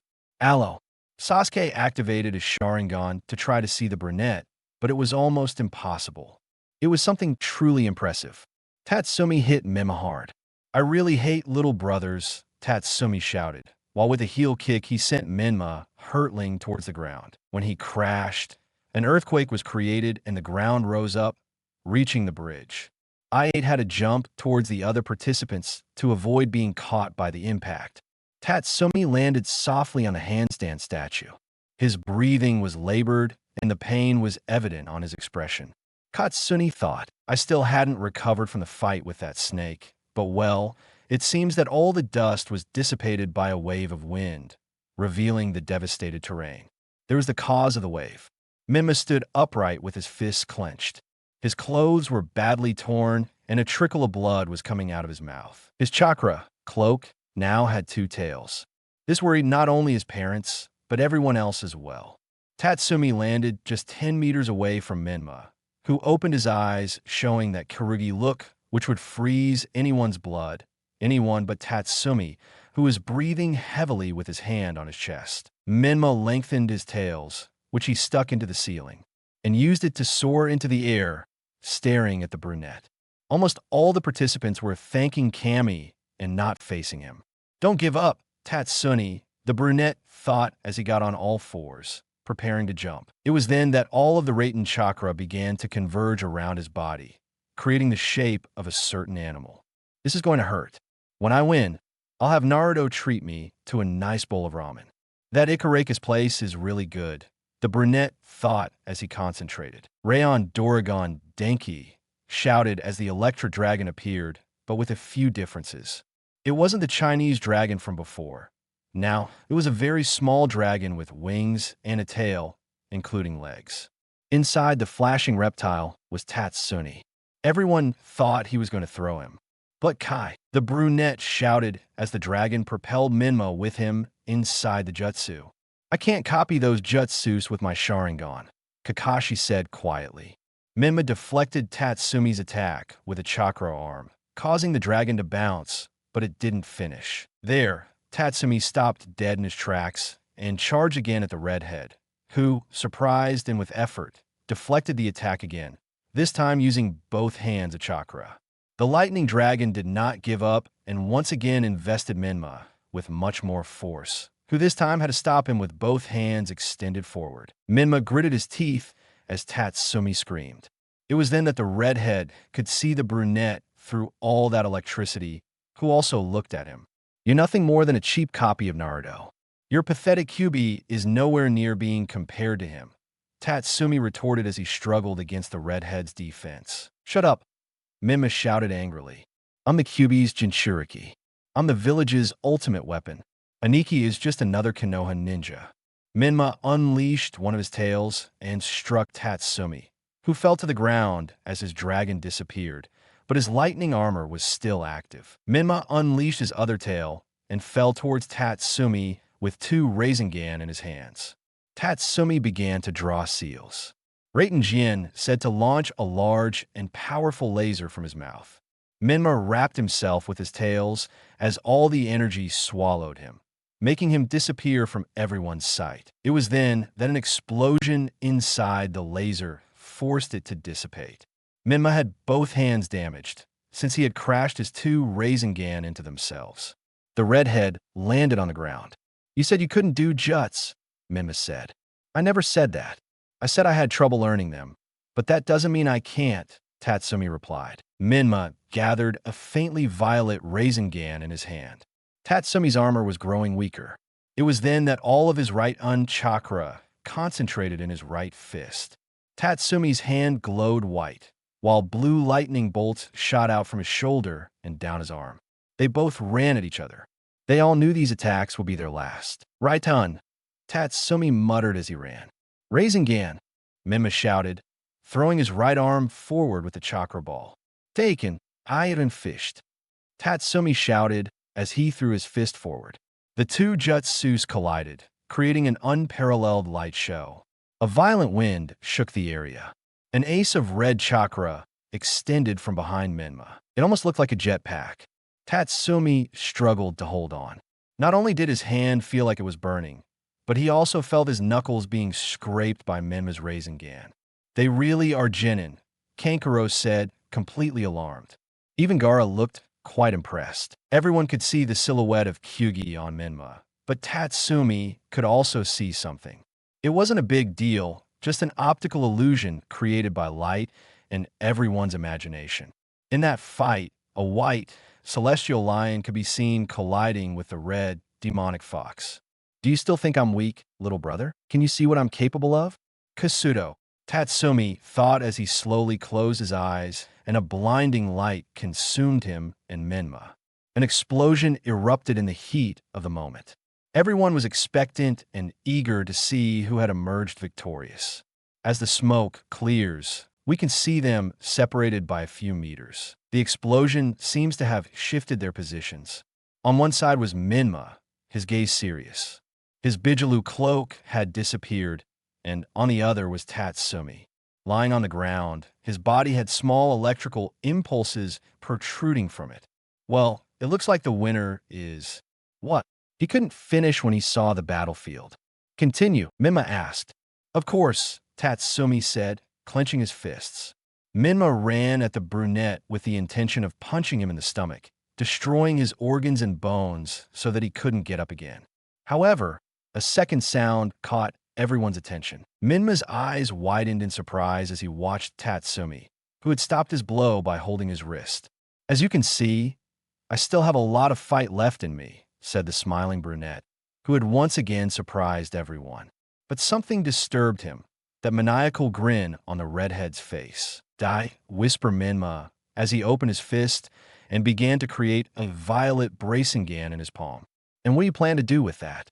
You need to touch me for it to work, Tatsumi said confidently. Vermilion Rasengan, Menma murmured at the same time as the chakra ball shot out his hand at high speed and impacted the brunette's chest, who could not feel anything but pain.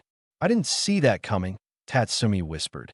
The moment he was launched against the wall, the Rasengan grew, swallowing his entire body. Only a scream of pain could be heard from the brunette, piercing the ears of everyone present. Finally, the Rasengan stopped, leaving only a hole in the wall in which Yashia Tatsumi was unconscious, his entire body damaged. His head was bowed, obscuring his face. And the winner is Menmanik, Yates said, very surprised. Tatsumi was taken to the infirmary.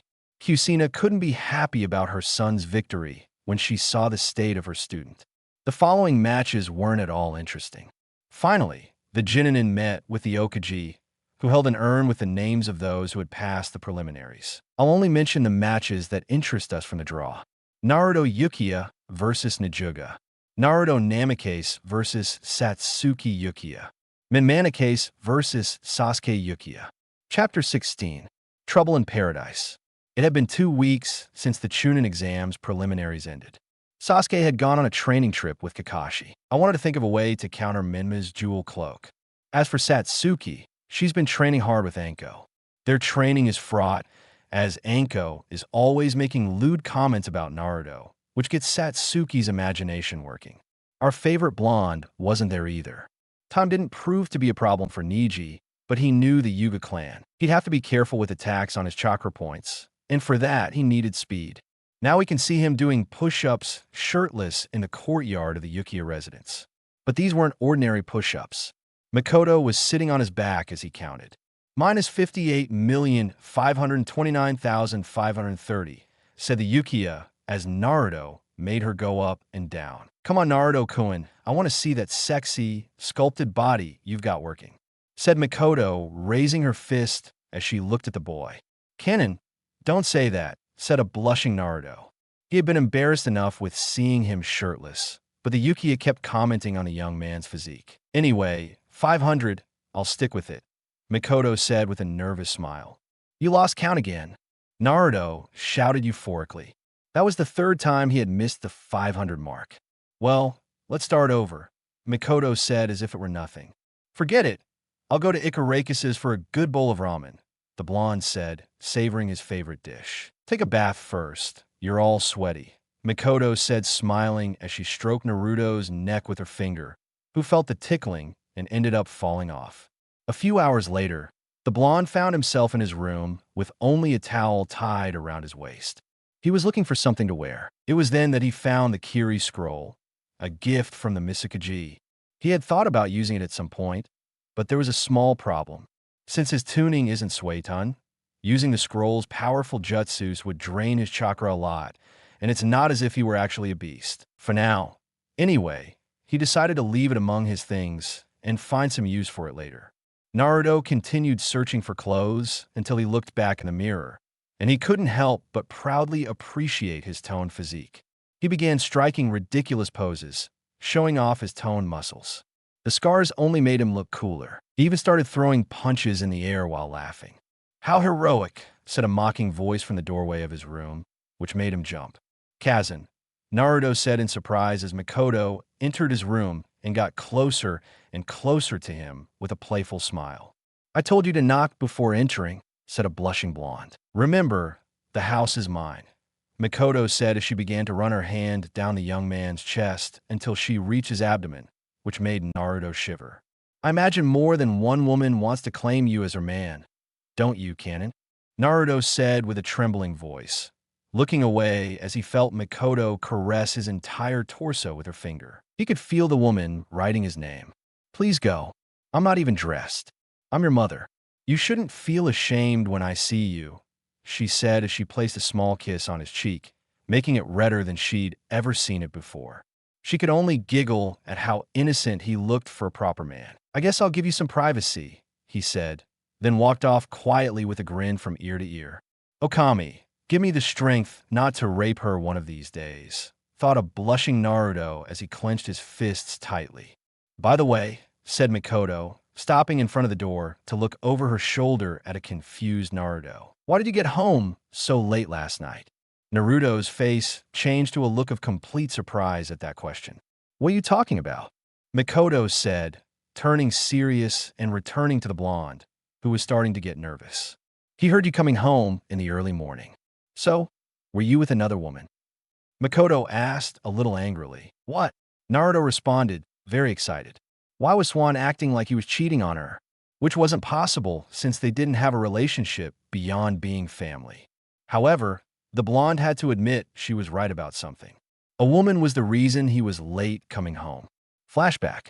Konoha Hospital. We can see Naruto dressed in a dark green short-sleeve shirt with the leaf symbol on the front and black pants, sitting in a chair Yadatsumi with the classic hospital attire, lying on a bed. Talking in a hospital room, the blonde had gone to visit the brunette since all that electricity that his body had to endure plus Menma's Rasengan left him quite bad, but he would recover completely to be able to go see the finals of the exams. I'm telling you, Tatsumi said, smiling broadly. The nurses here are looking for any excuse to treat me, even though I could do things on my own. Do you have any idea how many times I've had a sponge bath today? It sounds like you're having a bad time, Naruto said with a nervous smile.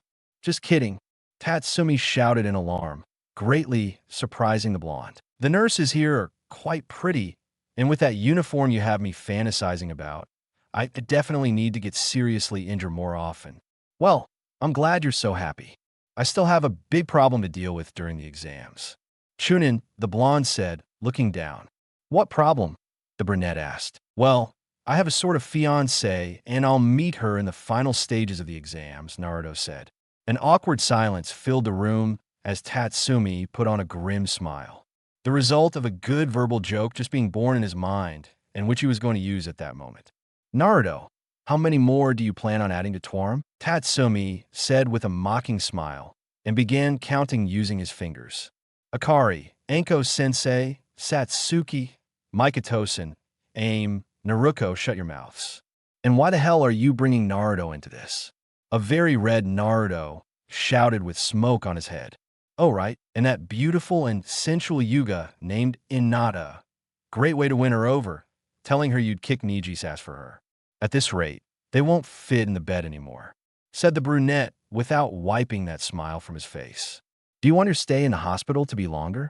Asked Naruto, raising his fist with fire in his eyes. Well, said Tatsumi, apologizing, talking about her.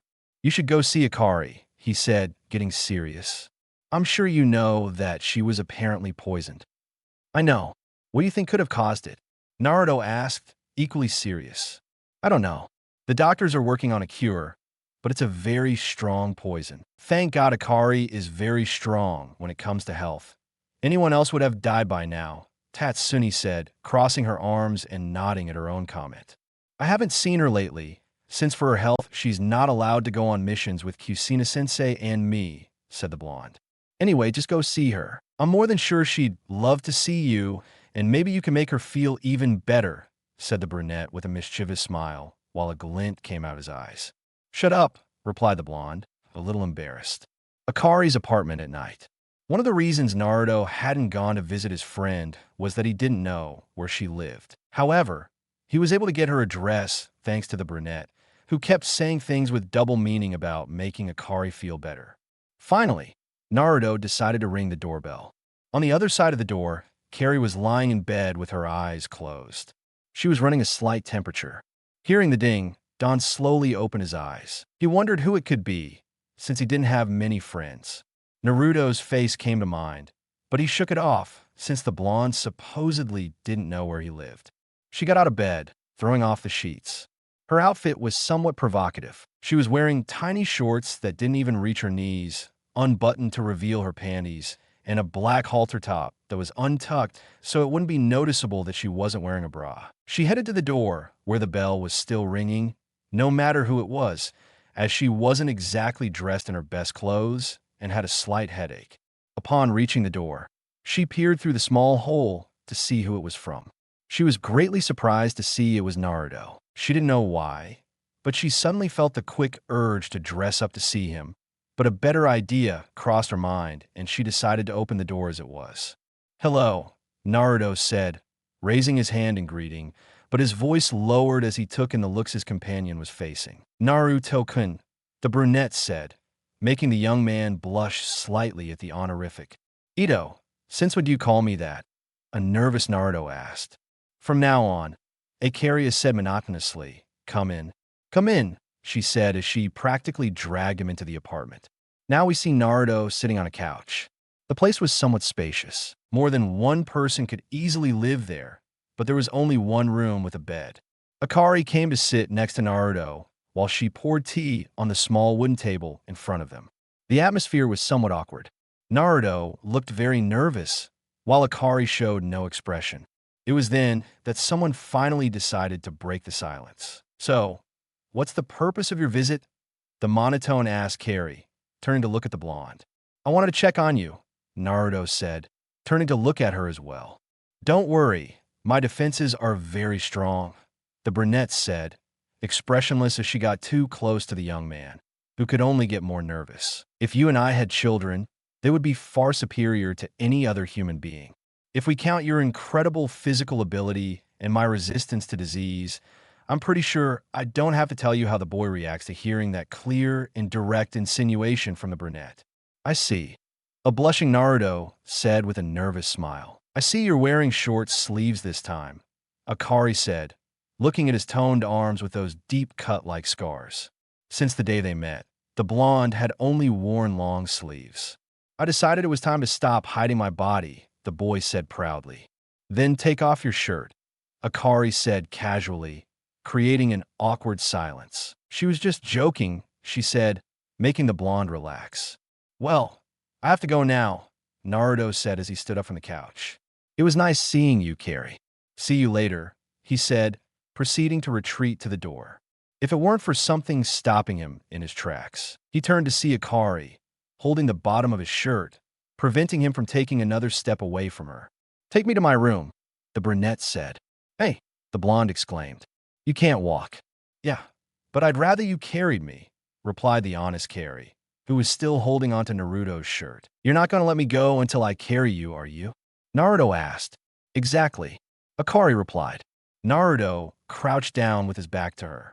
It was then that Akari proceeded to pounce on the blonde's back. She wrapped her arms around his neck and then her legs around his waist. Finally, a blush appeared. Naruto proceeded to carry her to his room, feeling the girl's generous breasts against his back. Once there, he left her sitting on the bed and was ready to leave, but her kindness and generosity condemned him. Well, you're here now. Do you want anything else? Naruto asked, immediately noticing how Akari's eyes lit up, giving him a bad feeling. Maybe he shouldn't have used the word want in his question. Well, she muttered, a small blush appearing on her cheeks. I know I didn't win the prelims for the exams, but would you sleep with me, Akari? I don't think that's a good idea, said a blushing Naruto. If you're afraid of doing something to me at night, I'll pretend to be asleep and that nothing's wrong. Don't worry, said the monotonous woman. Akari, you shouldn't act that way with men, said a serious Naruto, but that attitude vanished when he heard his partner. If it weren't you, I wouldn't ask, she said, blushing. It was then that she clasped her hands, tilted her head a little, and said, Sleep with me, please. How adorable, Naruto thought when he saw her. How is it possible that a 15-year-old girl could be so sweet? At the end of it all, Naruto found himself lying in bed with Akari, who hugged him like he was a pillow. The room was dark, since the lights were off. The blonde had to make a superhuman effort to hide a certain part of his body. Why? Because the brunette's leg was right above it. Akari was already asleep. Her head was snuggled into Naruto's neck, and he could feel and hear his partner's calm breathing. Finally, the blonde fell asleep. A few hours later, Naruto woke up from some stimulus. Hey, what's this? Naruto thought, trying to open his eyes. It tickles, it feels so good. It was then that the boy opened his eyes. At the same moment, he almost had a heart attack. Seeing that Akari was kissing and licking his neck, the brunette was no longer just cuddling with the blonde. She was practically on top of him. Ari said in a tone almost inaudible due to his excitement. He could feel his erect member moving in time with the brunette's body moving on top of him. Naruto-kun, Akari said loudly between kisses and licks. She seemed to be still asleep. This isn't right. I have orders. What the hell is she talking about? Naruto thought as he felt the brunette slowly insert her hand under his shirt, caressing his abdomen. It doesn't matter when I want you. It's just a mission and it's my first time. Be nice, said an excited Carrie, not leaving the blonde alone, who simply couldn't take it anymore. His head was steaming and his body was very hot. There was a moment when Naruto thought about doing whatever he wanted to Akari like any normal boy in a situation. Besides, she said she wouldn't be angry, but her willpower won. She managed to replace herself with a pillow and escape the scene. Arriving home late at night, she only managed to say a few words before falling asleep. I just missed a golden opportunity. He may be the best friend in the world, but I'm the stupidest man alive, he said as he closed his eyes and surrendered to the world of dreams, where, as if that weren't enough, he had a rather indecent dream about his partner. End of flashback. I just stayed up late training. That's all, Naruto said, blushing heavily, looking away from Mikoto, who was inches from his face. Yukiya quickly pulled away, her usual smile returning. Well, I believe you, she said as she left, but not before making a joke to her beloved adopted son. She turned to Naruto just inside the door and with a suggestive smile said, And you better get dressed before my willpower runs out and I savagely drain you of your innocence. Naruto shouted, his face flushed and fuming at the comment, causing a small laugh from Mikoto, who blushed profusely as she imagined her and Naruto having wild sex. Before those imaginings of hers became reality in a fit of lust for the woman, She decided it would be best to leave so as not to end up abusing her adopted son, leaving the blonde with the same mental fantasy as her. The reason Mikoto was getting closer and closer to Naruto lately was because Sasuke wasn't home and Satsuki was arriving very late for her training. Plus, the blonde decided that after his first 2 weeks of practicing ninjutsu and taijutsu, he would dedicate his last 2 weeks to training jinjutsu with her. Who better than Anuchi to learn how to create illusions? That was what Naruto thought. Right now, Naruto headed to his favorite ramen place for some good bowls of ramen. He finally managed to reach Ikaraku's. "Hey, old man," Naruto said, greeting Itachi as he sat down. "Hey, Gaki. Wait, I don't think I should start calling you Naruto, should I? You're not a kid anymore," Itachi said, smiling. "Thank you very much," said the blonde while scratching the back of his neck. "Naruto-kun," said Aim, coming out from the back of the store and going straight to hug the blonde, who returned the hug with pleasure. "Hello, Amy-on-chan," said Naruto happily. "Please stop calling me that. You're not a boy anymore," said Aim, who wanted Naruto to stop seeing her as a sister and start seeing her as a girl. "So, Aim-chan," Naruto said, causing the girl to blush, and she was more than happy with the suffix. The blonde young man did what he always did, ordering tons and tons of bowls of ramen. Aim kept looking at him with a face like he was fantasizing. Itachi noticed that. He had nothing against Naruto. What's more, he would love for his daughter to mate with him, so he chose not to interfere. It was then that Itachi noticed Naruto's arms covered in scars. He had never noticed them before because of the long sleeves. He wanted to, but decided against it. He would let the boy eat his food in peace. "I love ramen," Naruto shouted happily to the sky as he finished his 16th bowl. "Aim, old man, I really love you," the boy said innocently, making the girl blush and Itachi smile, who decided to give his daughter a little support. "You know, Naruto, if you married A, you could eat this ramen whenever you want. She's really good at cooking," Itachi said, making his daughter blush. "Otun," Aim shouted, embarrassed. "Well, now that you mention it, Aim is very pretty," Naruto said, smiling, drawing the attention of those two. "I would gladly marry her. The ramen would just be an extra. Great. I could only hope for lots of grandchildren," Itachi said jokingly in his hypothetical scenario. Although Aim, for her part, blushed beyond belief. Imagining her and Naruto doing all sorts of things in bed, she had to retreat to the back of the establishment so the blonde wouldn't notice. Finally, Naruto paid for the food and left. Now Naruto was happily walking through the village. Everything was peaceful until he felt a presence. "I feel a presence," Naruto said, sensing the presence. The blonde concentrated and realized that someone, or rather, something, was following him. He continued walking as if nothing had happened until he reached an alley. Once there, before stepping back out onto the street, he turned around to look at his pursuer, who was none other than a dog. "But what?" Naruto said, staring directly at the animal, which also stared at him. It wasn't a normal dog. It looked almost like a wolf. It had black fur, but also had certain white parts. It was missing its left ear, and it also had an eye patch over its right eye. The blonde quickly understood. "Are you one of the Inusuka?" Naruto asked. It was then that the dog suddenly started growling. It seemed to be getting fierce and ready to attack. Naruto liked animals and didn't want to hurt the dog, so he did his best to calm the animal down. Naruto's gaze turned serious, and he looked directly into the dog's eye, who didn't flinch. But suddenly, he felt a little afraid. It was then that the dog stopped growling and seemed to begin trembling at the presence of the blonde, who began to slowly advance toward the frightened canine. Once in front of the dog, he bent down and began to pet the animal's head.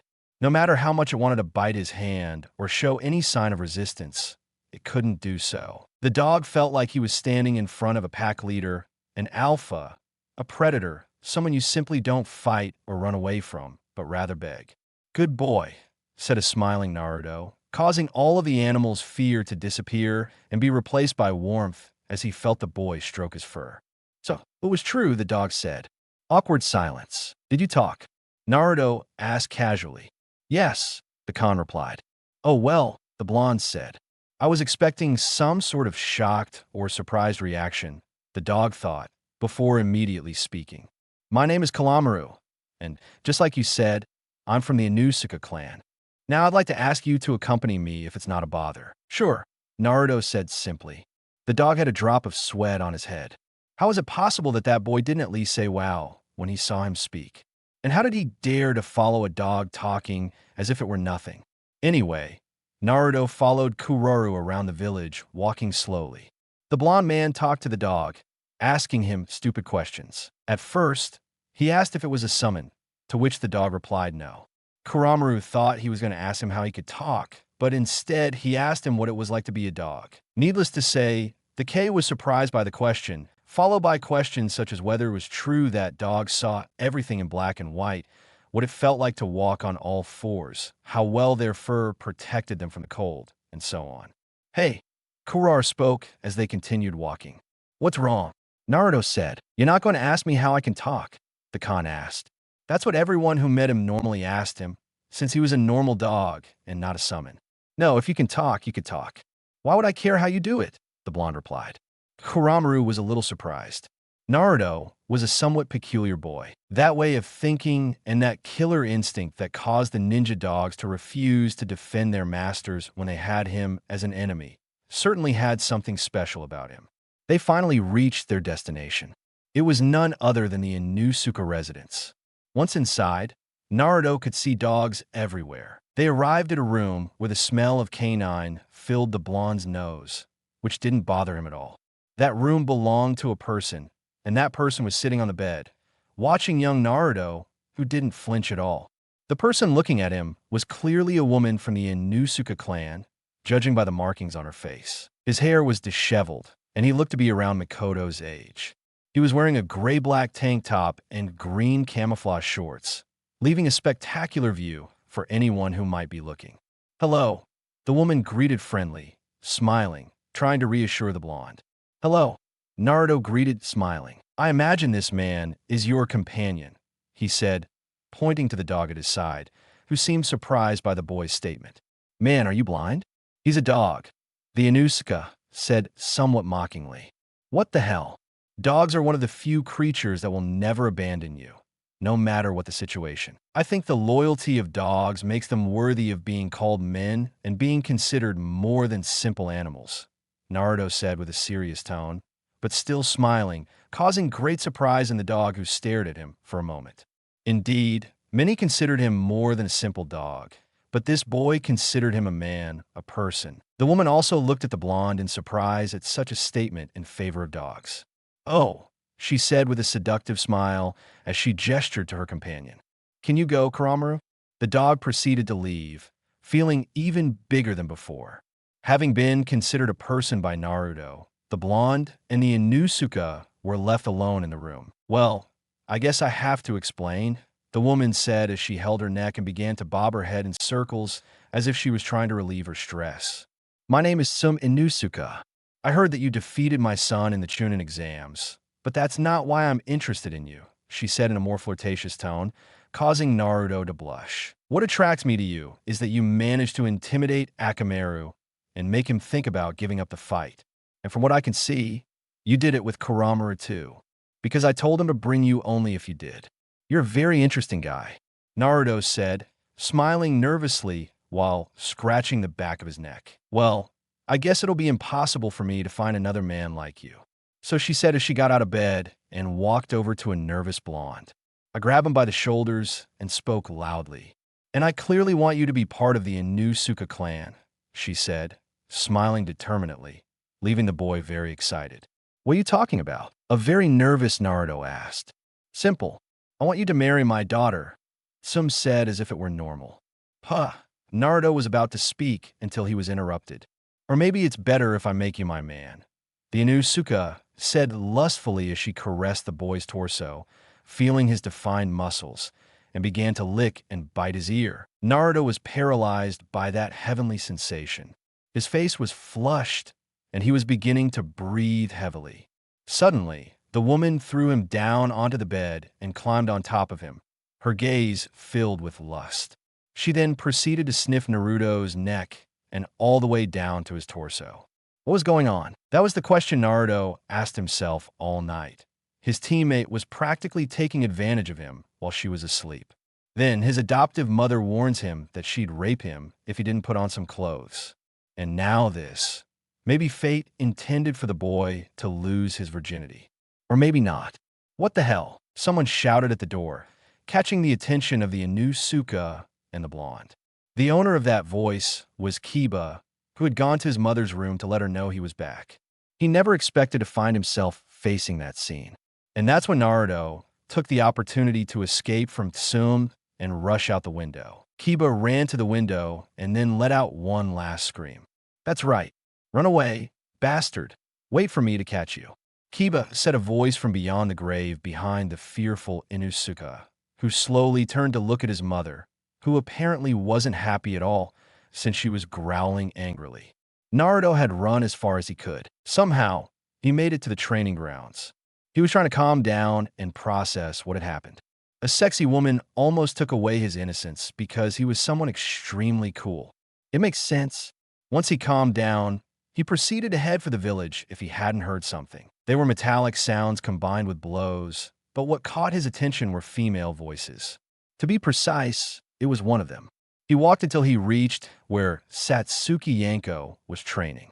Both looked tired, but it was evident that Satsuki was the one who dominated. It was then that the Yukio woman threw a Kuna, without warning and in Naruto's direction, who caught it effortlessly, emerging from the bushes revealing her presence.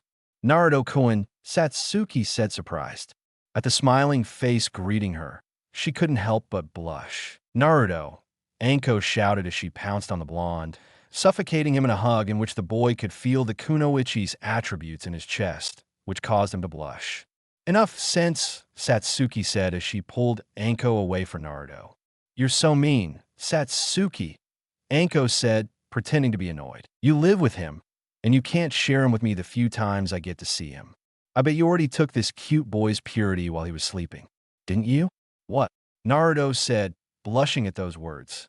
He'd met Satsuki, and he knew she wouldn't be capable of doing something like that to him. But after Makoto's advances that morning and the fact that their mother and daughter made him doubt, Anko-sensei shouted Satsuki very embarrassed. I would never do that to him asleep, so you would do it to him awake, Hanko said with a playful smile. Satsuki opened her mouth, but no words came out. She simply turned blushing to see a blushing Naruto. Moments later, she looked away, turning bright red, as unholy thoughts about her and the blonde were running through her mind. What are you doing here, Naruto? Anko asked. Just strolling, Naruto replied. There's no way he was going to mention Tsum to them. You shouldn't be training, Satsuki asked briefly. Niji is no weakling. Don't worry, Satsuki, said a cheerful smile with Naruto. He's so strong that he makes the strong seem not so strong. Both genin felt a drop of water trickle down the back of their necks, due to their sensei's childish formulation. I see you finally stopped wearing long sleeves, said Satsuki, admiring the blonde's arms. I won't have to cut off your sleeves anymore when I wear your shirts, she said, smiling, earning a sigh for Naruto. Incestuous, Hanko said quietly, but loud enough to be heard. Naruto could only think of images of Naruto having an indecent dream where she repeatedly mentioned him doing this and that to her. A chill ran down his spine. We're not related by blood, said a blushing Satsuki. Well, I'd better let you continue training Satsuki-chan, Naruto said as he took his leave. The blonde was now walking calmly until he heard some small giggles, which he immediately recognized as coming from the hot springs, or rather from the women's section. Right there, we can see an elderly man with white hair trying to peer through the holes in the wooden wall. Investigating, Naruto asked from behind the Sannin. That's right, Jiraiya replied casually. A few minutes later, he became alarmed by the person asking him that, but his concern subsided when he saw it was his companion. Naruto, you almost gave me a heart attack, old man. Stop doing this. It's wrong, the blonde said, smiling. It's important for my novels. Naruto justifies the Sannin. By the way, I heard you'll be in the Chunin exams this year. That's right, Naruto said as if it were obvious. I knew you'd make it. I did the right thing coming back, said a smiling Jiraiya. I understand the final stage of the exams are in 2 weeks. What do you say I train you to humiliate your opponent? No, thank you. I'll spend these last 2 weeks training with Canon, the blonde replied. Oh, of course. You'll train with Kusina, Jiraiya said with a smile, but that smile disappeared when he saw Naruto's serious demeanor at those words. I'm at Makoto-san, Naruto said seriously. I see, the Sannin said in a more subdued tone. He had ruined the conversation with that. However, he put on a better face when an idea occurred to him. Today on Naruto, would you like to sign the Toad contract? Jiraiya didn't spend much time with Naruto when he was young, although whenever the boy approached him to talk to him or something, he always listened. That held him in his heart, his interest now shifting to becoming closer to Naruto, offering him the Toad contract. He personally wanted to train him, but seeing that wouldn't be possible, he decided the contract should be worth something. However, I'm sorry, I already have a contract, the blonde said, greatly surprising the Sannin. What are you talking about? Jiraiya asked. He was very curious to know where Naruto had gotten the contract, and even more curious to know who had given it to him. Sorry, I had a promise that I'd only use it if the situation warranted it. That's all I'm going to say, Naruto said, because he had a contract he shouldn't have, and he couldn't tell just anyone. Don't you at least want to learn the Rasengan? Jiraiya said innocently as he created a Rasengan in his hand. Menma and Naruto can use it. I'll create my own jutsu, one that will surpass Okajizuma's. Naruto said determinedly. Well, I would have liked to see Minato's face when he saw you using the Rasengan lately, Jiraiya said with a nervous smile. Well, see you later then, Naruto said as he walked away, but stopped in his tracks, causing the Sannin to be surprised. Then he turned around to say something to him with a smile on his face. By the way, Jiran, if you want to avoid horrible beatings in your future investigations, just use a shadow clone. If they ever find out and hit him, it will disappear and all the information will come back to you without the pain of the beating, he said before walking away calmly. Jiraiya froze for a moment, his mouth slightly open, his gaze lost, his body paralyzed. Tears began to flow from his eyes. That boy is a genius, Jiraiya shouted to the sky, spreading his arms and crying with happiness as he fell to his knees and began to hit the ground, wondering why it didn't occur to me. Naruto could hear in the distance his godfather's shout, alone apparently without looking back, feeling like the master, walking to the horizon like a movie hero, until an Ambu appeared in front of the boy. Naruto-sama, the Okaji requests your presence, said the Ambu, and then disappeared. Naruto was a little annoying. His father had kept the fact that he is no longer part of the clan a secret. Only his classmates and some other clan leaders knew about his change of family. Even so, the Ambu still referred to him as Sama because he was Minato's son. Minato waited with Kusina in Okaji's office. The moment Naruto walked through that door, he would offer to teach him his best techniques so he'd be ready for the exams. He and Kusina had spent the first 2 weeks helping train Naruto and Menma, since the redhead wanted to learn more tail control and needed his parents to knock him out every time he lost control. Strangely, Naruto hardly ever used Karugi's chakra, preferring to use it. Uzumaki combines with her natural chakra to create new techniques. Finally, Naruto arrives at the Okage's office. Do you need me, Okage-sama? Naruto said. There was no hatred in his words or anything like that, but Minato couldn't get used to being called that by his son. Naruto, Minato said, smiling. Your mother and I were thinking of helping you train, if you're okay with it. Minato wasn't stupid. He wasn't going to just tell her they were going to train him, since that would seem like an order, and it was very clear that she wasn't going to obey. So his best option was to ask her nicely in the hopes that she would agree. Sorry, Naruto said, smiling. They'd spent the last 2 weeks training with Canon. Minato and Kusina knew he meant Mikoto, but Minato wasn't going to give up. I'll teach you the Rasengan and the Gazen too. Neji won't even be able to touch you with those jutsus. Naruto, that's a good point. You could teleport anywhere in the arena with just a single thrust. And that's what Kusina said, hoping her son would agree. She didn't have much she could teach him. Her kenjutsu was almost as strong as Akari's, so she thought she'd teach him. But Naruto preferred to use pure taijutsu, since the blonde didn't have chakra chains as a bloodline, so she couldn't teach him about that either. Sorry, but I'm not interested, Naruto said with an indifferent smile. What if Minato was going to speak again, but was interrupted? Odo, Naruto said, greatly surprising his parents. Minato was happy for a moment, but Naruto continued talking. You had 11 years to train me. Your time is over. There's nothing I want to be taught anymore. I've learned from the best Jutsu senseis, from the people who took an interest in me. I don't have to tell you how Minato and Kushina felt when they heard those words. They weren't crying, but they truly felt like they were being stabbed with an adamantium dagger in the heart. Wolverine XD. P.O. Minato couldn't finish speaking since he was interrupted again, but it was a great surprise for everyone, especially for Naruto. Okajizuma, Tsum said, entering the office while dragging her daughter, who seemed a little blushed. It was then that the Inusuka woman saw Naruto, who was more than a little nervous at that moment. She clearly, and put her daughter in front of her. Look, Anna, do you see what I told you? It's not cute.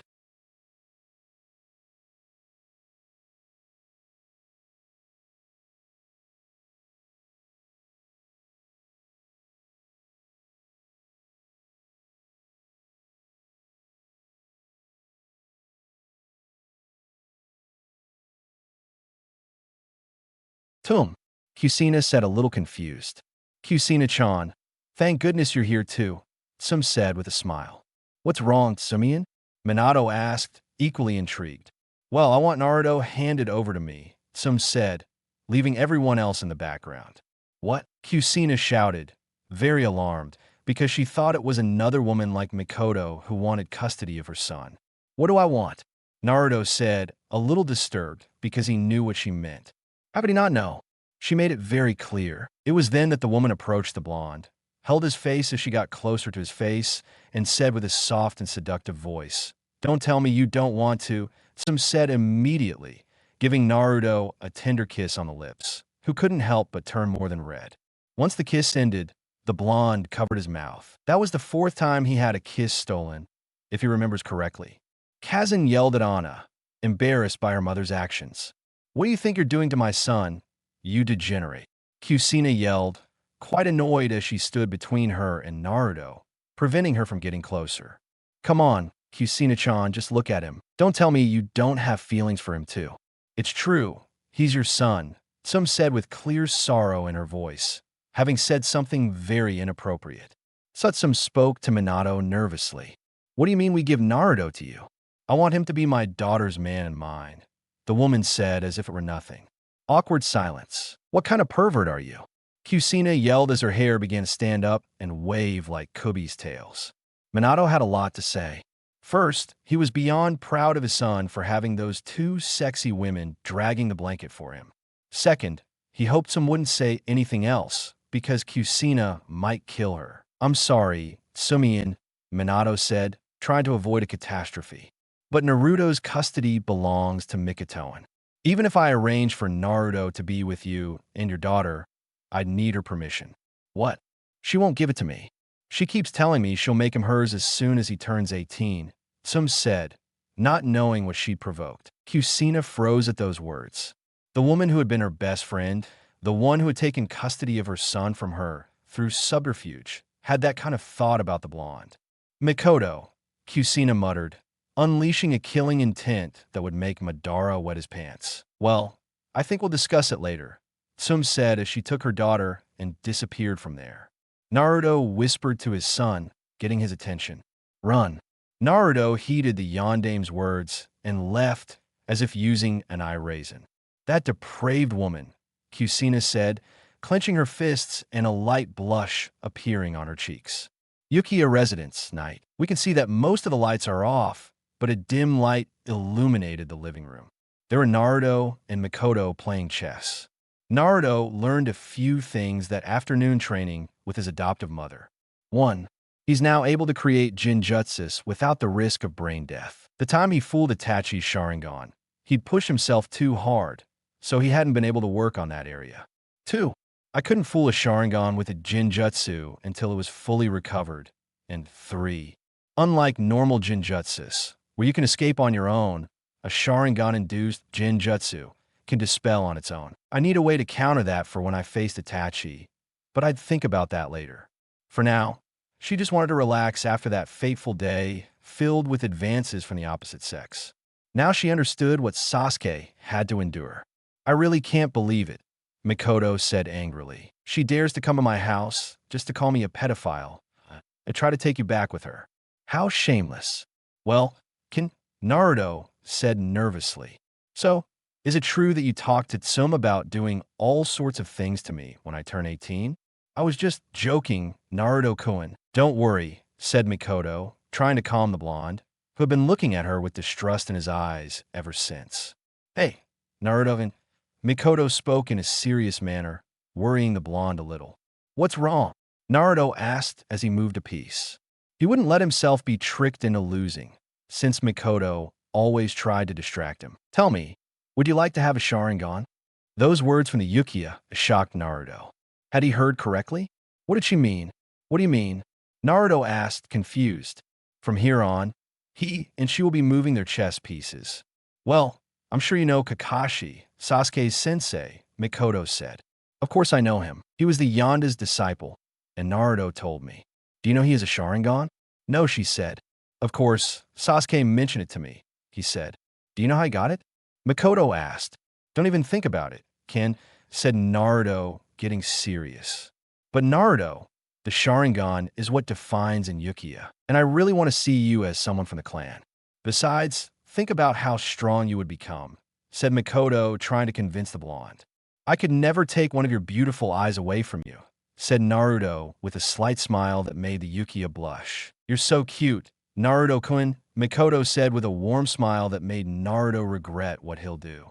Jack, mate, Naruto said, creating an awkward silence. It can't be, Mikoto said, standing up as she stared at the board in amazement. She was sure that this time he would really distract you. Again with your deceptions, Naruto said, a little annoyed. It was always the same. I'm your mother, Naruto-kun. That means you have to let me win at least once. Mikoto said, appearing angry.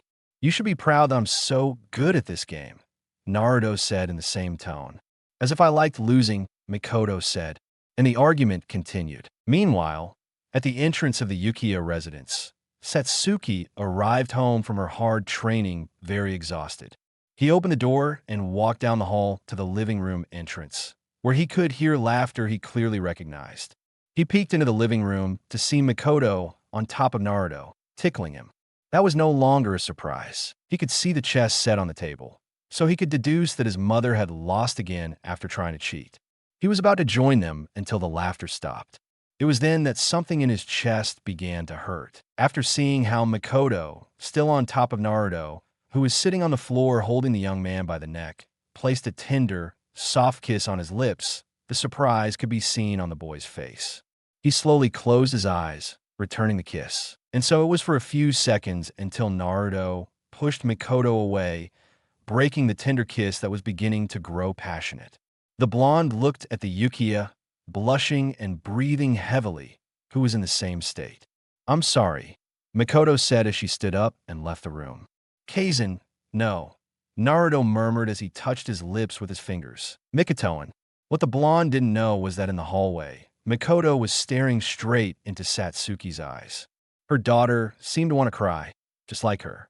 He tried to hug her, but she moved away, implying she didn't want her around.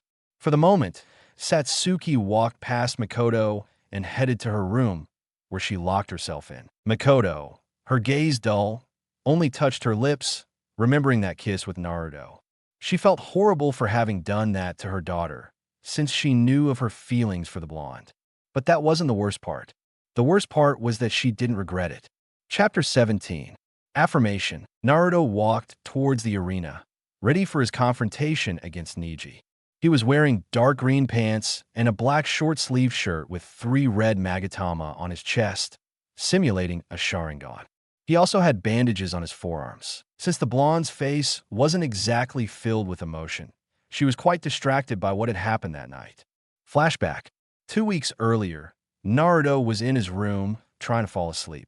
It hadn't been his best day. His partner was carefully exploring various parts of his body while they slept together. A sexy woman from the Inosuke clan almost took his purity and also wanted to marry him to her daughter. But what affected him most was Mikoto's kiss, whom he considered a mother.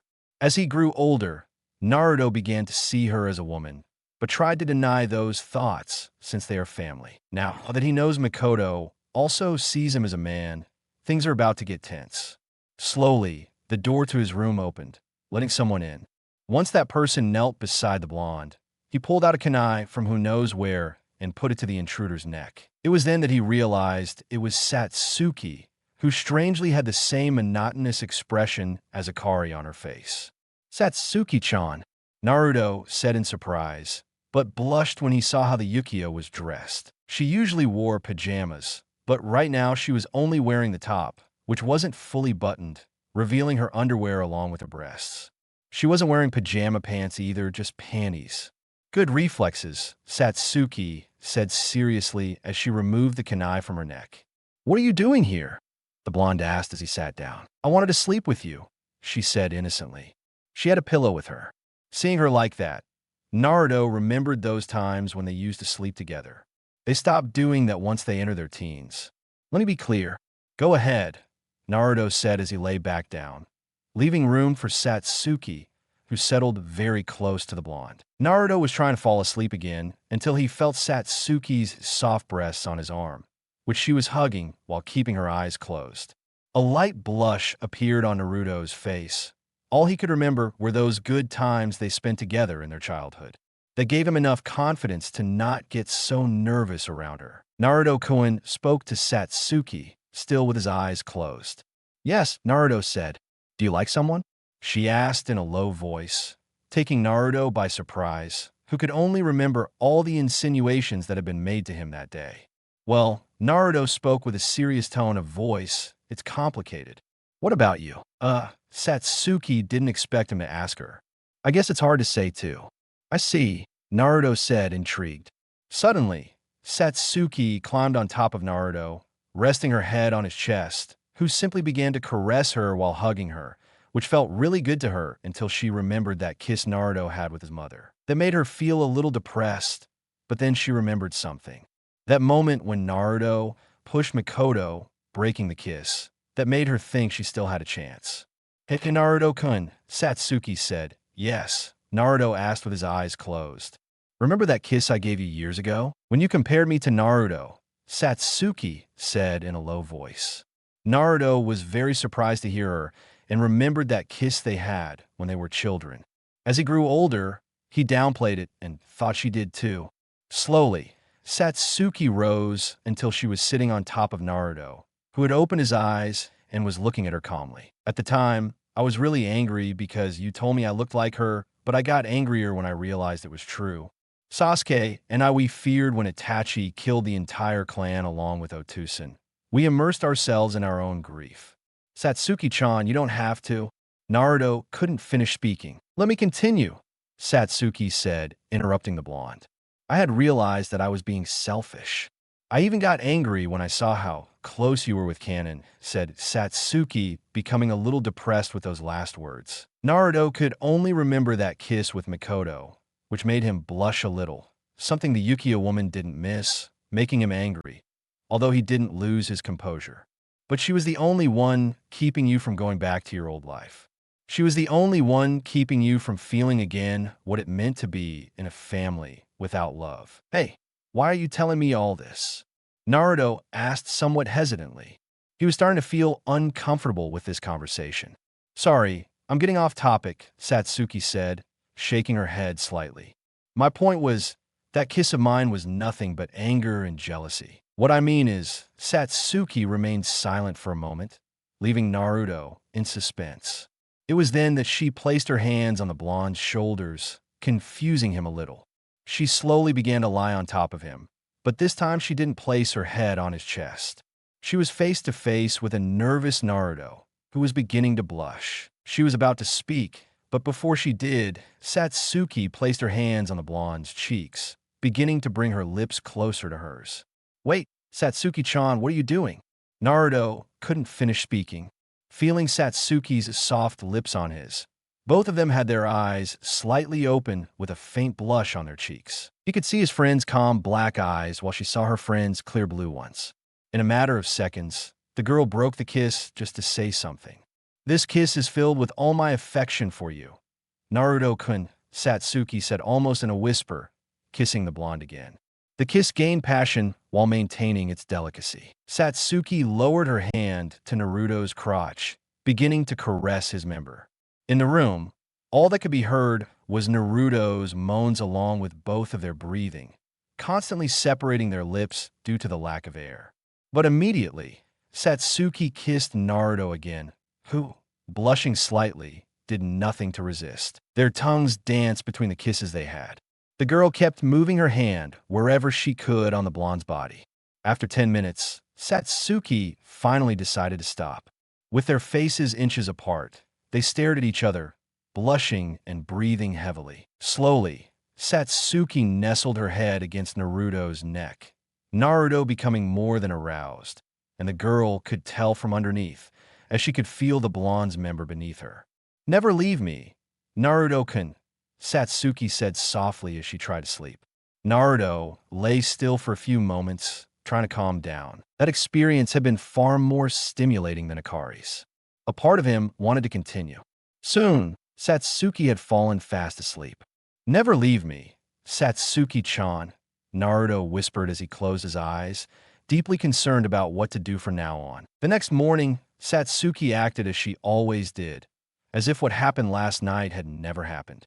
Making light of the matter, the two became even closer than before. In a flashback, now Naruto finds himself entering the stadium. Upon reaching the arena, he could see the entire crowd in the stands cheering for the favorites. Those were Menma and Naruto, along with Sasuke and Satsuki. The other matches weren't that great. It was then that Naruto could feel someone hugging him from behind. Naruto-kun spoke. A cheerful Satsuki hugged Naruto tightly. She was dressed in one of the blonde's shirts, a short-sleeved shirt with 3 silver magatama simulating a Sharingan on her chest. She wore small shorts that barely reached her knees and carried 2 weapons. On her back was a small katana, smaller than Akari's. "Satsuki-chan," Naruto said with a nervous smile as he removed his friend's arms from him. "Have you seen Sasuke?" Satsuki asked, a little worried, since the exams would be starting in a matter of minutes. "No. When I woke up, he was already gone." "I hope he makes it back on time," Naruto said. Sasuke came home the last weekend before the exams, putting everything he'd learned to good use. "Hello, Naruto," Shikamaru said, greeting the blonde. "I hope you beat that cocky Niji up. He deserves it, Shikamaru." Naruto said, "I wish you luck in your fight, too." "Yeah, right. I plan on giving up right at the start," the Nara said in an annoyed tone. "Why?" Satsuki asked. "Don't you remember who my opponent is?" Shikamaru said, very discouraged. "That psychopath who almost killed Lu," he said, "would be willing to change opponents and fight with everything he is rather than have to face Gaara." "You should face him," Satsuki said, trying to convince the Nara to fight. "Don't be silly. I'd end up dead," Shikamaru said as he walked away. "Hello," said Sasuke, who had just arrived, and who, incredibly, was also wearing one of Naruto's shirts, a short-sleeved black shirt with 3 purple magatama on the chest, also simulating a Sharingan. His brothers were in for a big surprise, so to avoid any misunderstandings, he decided to speak up before they asked, "Don't look at me like that. I had to borrow this shirt, since a certain someone forgot to do me a favor and take my clothes to the laundry for Kazan to wash," he said, looking resentfully at Satsuki, who could only laugh nervously. "I hope you don't mind, Naruto." "Don't worry," the blonde said, making light of the matter. "Besides, we really do look like brothers now," he said, so at that moment the 3 of them undressed. Indeed, they looked like a family or some sort of group, as they all had the 3 Magatama-like Sharingans on their chests, only the color differentiating them. Naruto red, Satsuki silver, and Sasuke purple. "You're right," Satsuki said with a smile, then turned to her biological brother. "By the way, Sasuke, you're late. Where were you?" "Sorry, I got lost along the way," Sasuke said with a smile. An awkward silence. "You should stay away from Kakashi for a while," Satsuki said.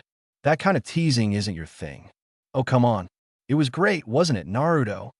Sasuke said, looking for his friend's support. "Sure," Naruto said with a drop on his neck. In reality, Sasuke didn't have that kind of personality. Ike, said a smiling Naruto, who pounced on a blonde, giving him a big hug that made both Yuki's angry, as well as Naruto blush. Hey, Naruto, Naruto said nervously as he tried to free himself from the hug, but the blonde refused to let him go. Let go, Sasuke said with venom in his words. He truly hated it when Naruto behaved that way towards Naruto, since he had made his life a living hell for a few years. Don't be jealous, Sasuke, Naruto said mockingly. Sasuke, Satsuki said, alarmed by the meaning of the sentence. It's not like that. I love women, Sasuke said in his defense. That's not very convincing, considering you always ignore your pretty fans, Naruto said. Don't you understand? That's nothing to be happy about, Sasuke said depressed. He also suffered from the same problems as Naruto regarding women, but on a bigger scale.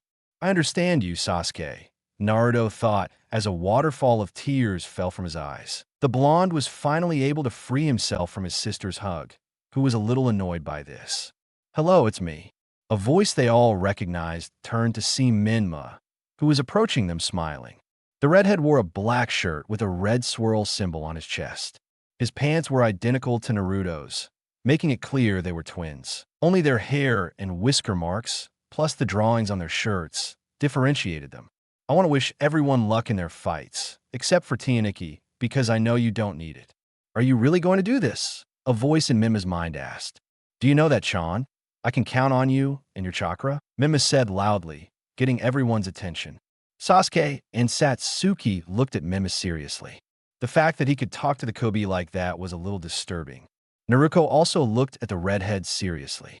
She was starting to think her brother was a little crazy. She was starting to worry, but every time she asked him about it, he always told her he had everything under control. Pathetic, Naruto said, gaining the attention of a surprised Menma, who looked at him in intrigue. The other competitors had been aware of their conversation since they heard the QB mention. What do you mean? Menma asked, still smiling. Do you think you're invincible? Do you think you're powerful? But all that power comes from the fox. If it weren't for the beast, you'd be nothing, Naruto said, a little annoyed. He truly hated the redhead's attitude. I control Valkikirugi. Oten and Khan knew I could dominate it, and that's why they sealed it inside me.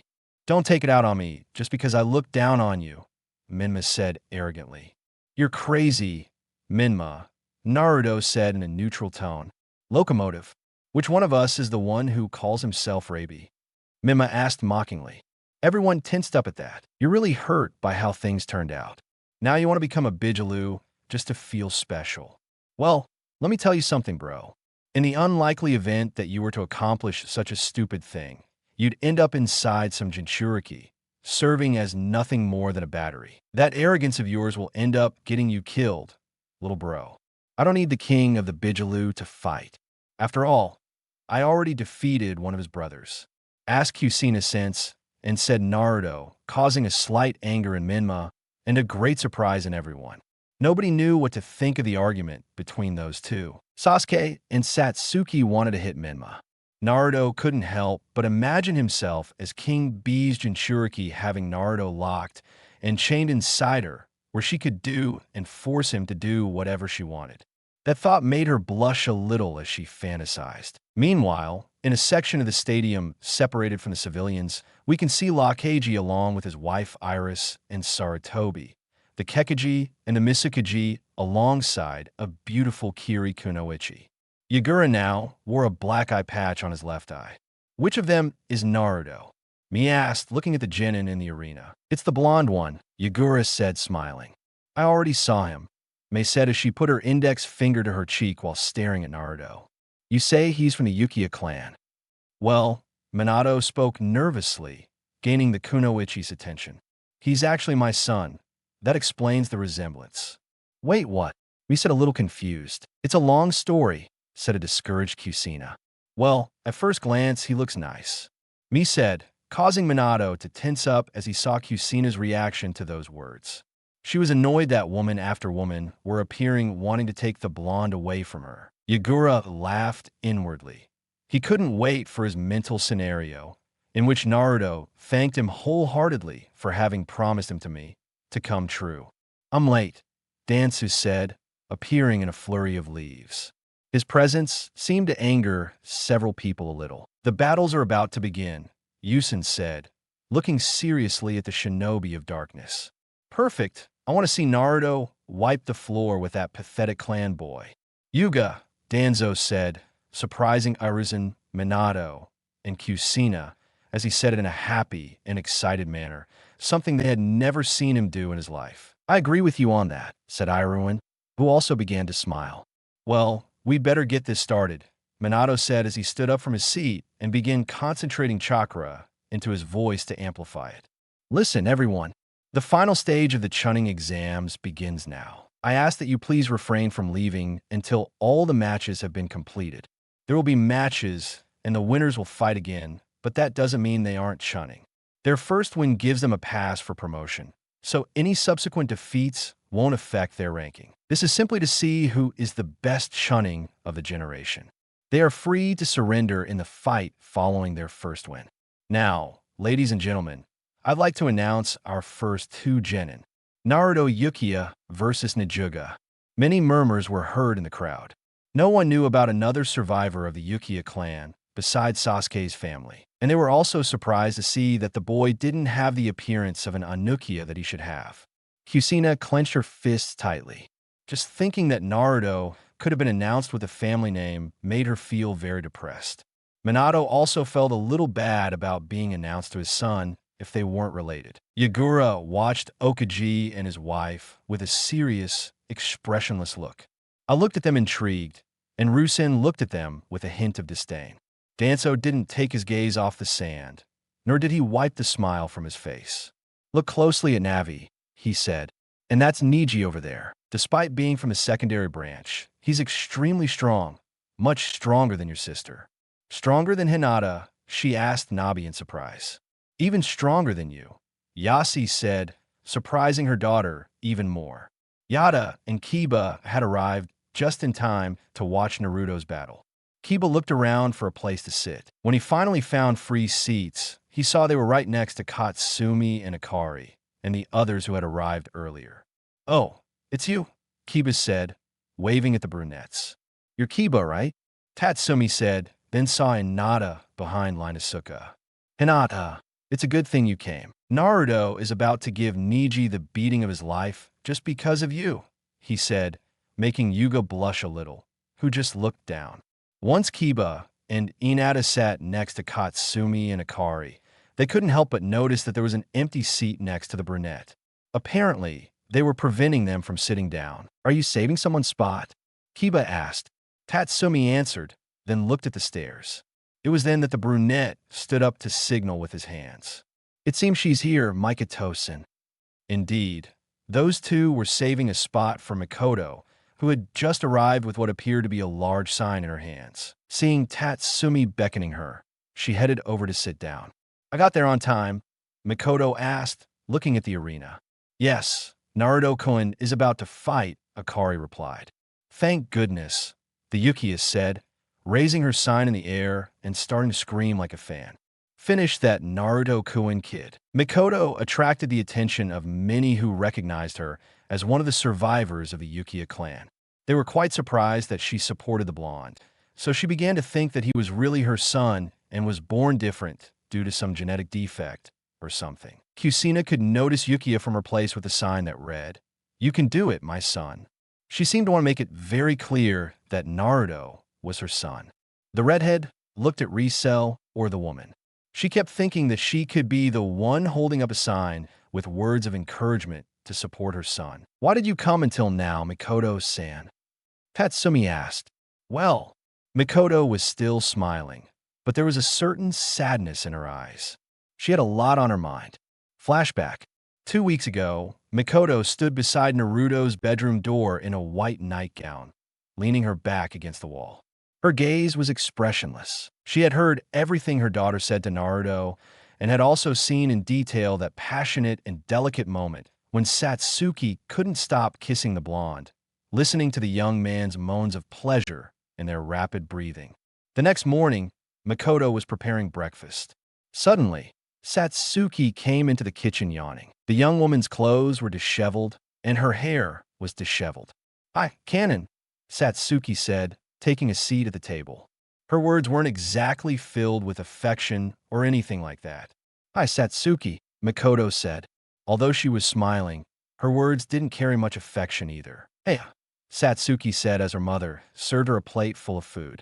"Sorry," Makoto said with her eyes downcast, serving her own plate and Naruto's for when he arrived. She sat down across from her shocked daughter, who wasn't going to settle for a simple apology. "What are you sorry for?" Satsuki asked with a bit of sarcasm and a not-so-friendly smile, "For either kissing the person I love or for being a blatant nymphomaniac."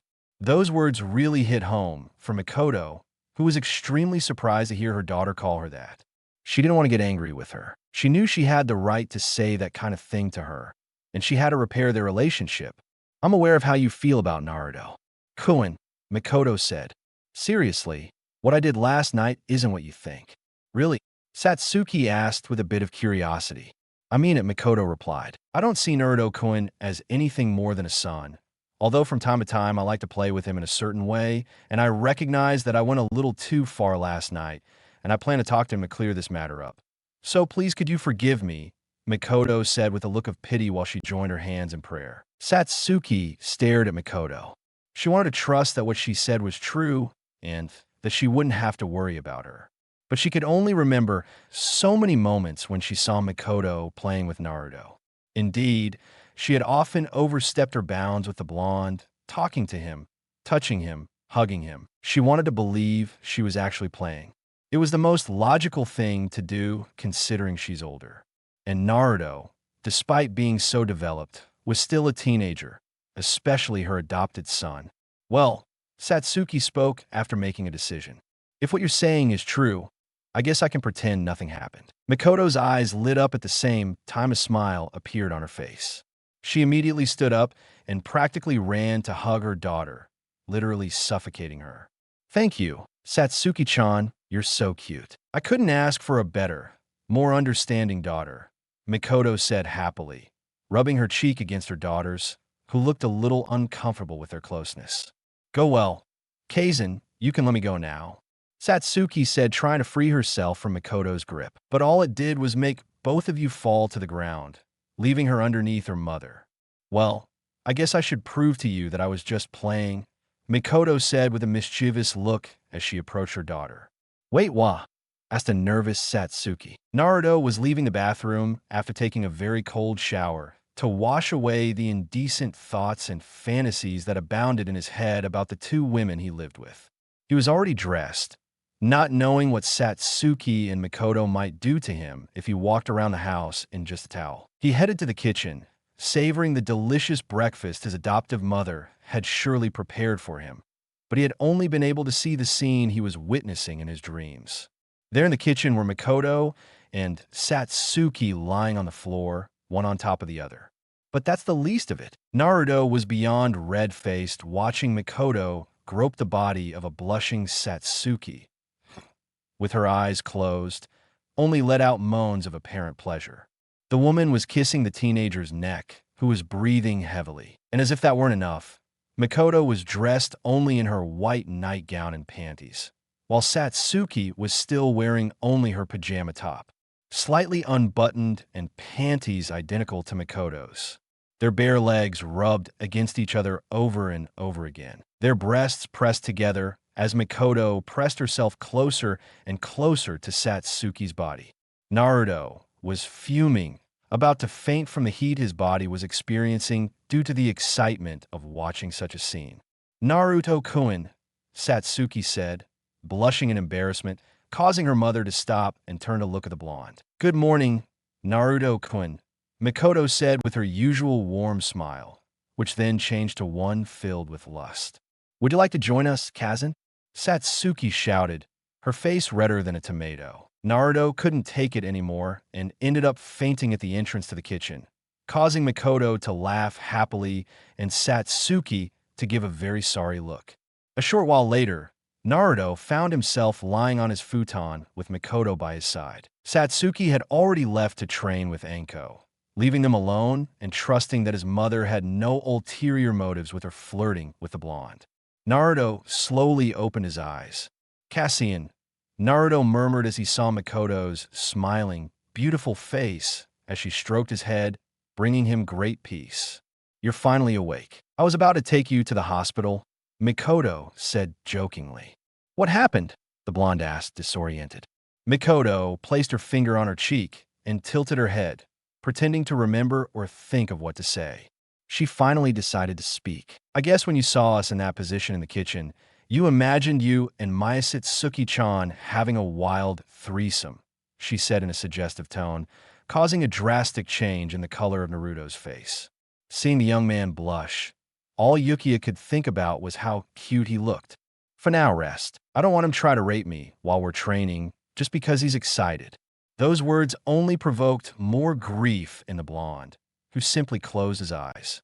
A few minutes later, he ended up falling asleep due to Mikoto's caresses, who looked at him with a look that couldn't distinguish between affection and desire. I really am a bad mother, Mikoto thought as she looked at Naruto's relaxed face. Little by little, the Yukiya girl began to approach him. Her head ended up on top of the blonde's. It was then that, tucking a strand of her hair behind her ear, she brought her face closer to Naruto's to join their lips in a tender kiss. Mikoto broke the kiss by moving a few inches away from Naruto's face, but immediately went back to kissing him. This time she tried to deepen the kiss. She tried to use her lips to part Naruto's to give him access to the inside of her mouth. She could feel her tongue struggling to fit between Naruto's lips, and Naruto, in a sort of reflex, opened his mouth just enough for Mikoto to achieve her goal. Holding the blonde's cheeks, the Yukiya deepened the kiss. Her tongue touched Naruto's at the same time as mine touched his palate. Mikoto didn't want to be rough, as it might wake him up. Suddenly, small tears began to flow from Mikoto's closed eyes and trickled down.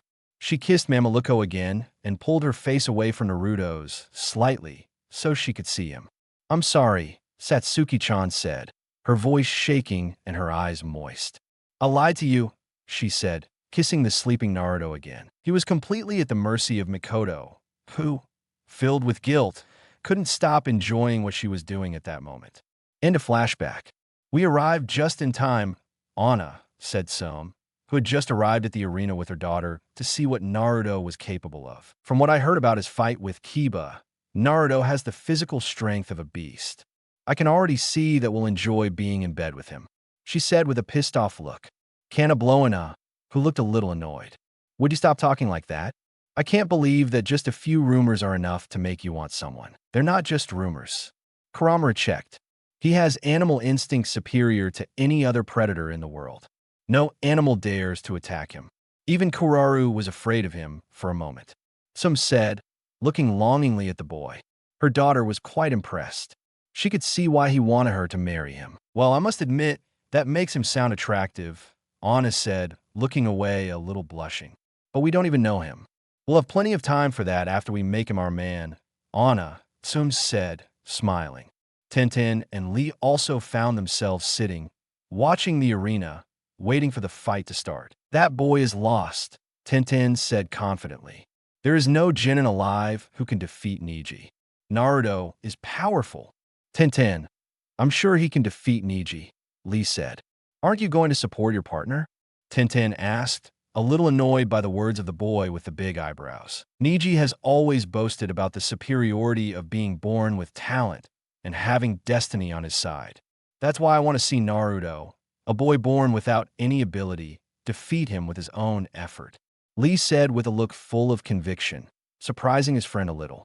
Well, it's not that I don't understand how he thinks, Tenen thought, but Naruto won't be able to win. Since the matches were announced a month ago, Neji has been training and planning a strategy to face him specifically.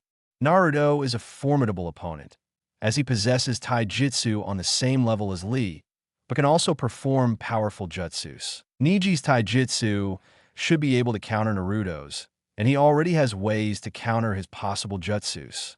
Naruto doesn't have as much chakra as Menma, and won't be able to reactivate his chakra points once Neji manages to hit them. This battle is decided. You know the rules, said the censor. The fight ends when one of you gives up, dies, or decides you can't continue. All right, he said, receiving a nod from the genin. Good, begin. Hey, G. Naruto spoke calmly. What do you want? Asked Niji, who had already adopted a fighting stance and expected the blonde to do the same, but he didn't. When I defeat you, you'll have to apologize to Hinata, Naruto said, greatly surprising his opponent. Why? Niji asked. For being an idiot. What other reason is there? Naruto said simply, angering Ryuga. All that nonsense you said about destiny. It's all nonsense. Don't be silly. All of our lives are set in stone, and nothing we do will change that. Niji said seriously. If my destiny is to lose, I will lose. If your destiny is to win, you will win. No matter what we do, the outcome is already predestined. You truly are odious, Naruto said as he stretched his arms out to his sides, surprising the entire audience and his opponent. If fate is as you say, then nullify all of my chakra points. Naruto shouted, surprising everyone with his words. What are you doing, Naruto? Kiba shouted from his seat. What are you doing? Kusina asked, clearly alarmed. If he allows that, he won't be able to use his chakra, Minato said worriedly. I really feel sorry for you, Danzo said, gaining the attention of the Namicase and the others present. Naruto doesn't need chakra to fight. Even Yagura was surprised by that comment. Everyone looked back at the battle expectantly. Tien thought Niji's victory was now assured, and Look couldn't believe Naruto had said that. Are you crazy? My victory will be assured if you can't use chakra, Niji said excitedly. So, if I defeat you with my chakra points blocked, you'll have to admit that fate doesn't exist and apologize to Hinata, Naruto said with a defiant smile. What's he doing? Shikamaru asked from the waiting room. He could hear what they were saying there. Niji is finished, Sasuke said. He's beyond finished, Satsuki said. Aniki will crush him, Naruto said, nodding. The Uchiha and Namikase's words surprised the other participants. They wondered what the blonde was up to. Whatever, Niji said as he adopted a new stance. That's what I thought, seeing Niji's stance. 8 trigams, 64 palms, he said as he activated Suyakugan. I'll wait for you here, Naruto said confidently. What's he planning? Mei asked, seeing that Naruto had no intention of defending himself. Calm down, Yagura said, getting her attention. That boy is truly a monster when it comes to combat. You're wrong, Danzo said, getting the Misukaji's attention. He's a beast, one that surpassed the Kubi. We are witnessing the mighty King Bee. Danzo's words surprised many. The Namicase and Sarutobi were unaware that Naruto had told someone as cold and calculating as Danzo about his dream, let alone that Danzo remembered it. Niji immediately rushed at his opponent, who stood motionless. Once in front of Naruto, he attacked with 2 palms. Niji said as he struck Naruto with both hands, who made a pained expression at the attack. And so Niji continued. For palms, 8 palms, 16 palms, 32 palms. Niji struck each of Naruto's chakra points with force and speed, who did not stop grunting in pain from his blows. Almost all the spectators were worried. Others had already considered the fight over, but only a few knew the blonde was still in the fight. 64 palms, Niji said, delivering the final blow to Naruto's last chakra point, knocking the blonde to the ground. Naruto remained inert for a few moments. Everyone thought he'd lost. They questioned whether he was in Uchiha, which angered Mikoto a little as she waited patiently for her son to wake up. It was then that everyone was amazed, and some smiled when they saw Naruto get up from the ground, although he looked a little hurt. Once he was on his feet, he dusted off his clothes, pretending nothing had happened. Impossible, Yasi thought as she looked at the blonde.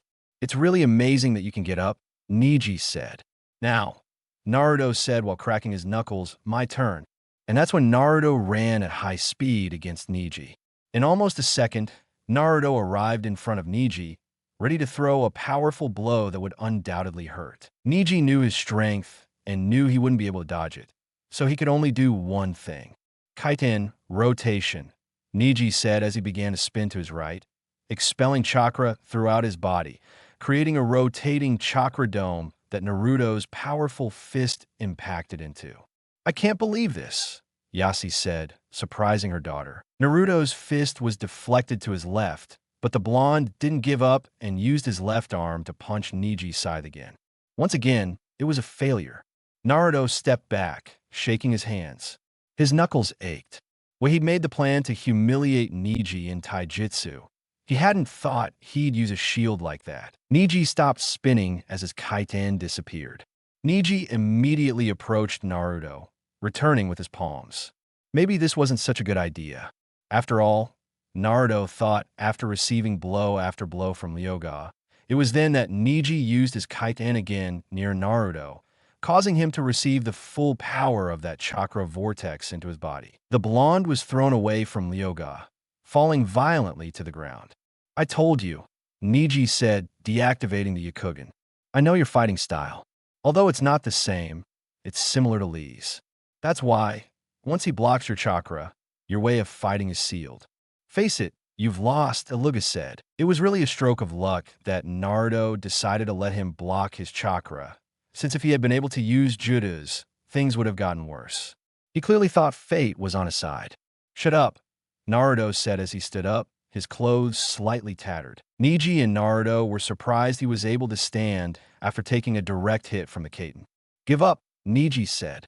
You can't win without your chakra, and thanks to my kaiten, you won't be able to best me in a taijutsu battle. Even with that incredible strength of yours, you call yourself an Uchiha. You don't even have the Sharingan. Myakugan, make sure you don't have any blind spots. You don't stand a chance. Energy's speech angered 3 people in particular: Sasuke, Satsuki, and Mikoto, who wanted to enter the arena and teach Niji not to mess with his family in front of them. Although that wasn't necessary, since something happened that nobody truly expected, Naruto took out of one of his ninja bags what appeared to be nothing more and nothing less than an Aika book. How did you get it? Jiraiya had given it to him as a reward for the advice. What was he doing with that? Kushina said, blushing while Minato got nervous. Danzo, look at the tricks you taught him. What? Danzo said, clearly offended. Don't be ridiculous. He never read while training him. We have a lot in common, Naruto thought, Iris proudly. That boy, Kakashi muttered from his seats as he looked at Naruto's book. That copy isn't even out yet. Where did he get it? What are you planning on doing with an erotic novel? Niji asked, quite excited by what he saw. Don't play dumb, Niji, Naruto said in a serious voice. I know your secret. Secret, Niji said, confused. I've seen it, Naruto shouted, gaining everyone's attention as he pointed accusingly at Ani. One day while I was out for a walk, I saw you staring at a wall while moving from one corner to another. And that's when I realized it was the hot springs, the women's section to be exact. Niji started to get nervous as everyone paid more and more attention to the blonde. I could tell you had your Yakugan activated. Awkward silence. Lie, you have no proof, Niji shouted, red-faced with embarrassment as many murmurs began to be heard. But that doesn't matter, Naruto said as he opened the book and began to read. Calmly, go ahead. Attack. What? Niji said, clearly offended. It can't be, Kakashi said, thinking. Why the hell didn't I choose to be his insensei? Maybe I can trade him to Chunin for his daughter. You're an idiot. Myakugan, combined with the disadvantage that reading gives you. That will be an easy victory, Niji said, indignant that the blonde didn't take him seriously. Yakugan, Bakakugan, Byakugan, Naruto said in a childish voice before closing his eyes. I'm an Uchiha. I had the misfortune of being born into the wrong family and not having a Sharingan, but I don't care if I don't have a Jujutsu. I'll just create one, he said as he slowly opened his eyes, revealing that they were no longer blue, but black with an almost invisible blue border. Kurigan, everyone's mouths dropped open, including Danzo. The most perplexed were Minato, Kushina, Menma, Naruto, Mikoto, Sasuke, and Satsuki. Why did Naruto have a dojutsu? A bloodline? Niji asked, quite surprised. Of course not, Naruto said, surprising him even more. I have no such thing as a bloodline. The Kurigan is a latent dojutsu in all humans, though it's not actually a dojutsu, since the eyes simply change appearance. It's not like they have any power or anything. It's just for show. I call it Kurigan. Once I use it, I become serious to give the impression that it's actually a dojutsu. He said to start reading the book Attack at once. Niji had many questions in his head. Everyone had an artificial dijitsu. It was nothing more than an appearance. It sounded stupid. However, Niji attacked Naruto with the gentle fist style like every Yuga, but what happened left everyone perplexed. Naruto evaded each and every blow. He wasn't blocking them, just moving from one side to the other without taking his eyes off the book. Man, if he knew I couldn't actually read the book because I was dodging his blows, he'd be a little glad I didn't land any of them, Naruto thought. He'd even trade places with Sasuke to be his sensei. If I taught him my techniques and convinced him to dye his hair, I could call Gi about it, Kakashi thought. Finally, the blonde closed the book and punched him right in the eyes, causing him to flinch. The blonde quickly approached Ryoga to attack, who, in an attempt to defend himself, activated his kaiten. Naruto's fist impacted against the rotating chakra dome, causing a large gust of wind. Naruto kept trying to break through Niji's shield. However, a better idea popped into his head. With his free arm, he punched the ground, causing the dirt in the arena to rise. Niji's shield disappeared as the boy lost his balance. That strength, Kushina thought, more than amazed, wasn't as strong as Tsunade's, but he wasn't using chakra in his fists since it was blocked. It's truly possible to achieve such physical strength with just training. That punch is as strong as Gaze when he gets serious, Kakashi thought. While Niji was suspended in the air due to the shockwave of the blow, he could only watch in great surprise as Naruto, with his fist planted in the ground. It was then that the blonde man got back up and adopted a battle stance that, due to the force of his movement, created a wave of force that pushed Niji and the rubble away. "What are you doing?" Yasi thought as she saw Naruto adopt the stance of the Yuga clan's ultimate technique. Niji brought his palms together at his sides and thrust them forward, creating a powerful wind wave that, upon impact with Naruto, lifted him into the air, shattering the ground around him. However, Naruto didn't even look impressed. Both of their feet touched the ground, and Naruto assumed the same position as before. 8 trigams, 64 palms, Naruto said at the same time, disappearing from everyone's sight. How fast? Minato thought, truly amazed at his son's speed. That speed was at least half that of the current Reikiji. Naruto appeared in front of a perplexed Niji and with incredible precision began to attack. 2 palms, Naruto said as he struck 2 of Niji's chakra points, who couldn't believe it. And so, Yada and Anabai couldn't believe what they were seeing either. A boy recreating the ultimate technique of the Yuga, Senyakugan. 4 palms, 8 palms, 16 palms, 32 palms, he said as he continued to hit each chakra point hard, and Neji grunted in pain after each hit. "I lost count. Let's start over." 2 palms. 4 palms, Naruto said as he started all the points over again. Many knew he was only doing this to keep hitting him. He lost count several times. Niji just begged for it to stop, unable to withstand the blows. It was as if he were hitting someone with metal stakes. Naruto couldn't hit chakra points directly, but he could hit the nerves in the body. Finally, it seemed to be over. "This is for Hinata, 64 palms, he said, delivering the final blow that knocked Niji to the ground as he spat blood from his mouth. Naruto turned to the audience, searching for someone in particular with his dark eyes. Once he saw her, he raised her hands with his thumbs extended and shouted, "I told you, Hinata. I will punish anyone who dares to hurt you." Naruto's statement made Yuga blush immensely, who only began to play with her fingers while looking down. Kiba was a little jealous of the blonde's strength, but happy with what he'd done for his friend. However, there was a certain heaviness in the air, and Nada could feel the serious, cold stares of Mikoto and Akari, who were sitting very close, unnerving Tatsumi Akiba. Kushina was outraged that her son was being a Casanova. Satsuki and Naruto felt a strong desire to kill Hinata. Many others were touched by what Naruto said, already vaguely remembering that boy used to play with his daughter occasionally. But he got a big surprise when he turned to see Anabai, who saw Naruto with a slight blush on her cheeks. Yagura cried anime style after thinking that Naruto was already interested in someone and wouldn't thank him for getting engaged to Mei. "That's my boy," Danzo said proudly, angering Minato a little. since he should be the one to say that. The winner is Naruto Yukiya, said the censor, receiving a huge shout of admiration from the audience. From now on, you're Chunin. You can choose to fight your next battle or retreat if you like. Great, Naruto said, smiling. How did you manage to hit all my chakra points? Niji asked on the ground. How did you see them? I spent the last weekend before our fight studying a map of chakra points on the body. Once I managed to memorize it alone, I had to calculate by your size and build where they would be, said Naruto. As if it were nothing. Wow, I see you were born with a good memory, said Niji, trying to console himself after knowing that he did not lose against someone without talent. Not exactly speaking, Naruto, getting Niji's attention, spent a long time in the library, searching through books and scrolls for ninja techniques. My parents were never interested in teaching me anything. At first, it was very difficult. I barely understood the words, and no matter how much I read, I couldn't remember everything I'd seen. Somehow, my memory began to improve the more I tried. Niji was perplexed by those words. In the end, Naruto had truly developed a talent through hard work.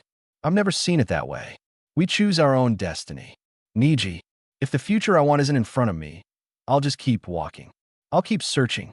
I'll find the destiny I want. At some point, you have to risk losing a good future for the simple possibility of a much better one. That's how I think. That's my way, ninja. To leave one destiny for another. Niji thought. A bad one for a good one for the possibility of a better one. It's a good way. After leaving the infirmary, Naruto began walking toward the stairs to go to the waiting room. He closed his eyes for a moment.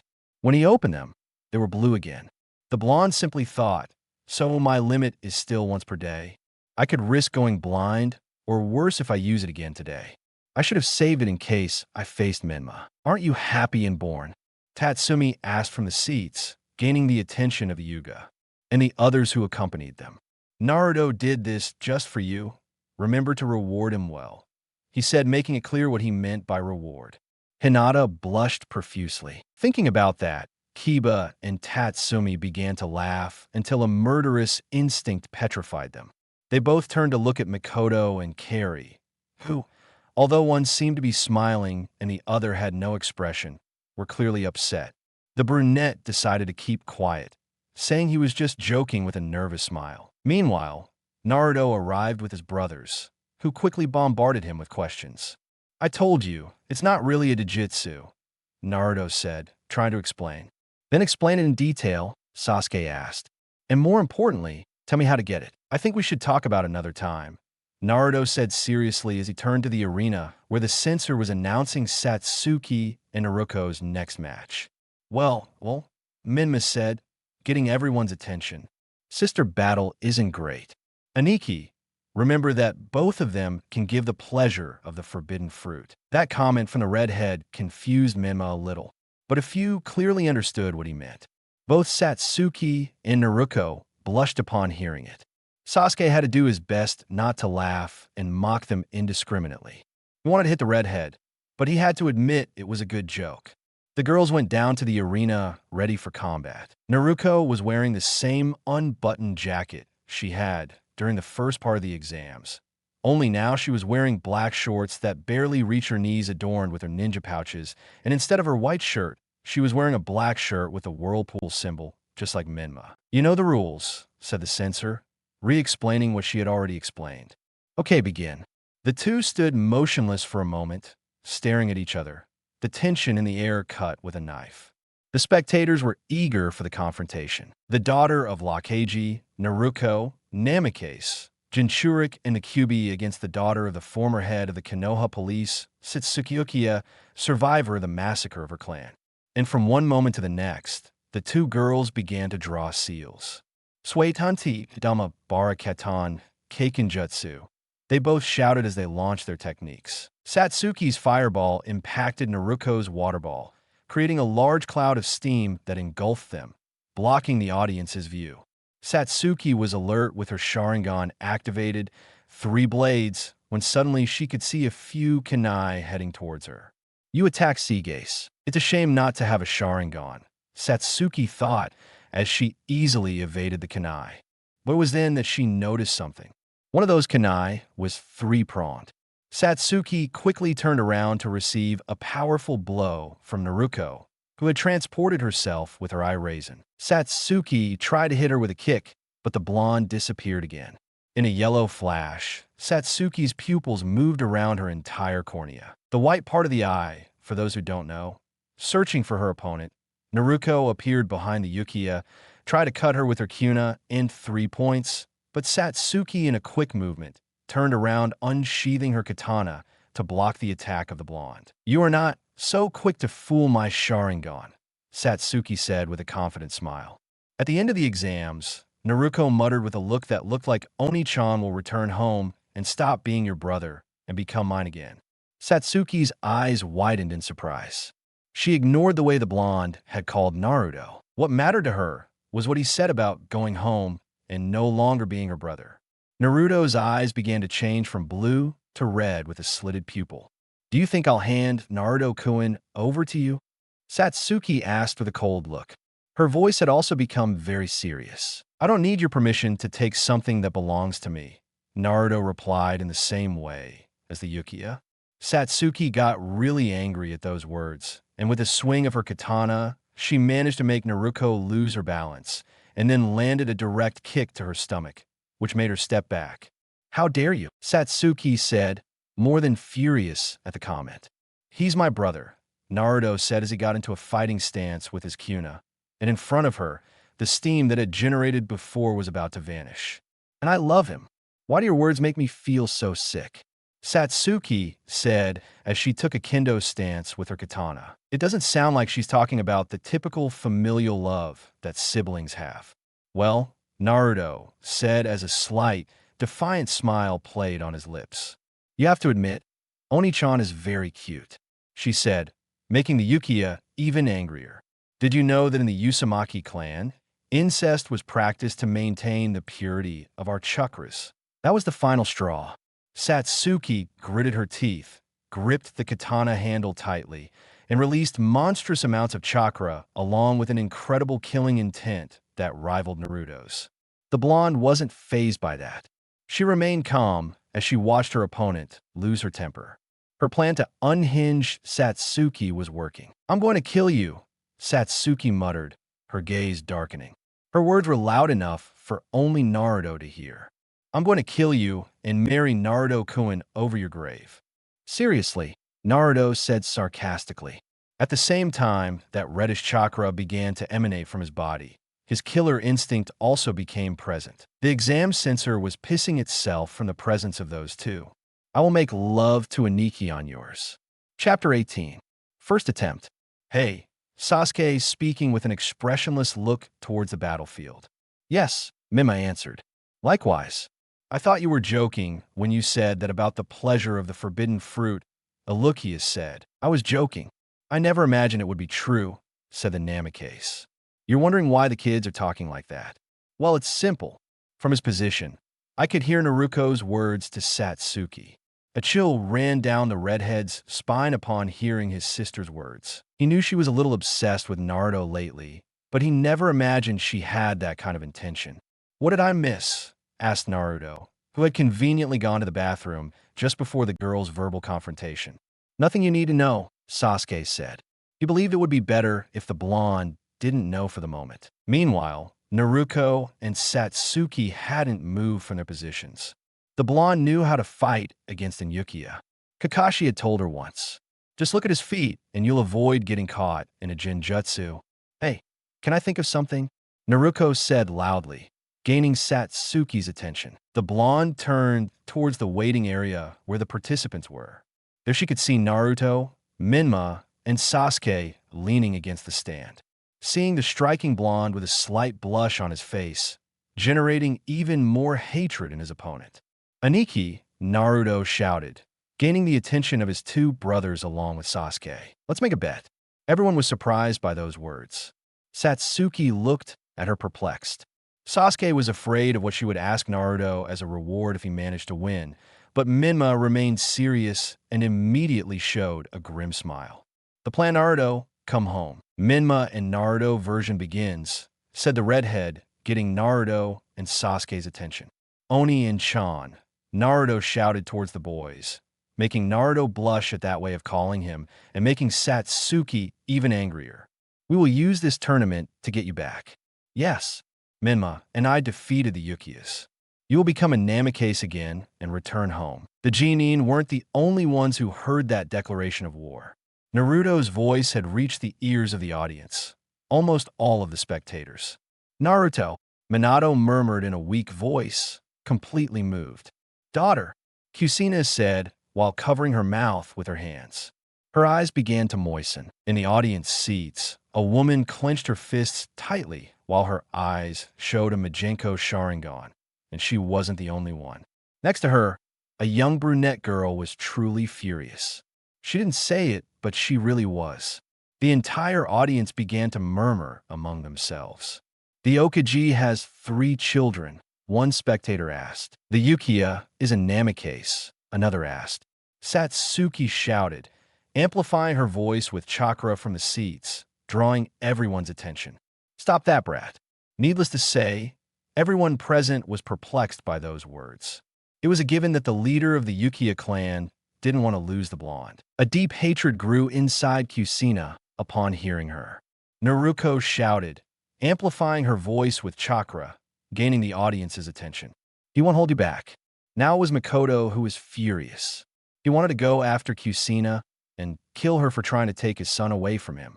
All that remained was to hear the blonde's response to that. He couldn't force him to accept, so they didn't have much hope in his plan either. I accept the bet.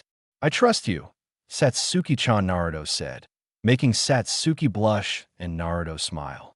Suddenly, Naruto pulled several 3-pronged kunais from his ninja bag, which he threw, leaving them embedded all over the arena. It was then that in a yellow flash, the blonde began to disappear and appear from one place to another, trying to confuse her opponent's Sharingan.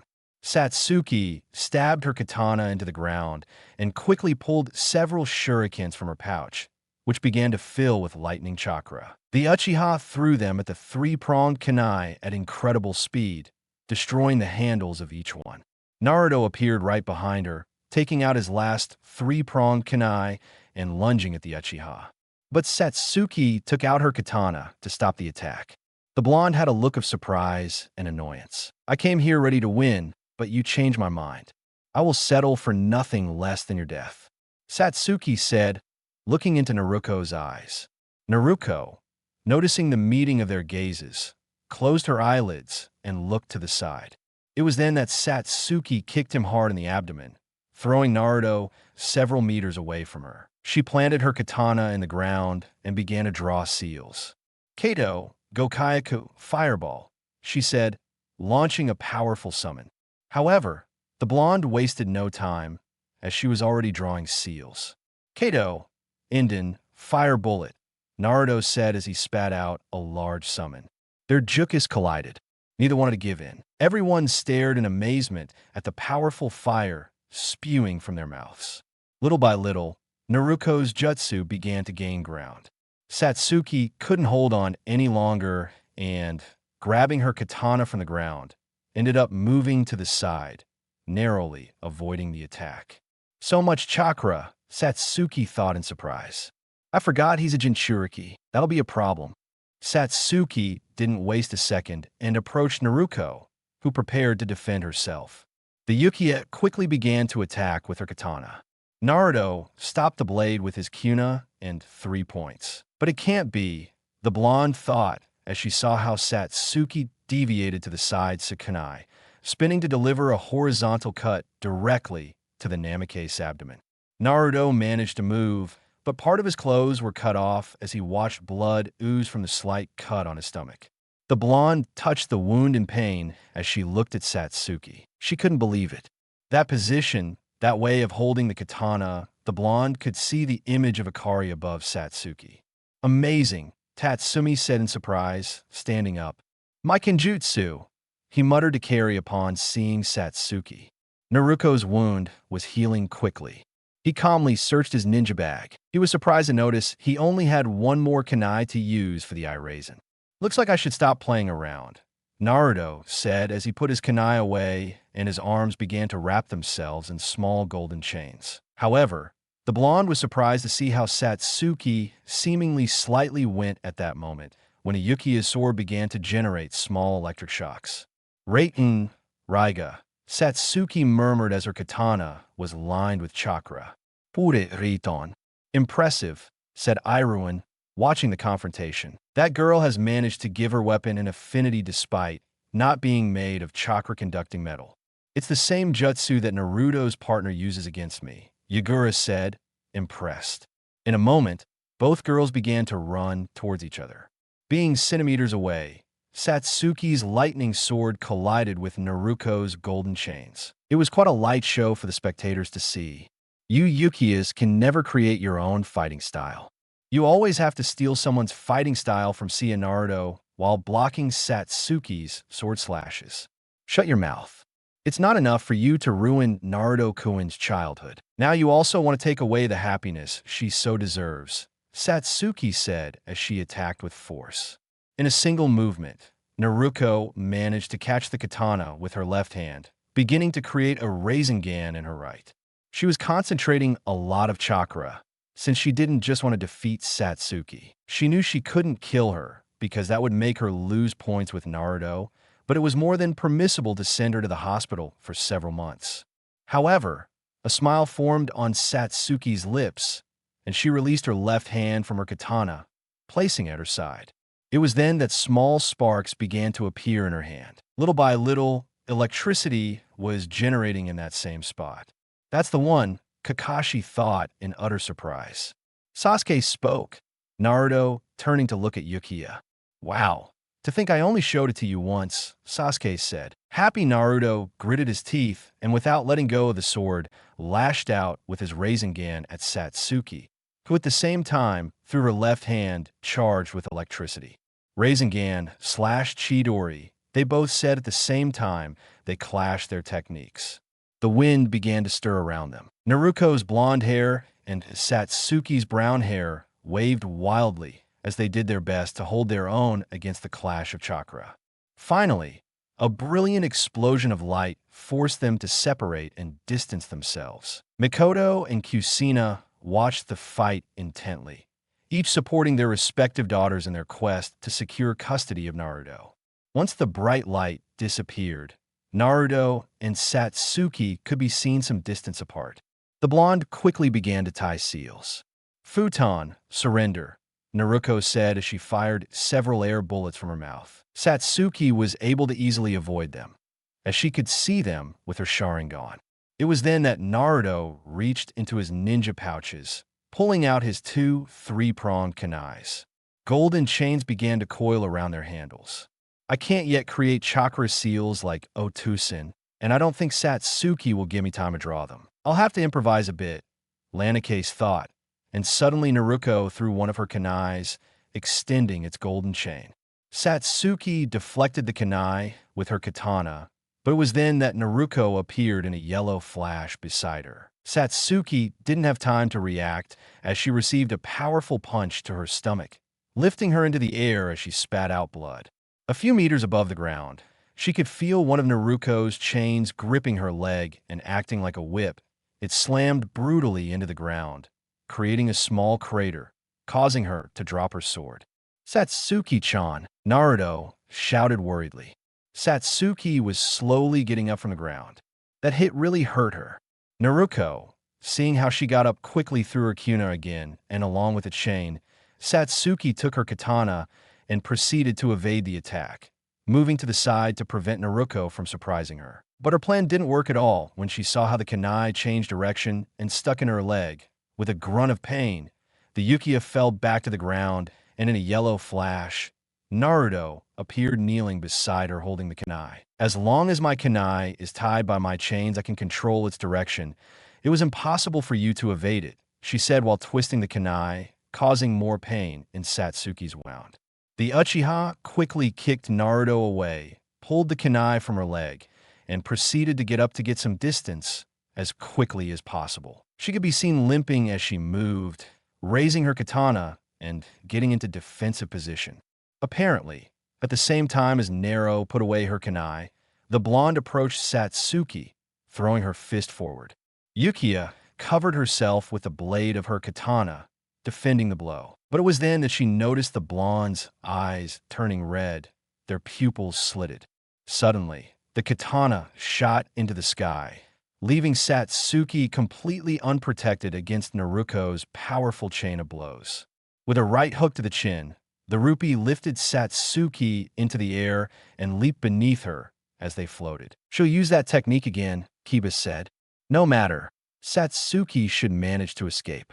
"Naruto," said his sister, "only knows the incomplete technique," Tatsumi said, trying to reassure Mikoto, who looked a little worried. "No, watch," Akari said monotonously. The chains on Naruto's arms came off, beginning to encircle Satsuki. Suddenly, she found herself chained by the blonde's golden chains, who was holding her abdomen, plummeting to the ground while spinning at high speed. "She won't be able to free herself," Lee said, completely impressed. Naruto was ready to jump up and let Satsuki crash brutally to the ground, but she didn't count on something. Satsuki moved her head slightly, enough to look Naruto straight in the eyes. "Shit," Naruto thought, but it was too late. Satsuki put her in a Jinjutsu with her Sharingan. Naruto's eyes returned to blue as she lost consciousness. As a result, the chakra chains disappeared. Satsuki got back up, grabbing Naruto by the collar to pull him into a horizontal position as they fell only a few meters above the ground. "What are you saying?" Naruto asked. "Prove you're in Ukiya," Sasuke said proudly. In a flash, Satsuki launched a combo of punches at Naruto, who broke free from the Jinjutsu upon feeling the pain of the first one. Once the blonde's body hit the ground, all she could feel was a sharp pain in her stomach as she received a powerful downward kick from her opponent, causing the ground to crack. "Lion burst," Satsuki said as she finished her combo. "Well done, Satsuki," Mikoto shouted from the crowd. "Sasuke's technique," Tatsumi said, completely impressed. Satsuki got up from the ground, a little panting as she took a few steps back. Naruto was still lying down while grunting in pain. Slowly, she managed to get up a little sore. "You're going to pay for that," Naruto said with a serious and spiteful voice. "I told you, I won't leave this place until your heart stops beating," Satsuki said. Likewise, Naruto debated her next move. It was then that she remembered one of the pieces of advice Kakashi had given her. "Unnerving your enemy is never good, but it's never bad either." Okay, their attacks might increase in intensity, but their defenses would practically cease to exist. That phrase echoed in her mind, and she had the best emotional weapon against Satsuki. "You know," Naruto said as he stood up straight, his expression calm before changing to one filled with lust. "I can't decide what the first thing I'll do to Aniki when I get home will be." Satsuki clenched her fists as she gritted her teeth. The boys heard it too, feeling a chill run down their spines at those words. "Just imagining myself wrapped in his arms while we sleep together in the same bed drives me crazy." "Shut up," Satsuki muttered as her eyes were covered by her bangs. "Wait, I think what I'll really enjoy is bathing with him in the tub again. Although now that we're older, it'll be a little more cramped," she said innocently. "Did you bathe together?" Sasuke asked with a nervous expression as he looked at the blonde beside him. "I don't want to talk about it, and you don't want to hear it," Naruto said with a grim look.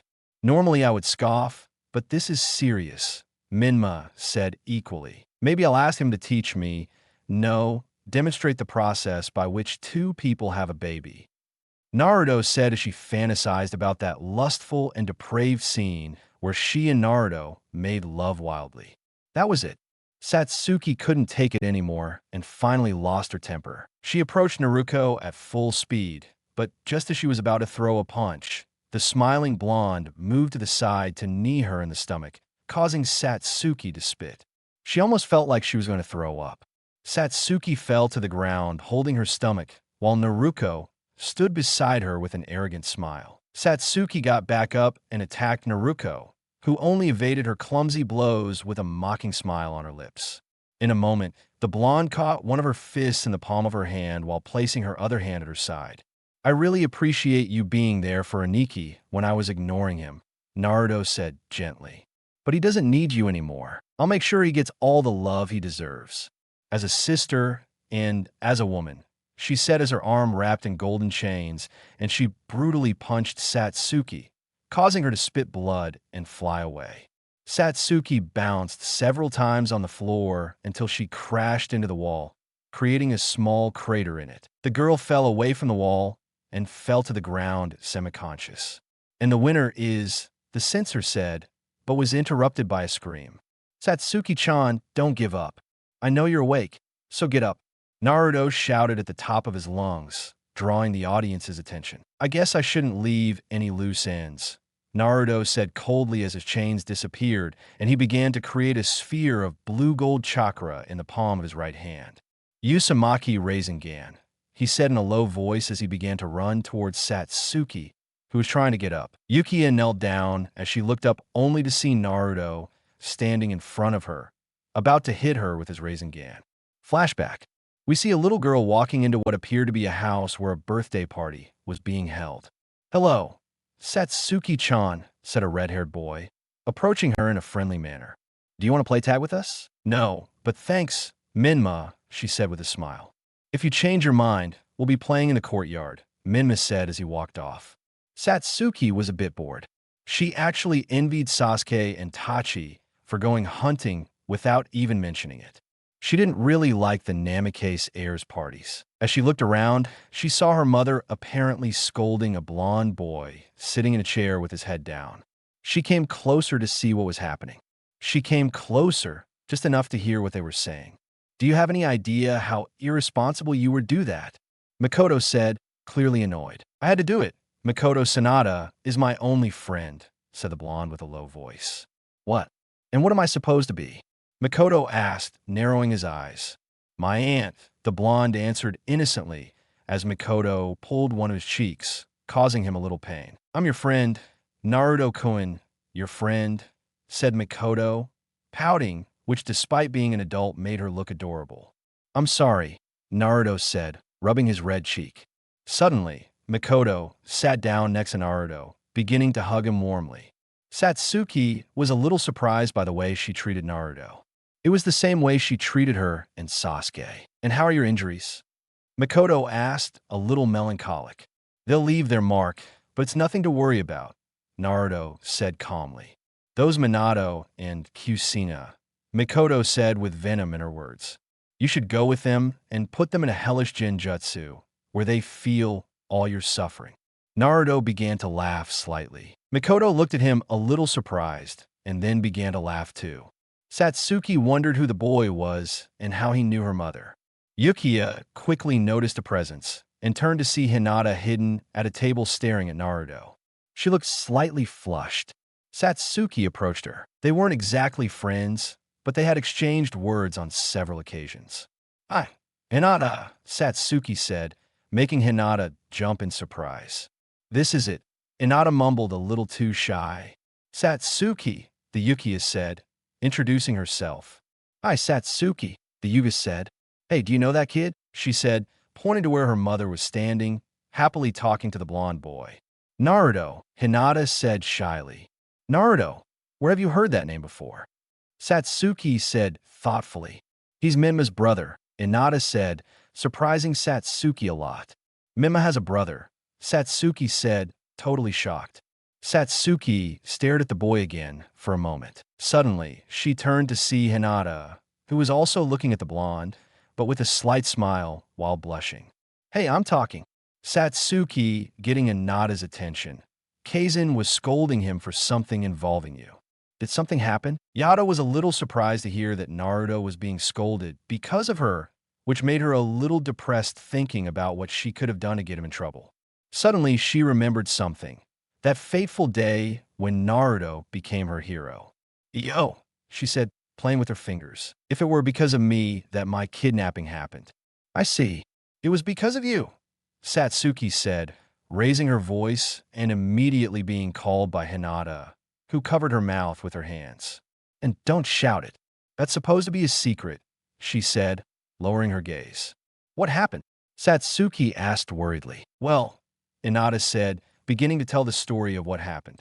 After hearing her, Satsuki was more than shocked. A deep feeling of admiration and respect for Naruto surged within her.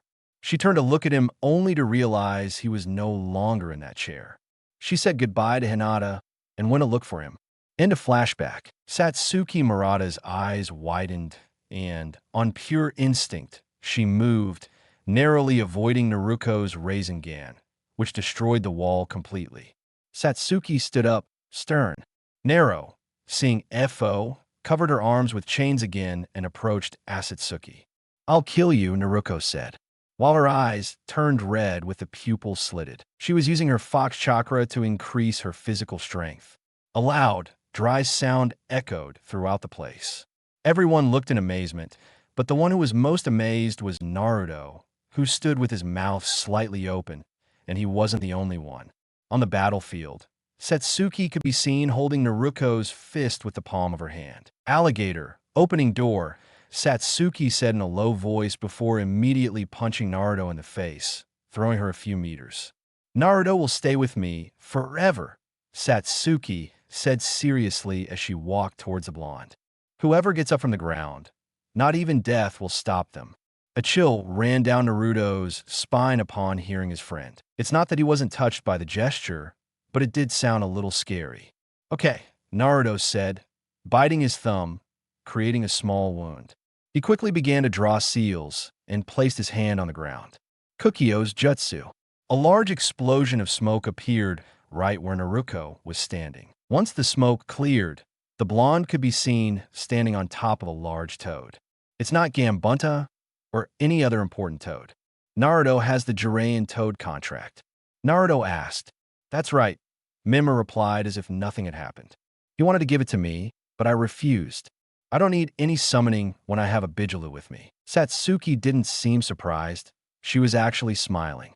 It was then that Naruto began to trace seals at the same time that the large toad puffed out its cheeks.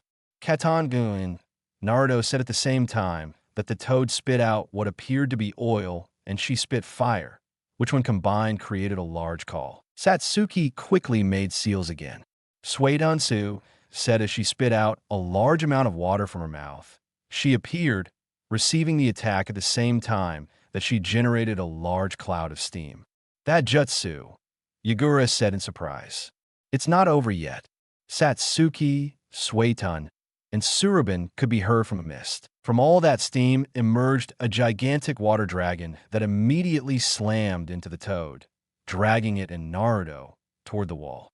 Upon impact with the concrete, the large toad disappeared due to the powerful blow. "How much chakra?" said an impressed Kiba. Satsuki dropped to one knee. She was truly tired after that jutsu. Suddenly, he could see Naruto slowly walking out of the rubble of the wall while holding her arm. She was hurt. "You really made me angry," said Naruto, as a reddish chakra began to emanate from his body and his wounds slowly began to close. "This is going bad," Satsuki thought. As she stood up, she saw her katana lying on the ground and walked over to it. Using the inner gates is really tiring. How does Naruto manage to keep the first gate open all the time? I guess his body adapts to them, since he'd been using them since he was little. Satsuki raised her katana and began concentrating chakra into it, causing small electrical discharges to generate along the blade. Naruto clenched his fists tightly, a single thought running through his mind. "I know Menma will defeat Sasuke, so I just have to defeat Satsuki and Cheyenne. Chan will return home." Naruto thought calmly, but his hormones caused his mind to stray from his goal. "That way, I can sneak into his room to sleep with him at night.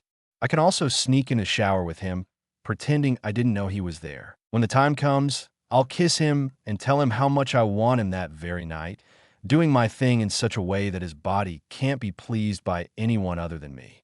Oni and Chan. Naruto had her eyes closed while smiling with her hands on her cheeks, imagining what it would be like when she and Naruto would do this and that. Seeing her, Satsuki couldn't help but feel annoyed, not knowing the reason for her anger. It was then that La Yukia could clearly see her lips and read them, discovering what she was muttering. That made her more than furious. "Damn degenerate," Satsuki said, gripping the handle of her katana. In a flash, Satsuki sped toward Naruto, delivering a vertical slash that the rupee managed to block with her chained arms. If anyone's going to take Naruto-kun's innocence away, it'll be me. An awkward silence. Satsuki, in a fit of rage, said something she immediately regretted. Her face turned redder than he was. Kusina quickly brushed her hair away from Naruto and turned toward the contestant waiting area. Wait, Naruto-kun, I didn't mean it like that, a nervous Satsuki said, waving her hands up and down. Naruto was fuming. Sasuke and Menma were trying not to laugh at their situation. Pervert, Naruto said with her arms crossed. Pervert, I'm the least likely to say that, Satsuki said, turning to the blonde, annoyed by the comment. Anyway, I'll finish this with my best technique, Naruto said as his chains disappeared and he created 2 clones. Each one on its sides. I haven't perfected it yet, but it will definitely finish you off, Naruto said as she began to gather chakra in the palm of her right hand. Satsuki, seeing that it was a Rasengan, thought about countering it with a Chidori, but that changed. Suddenly, one of the clones began to give more chakra to the sphere at the same time that the other began to spin it. She's thinking about it, said Kusina, watching her daughter's technique. She has no intention of losing, said Minato. Ukaji and his wife's words caught the attention of their companions, who were wondering what that technique was. Satsuki wasted no time and, throwing away her sword, began to concentrate all her remaining chakra into the palm of her left hand. He was thinking of using a Chidori with everything he had left, hoping it would be enough to stop Naruto's jutsu. Hey, Nick, Menma spoke, getting Naruto and Sasuke's attention. I suppose Otoin and Kaizen didn't tell you that Naruto managed to perfect the Rasengan, right?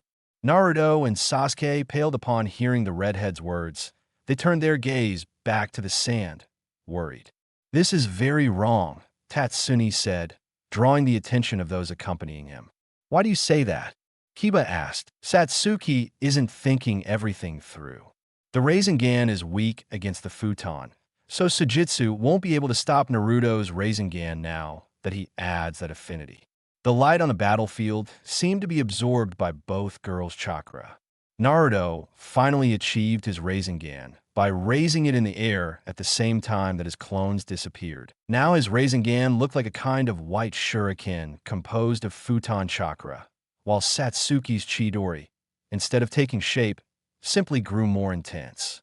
Once he wins, Oni-chan will practically be a Namicase, since your brother will never be able to defeat Menma. Naruto said with a calm smile. I don't need Sasuke to defeat Menma. I just need to defeat you. That way Naruto will still be my brother, since you said they would have to defeat all the Uchiha. Satsuki said with determination. Enough talk. I'll just tell you one more thing, said the blonde, changing to an expression somewhere between lust and mockery. I'll think of you when I make love to Oni and Chanheiwa. What did you mean by that? Satsuki said, a little perturbed. Naruto quickly realized the double meaning of her sentence. Cool. Wait, do you know what I meant? Naruto said, embarrassed. Finally, the 2 girls stopped talking after that awkward moment and ran towards each other. Satsuki dragged Sukadori across the ground, leaving a trail of destruction in the land. Once face to face, the 2 girls threw their jutsus at each other, generating a great gust of air that even made the audience shudder. Both clenched their teeth as they struggled, their hair whipping wildly in the wind. The ribbons that formed Naruto's pigtails fell off, leaving his blonde hair untouched. A buzzing sound echoed through the stadium. You and Menma did nothing but ruin Naruto's life, Satsuki shouted angrily while holding her Chidori. The sound generated by the jutsus prevented anyone, except Naruto, from hearing her. If only you hadn't been born. You? Do you think I don't know? Naruto yelled, interrupting her. I have no idea why she started treating him that way. I don't care about me. All I care about is getting my brother back and giving him all the love I should have given him before. It's too late for that now. He's happy with me. You're trying to love him like a man just to make amends. You're only thinking about yourself. Uchiha yelled as Sukadori began to lose power. Shut up, Namicase yelled as his Rasengan began to gain more power. You and that bitch of a mother. Odo had already thought of a way to keep Oni-chan in the clan after naming Menma his successor. But Makoto's had to ruin everything by taking away custody of Naruto from her. The more the blonde spoke, the weaker the Asabak's Chidori grew. The happiest day of my life was the day your entire clan was slaughtered by Itachi. But you had to survive, Naruto said, his eyes turning red with slitted pupils. Do you have any idea what Oni-chan had to go through because of you? You haven't even thought about it. Shut your mouth, Satsuki shouted as she felt her strength draining. Zei ein Tsugakuzan-di, fighting with Itachi.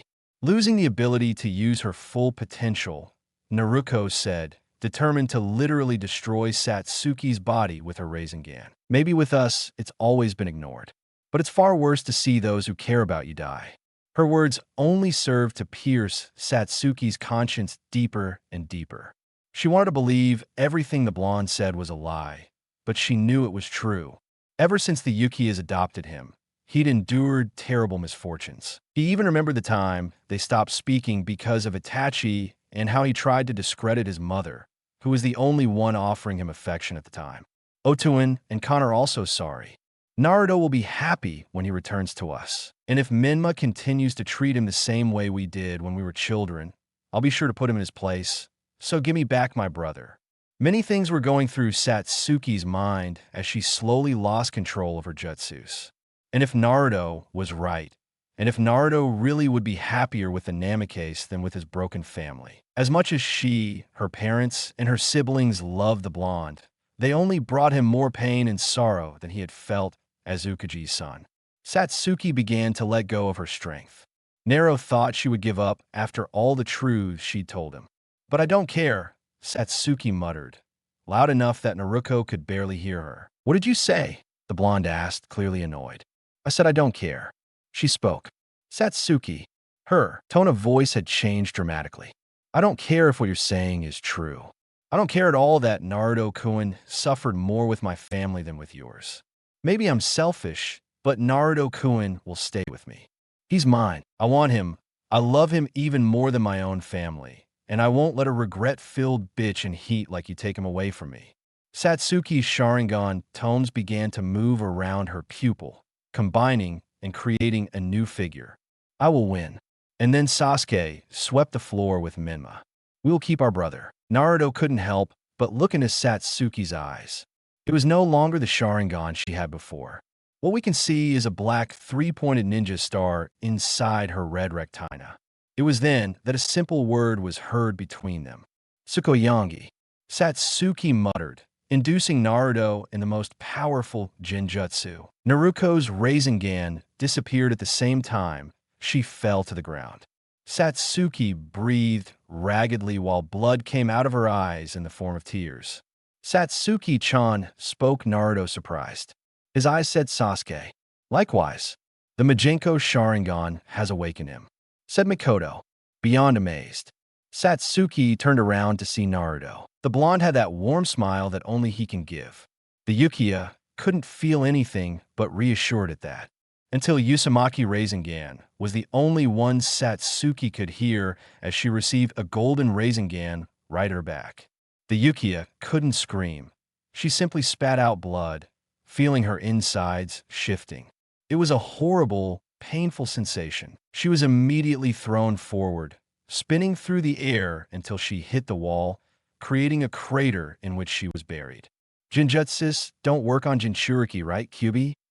Naruto said, smiling. I just decided to give you a hand, the fox said in his mind. Well, it looks like the winner is, the censor said, only to be interrupted. Wait, Satsuki yelled, waking up from the wall. She was staggering as she tried to walk to a lost no. Mikoto had her hands over her mouth. With her Sharingan, she could see the power of that Rasengan. She wanted her daughter to give up, since she couldn't take it anymore. Satsuki approached Naruto, trying to do so. The blonde evaded her weak fist with ease. However, Namicase showed no mercy, hitting Satsuki with great force in the stomach. Satsuki couldn't scream as she felt Iriva suddenly leave her lungs. Ukiya fell to the ground face down. Give up, the blonde said seriously when she saw that she was still conscious. No, Satsuki replied. Immediately, Naruto began stomping and kicking Satsuki on the ground. Everyone fell silent at how cruel Okaji's daughter was being. Mikoto wanted to enter the arena and stop the match, but her daughter's determination to not give up would be worthless if she did. Even Kusina was a little surprised by how rough her daughter was being with the person on the ground. "This is your last chance. Surrender," Naruto said as he began to create a Rasengan in his hand. Everyone was alarmed at that. Satsuki didn't respond. Suddenly, Naruto slammed his Rasengan into Satsuki's back, earning a scream from her. A huge explosion engulfed them. As the smoke cleared, only Naruto and Satsuki could be seen. Inside a large crater, Namicase was standing while Yukiya was on the ground without moving. Naruto was about to walk away until it's the best cue you have. Satsuki spoke on the ground, looking at Naruto. Her Sharingan had disappeared. "If only I had implemented my chakra better and not fallen for her provocations, I'd still be fighting." Naruto gritted his teeth. It really angered him to see Satsuki not giving up. He quickly created another Rasengan and slammed it into her back again, creating another explosion. The crater grew even larger. Naruto was breathing heavily, his chakra almost gone. "You call that an attack?" Satsuki said again. Naruto had had enough. He took out his three-pronged kunai and raised it in the air. He was determined to stab Satsuki in the head, but someone stopped his arm. He turned quickly to see who it was coming from and who he saw. It was Naruto, who was looking at her with hatred in his eyes. "Oni-chan," Naruto muttered innocently. "Hurt her again, and I swear I'll kill you right here," Naruto said, unleashing his powerful killing intent. Naruto couldn't feel anything but fear as he let go of his cradle and let him fall to the ground. Naruto's instinct was felt by each and every one of them in the stadium. Most of the audience saw their deaths before their eyes. Only a few were able to endure it, but there were two people who were completely unaffected. Those were Minato, who looked at his elder in shock and amazement, and Menma, who instead of amazement, a twisted smile formed on his face. Naruto abruptly let go of Naruto and walked over to Satsuki, picked her up in his arms, and headed for the infirmary. Satsuki said, semi-conscious. She could still win. "Don't talk," Naruto replied. "I'm sorry I didn't win," she said. "Don't worry, there's still Sook. I'm sure she won't lose," the blonde said, smiling. Naruto, after being announced the winner, returned to the waiting area a little depressed. She had let her hatred for Satsuki get the better of her, and now Naruto probably hates her. Sasuke wanted to go with his sister, but now wasn't the time. He had to watch the next fight and learn as many techniques and tactics as he could, since that would be followed by his fight with Menma, in which custody of his brother was at stake. "Okay, now the next fight will be between Shikimura and Sabukino Gaara," the censor said. Both participants descended into the arena. Gaara had no problem quickly descending onto the battlefield. The problem was Shikamaru, who was pondering which way would be the easiest to surrender. "Go ahead, Shikamaru. Go there and fight," said a voice behind the Nara, who turned around to find the blonde. "Naruto, didn't you go to drop Satsuki off at the infirmary?" Shikamaru asked. "I'm still with her. I'm a clone. I didn't want to miss your fight," the clone said. "Don't be an idiot. I'll just go down there and give up right when it starts," Shikamaru said as he headed for the stairs. "How troublesome. You have what it takes to win, and you give up without even trying," the clone said. "You won't change my mind," Naruto said, as he was about to leave. "So you'll embarrass Konoha just for being lazy." The clone's words made Shikamaru stop for a moment, but he immediately started moving forward again. Once in the arena, Shikamaru and Gaara stared at each other. The redhead had a cold expression and the NAR a look of annoyance. "Fine, you know the rules," the censor said, reiterating what we all know. "Fine," Shikamaru thought. "I have nothing to prove to anyone. Naruto's just trying to pressure me." His and his sister's battles were incredible. Sasuke and Menma would probably destroy the stadium in their match. Kono hopes she won't be embarrassed just because I decide to give up. Finally, the censor stopped talking, and Shikamaru raised his hand. He remained like that for a moment. Gaara was disappointed. The censor could also sense the audience's stares. No one had any expectations of him. "Go ahead, Shikamaru." A female voice came from the audience, gaining Nara's attention. He kicked his ass. Another voice shouted. This time it was a boy's. He really wanted to give up. He looked at Gaara once more. The redhead looked at him with disdain before sighing. Acquaintances, I can give up whenever I want. I don't have to win. I'll just show this psycho what a Konoha shinobi is capable of. Chapter 19. Helfer. Moments before the fight between Shikamaru and Gaara began, some conversations were taking place. One of them between the Namicase and their companions, the Misukaji, the Kekaji, Mei, Aruzan, and Danso. Great. Naruto won, Minato said happily. He was completely confident that he could get Naruto back thanks to his children's plan. Didn't you find it cruel the way he attacked Satsuki when she couldn't defend herself? Iruzan asked, a little annoyed. Anything goes in these battles, Iruzan replied, making Minato angrier, but also stirred something in Kusina. She also wanted Naruto back, but her daughter's attitude was somewhat disconcerting. I'd talk to her later. I must say, the Ukiya left me impressed, Yagura said, gaining the other's attention. Why do you say that? Minato asked. She used a high-level Kiri, Jutsu. You need a lot of chakra. And even after using it, she was able to continue fighting, the Misukaji said. I also noticed the water pillar Jutsu, and she also had enough control to create a water dragon with the same Jutsu. An amazing kunoichi, Mei said respectfully. I suppose he took a look at the Kiri scroll you gave Naruto, Danzo said, trying to join in the conversation. Aren't you going to say anything, Keisuke? Iruzan asked, since the guy hadn't spoken for a while. I have nothing to say, the Kasi said. While they continued their discussion, in the audience seats, a group of boys and a woman were talking about the fight they had witnessed. Satsuki is amazing, Hinata said with clear admiration. Too bad she lost, Kiba said. I don't understand, Tatsumi spoke, gaining everyone's attention. What don't you understand? Kiba asked. His chakra, answered Kari's chakra. Even after using those powerful Suiton jutsus, she had enough to continue the fight, but suddenly her reserves were depleted. It's strange. It's true, said Inada, who had seen everything with Subikugen. It's not really, said Mikoto, getting the Genin's attention.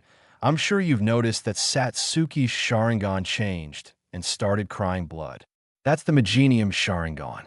It's the purest and most powerful form of a Sharingan. Each Ukiya possesses a different ability. However, all Majinkyo grant the Sharingan two new abilities that are latent in all Ukiya. Amaterasu allows for black flames capable of burning anything and impossible to extinguish. Also, Tsukuyomi, the most powerful Genjutsu a Sharingan can create. Satsuki uses Tsukuyomi right after awakening her Megenium, and her chakra ended up drained through her eyes. Wow, he said, surprised. Sasuke will need something like that to defeat Menma. But if he awakens his Megenium in the middle of the fight, he will end up losing. Tatsumi said thoughtfully. Sasuke is preparing for this battle. Menma's fighting style is based on crushing his opponent with absolute power in an orthodox way, so he is not as fast as Naruto. Mikoto said, putting her hopes in her son. Suddenly, Akari began to cough violently. Tatsumi became a little worried, but she instantly recovered, telling him not to worry. Now everyone's attention was directed towards the arena, where we could see Shikamaru with a look of determination in front of the expressionless Gaara, who kept his arms crossed. Are you ready? The censor asked. Begin. Just make an effort. The Nara told himself in his mind as he assumed a handstand. We all have to do it sometime. And suddenly, Shikamaru decided to go all out. He didn't care about being exhausted. He just wanted to damage Gaara, the ninja art. Strangle Shadow Jutsu, Shikamaru said as a shadow stretched toward Gaara. Shikamaru's shadow crept up Gaara's feet, reached around his neck, and began to strangle him. Gaara's eyes widened in surprise. He could feel his sand armor resisting the shadow's pressure. Way to go, Shikamaru! Ino shouted from the audience seats. I can't believe Shikamaru is taking this so seriously, said a very surprised Choji. I can't believe this, Asuma thought. Shikamaru isn't just fighting, he's giving it his all on the first move. He really wants to win, idiot. Gaara doesn't need to move to attack, Temari said arrogantly. In an instant, the sand surrounding Gaara expanded, forming two gigantic hands, which he sent hurtling towards Shikamaru. However, The Nara already had a strategy in mind. He pulled 2 explosive kunai from his ninja pouches, which he threw at the sand hands, causing them to crumble and creating a small layer of smoke between himself and his opponent. Suddenly, an explosive kunai shot out of the smoke toward Gaara, who simply shielded himself with his sand, causing it to crumble. Upon receiving the blast from the kunai, a new layer of smoke had formed right in front of Gaara. It was then that the unimaginable happened. Shikamaru emerged from the smoke with a kunai in hand, attempting to attack Gaara. He's attacking in close combat, Ino said excitedly. That's not Shikamaru. He must be an imposter, Choi said. Likewise, along with the kunai, Shikamaru throws his fist at Gaara. The red-headed knees unfazed as his sand immediately stopped Shikamaru, holding him by the wrist. Slowly, Gaara's sand began to imprison Shikamaru, acting like bonds. It caught him. Lee said worried that Gaara would kill Shikamaru by breaking his bones. It's over, Kankuro said matter-of-factly. You're wrong, said the Naruto clone watching the fight. Nice try, but I don't need to move my body to use the sand. The sand will obey me no matter what, Gaara said coldly. He was still being squeezed by the shadows, but the sand armor on his skin protected him from being strangled. You lost, do you think? Said a smirking Shikamaru, dropping his kunai. Gaara's eyes widened in surprise as he saw that the kunai had a paper bomb in it. Immediately after, a black wall formed between him and Shikamaru, the shadows connecting them. Boom! Shikamaru muttered as an explosion erupted on the other side of the wall of shadows. The sand imprisoning him crumbled, freeing him. Ow! Kankuro exclaimed, exalted at the sight of the Nara's maneuver. Gaara stood on the other side of the shadow wall, his skin badly cracked as he grimaced in pain. The shadow wall vanished as the shadows descended from the redhead's body and returned to Shikamaru, who was smirking. The entire audience was speechless, especially his friends, family, and acquaintances who had never, not even in their wildest dreams, imagined Shikamaru actually fighting in a battle. Shikamaru didn't even want to take the exam. Chunin, he was the one who forced him and his classmates to take it. He'd really rather be home sleeping or doing something else. But there he is defending the honor of his village. What's wrong with you? Shikamaru spoke, drawing the redhead's attention. You thought I was joking with what I said at the hospital? Huh. Gaara muttered, confused. It was then that he remembered Shikamaru's words when he and Naruto stopped him from murdering Lee, who was unconscious in the hospital. You think you can come into our village and murder one of our own without consequences? I don't care how strong you are. Mess with one Konoha ninja, you mess with them all. Those were the words echoing in the redhead's mind. For some reason, he couldn't stay calm in the face of that. Well, to be honest, I only dared to say that because Naruto was there. I never would have dared to confront this guy on my own. Shikamaru just thought, bastard, do you really think the rest of your village thinks the same? Gaara said. His voice was thick with hatred. I'm more than aware that not everyone in Konoha shares the will of fire. Some would abandon me to follow orders, others to save their own lives, but I know those who would never turn their backs on me. Even if it means disobeying an order or risking their lives, Shikamaru said determinedly. Gaara remembered that time when Guy rescued Lee in the preliminaries by stopping his sand attack. All those acts of camaraderie infuriated him greatly. He never had anyone he could trust. The only person he ever loved told him she hated him right before killing him in self-defense. His own father had condemned him from before he was born to bear the burden of being a Jinchuriki and had tried to kill him countless times. A voice in his mind told him to kill Shikamaru, to bathe his sand in his blood. Gaara fought to hold on to what little sanity he had left. I'm going to kill you, Gaara said in a graveyard voice as the sand began to shift around him. You can try, but you won't succeed, Shikamaru said, pulling out 6 explosive kunai, 3 in each hand, because I've already planned more than one way to defeat you. Infirmary. Satsuki found herself lying on a stretcher. Naruto was sitting in a chair next to her. Damn, my eyes hurt, Satsuki said, covering her eyes with her right arm. She looked very tired. I'm not surprised. Remember what Kanon said? You woke up the Majankium. It's normal for you to be exhausted, Naruto said, trying to calm her down. The Yukiya girl opened her eyes to look at the blonde. Satsuki's eyes looked worn. Naruto couldn't help but worry more as he looked at her directly. Come to think of it, Nijino blocks all your chakra points. How did you send a clone to watch the battle? Satsuki asked, interested. It was really difficult. I was barely able to create it. I'm going to do very poorly in my next battle, Naruto said with a nervous smile. Do you plan on continuing in the tournament? The Uchiha asked, surprised. Of course, after I defeat Sasuke in the finals, all the villagers will recognize me as the best ninja of my generation, the blonde said excitedly. However, a silence fell over the room as Satsuki put on a serious face. Do you really think Sasuke managed to win? She asked, a little discouraged. Try to have a little faith in him. We both know how strong he's become. I'm sure he'll win, Naruto said, trying to cheer his friend up. You should know that by now. At this point, Menma should even be able to hold his own against a bunch of leveling ninjas. Satsuki said as she sat up in bed. Our only chance of winning the bet was for me to defeat Naruto.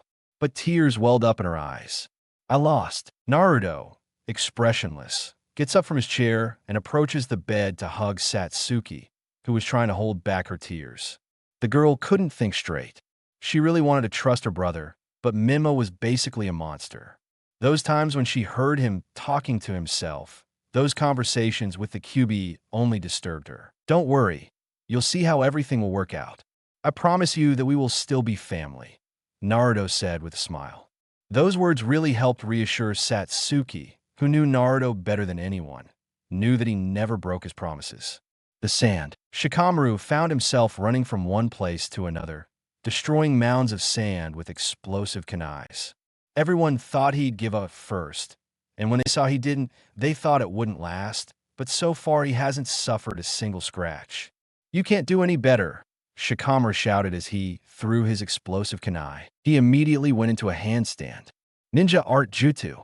Shadow Strangler. Shikamaru's shadow stretched out towards Gaara again. I know that trick, the redhead said as he leaped into the air and landed on what appeared to be a floating clump of sand. Can that guy fly? Sasuke said, a little impressed. Great, Menma shouted at the sight. I won't give up, Shikamaru said as he threw an explosive kunai at Gaara. The redhead was covered in a tumult of sand that dispersed upon receiving the blast. It was then that what appeared to be a mass of flat, black hands emerged from the smoke, which managed to trap him, tying his entire body in their grasp. It was then that he could see those hands emerging from Shikamaru's extended shadow. Take this, Shikamaru shouted as the hands lifted Gaara from the mass of sand and violently slammed him into the ground, raising a cloud of dust. The hands returned to Shikamaru's shadow. When the dust cleared, Gaara could be seen rising from the ground, his body badly cracked. The boy was expressionless. I must break through that armor. If only I had affinity for the Suiton, this battle would be mine. It is sand after all, Shikamaru thought wearily. It was then that the Nara decided to bluff. Hey, why don't you just give up? Those words surprised everyone. Shikamaru was the type to give up, not the type to tell his opponents to give up. I've planned over 30 moves that will win me the game, but I get a bit embarrassed about making them. So please spare me the trouble. Shikamaru bragging. What's this? What year is it? Are we in a parallel dimension? Ino said, completely out of her mind. I stand by what I said. That's not Shikamaru. He probably paid someone to fight in his place, Choji said, devouring a bag of chips. While everyone debated who that boy was and what he had done to Shikamaru, Shikamaru, despite displaying a completely confident expression, was completely nervous. Okay, I dared say it, but if he decides to go all out, it'll be a big problem. It's not that I don't have 30 ways to beat him in mind. It's just that every one of them includes a scenario where I have plenty of chakra. Please surrender, or at least show some weakness other than water, the Nara thought. Do you think you're the only one capable of creating strategies? Gaara said seriously.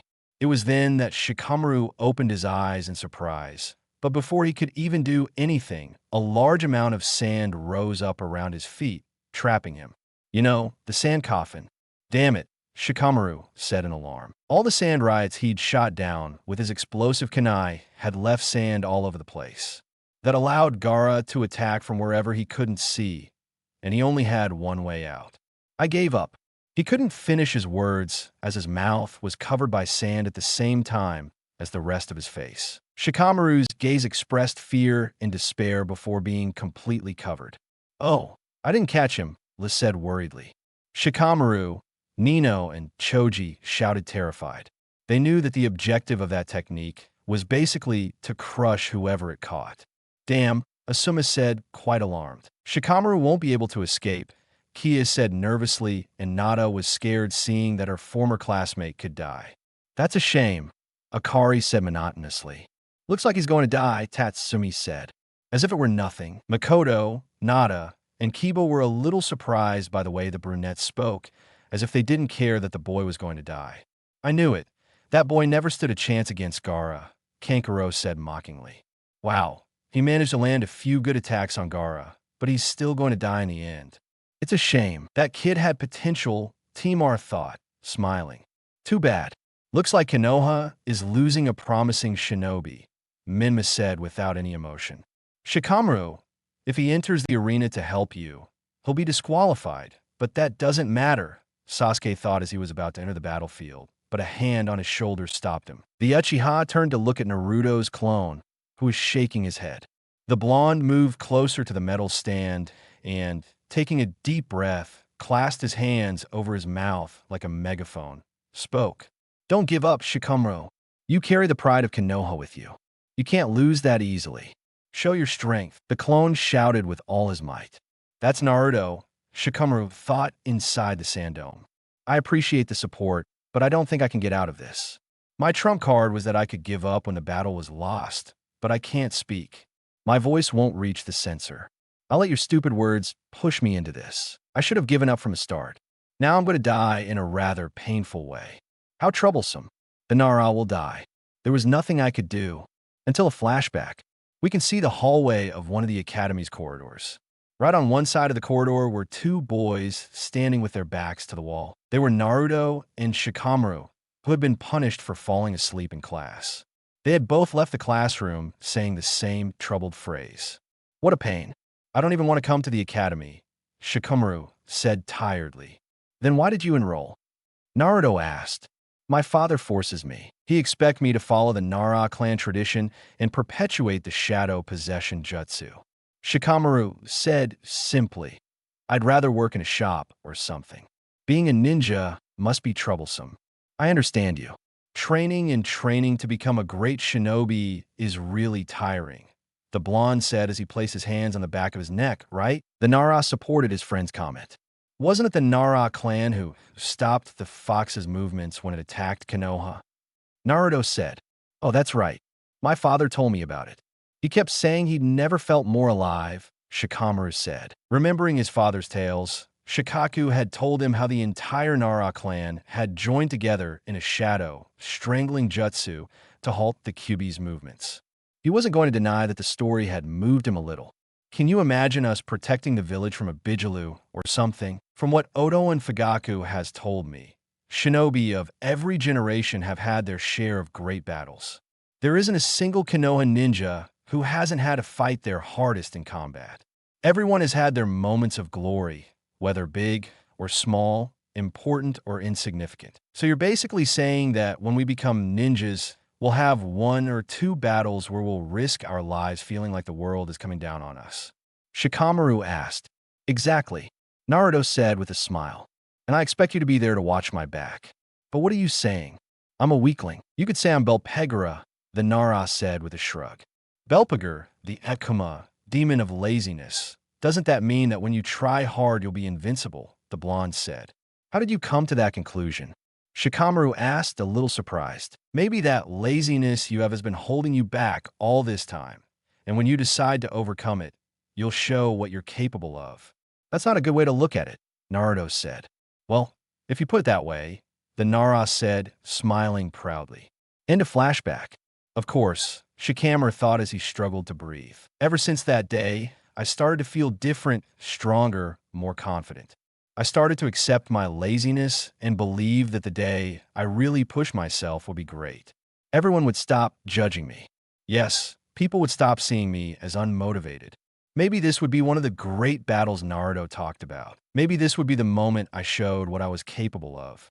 Maybe this would be the moment Belpager had to show some diligence. Using all his strength, Shikamaru began to move his arms until he achieved a handstand position very close to his body.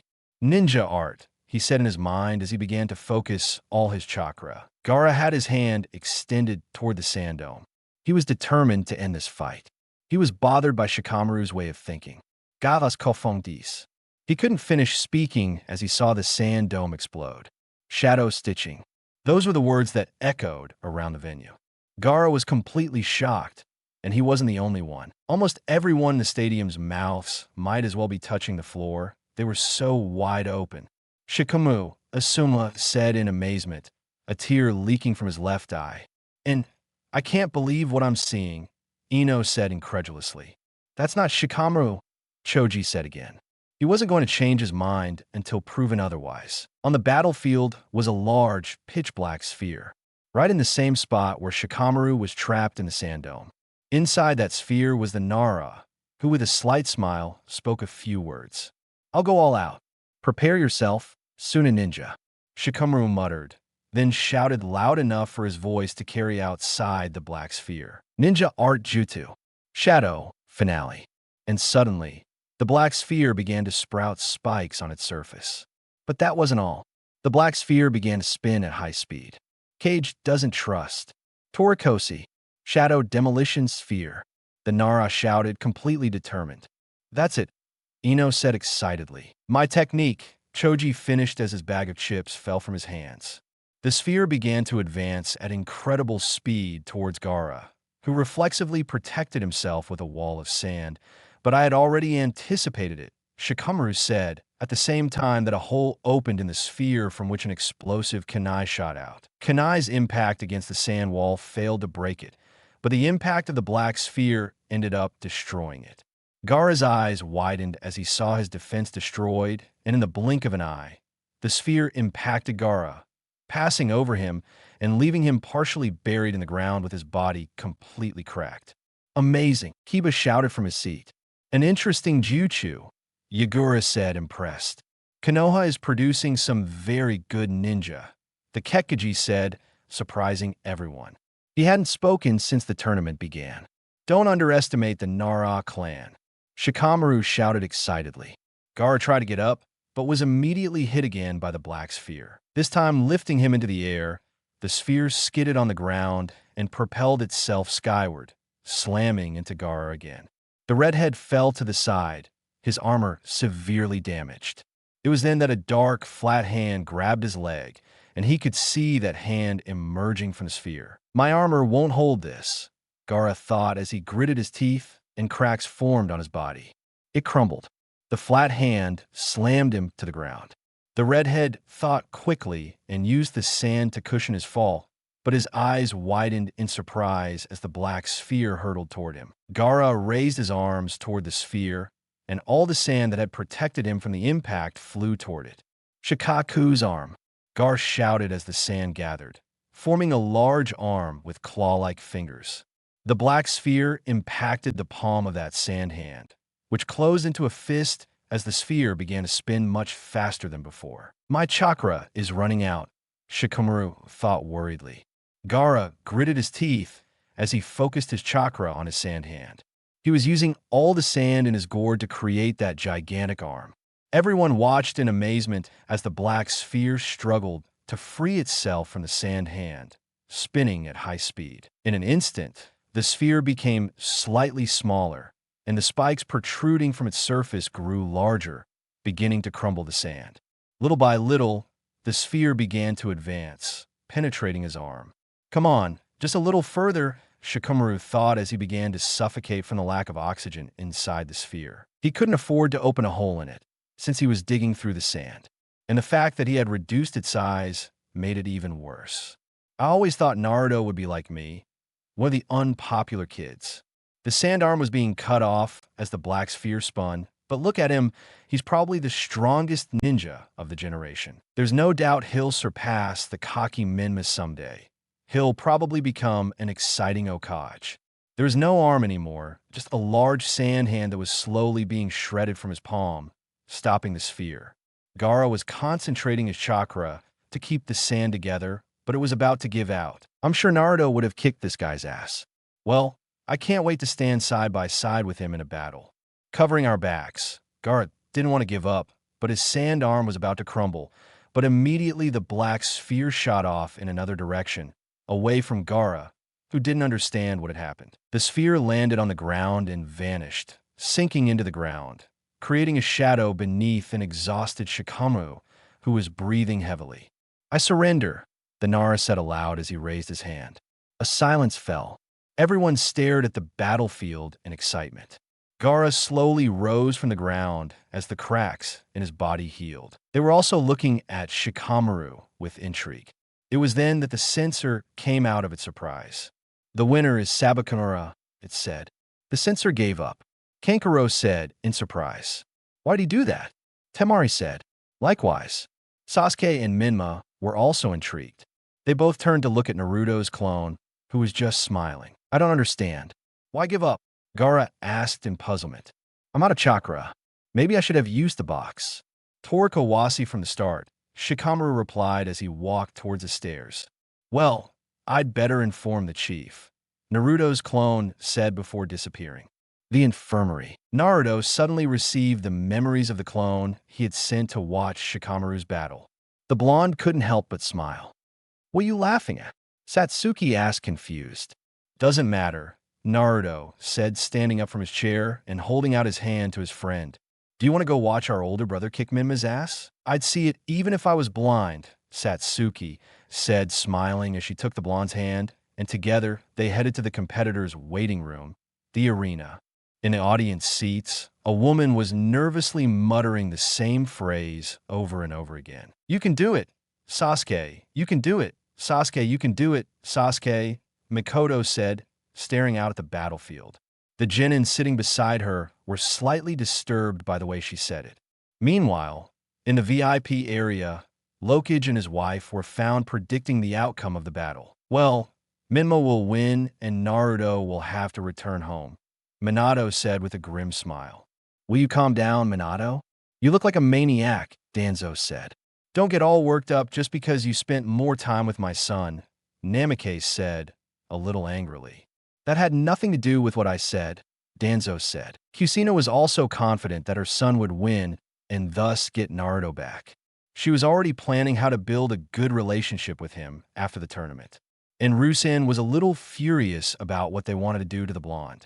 Urami and the Kekkaji remained out of the matter.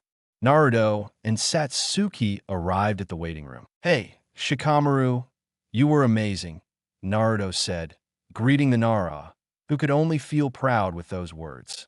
I guess, Shikamaru said with a smile, then a serious expression. Now comes the most important fight of the tournament. The three looked at the arena to see Menma and Sasuke, who were more than ready for the fight. At the back of the waiting room, Naruto watched her brother. She thought about going over and talking to him, but she didn't have the courage to approach him after feeling that powerful killing intent and having him threaten her. Okay, you know the rules, the censor said, beginning to explain. Once he finished speaking, a verbal confrontation between the opponents began. This is going to be epic. The mighty Menma versus the great Sasuke. The spectators will narrate our battle to their children and relatives, Menma said with some confidence. You're right. It will count as me defeating Konoha's ultimate weapon, Sasuke said, equally confident.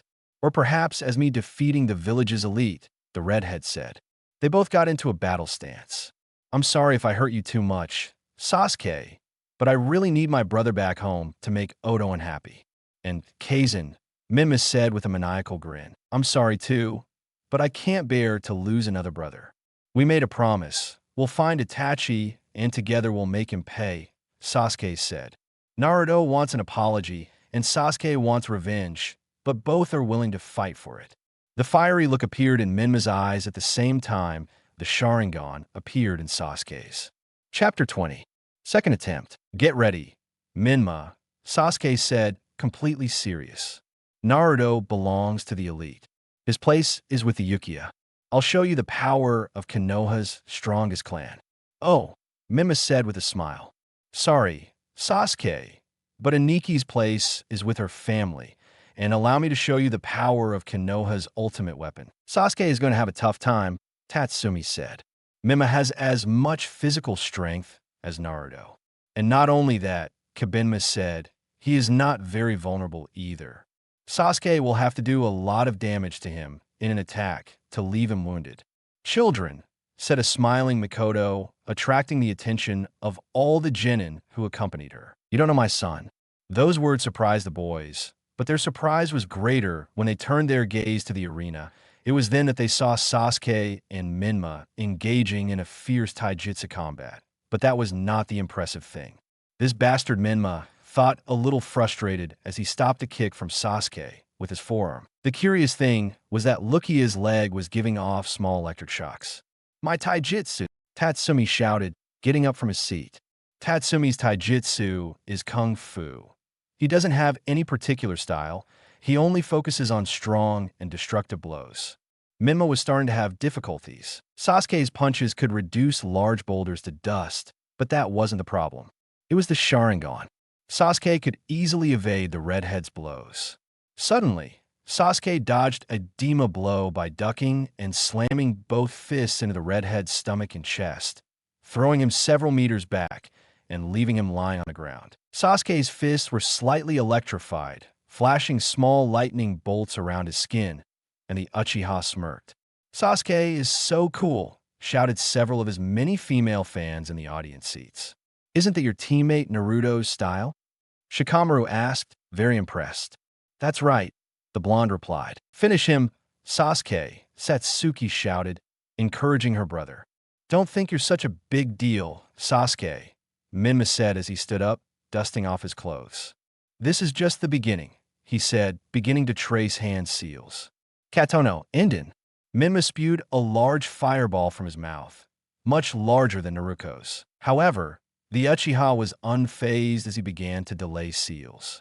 Doton, Dorihi, Sasuke said, placing his hands on the ground from which a large stone wall emerged with the image of 3 dogs in front of it receiving Menma's jutsu. The stone wall cracked as it received the fire. Sasuke gritted his teeth, concentrating his chakra on the wall so it could resist. Bravo, Menma said, clapping his hands. He was standing on top of Sasuke's cracked stone wall. You're strong, Sasuke. That was the biggest Enden I've created so far, and you were able to stop it. I don't know why you're surprised. It's natural for me to do that kind of thing, Sasuke said, leaping toward Menma with the intention of hitting him. Sasuke slams his electrified fist into Menma's stomach, causing him to spit out blood, but suddenly the redhead explodes in a puff of smoke. A clone, Sasuke thought, surprised. It was then that the Uchiha could see Menma on the other side of the wall with a Rasengan in his hand. The redhead slams his chakra sphere into the stone wall, which explodes, scattering in all directions. Sasuke, standing on top of the wall, took the full force of the heavy blows from the debris, falling backward onto the ground. He quickly got up and got back into a fighting stance. It doesn't seem necessary for me to use my ultimate Rasengan on you, Menma said mockingly. Shut up, Sasuke muttered as he began to form a Chidori in his left hand. The redhead, with a confident smile, created a Rasengan in his right hand again. Sasuke ran straight towards Menma, dragging his Chidori along the ground, creating a line of destruction in the earth. Everyone was expecting an impact from jutsus like Naruto's and Satsuki's. But do you think I'm playing? Menma asked in a serious voice, but without erasing his smile. Anaki's future depends on this. I'll go all out, even against a bug like you. Sasuke was furious at the comment. He hated it when people looked down on him. It was then, to everyone's surprise, Menma slammed his Rasengan into the ground, lifting the earth as a powerful shockwave expanded from his position. Sasuke lost his balance as he was pushed back. Sukadori disappeared from his hand. Then, by drawing seals, the redhead created an earth dragon, which attacked Sasuke, who could only jump upwards to evade it. However, in the sky, Menma was ready to send it crashing down to earth with a punch. The sound of loud, distorted applause echoed throughout the room. Sasuke was holding Menma's fist in his hand. I wouldn't be fighting if I didn't have a chance of winning, Sasuke said before delivering a powerful punch to Menma that sent him crashing roughly to the ground. My brother's fate rests on this battle. I don't intend to lose. Sasuke landed on the ground softly. Menma rose from the ground as if nothing had happened. That frustrated Sasuke a little. You know something? I'm speaking Menma. Jinchurikis possess incredible regenerative abilities thanks to the chakra of their beasts. Now combine that with the vitality of the Uzumaki blood that runs through my veins. And what's the result? Are you saying you're immortal? Sasuke asked expressionlessly. Oh, come on. Imnoawutist. I have my limits, but you'll never force me to reach them. Menma said, clenching his fists tightly. Suddenly, Menma started creating seals again. An earth dragon emerged from the ground, attacking Sasuke. Everyone expected him to evade it, but he did the complete opposite. Sasuke caught the rocky reptile's jaws in his hands. The Uchiha roared loudly as his body radiated electricity. Many of his fans fainted upon witnessing such a scene, but someone in the audience noticed something. Sasuke, watch out, Tatsumi shouted, attracting the attention of his companions. Her voice didn't reach Sasuke, who was still holding the dragon. It was then that a rock shot out of the rocky reptile's mouth. Sasuke was surprised, but the world seemed to slow down before his eyes. Pure instinct. Sasuke closed the dragon's mouth, preventing the rock from escaping. A bit of dust and dirt could be seen coming out of the reptile's teeth. Sasuke smiled as he pushed the dragon back. The Uchiha quickly began to draw seals. Fire style. Jutsu Dragon Flame, he said as he spit out a fire laser. The dragon was completely reduced to mounds of lava. Menma had to jump to the side to avoid being burned by such a destructive attack. The redhead watched in wonder as his earth dragon and part of the ground had turned into magma. However, that distraction prevented him from seeing Sasuke, who was tracing seals. By the time he turned around, it was too late, as Alukia had her hands extended at her sides, with what appeared to be two Chidoras in them, but they weren't. Sasuke ran at full speed against Menma, who was unable to move because he was in the air. The redhead's feet touched the ground, but he could no longer evade the attack. Sasuke had already arrived in front of him. Raikiri shouted Sasuke as he slammed his left-handed lightning blade in a hook-like motion toward Menma's stomach. But that wasn't all. Sasuke lifted Menma into the sky, leaving zigzag streaks of electricity.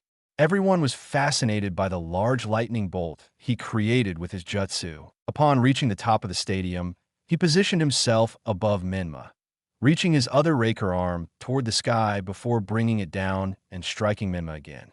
They both plummeted downward, breaking the zigzag line of electricity Sasuke had created with a new straight-line lightning strike. They impacted the ground, creating a crater along with a large electromagnetic pulse. The entire audience's mouths were open at the vertical strike. Technique. Menma, Kusina cried out in concern. That was a ranged jutsu, said Iruzan, completely impressed. Besides, Lindo is also strong, said Mei with lust in her words. Yagura told me, annoyed that I was paying so much attention to Sasuke, being Naruto's fiancé.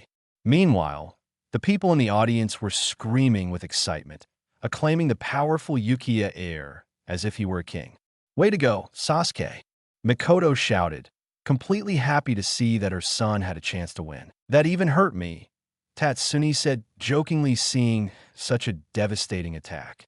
Suddenly, Akari began to cough violently. Tatsumi watched her, hoping she would calm down like she had a moment ago, but her cough worsened, worrying everyone. Can you hear okay? Kiba asked, a little worried as he saw the brunette coughing into her mouth. AI, Tatsumi said, rubbing his friend's back. I'm cough. Cough. Fine, the girl replied monotonously, stopping coughing. Akar-chan, I think you should go to the infirmary, Mikoto said, just as worried as everyone else. I'm fine, the brunette replied again expressionlessly. Everyone looked back at the battlefield. In the crater, Sasuke was standing next to Menma, who was lying on the ground, completely wounded.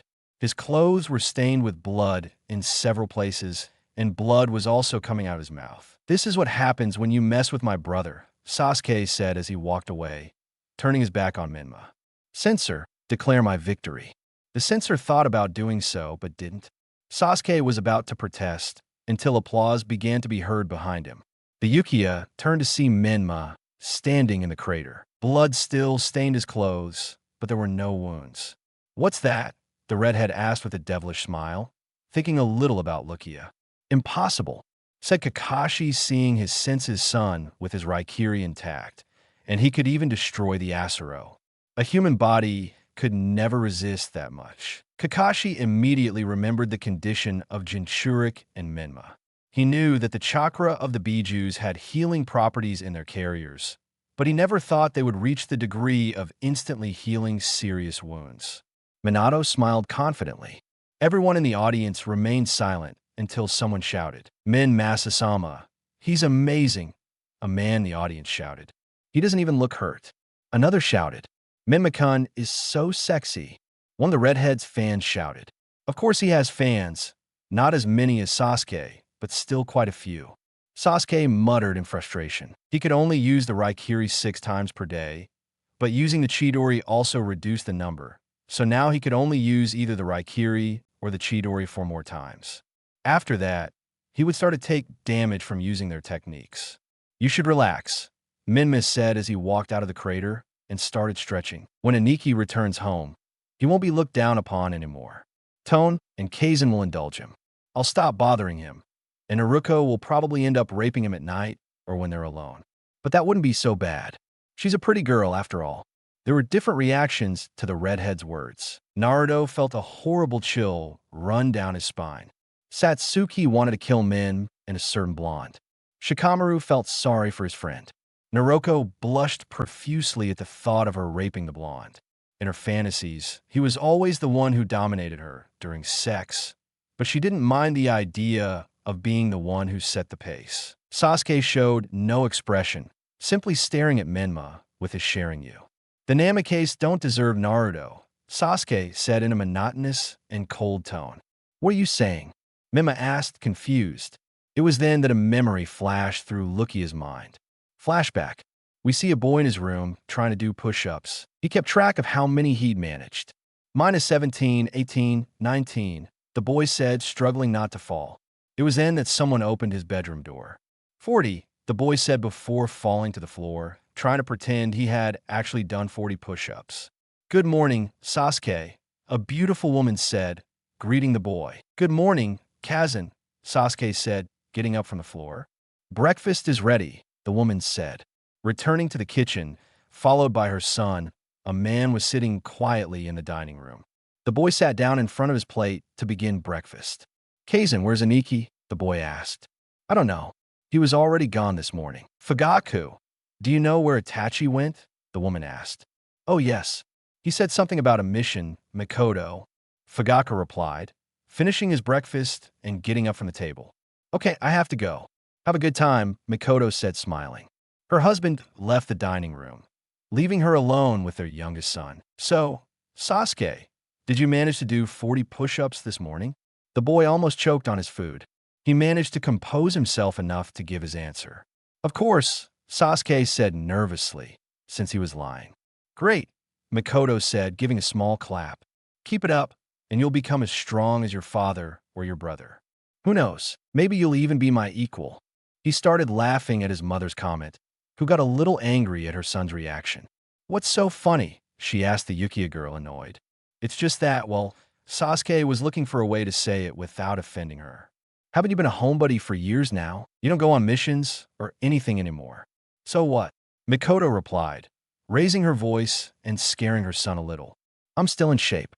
I could kick your father and brother's asses if I wanted to." While Mikoto tried not to look weak in front of her youngest son, a sleepy little girl arrived at the dining room. She took a seat in front of an already served plate and began to eat. "Good morning, Satsutsuki," Mikoto said, changing her usual tone. "Good morning, Nei-san," Sasuke said with a smile.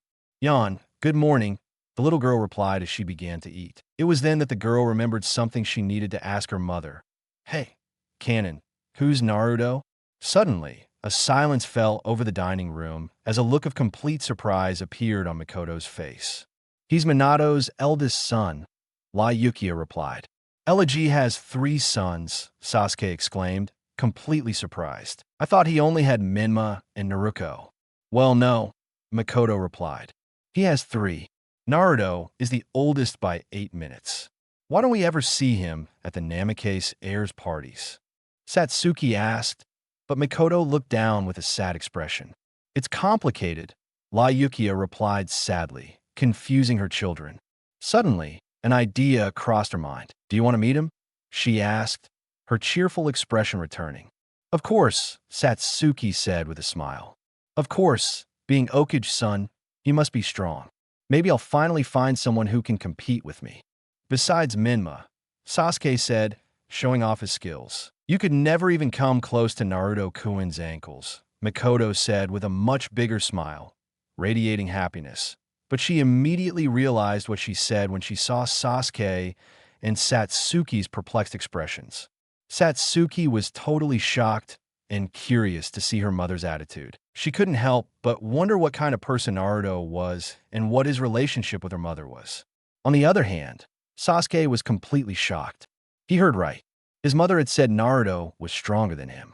There was only one thing to say. Bring him here right now. I want to meet him. Sasuke said excitedly. I'm sorry. He told me he'd be training today. I don't want to bother him. Makoto said, happy that her children had shown interest in the blonde. The day passed naturally. Satsuki couldn't stop thinking about Naruto, and neither could Sasuke. That same night, Lukia Minor had sneaked out to the training grounds once her entire family fell asleep. This time I'll make it, Sasuke said as he walked. In the last few weeks, he had decided to dedicate his nights to mastering an elemental jutsu, since Menma had already mastered it, and she was younger. Sasuke didn't want to fall behind. He would learn how to use the fireball technique. Once he arrived at the training grounds, it was overwhelming. Some parts were destroyed, mannequins shattered, rocks and trees damaged, as if they had been hit. It was then that he saw it. In the middle of it all was a blond, blue-eyed boy lying on the ground, breathing heavily. 13 seconds. I beat my record, the blonde said between breaths. Sasuke was completely amazed. He quickly deduced that it was this boy who was responsible for the state of the training grounds. He was about to approach him and talk to him until someone he wasn't expecting appeared next to the blonde. Hey, Naruto. 3 more seconds, huh? You're improving every day, Itachi said expressionlessly, then turned toward the bushes. What are you doing here, Sasuke?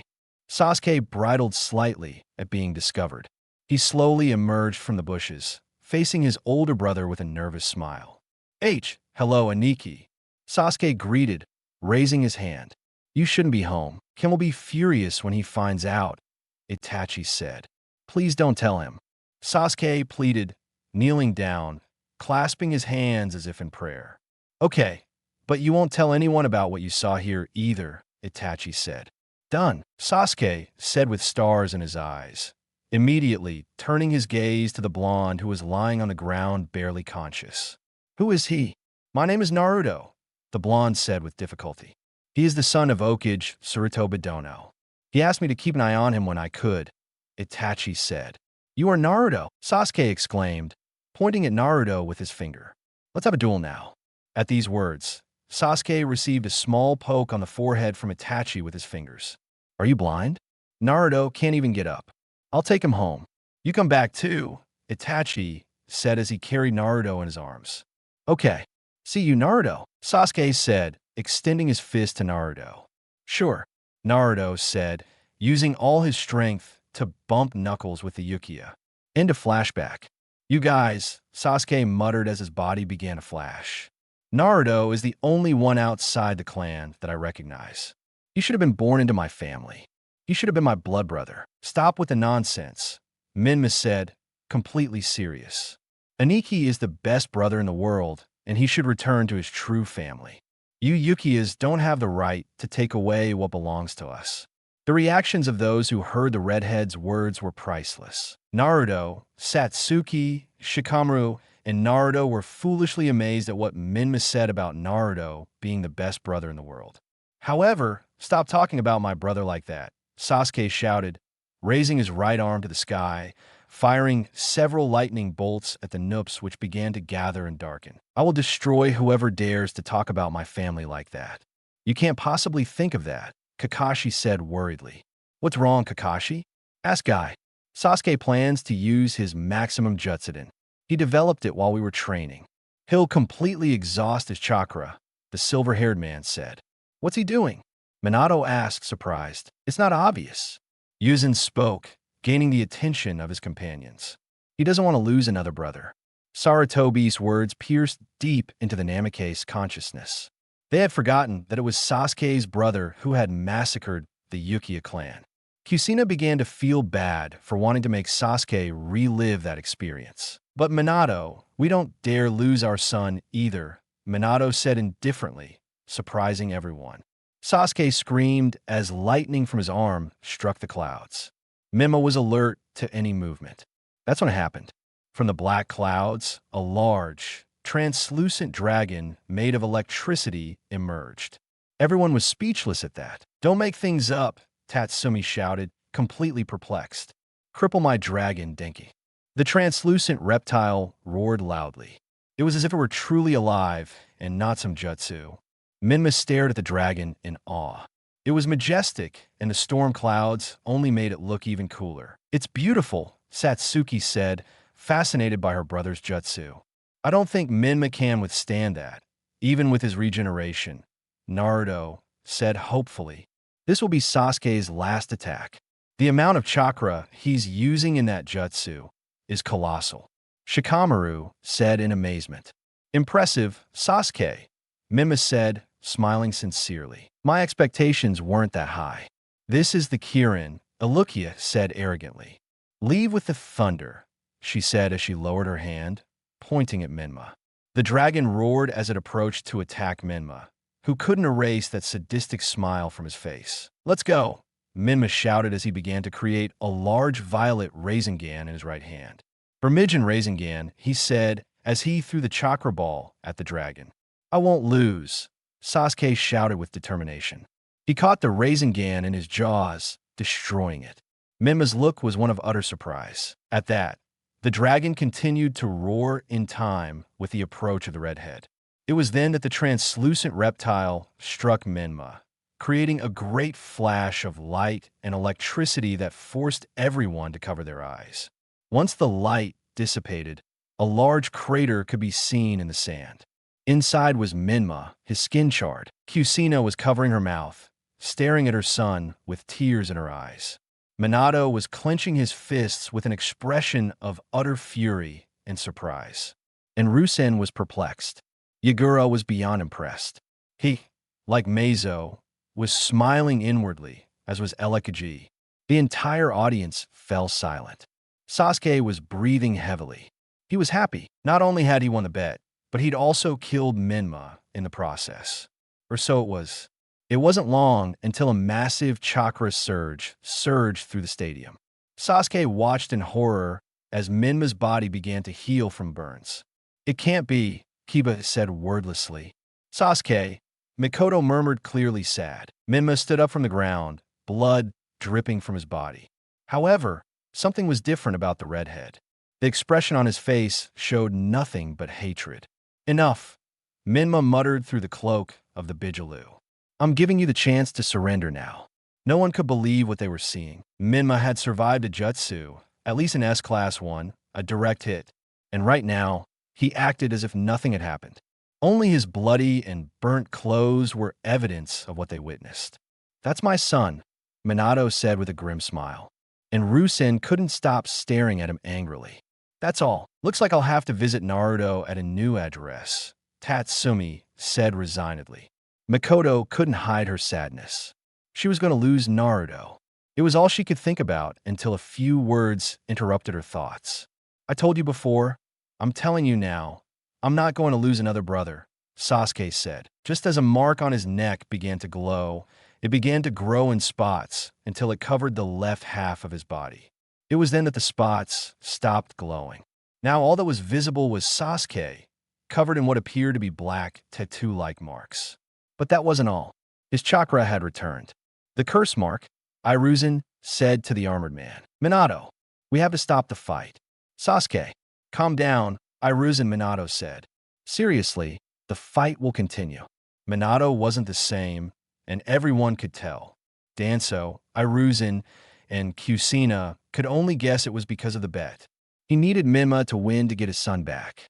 The Cassie spoke interestingly. What's that Sasuke has? Naruto asked, surprised. Satsuki-chan, I don't know. She never talked to me about it. Yukiya replied, equally surprised. All his chakra returned. He doesn't even have any more than before, Shikamaru said. Sasuke's body was radiating electricity, but not blue, but black. I'll win by any means necessary. Menma, Sasuke said. The entire audience stared at him in awe, and his fangirls, well, they wanted to rape him savagely. They thought he looked more handsome with those marks. I see, Menma said, his expression serious. It was the first time the audience had seen him in the monster cloak. They were speechless. While his female fans were a different story, there was one thing that set them apart from Sasuke's female fans. They wanted to be raped by Menma, not rape him. Both boys glared at each other with hatred and contempt. Suddenly, they began to draw seals. Katan, Karien-Nambara Katangaruka, no Jutsu. They both said as they launched their powerful techniques. Menma's fire projectile impacted against Sasuke's fire dragon head, generating a huge explosion. In the blink of an eye, the boys disappeared as the smoke from the explosion dissipated in a gust of wind generated by Menma and Sasuke's fist clash. Suddenly, the two began to fight each other vigorously in a fierce taijutsu match. Menma's reddish, chakra-charged fists burned Sasuke, while Sasuke's black electricity-charged fists electrocuted Menma. Each blow sent shock waves through the arena. Finally, the blows ended with a powerful headbutt to the front of both of them. They jumped away, taking distance. Sasuke spat several fireballs at Menma, who simply roared loudly, generating a wave of fire that dissipated the fire. Sasuke was pushed back by the roar, his feet dragging on the ground. That's it, Sasuke shouted. Menma buried his fist in the ground, confusing Lukia. It was then that a large hand of red chakra shot out from Sasuke's feet, trapping him. The hand began to squeeze him. Sasuke groaned as he felt his bones crack. It was then that the Yukiya began to expel all of his lightning chakra in the form of black lightning, managing to make the hand open. Menma retracted the chakra as he began to trace seals. Kagebyen no Jutsu, said the redhead as dozens of clones appeared surrounding Sasuke, all wearing the cloak of the Bijihu. Menma's clones began attacking Sasuke, who used his Sharingan to evade and counter the attacks, vanishing the clones with his electrified blows. Finally, Sasuke generated a Chidori, which hit the ground, causing black lightning to burst forth from the earth, destroying all the clones. Only Menma remained. You'll feel the pain of one of Kakashi's sense techniques, Sasuke said as he began to delay seals. In a moment, the Asabak disappeared from everyone's sight, appearing behind the crouching redhead. Forbidden Jutsu, 1,000 years of death, he shouted, digging his fingers into Menma's ear, who disappeared upon impact. It was a clone. At Sasuke's feet, Menma appeared, slamming a Rasengan into Yukiya's stomach, sending him flying through the air. Sasuke could feel his organs churning as he felt the chakra ball, and Yukiya fell sharply to the ground. Man, that would have hurt, Menma said, referring to the technique. Sasuke got up from the ground, spitting blood. It was then that a Lukia made a handstand. Menma recognized that seal. Kagebyen no Jutsu, said the Yukiya, and suddenly, 4 clones appeared at Sasuke's sides, all with their bodies electrified. Menma expanded his chakra hand over them with the intention of crushing them, but they managed to evade the attack. Sasuke and the clones positioned themselves around Menma and began to run in circles at high speed, reaching the point where their image could no longer be distinguished, only blurred figures with black lightning highlighting them. They all began to create Raikiris in their hands as they ran. Menma was about to clear the area with an attack until one of the clones broke out of the circle, passing by Menma's side at high speed and cutting him with his Raikiri. The redhead growled in pain. His blood spilled onto the ground in torrents. The wound was closing quickly, but suddenly another Sasuke slashed at Menma again, followed by another of the clones. The circle remained unbroken. Each Sasuke who slashed Menma returned to the circle, continuing to run. The redhead began to scream in frustration, a small pool of blood beginning to form at his feet. "Come on, Sasuke," Satsuki shouted excitedly. "Amazing," Shikamaru said. "What a great trick," Naruto said with stars in his eyes. Meanwhile, in the audience seats, "Keep going, Sasuke," Mikoto shouted excitedly. "He tries the forbidden jutsu again," Tatsumi shouted, generating a droplet on the back of everyone's neck. "Sasuke is impressive. I don't think I could have beaten him if Naruto hadn't defeated me," Kiba said respectfully. "Menma," Kusina shouted, horrified at the sight of her son being practically torn to pieces. Menma couldn't take it anymore. His regeneration kept death at bay, but that doesn't mean it doesn't hurt. "Let's level up," Sasuke shouted as one of his clones kicked Menma in the same way Rogel had, lifting him into the air. "He steals my lines too," Tatsumi shouted, annoyed. It was already too much that he had copied his taijutsu, now his lines too. Sasuke's clones jumped in and began slashing Menma in the air with their Ryukiri. All the clones left streaks of dark electricity zigzagging around Menmak, who remained static in the air after receiving cut after cut. "Enough," the redhead shouted as all his chakra exploded, generating a pressure that pushed the clones out of rhythm. Menma now had 2 tails in his Bigila cloak. That he can control 2 tails at his age is impressive, Yagura said, paying his respect to the Namicase. Of course, Menma is possibly the Jinchuriki with the most control over his Bijilu in history. "Sasuke's defeat is absolute," Minato said arrogantly. Even Kusina was a little surprised by the way her husband was speaking. Sasuke and his clones got up from the ground. Ilukia gritted her teeth in frustration. Seeing the 2 chakra tails on Menma, all the clones began to draw seals. "Katan, Gokyukano," they said as they launched gigantic and powerful fireballs from their mouths. Menma simply created 2 Rasengan, which he collided with each other. The burst of chakra generated stopped the fireballs, generating a cloud of smoke that covered the Jinchuriki. Sasuke remained attentive until he saw his clones being torn apart. 2 of them were crushed by chakra hands emerging from the ground, and the other 2 were impaled by Menma's tails emerging from the ground. The hands, like the tails, returned to the redhead's body, who stared at Sasuke expressionlessly. "Surrender," Menma said as if it were an order. It was then that the redhead released his killing intent, causing Sasuke to pale. Most of the audience was struggling to breathe. Minato looked at his son proudly. He was confident that he would win. "If I do that, Naruto will stop being in Ukiya," Sasuke mused in frustration. "Exactly. And he'll be in Namicase again. Come on, Sasuke. I don't want to take a great shinobi like you away from Kono," Menma said with false sadness. "I won't give up," Sasuke shouted as he raised his arm to the sky, beginning to throw lightning bolts at the clouds. "Are you going to do that again?" the bored redhead asked, seeing Sasuke's powerful Kirin emerge from the storm clouds. He let out a great roar as he approached Menma. With a yawn, simply enlarged his left chakra hand, trapping the translucent reptile in midair. It was then that the redhead felt a horrible pain in his chest. He looked down to see an electric laser piercing him. The laser was coming out of Sasuke's hand. Silence fell over the room. Kusina shed tears as she watched her son.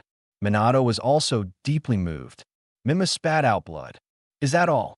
Menma asked, making Lukia's blood run cold. The redhead squeezed the dragon with his chakra hand, disappearing. Sasuke dispelled the laser beam from Menma's chest, but Menma didn't seem to feel any pain. "This hurts," Menma thought to himself. He had to make sure he looked cool. The hole in Menma's chest began to close to the point where no wound remained. The stadium filled with praise for Lokaji's son. The Ukiyas had lost hope. Menma was too strong, but Sasuke hadn't given up. He had noticed something about the redhead. His other wounds weren't healing anymore. "Are you tired?" Sasuke asked expressionlessly. "What are you saying?" Menma replied, confused. "Well, Never mind, Sasuke said as his marks began to glow and spread to the other half of his body. Now, Olukia was completely covered in those black marks. The audience was once again amazed and astonished by the Ukiya heir, who neither surrendered nor backed down before the Kurugi's Jinchuriki. Hiruzen tried to convince Minato to stop the fight, but he ignored him. Sasuke, Menma spoke, gaining the Sabash's attention. Why are you so determined to win? Whatever the outcome, Aniki will be happy. It's not like you can't visit him or get together with him again. To and Yasen will do anything to make Aniki forgive them. Naruto and I will be good brothers. Why don't you just give up? Those tattoos that appeared on your body don't look good at all. You really don't understand, Sasuke said, confusing the redhead. Naruto is my family. It's only natural to protect your family.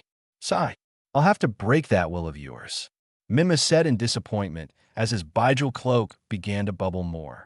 Suddenly, a third chakra tail appeared on it. He could feel the chakra burning his skin. He had to end the fight once and for all. Sasuke couldn't have been more frustrated, as could his family. Naruto's fate depended on this fight.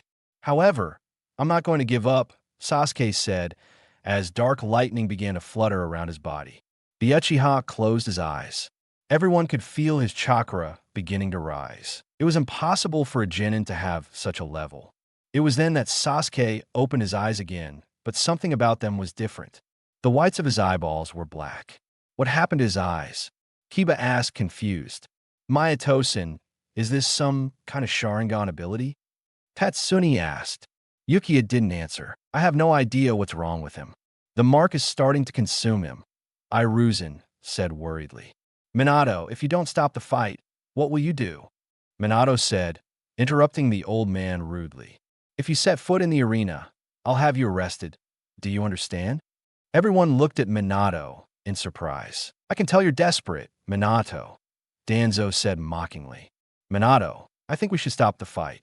Menma is also affected by the continuous use of the Kubi's chakra, Kusina said, worried for her son.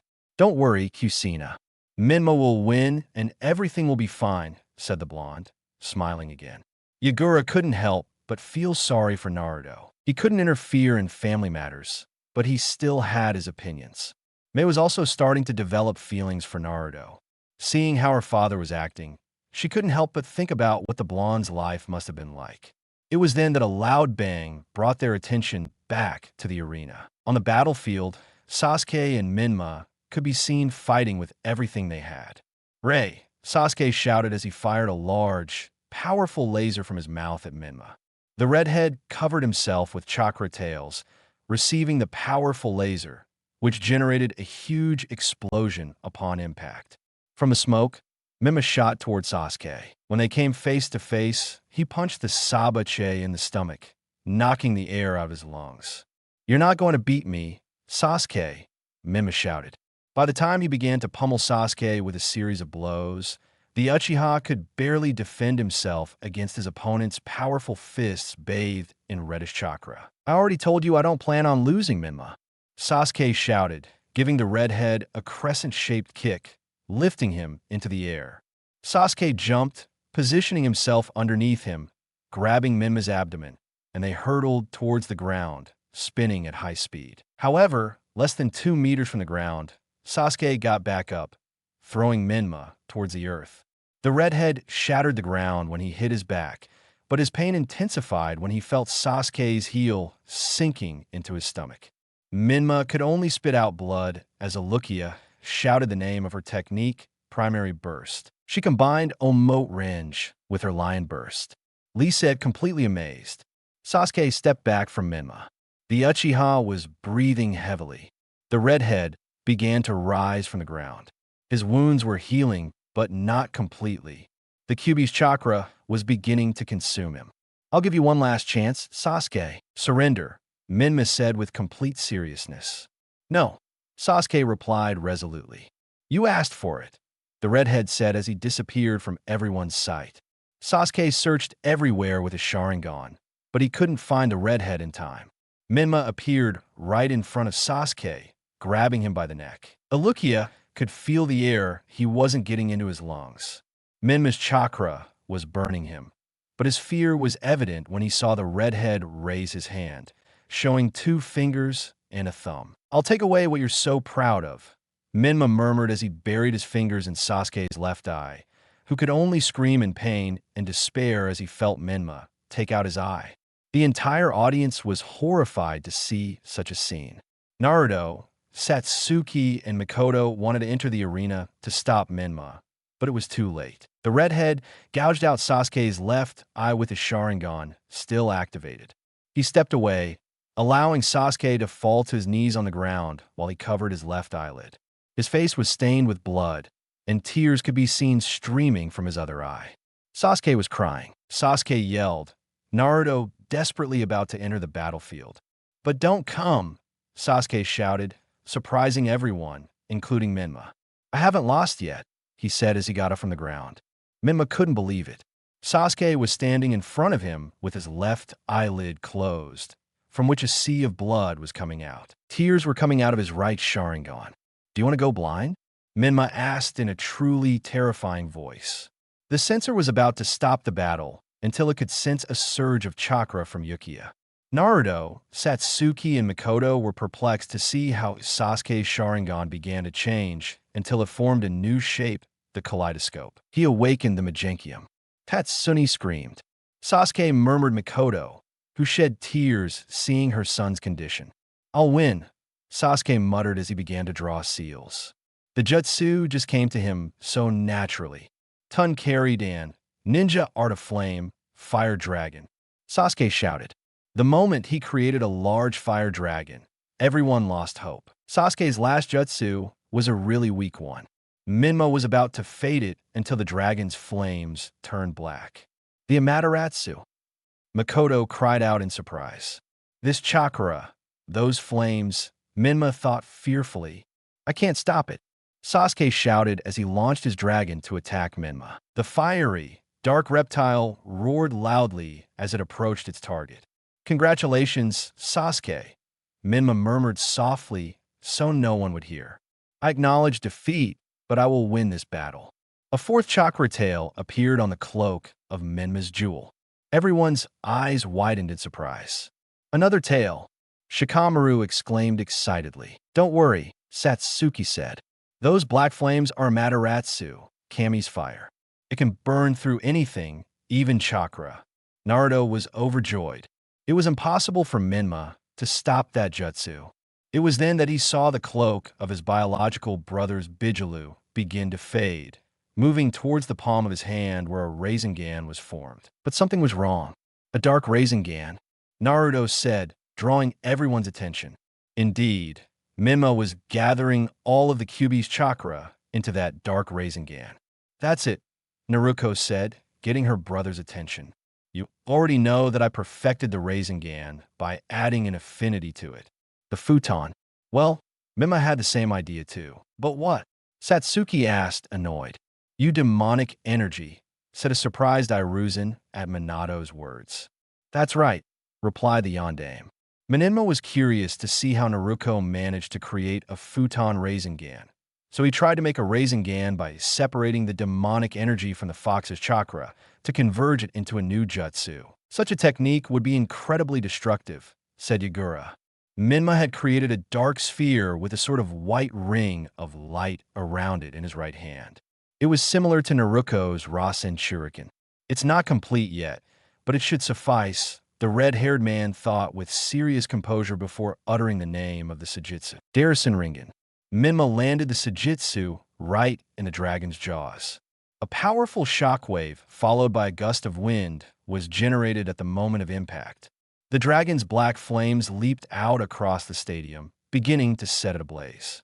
The redhead gritted his teeth as he began to be dragged backward. Sasuke screamed, his one eye showing the magnificence of his Sharingan, and began to weep blood.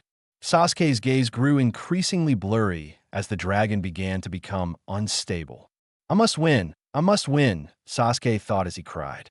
For Naruto, for Satsuki, for I can't let them down.